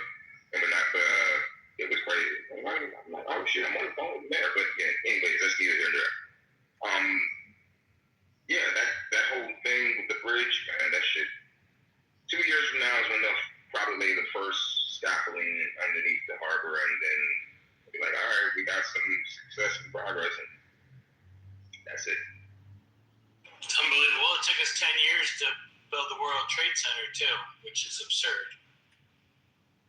You live in Baltimore? Yeah, outside of Baltimore, yep. Dig it. That's what's up. You there, right? You now in Baltimore? Did you move away? Born and raised there. Constantly interested. My family occupies the bulk of the city on both sides. Like, there's no way in the city I can go where I'm not immediately around family. That's perfect. Right on, yeah.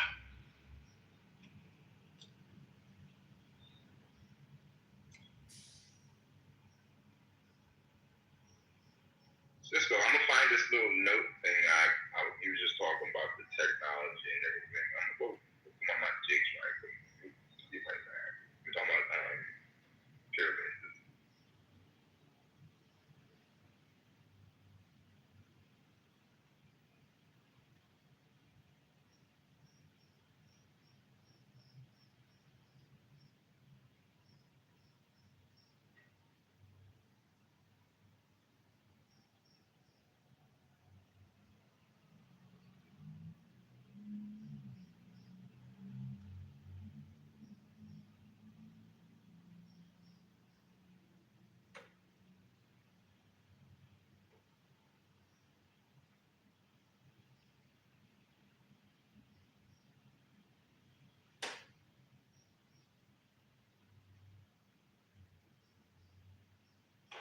Did you guys see the movie Elysium?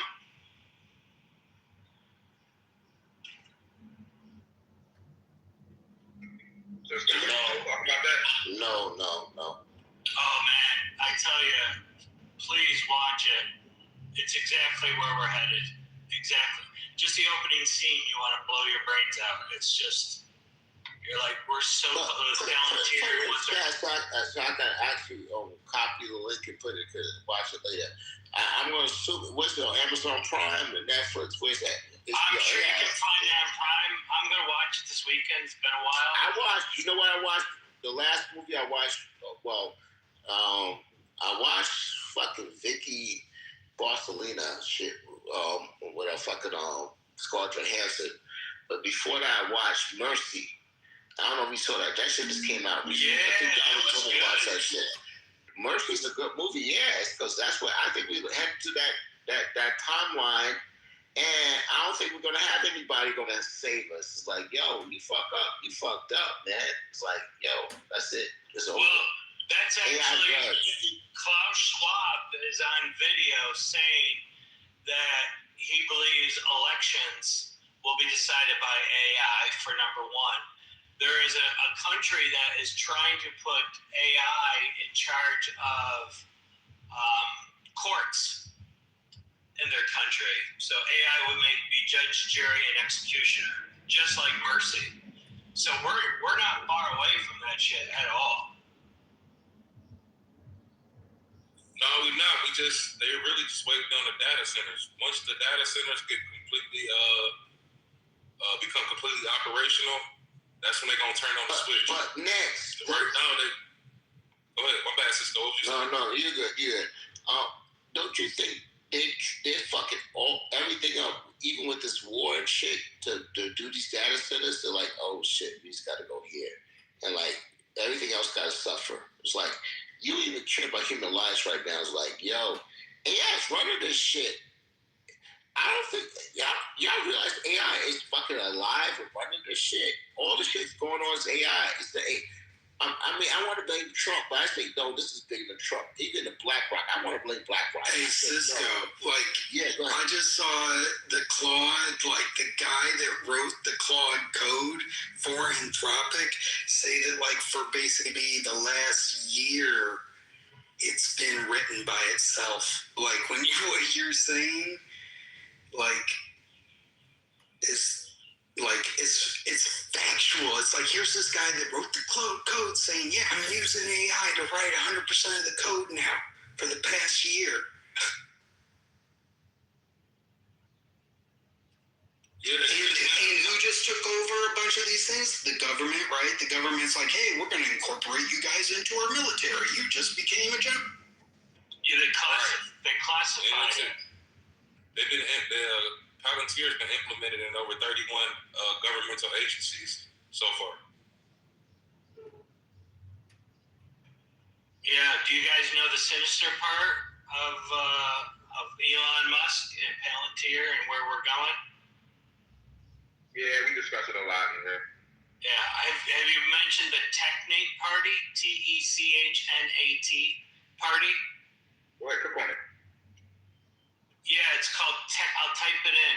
I'm driving, sorry.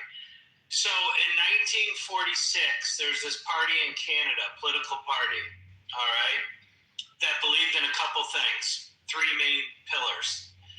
They drew up a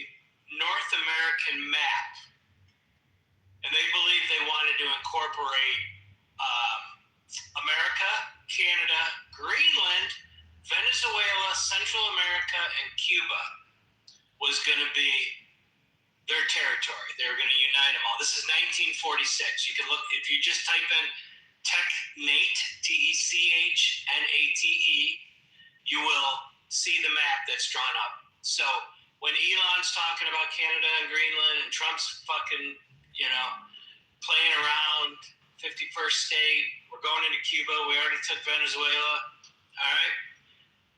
This party's leaders in 1946 was Elon Musk's grandparents.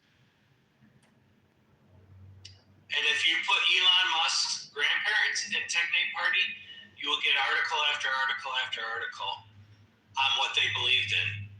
They believed in a technocracy, that billionaires and technology should run the government. Yeah? They also believed in control. Ready for this? And this is where it just completes. Complete control over infrastructure, natural resources, and oil to the point where they would regulate and give you gas stipends for your fuel. This is all in their own words. Absolutely. So between Trump surrounding himself with tech billionaires, it's pretty clear where we're headed. But it put it all together for me. Does anyone? This is accelerationism. David Wayne Miller, I think he did the quantum grammar or whatever. He talked about a big UFO up in Greenland. So then when I started thinking about, or Iceland, whichever one Trump was talking about, and it's like, oh shit, that's why he wants, say over that location, because there's fuck it there. And it goes right along with what you're saying, because in the beginning, the only people that would have found this high technology in UFO, or whether they found it or not, would have been brought the information from the lower ups that, John Smith found fucking a UFO in a cave or whatever they found, right? So these higher ups of these royalties, these elites, these company CEOs at the top of the chain, Epstein friends, they are the ones who've been getting access to most of this exotic tech for a long time. They want to keep it there. Yeah, I did a dive for my study group on Alex Karp and Peter Thiel and the whole technocracy and the whole praxis and the tech cities and everything they got, which actually are pretty interesting and whatnot. They got some of them in motion right now. I did a little link between Cash App, parent company, Block Inc., and the different funding ventures that they have, including, diverting a lot of funds to CERN upgrades, using funds to, get their different projects, the Greater American Project, up and rolling, all those different things. So yeah, these technocrats definitely feel that everybody's a dummy and they should be ruling over you. I did this link between this is scripture, I think it's Revelation 13, that talks about the 10 kings and whatnot, and they ruled the beast for an hour. And I did a link between that and the 10 tech cities that they got, the governance structure and the security structures around them, and how much money is being diverted. It's a lot. It's getting billions of dollars. So I definitely see, in fact, the whole dude, once again, the Peter Thiel dude, who's been spending the last 18 months of his life talking about the coming Antichrist.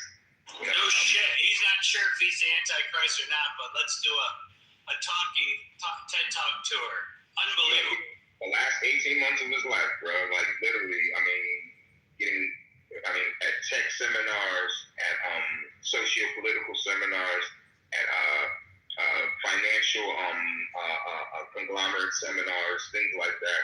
And he's kept the same, basic speech and all, talking about Revelation, the end times, the rollout of sovereign enclaves, through these tech cities and everything. When he said sovereign enclaves, right? I look at the language that they use. We're not, like, we were talking last night about the new Tower of Babel and the language that they use at CERN, everything, and when you hear sovereign enclave and they talk about these 10 cities, like, just as a theorist, connecting dots and this stuff stops being theory after a while. When you look at these 10 cities and the fact that Peter Thiel said, yeah, I believe the book of Revelation has all the potential of rolling out, however, without the assistance of God. Like, this will be man attempting to reenact everything in the book of Revelation that pertains to end time prophecy. And he mentioned that it has more of a chance, because of the current status of things in the world, of happening more so sooner than later. And I just be watching their rhetoric and whatnot. Sovereign enclaves, freedom cities,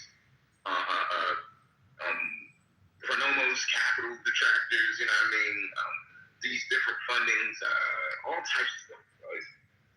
It's all connected at some point. Yeah, I just found out that that fire in Arizona that's burning is the same location where Bill Gates wants to put that tech city in. Oh yeah, clear in the spot, definitely. And the ones that they're building in California oh man, I wish I could just pull up my notes for this. I have pulled like names, companies, principals from executives, principals, actual donors, like this mad names, mad government entities, on paper. So a lot of this stuff is researchable. There's a lot of money going into the establishment of these tech cities, the completion of CERN, and the ultimate unifying of one world currency, or having a particular motive for the currency to be expressed as a one world, kind of connotation. And Peter Thiel's on something, Cash App's the way. You know what I mean? That's he's on some Cash App's the way. That's our one world currency right there. He says basically it's perfect and it's wow. Good job, man. Yeah, Cash App is already regulated too. You can only have so many transactions per week. Too many transactions can get your account shut down.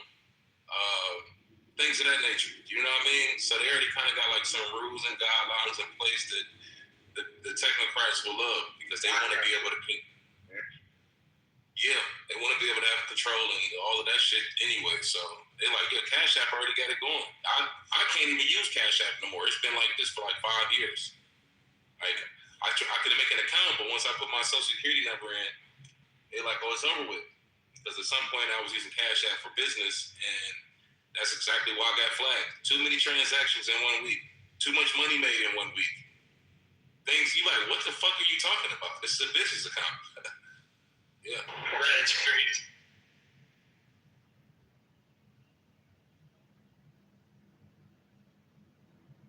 I mean, we're just one scenario or catastrophe away of it, like, going full swing. When you got BlackRock CEO, you got JP Morgan all talking about blockchain for the new currency or new financial system, it's all but done.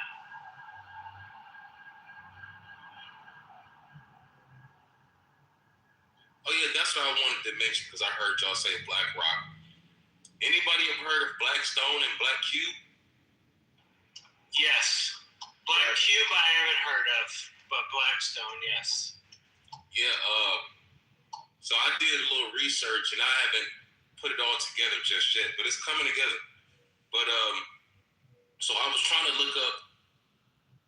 First of all, it was like, what a coincidence. All these companies are mainly ran by Jewish folks, and all of them it's something dealing with a stone, a cube, or a rock, which is essentially almost the same thing, right? So I'm like, why is it BlackRock, Blackstone, Black Cube? What is it something within their culture to where they worship something dealing with a black rock or a black cube? And as I'm talking to AI about it, they pull up an image. They bring up Saturn and how this is tied into their religion, Saturn worship, Saturnalia or something like that. Then they also they show something called a tefillin. And the tefillin is something that some of the Jewish people wear on the weekend when they're worshiping. And it's like this black leather strap that goes between all of their fingers, around their wrist, around their thumb, all the way up their arm, like somebody getting ready to shoot up, if you know what I mean. They got this motherfucker wrapped tight, and they go all the way up to their head. And on the tip of the tefillin is a black stone, or a black cube looking thing, or a black rock looking thing. And I'm thinking like, whoa, hold on. But that's as far as I got.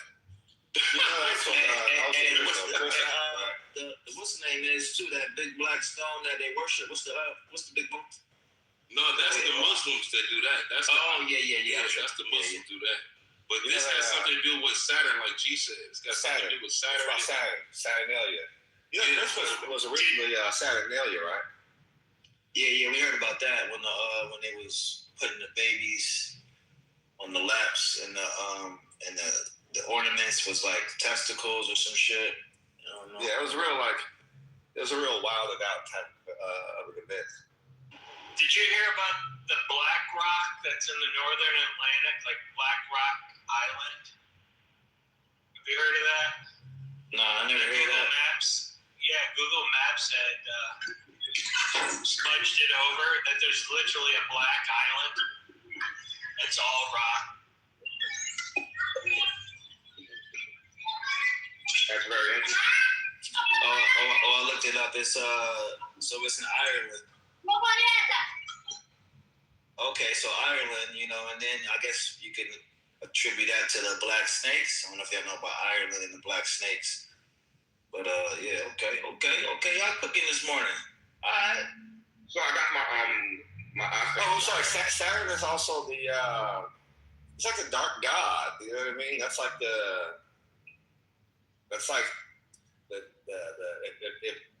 if the devil had a planet, it'd be Saturn. Giannis, what up, dog? What up, dog? That's what I was wondering, G. It wouldn't be Earth with Saturn. Yeah. Saturn. It'd be Earth. It'd be Earth too, though. No, it wouldn't. It would be Saturn. So meanwhile, while all this stuff is going on and whatnot, I got this. I have like one of my LLMs doing a real-time update on the River Euphrates, which is very interesting. I'm so interested in that whole prophecy lore with the River Euphrates when it dries out, and the activity that is constantly going on over there, from the sound of chains ringing to the mounds to this very interesting tidbit that I found from the U.S. Navy Riverine Squadron recordings from the Ramada and Haditha Dam from 2006 to 2008. Patrols near the Haditha Dam and Ramadi were sent to disrupt insurgent supply lines using small boats, so it was heavily traversed by U.S. Boat squadrons. And the area, at that particular area, is where a lot of the lore and the activity that they hear, and the sounds and the screams and everything, and the chains and what the locals call, there's this particular jinn that guards the entrance to the Haditha Ramadi Dam main inlet. So the underwater activity around there, check this out. This is interesting. This goes along with the lore of that area. So while the U.S. Navy riverine squadrons were looking for insurgents and weapons, the local lore they encountered often tapped into much deeper, darker waters. The rumors are generally tied to three distinct areas. The guardian of the Haditha Dam. This is recorded, right? So there's this ancient protector of the Haditha Dam, this jinn that lives in the ultra pressurized region behind the dam itself and whatnot. So, according to the lore, like, it uses nature around it to stop any type of excavation or any type of inlet into there. So every time these patrol boats will go up there, and this is recorded during the U.S. Marines and sailors whispered about strange sonar pings and large moving shadows near the dam's intake. They also recorded large 6-foot long to 8-foot long, 150-pound catfish that would gather in mass as they approached, as almost like a line of defense, so they couldn't go near it every single time. So that's like crazy. So these giant Euphrates catfish would come out in mass and stop the boats from going any further near the dam and whatnot. And they said that that's the jinn controlling the catfish. So now you can't go past here. I don't know, it's just some local lore. I've been sitting there watching this river Euphrates dry up, and more stuff like that has been continuously happening. That was from 2006 to 2008. Over 30 recorded incidents, 30, that the United States government recorded about once again, the name of the unit was the Ramada and Hadid, the U.S. Navy Riverine Squad. And their job was to disrupt and search supply lines using small boats in that region.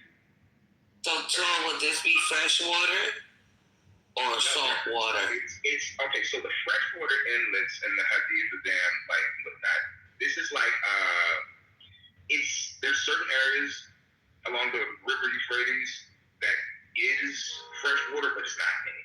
So this would be more like the saltwater kind of areas and whatnot. But this will be where this is where one of the deepest points of the dam is, the inlet and whatnot.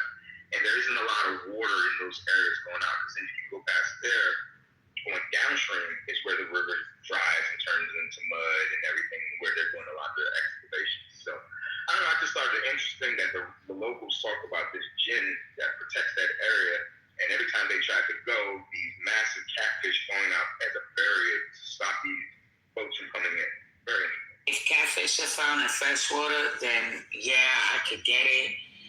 But one thing about jinns, you're not gonna catch them by anything that has salt in it. That's salty. That's one of the ways to. I'm going with the Bible. Where is this? Euphrates, or what they catch up in wherever they are over there. I'm not too sure. This is just from out of there. I'm just speaking. I couldn't confirm or do anything other than what this recording is here, and the source for that. Let me pull the source. That was taken. Yeah, because jinns don't do salt and they don't do iron. I don't know. These are. I don't know. I couldn't confirm or deny any of that. But you're educating me. So, anyways, that was just interesting. They talk about the sunken cities over there and this particular occurrence every time they try to get in there. Like, I don't know, just every time, not one time, every time. That is wild. I just put a link in. I don't know if any of you guys saw this on X. It was 2 days ago. This scientist who is very good friends with one of the dead scientists, Amy Eskridge. Have you looked into her at all? Anybody look into her? She died about 8 months ago. Scientist in the last year that. Yeah, I think are you talking about the lady that we're speaking about, saying that aliens are not what we think, they're actually humans from the future? She's talking about the P-47 and the P-52 models. You talking about that lady? P-47, yeah. Can I put in there?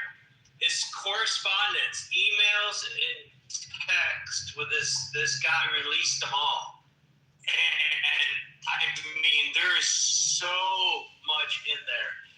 But the overall theme was she was in 2021 listening to a seminar, a live stream with a bunch of scientists. Her friend was a Speak Info. And this is 2021. And she says, see, I told you that the cataclysm will happen in 2028. Yes, you heard that right. 2028. She said that 7 years from now, there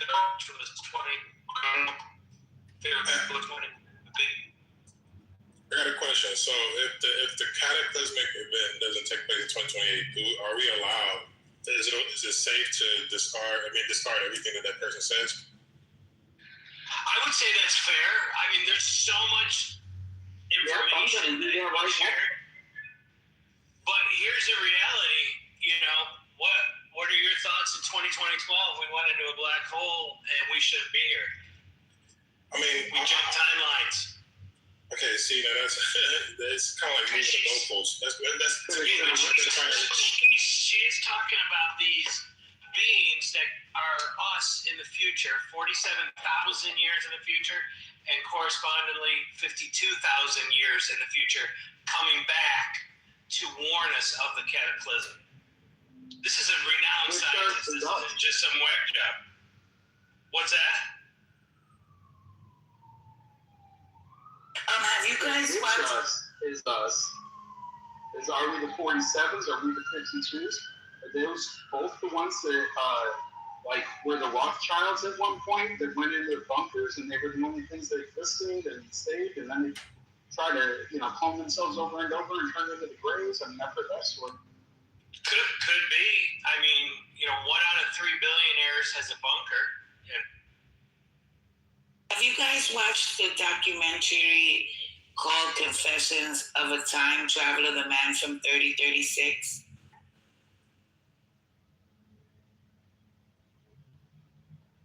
Well, I won't spoil it, but y'all should go check it out. Speak on it though. It sounds familiar. What is it about, Robert? Go ahead.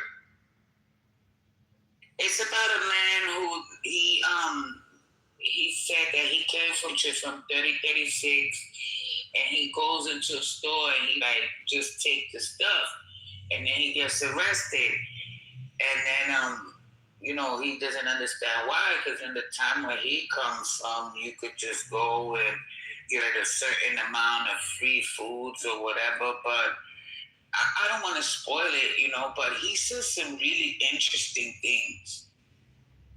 Whether it's a true story or not, I even read fiction books all the time just to see, what truth is in them, because in every lie there is some form of the truth. So I should check it out. I'm gonna see if I find it. Hey G, I'm gonna need some more information though on that Saturn. Saturn. Thank you. Yeah, Saturn. The connection to the Jewish culture, or if I'm saying that the correct way. Yeah, look through what they call it, the Kabbalah. Okay, I did see something about that too. Isn't it like the Saturn hex on the bottom of Saturn and like the star hexagram? How you getting? So I got this one dive I was doing on that, but not. It's really ill, the whole Kabbalah thing. Gematria, the keys to Solomon, the fallen angels, and everything. I'm gonna save that one for when we do the team thing. Y'all don't like that one. I linked it with the Papal Tiara. I linked it back to Gilgamesh. I linked it to the Mesopotamian epics. I linked it to Giggle Yagan from Biblical Archaeology Review. And finally I tied it into some engineering testing and observations going on at CERN. It's very interesting. So I got some 6 degrees of separation. It's going to seem seemingly unlinked, but then you're going to start seeing the same characters pop up at the same places over and over again. Like, oh, okay. All right, I see what's going on. But yeah, it's all linked. Yeah, I heard something about a hexagon being on the northern or southern pole of Mars.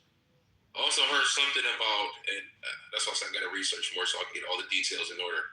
But I was reading something, or maybe it was a video I was watching, and the guy was stating that if Mars stopped rotating, that would affect all living things on the planet Earth. I don't know if that's true, if that's something that God believed, but I came across all this information when I was trying to figure out the connection between Black Rock, Black Stone, Black Cube, the Teflon, and Saturn, and the Torah.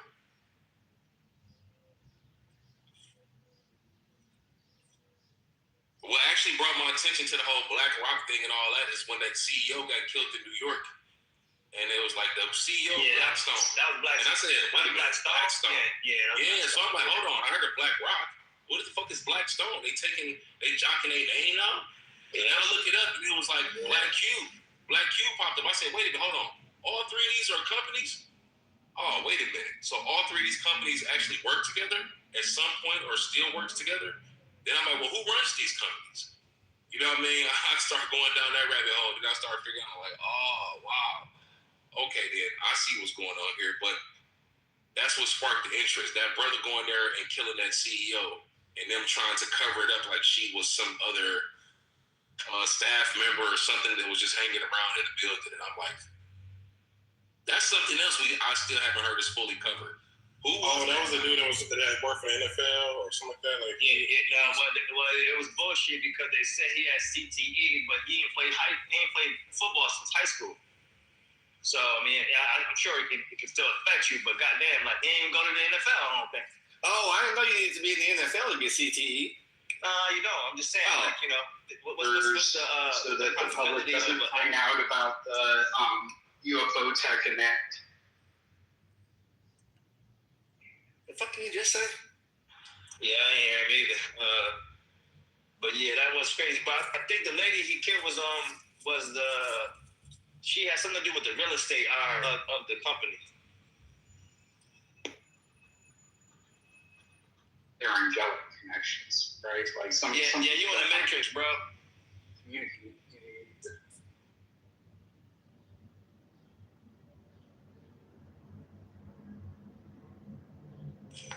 How about now? Yeah, I'll tell you this. Now you're good now. Scientists just don't go on no mass exodus. I mean, for sure. Hey, so next, what if he could only get to her though, opposed to trying to get to who he was trying to get? You know what I'm saying? So I don't know if she was supposed, she had the name on the bullet type shit. Yeah, I was thinking of that. And, time was running out. You know what I mean? And of course, you got law enforcement closing in, and you got to get the mission accomplished. So that could have been the case. It could have been a list of people, and it could be, hey, get all of them or one of them off this list. But one of these motherfuckers got to go. Seeing her, because from what I understand, he bumped into several people, a security guard, people coming off the elevator, and he wasn't trying to engage with them, if I'm not mistaken. Except for one security guard, I think, that actually tried to take a shot at him. But he was ready. He had on the vest. Yeah. He had the proper gun. He was ready for the action. Unlike this guy that just tried to kill Trump. And then he drive across the country with him? I was going to say, he drove from Vegas. When y'all say unlike the guy that was trying to kill Trump, y'all know that shit was fake, right? All hell Haru. Like, why do y'all be forgetting that part? Yeah, we know it's fake. We talking about something completely different. We know that was fake. We talking about... Yeah, so why would you... Come on, Joe, bro. Come on. Nah. We not about to go here. We're having a whole conversation about I'm going to speak on something completely different. But anyway, so hold on. I'm still speaking, though. Hold on, Nick. No, Nick. I just got here, so you've been speaking all day. I can't speak? Bruh, stop. You've been speaking all morning. I can't speak. No, I have not, man. Okay, so let me speak about something. No, man. I can't speak? Have a conversation, bro. With who? With each other, bro. Okay, so I can't join in? Is it against the law? RJ, I'm just asking a question. Can I join in? Oh, shit. I'm just asking a question. Now you gotta get this small child what he wants, bro. Fucking 3-year-old. Why not start early? RJ, look, chill. Morning, bro. We finish having a conversation, and y'all can let me know. I'm mute up right now. Okay, you can join the conversation, but like we're not talking about this shit. It's like a fucking 3-year-old. It was just a statement because like it wasn't making sense like how they can go ahead and do that to the other bro, and then sit up here and say, oh well, the guy wasn't ready for Trump when we had hour-long conversations in here. And about how this shit could be a psyop, or we know it's a psyop. What you were saying, big? And then we sit up here and say, oh, well, that guy wasn't ready. well, why would we have hour-long conversations? It's kind of like it's pointless, you know, to be having these hour-long conversations about how these shootings could be psyops, and we know that they're fake and psyops, and then you sit up here and say to the other bro, they got bro out easy. What you saying? What you were saying? Gee, shut the fuck up. Yeah, shut up. Go on mute, bro. Still was talking. I don't give no fuck. I'm talking right now. Oh, okay. Do you see him? Stop. Yeah, the stop so the small child. Yeah, do you see him? We have to finish, RJ. Now let your child go. Bro, shut up, G. Damn. He was so immature. Y'all know he was having a full-blown conversation. Immaturity. Yeah, come on, man. Yeah, that shit don't make no sense. Y'all grown as hell. 50 years old. All of that, bro. Come on, man. Y'all gotta get He was having such a dope bill just now. Come on. Back to the combo. Yeah, back to the combo. Come on, yeah. But RJ, like you can say, but we're not trying to exclude from the conversation, bro. But you gotta, you know what I'm saying? Look. Yes. I just think it's fake, and he turned it into something crazy. See how that worked? Okay, just get back to the deal. Next, can you finish what you were saying? Yeah, my bad. I'm loading up my passenger. That's cool, because we about to lose the conversation anyway. That's a damn shame. In my dictionary, I did find something on Blackstone, and it says something to the effect of how they used to worship like the Blackstone even before patriarchy exists.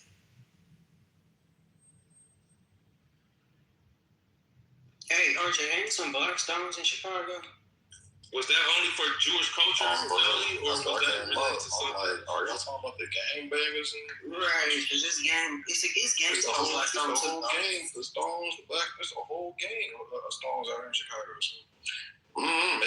Maybe it's a play on words with this, even with the Blackrock shit, man. Oh, they got a lot of similarities between these companies, you know, gang members and shit. You know, that shit crazy. I'm gonna look into that though. That's why the Teflon. Y'all gotta look up Tefilin. It's called the Teflon.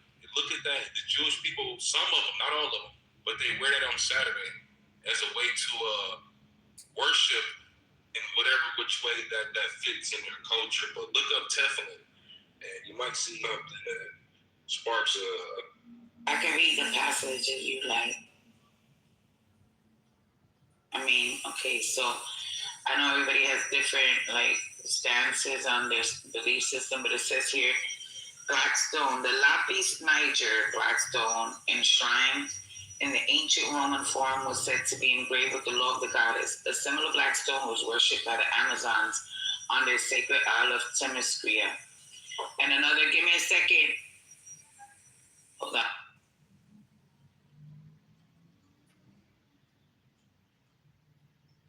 Hey, you can't talk about the Blackstone without talking about the Kaaba.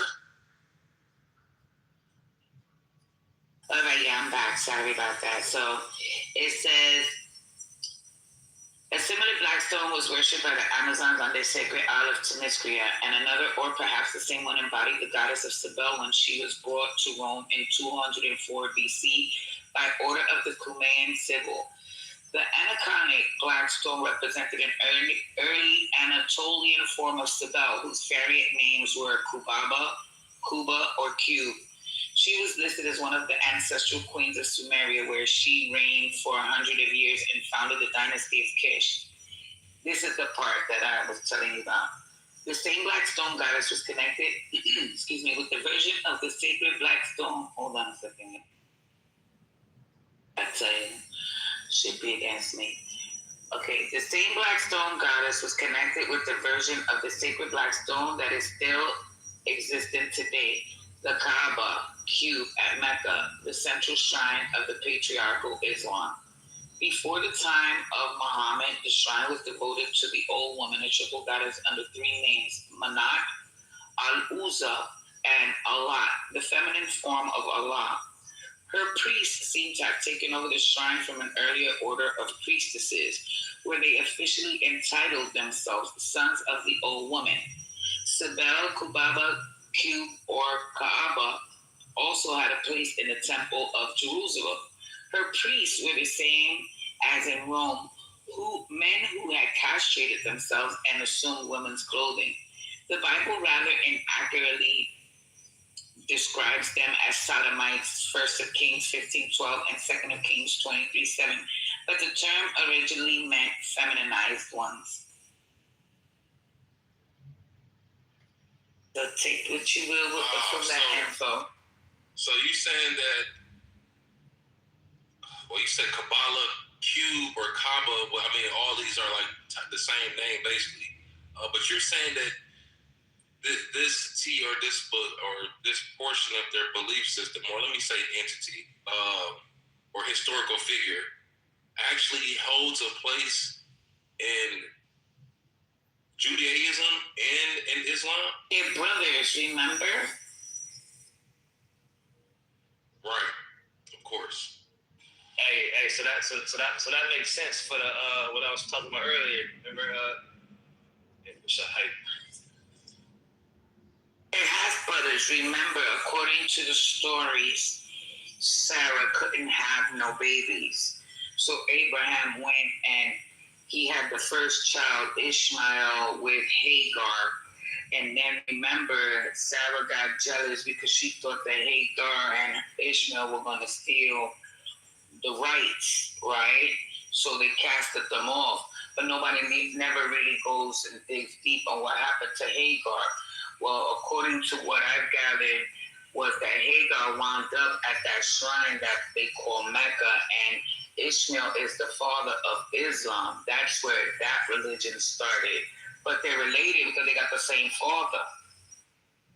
So you're saying that? So you're saying the black dude that they worships over there has the same quote unquote father, I guess, of the other deity situation? Even before Muhammad and them people, Kuba was a goddess.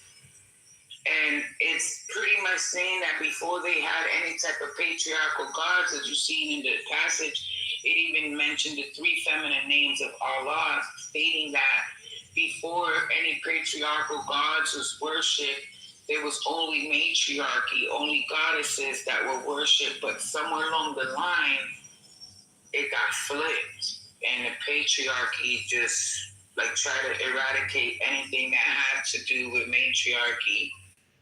Wait, and if you talk to Muslims, excuse me? Is there a link that you can drive on to read about that? Books. I have books, sir.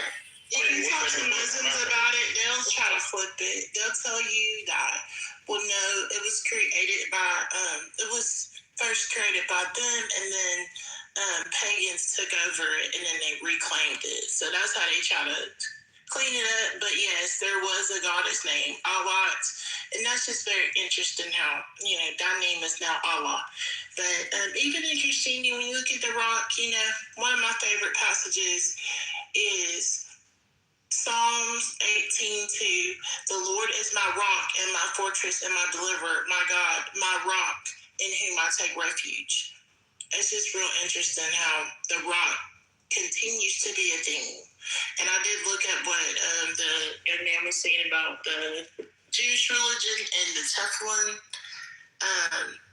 Yes, this looks just like the Kaaba. Hey. Oh, yeah, go ahead. No, I'm just want to say real quick, I got Psalms 18:2 down my ribs. I fucks with that too. Oh, all right. Thug life. Hey, Dolly, what's the name of the book? Oh, go ahead. I just want to read the book that she was reading from. It's a dictionary. Okay, do you have the name of the dictionary? Is it a Webster? Is it a dictionary? You know how many dictionaries there are out there, sir? Just as there are many encyclopedias. Right, but they have different interpretations of different words. Bro, My point. Yeah, she ain't gonna tell you. Hey, question though. So I looked it up. The Teflon shit that next we're talking about. So only the men wear that, right? And it's wild that because what Dolly said a few minutes ago that the women did. What did you say, Dolly? You said the women. Man, understand something you're saying. The men self-castrated themselves to assume and wore women's clothing to assume the position of women.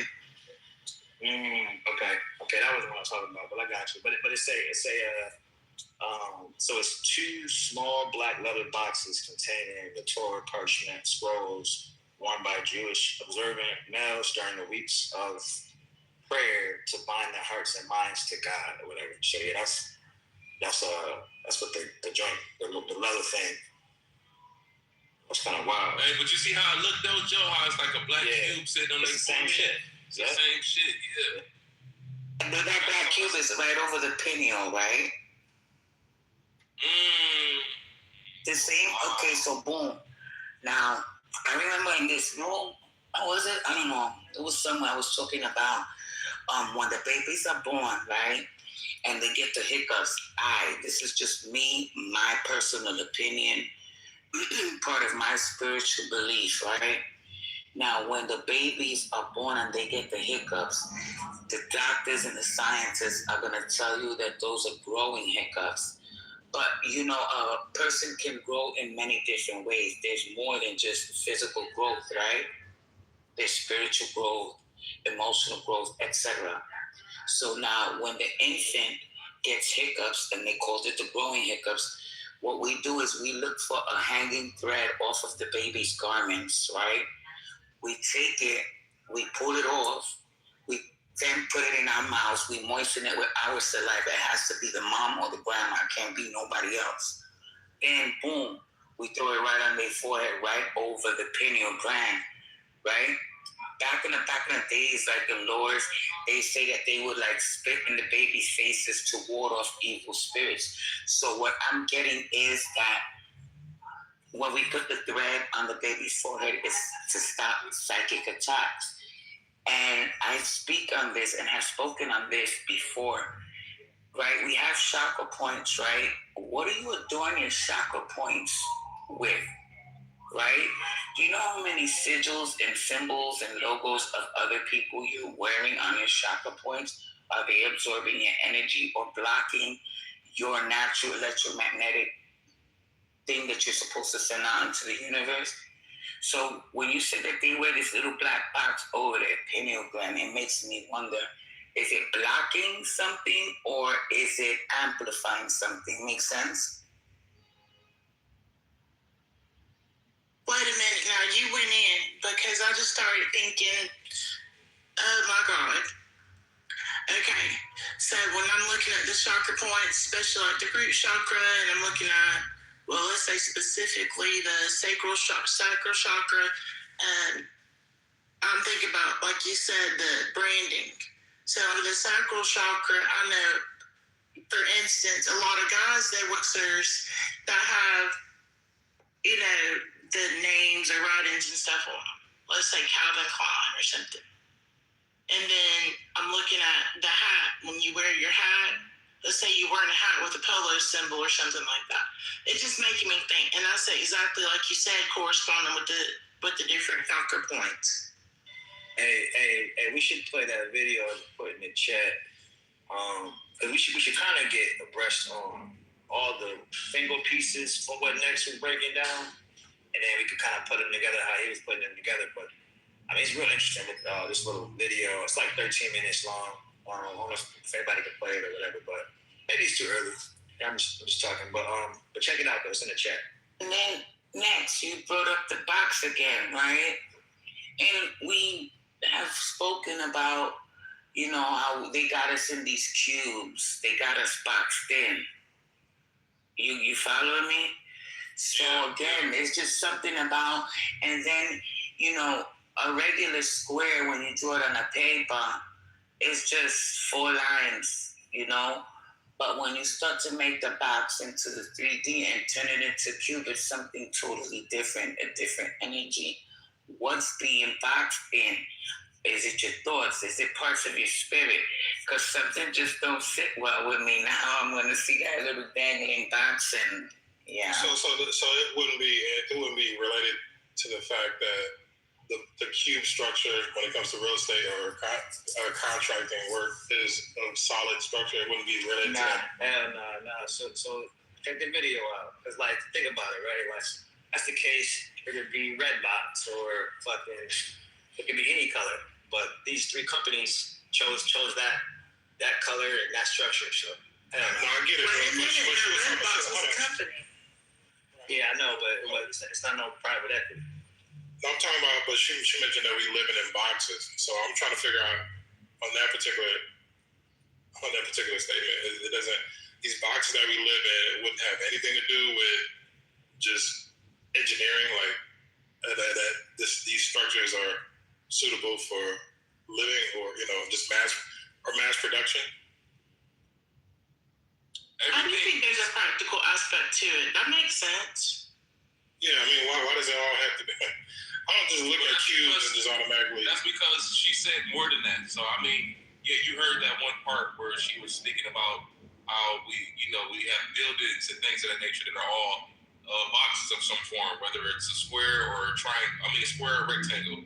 But it was more to the conversation that we was also speaking about the Teflon that some of the Jewish people wear on the weekends as a way of worship, where it's actually worn at, the connection between them, the Jews and the Muslims. We was also speaking about Saturn and the hexagon that is supposedly located on Saturn that is connected to some type of worship with the Jews and a god. Or it's a lot we just made some connections with, but we're just trying to bring it all together. But what she's saying also, it's not just about the structures that we walk into to conduct business, because most houses aren't shaped like boxes.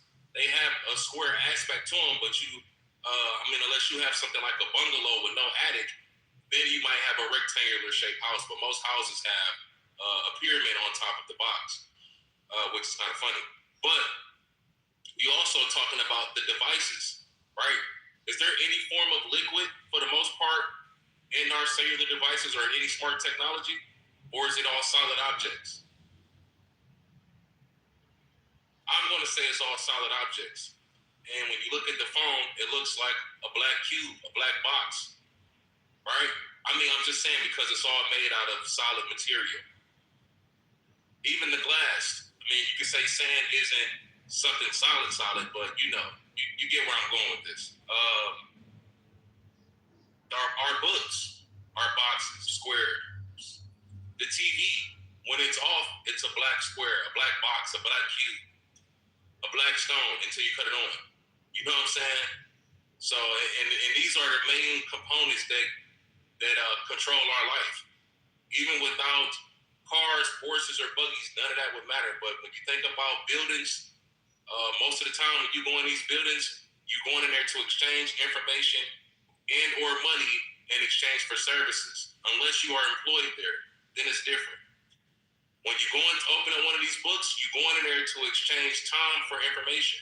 The same for your phone, all of that. So the whole idea of boxes in general is a form of control, apparently. I mean, that's so. Do we have any spherical versions of these things that you're talking about, like spherical books and buildings? We don't have spherical buildings for the most part. I mean, we have the sphere now, but before that, spherical buildings, spherical books, anything shaped cylinder-like is not something you see when you live in your everyday life. And you're saying that the refrigerator even in a box. And you're saying because we don't have that speaks to a greater.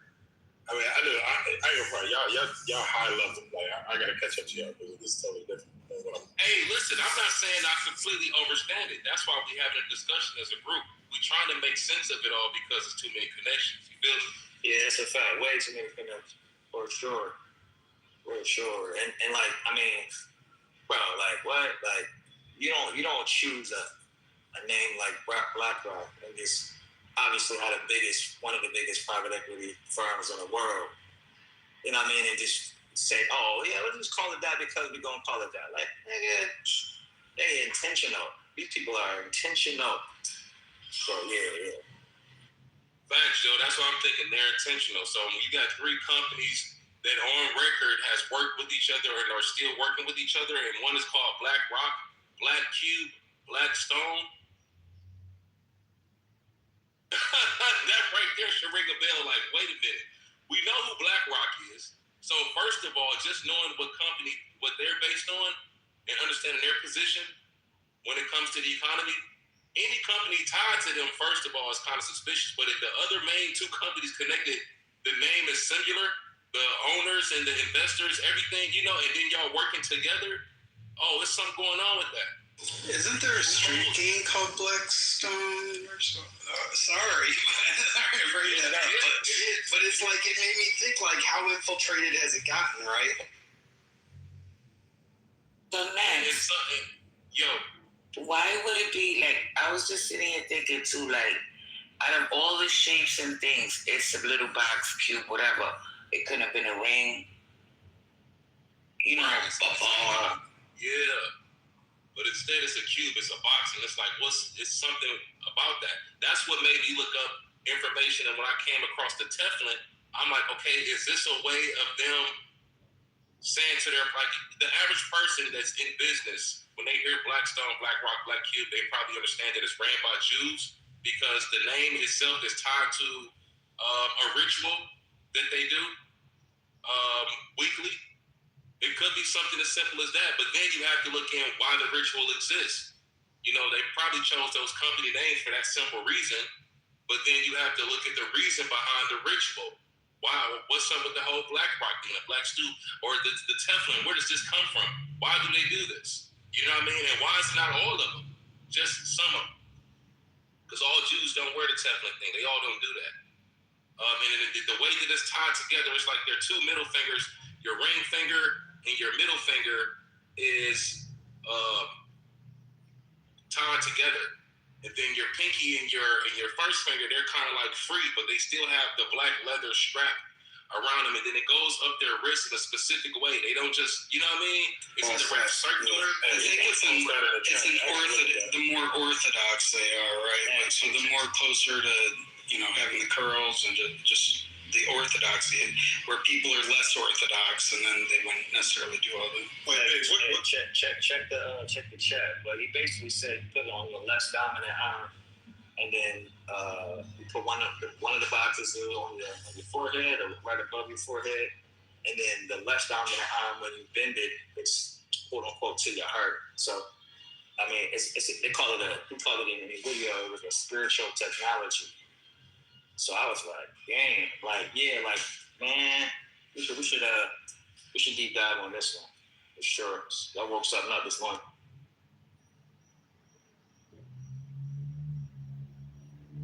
Hell yeah, if y'all down to play that video shit, I mean, I wish I could play it, but I'm definitely. But you dropped it in the chat though. I need to bookmark it at least and save it to watch later. If we don't play it right now. Yeah. But that shit interesting. It's like, cause every time we come down this rabbit hole type shit, we find out that like a lot of the spiritual practices was actually magic and shit.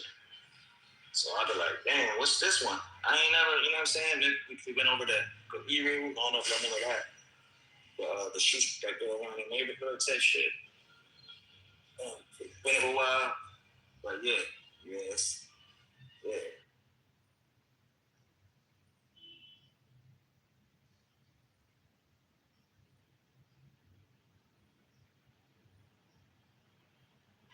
Unless y'all scared, you know what I'm saying? Sound like y'all scared. What's the video?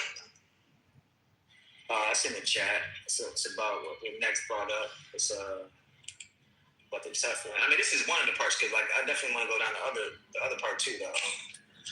Like the cute part that Jacob woke up. But how was the video? 13 minutes. I play it. Thank you, Coco. Appreciate you. Hold on, give me a second. For sure.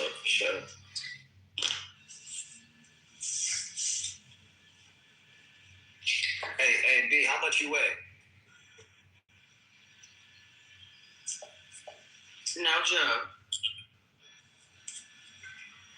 I got a 45. Don't ask no damn woman that shit, man. I got a 45 and a 25 up here. I was letting her know, like.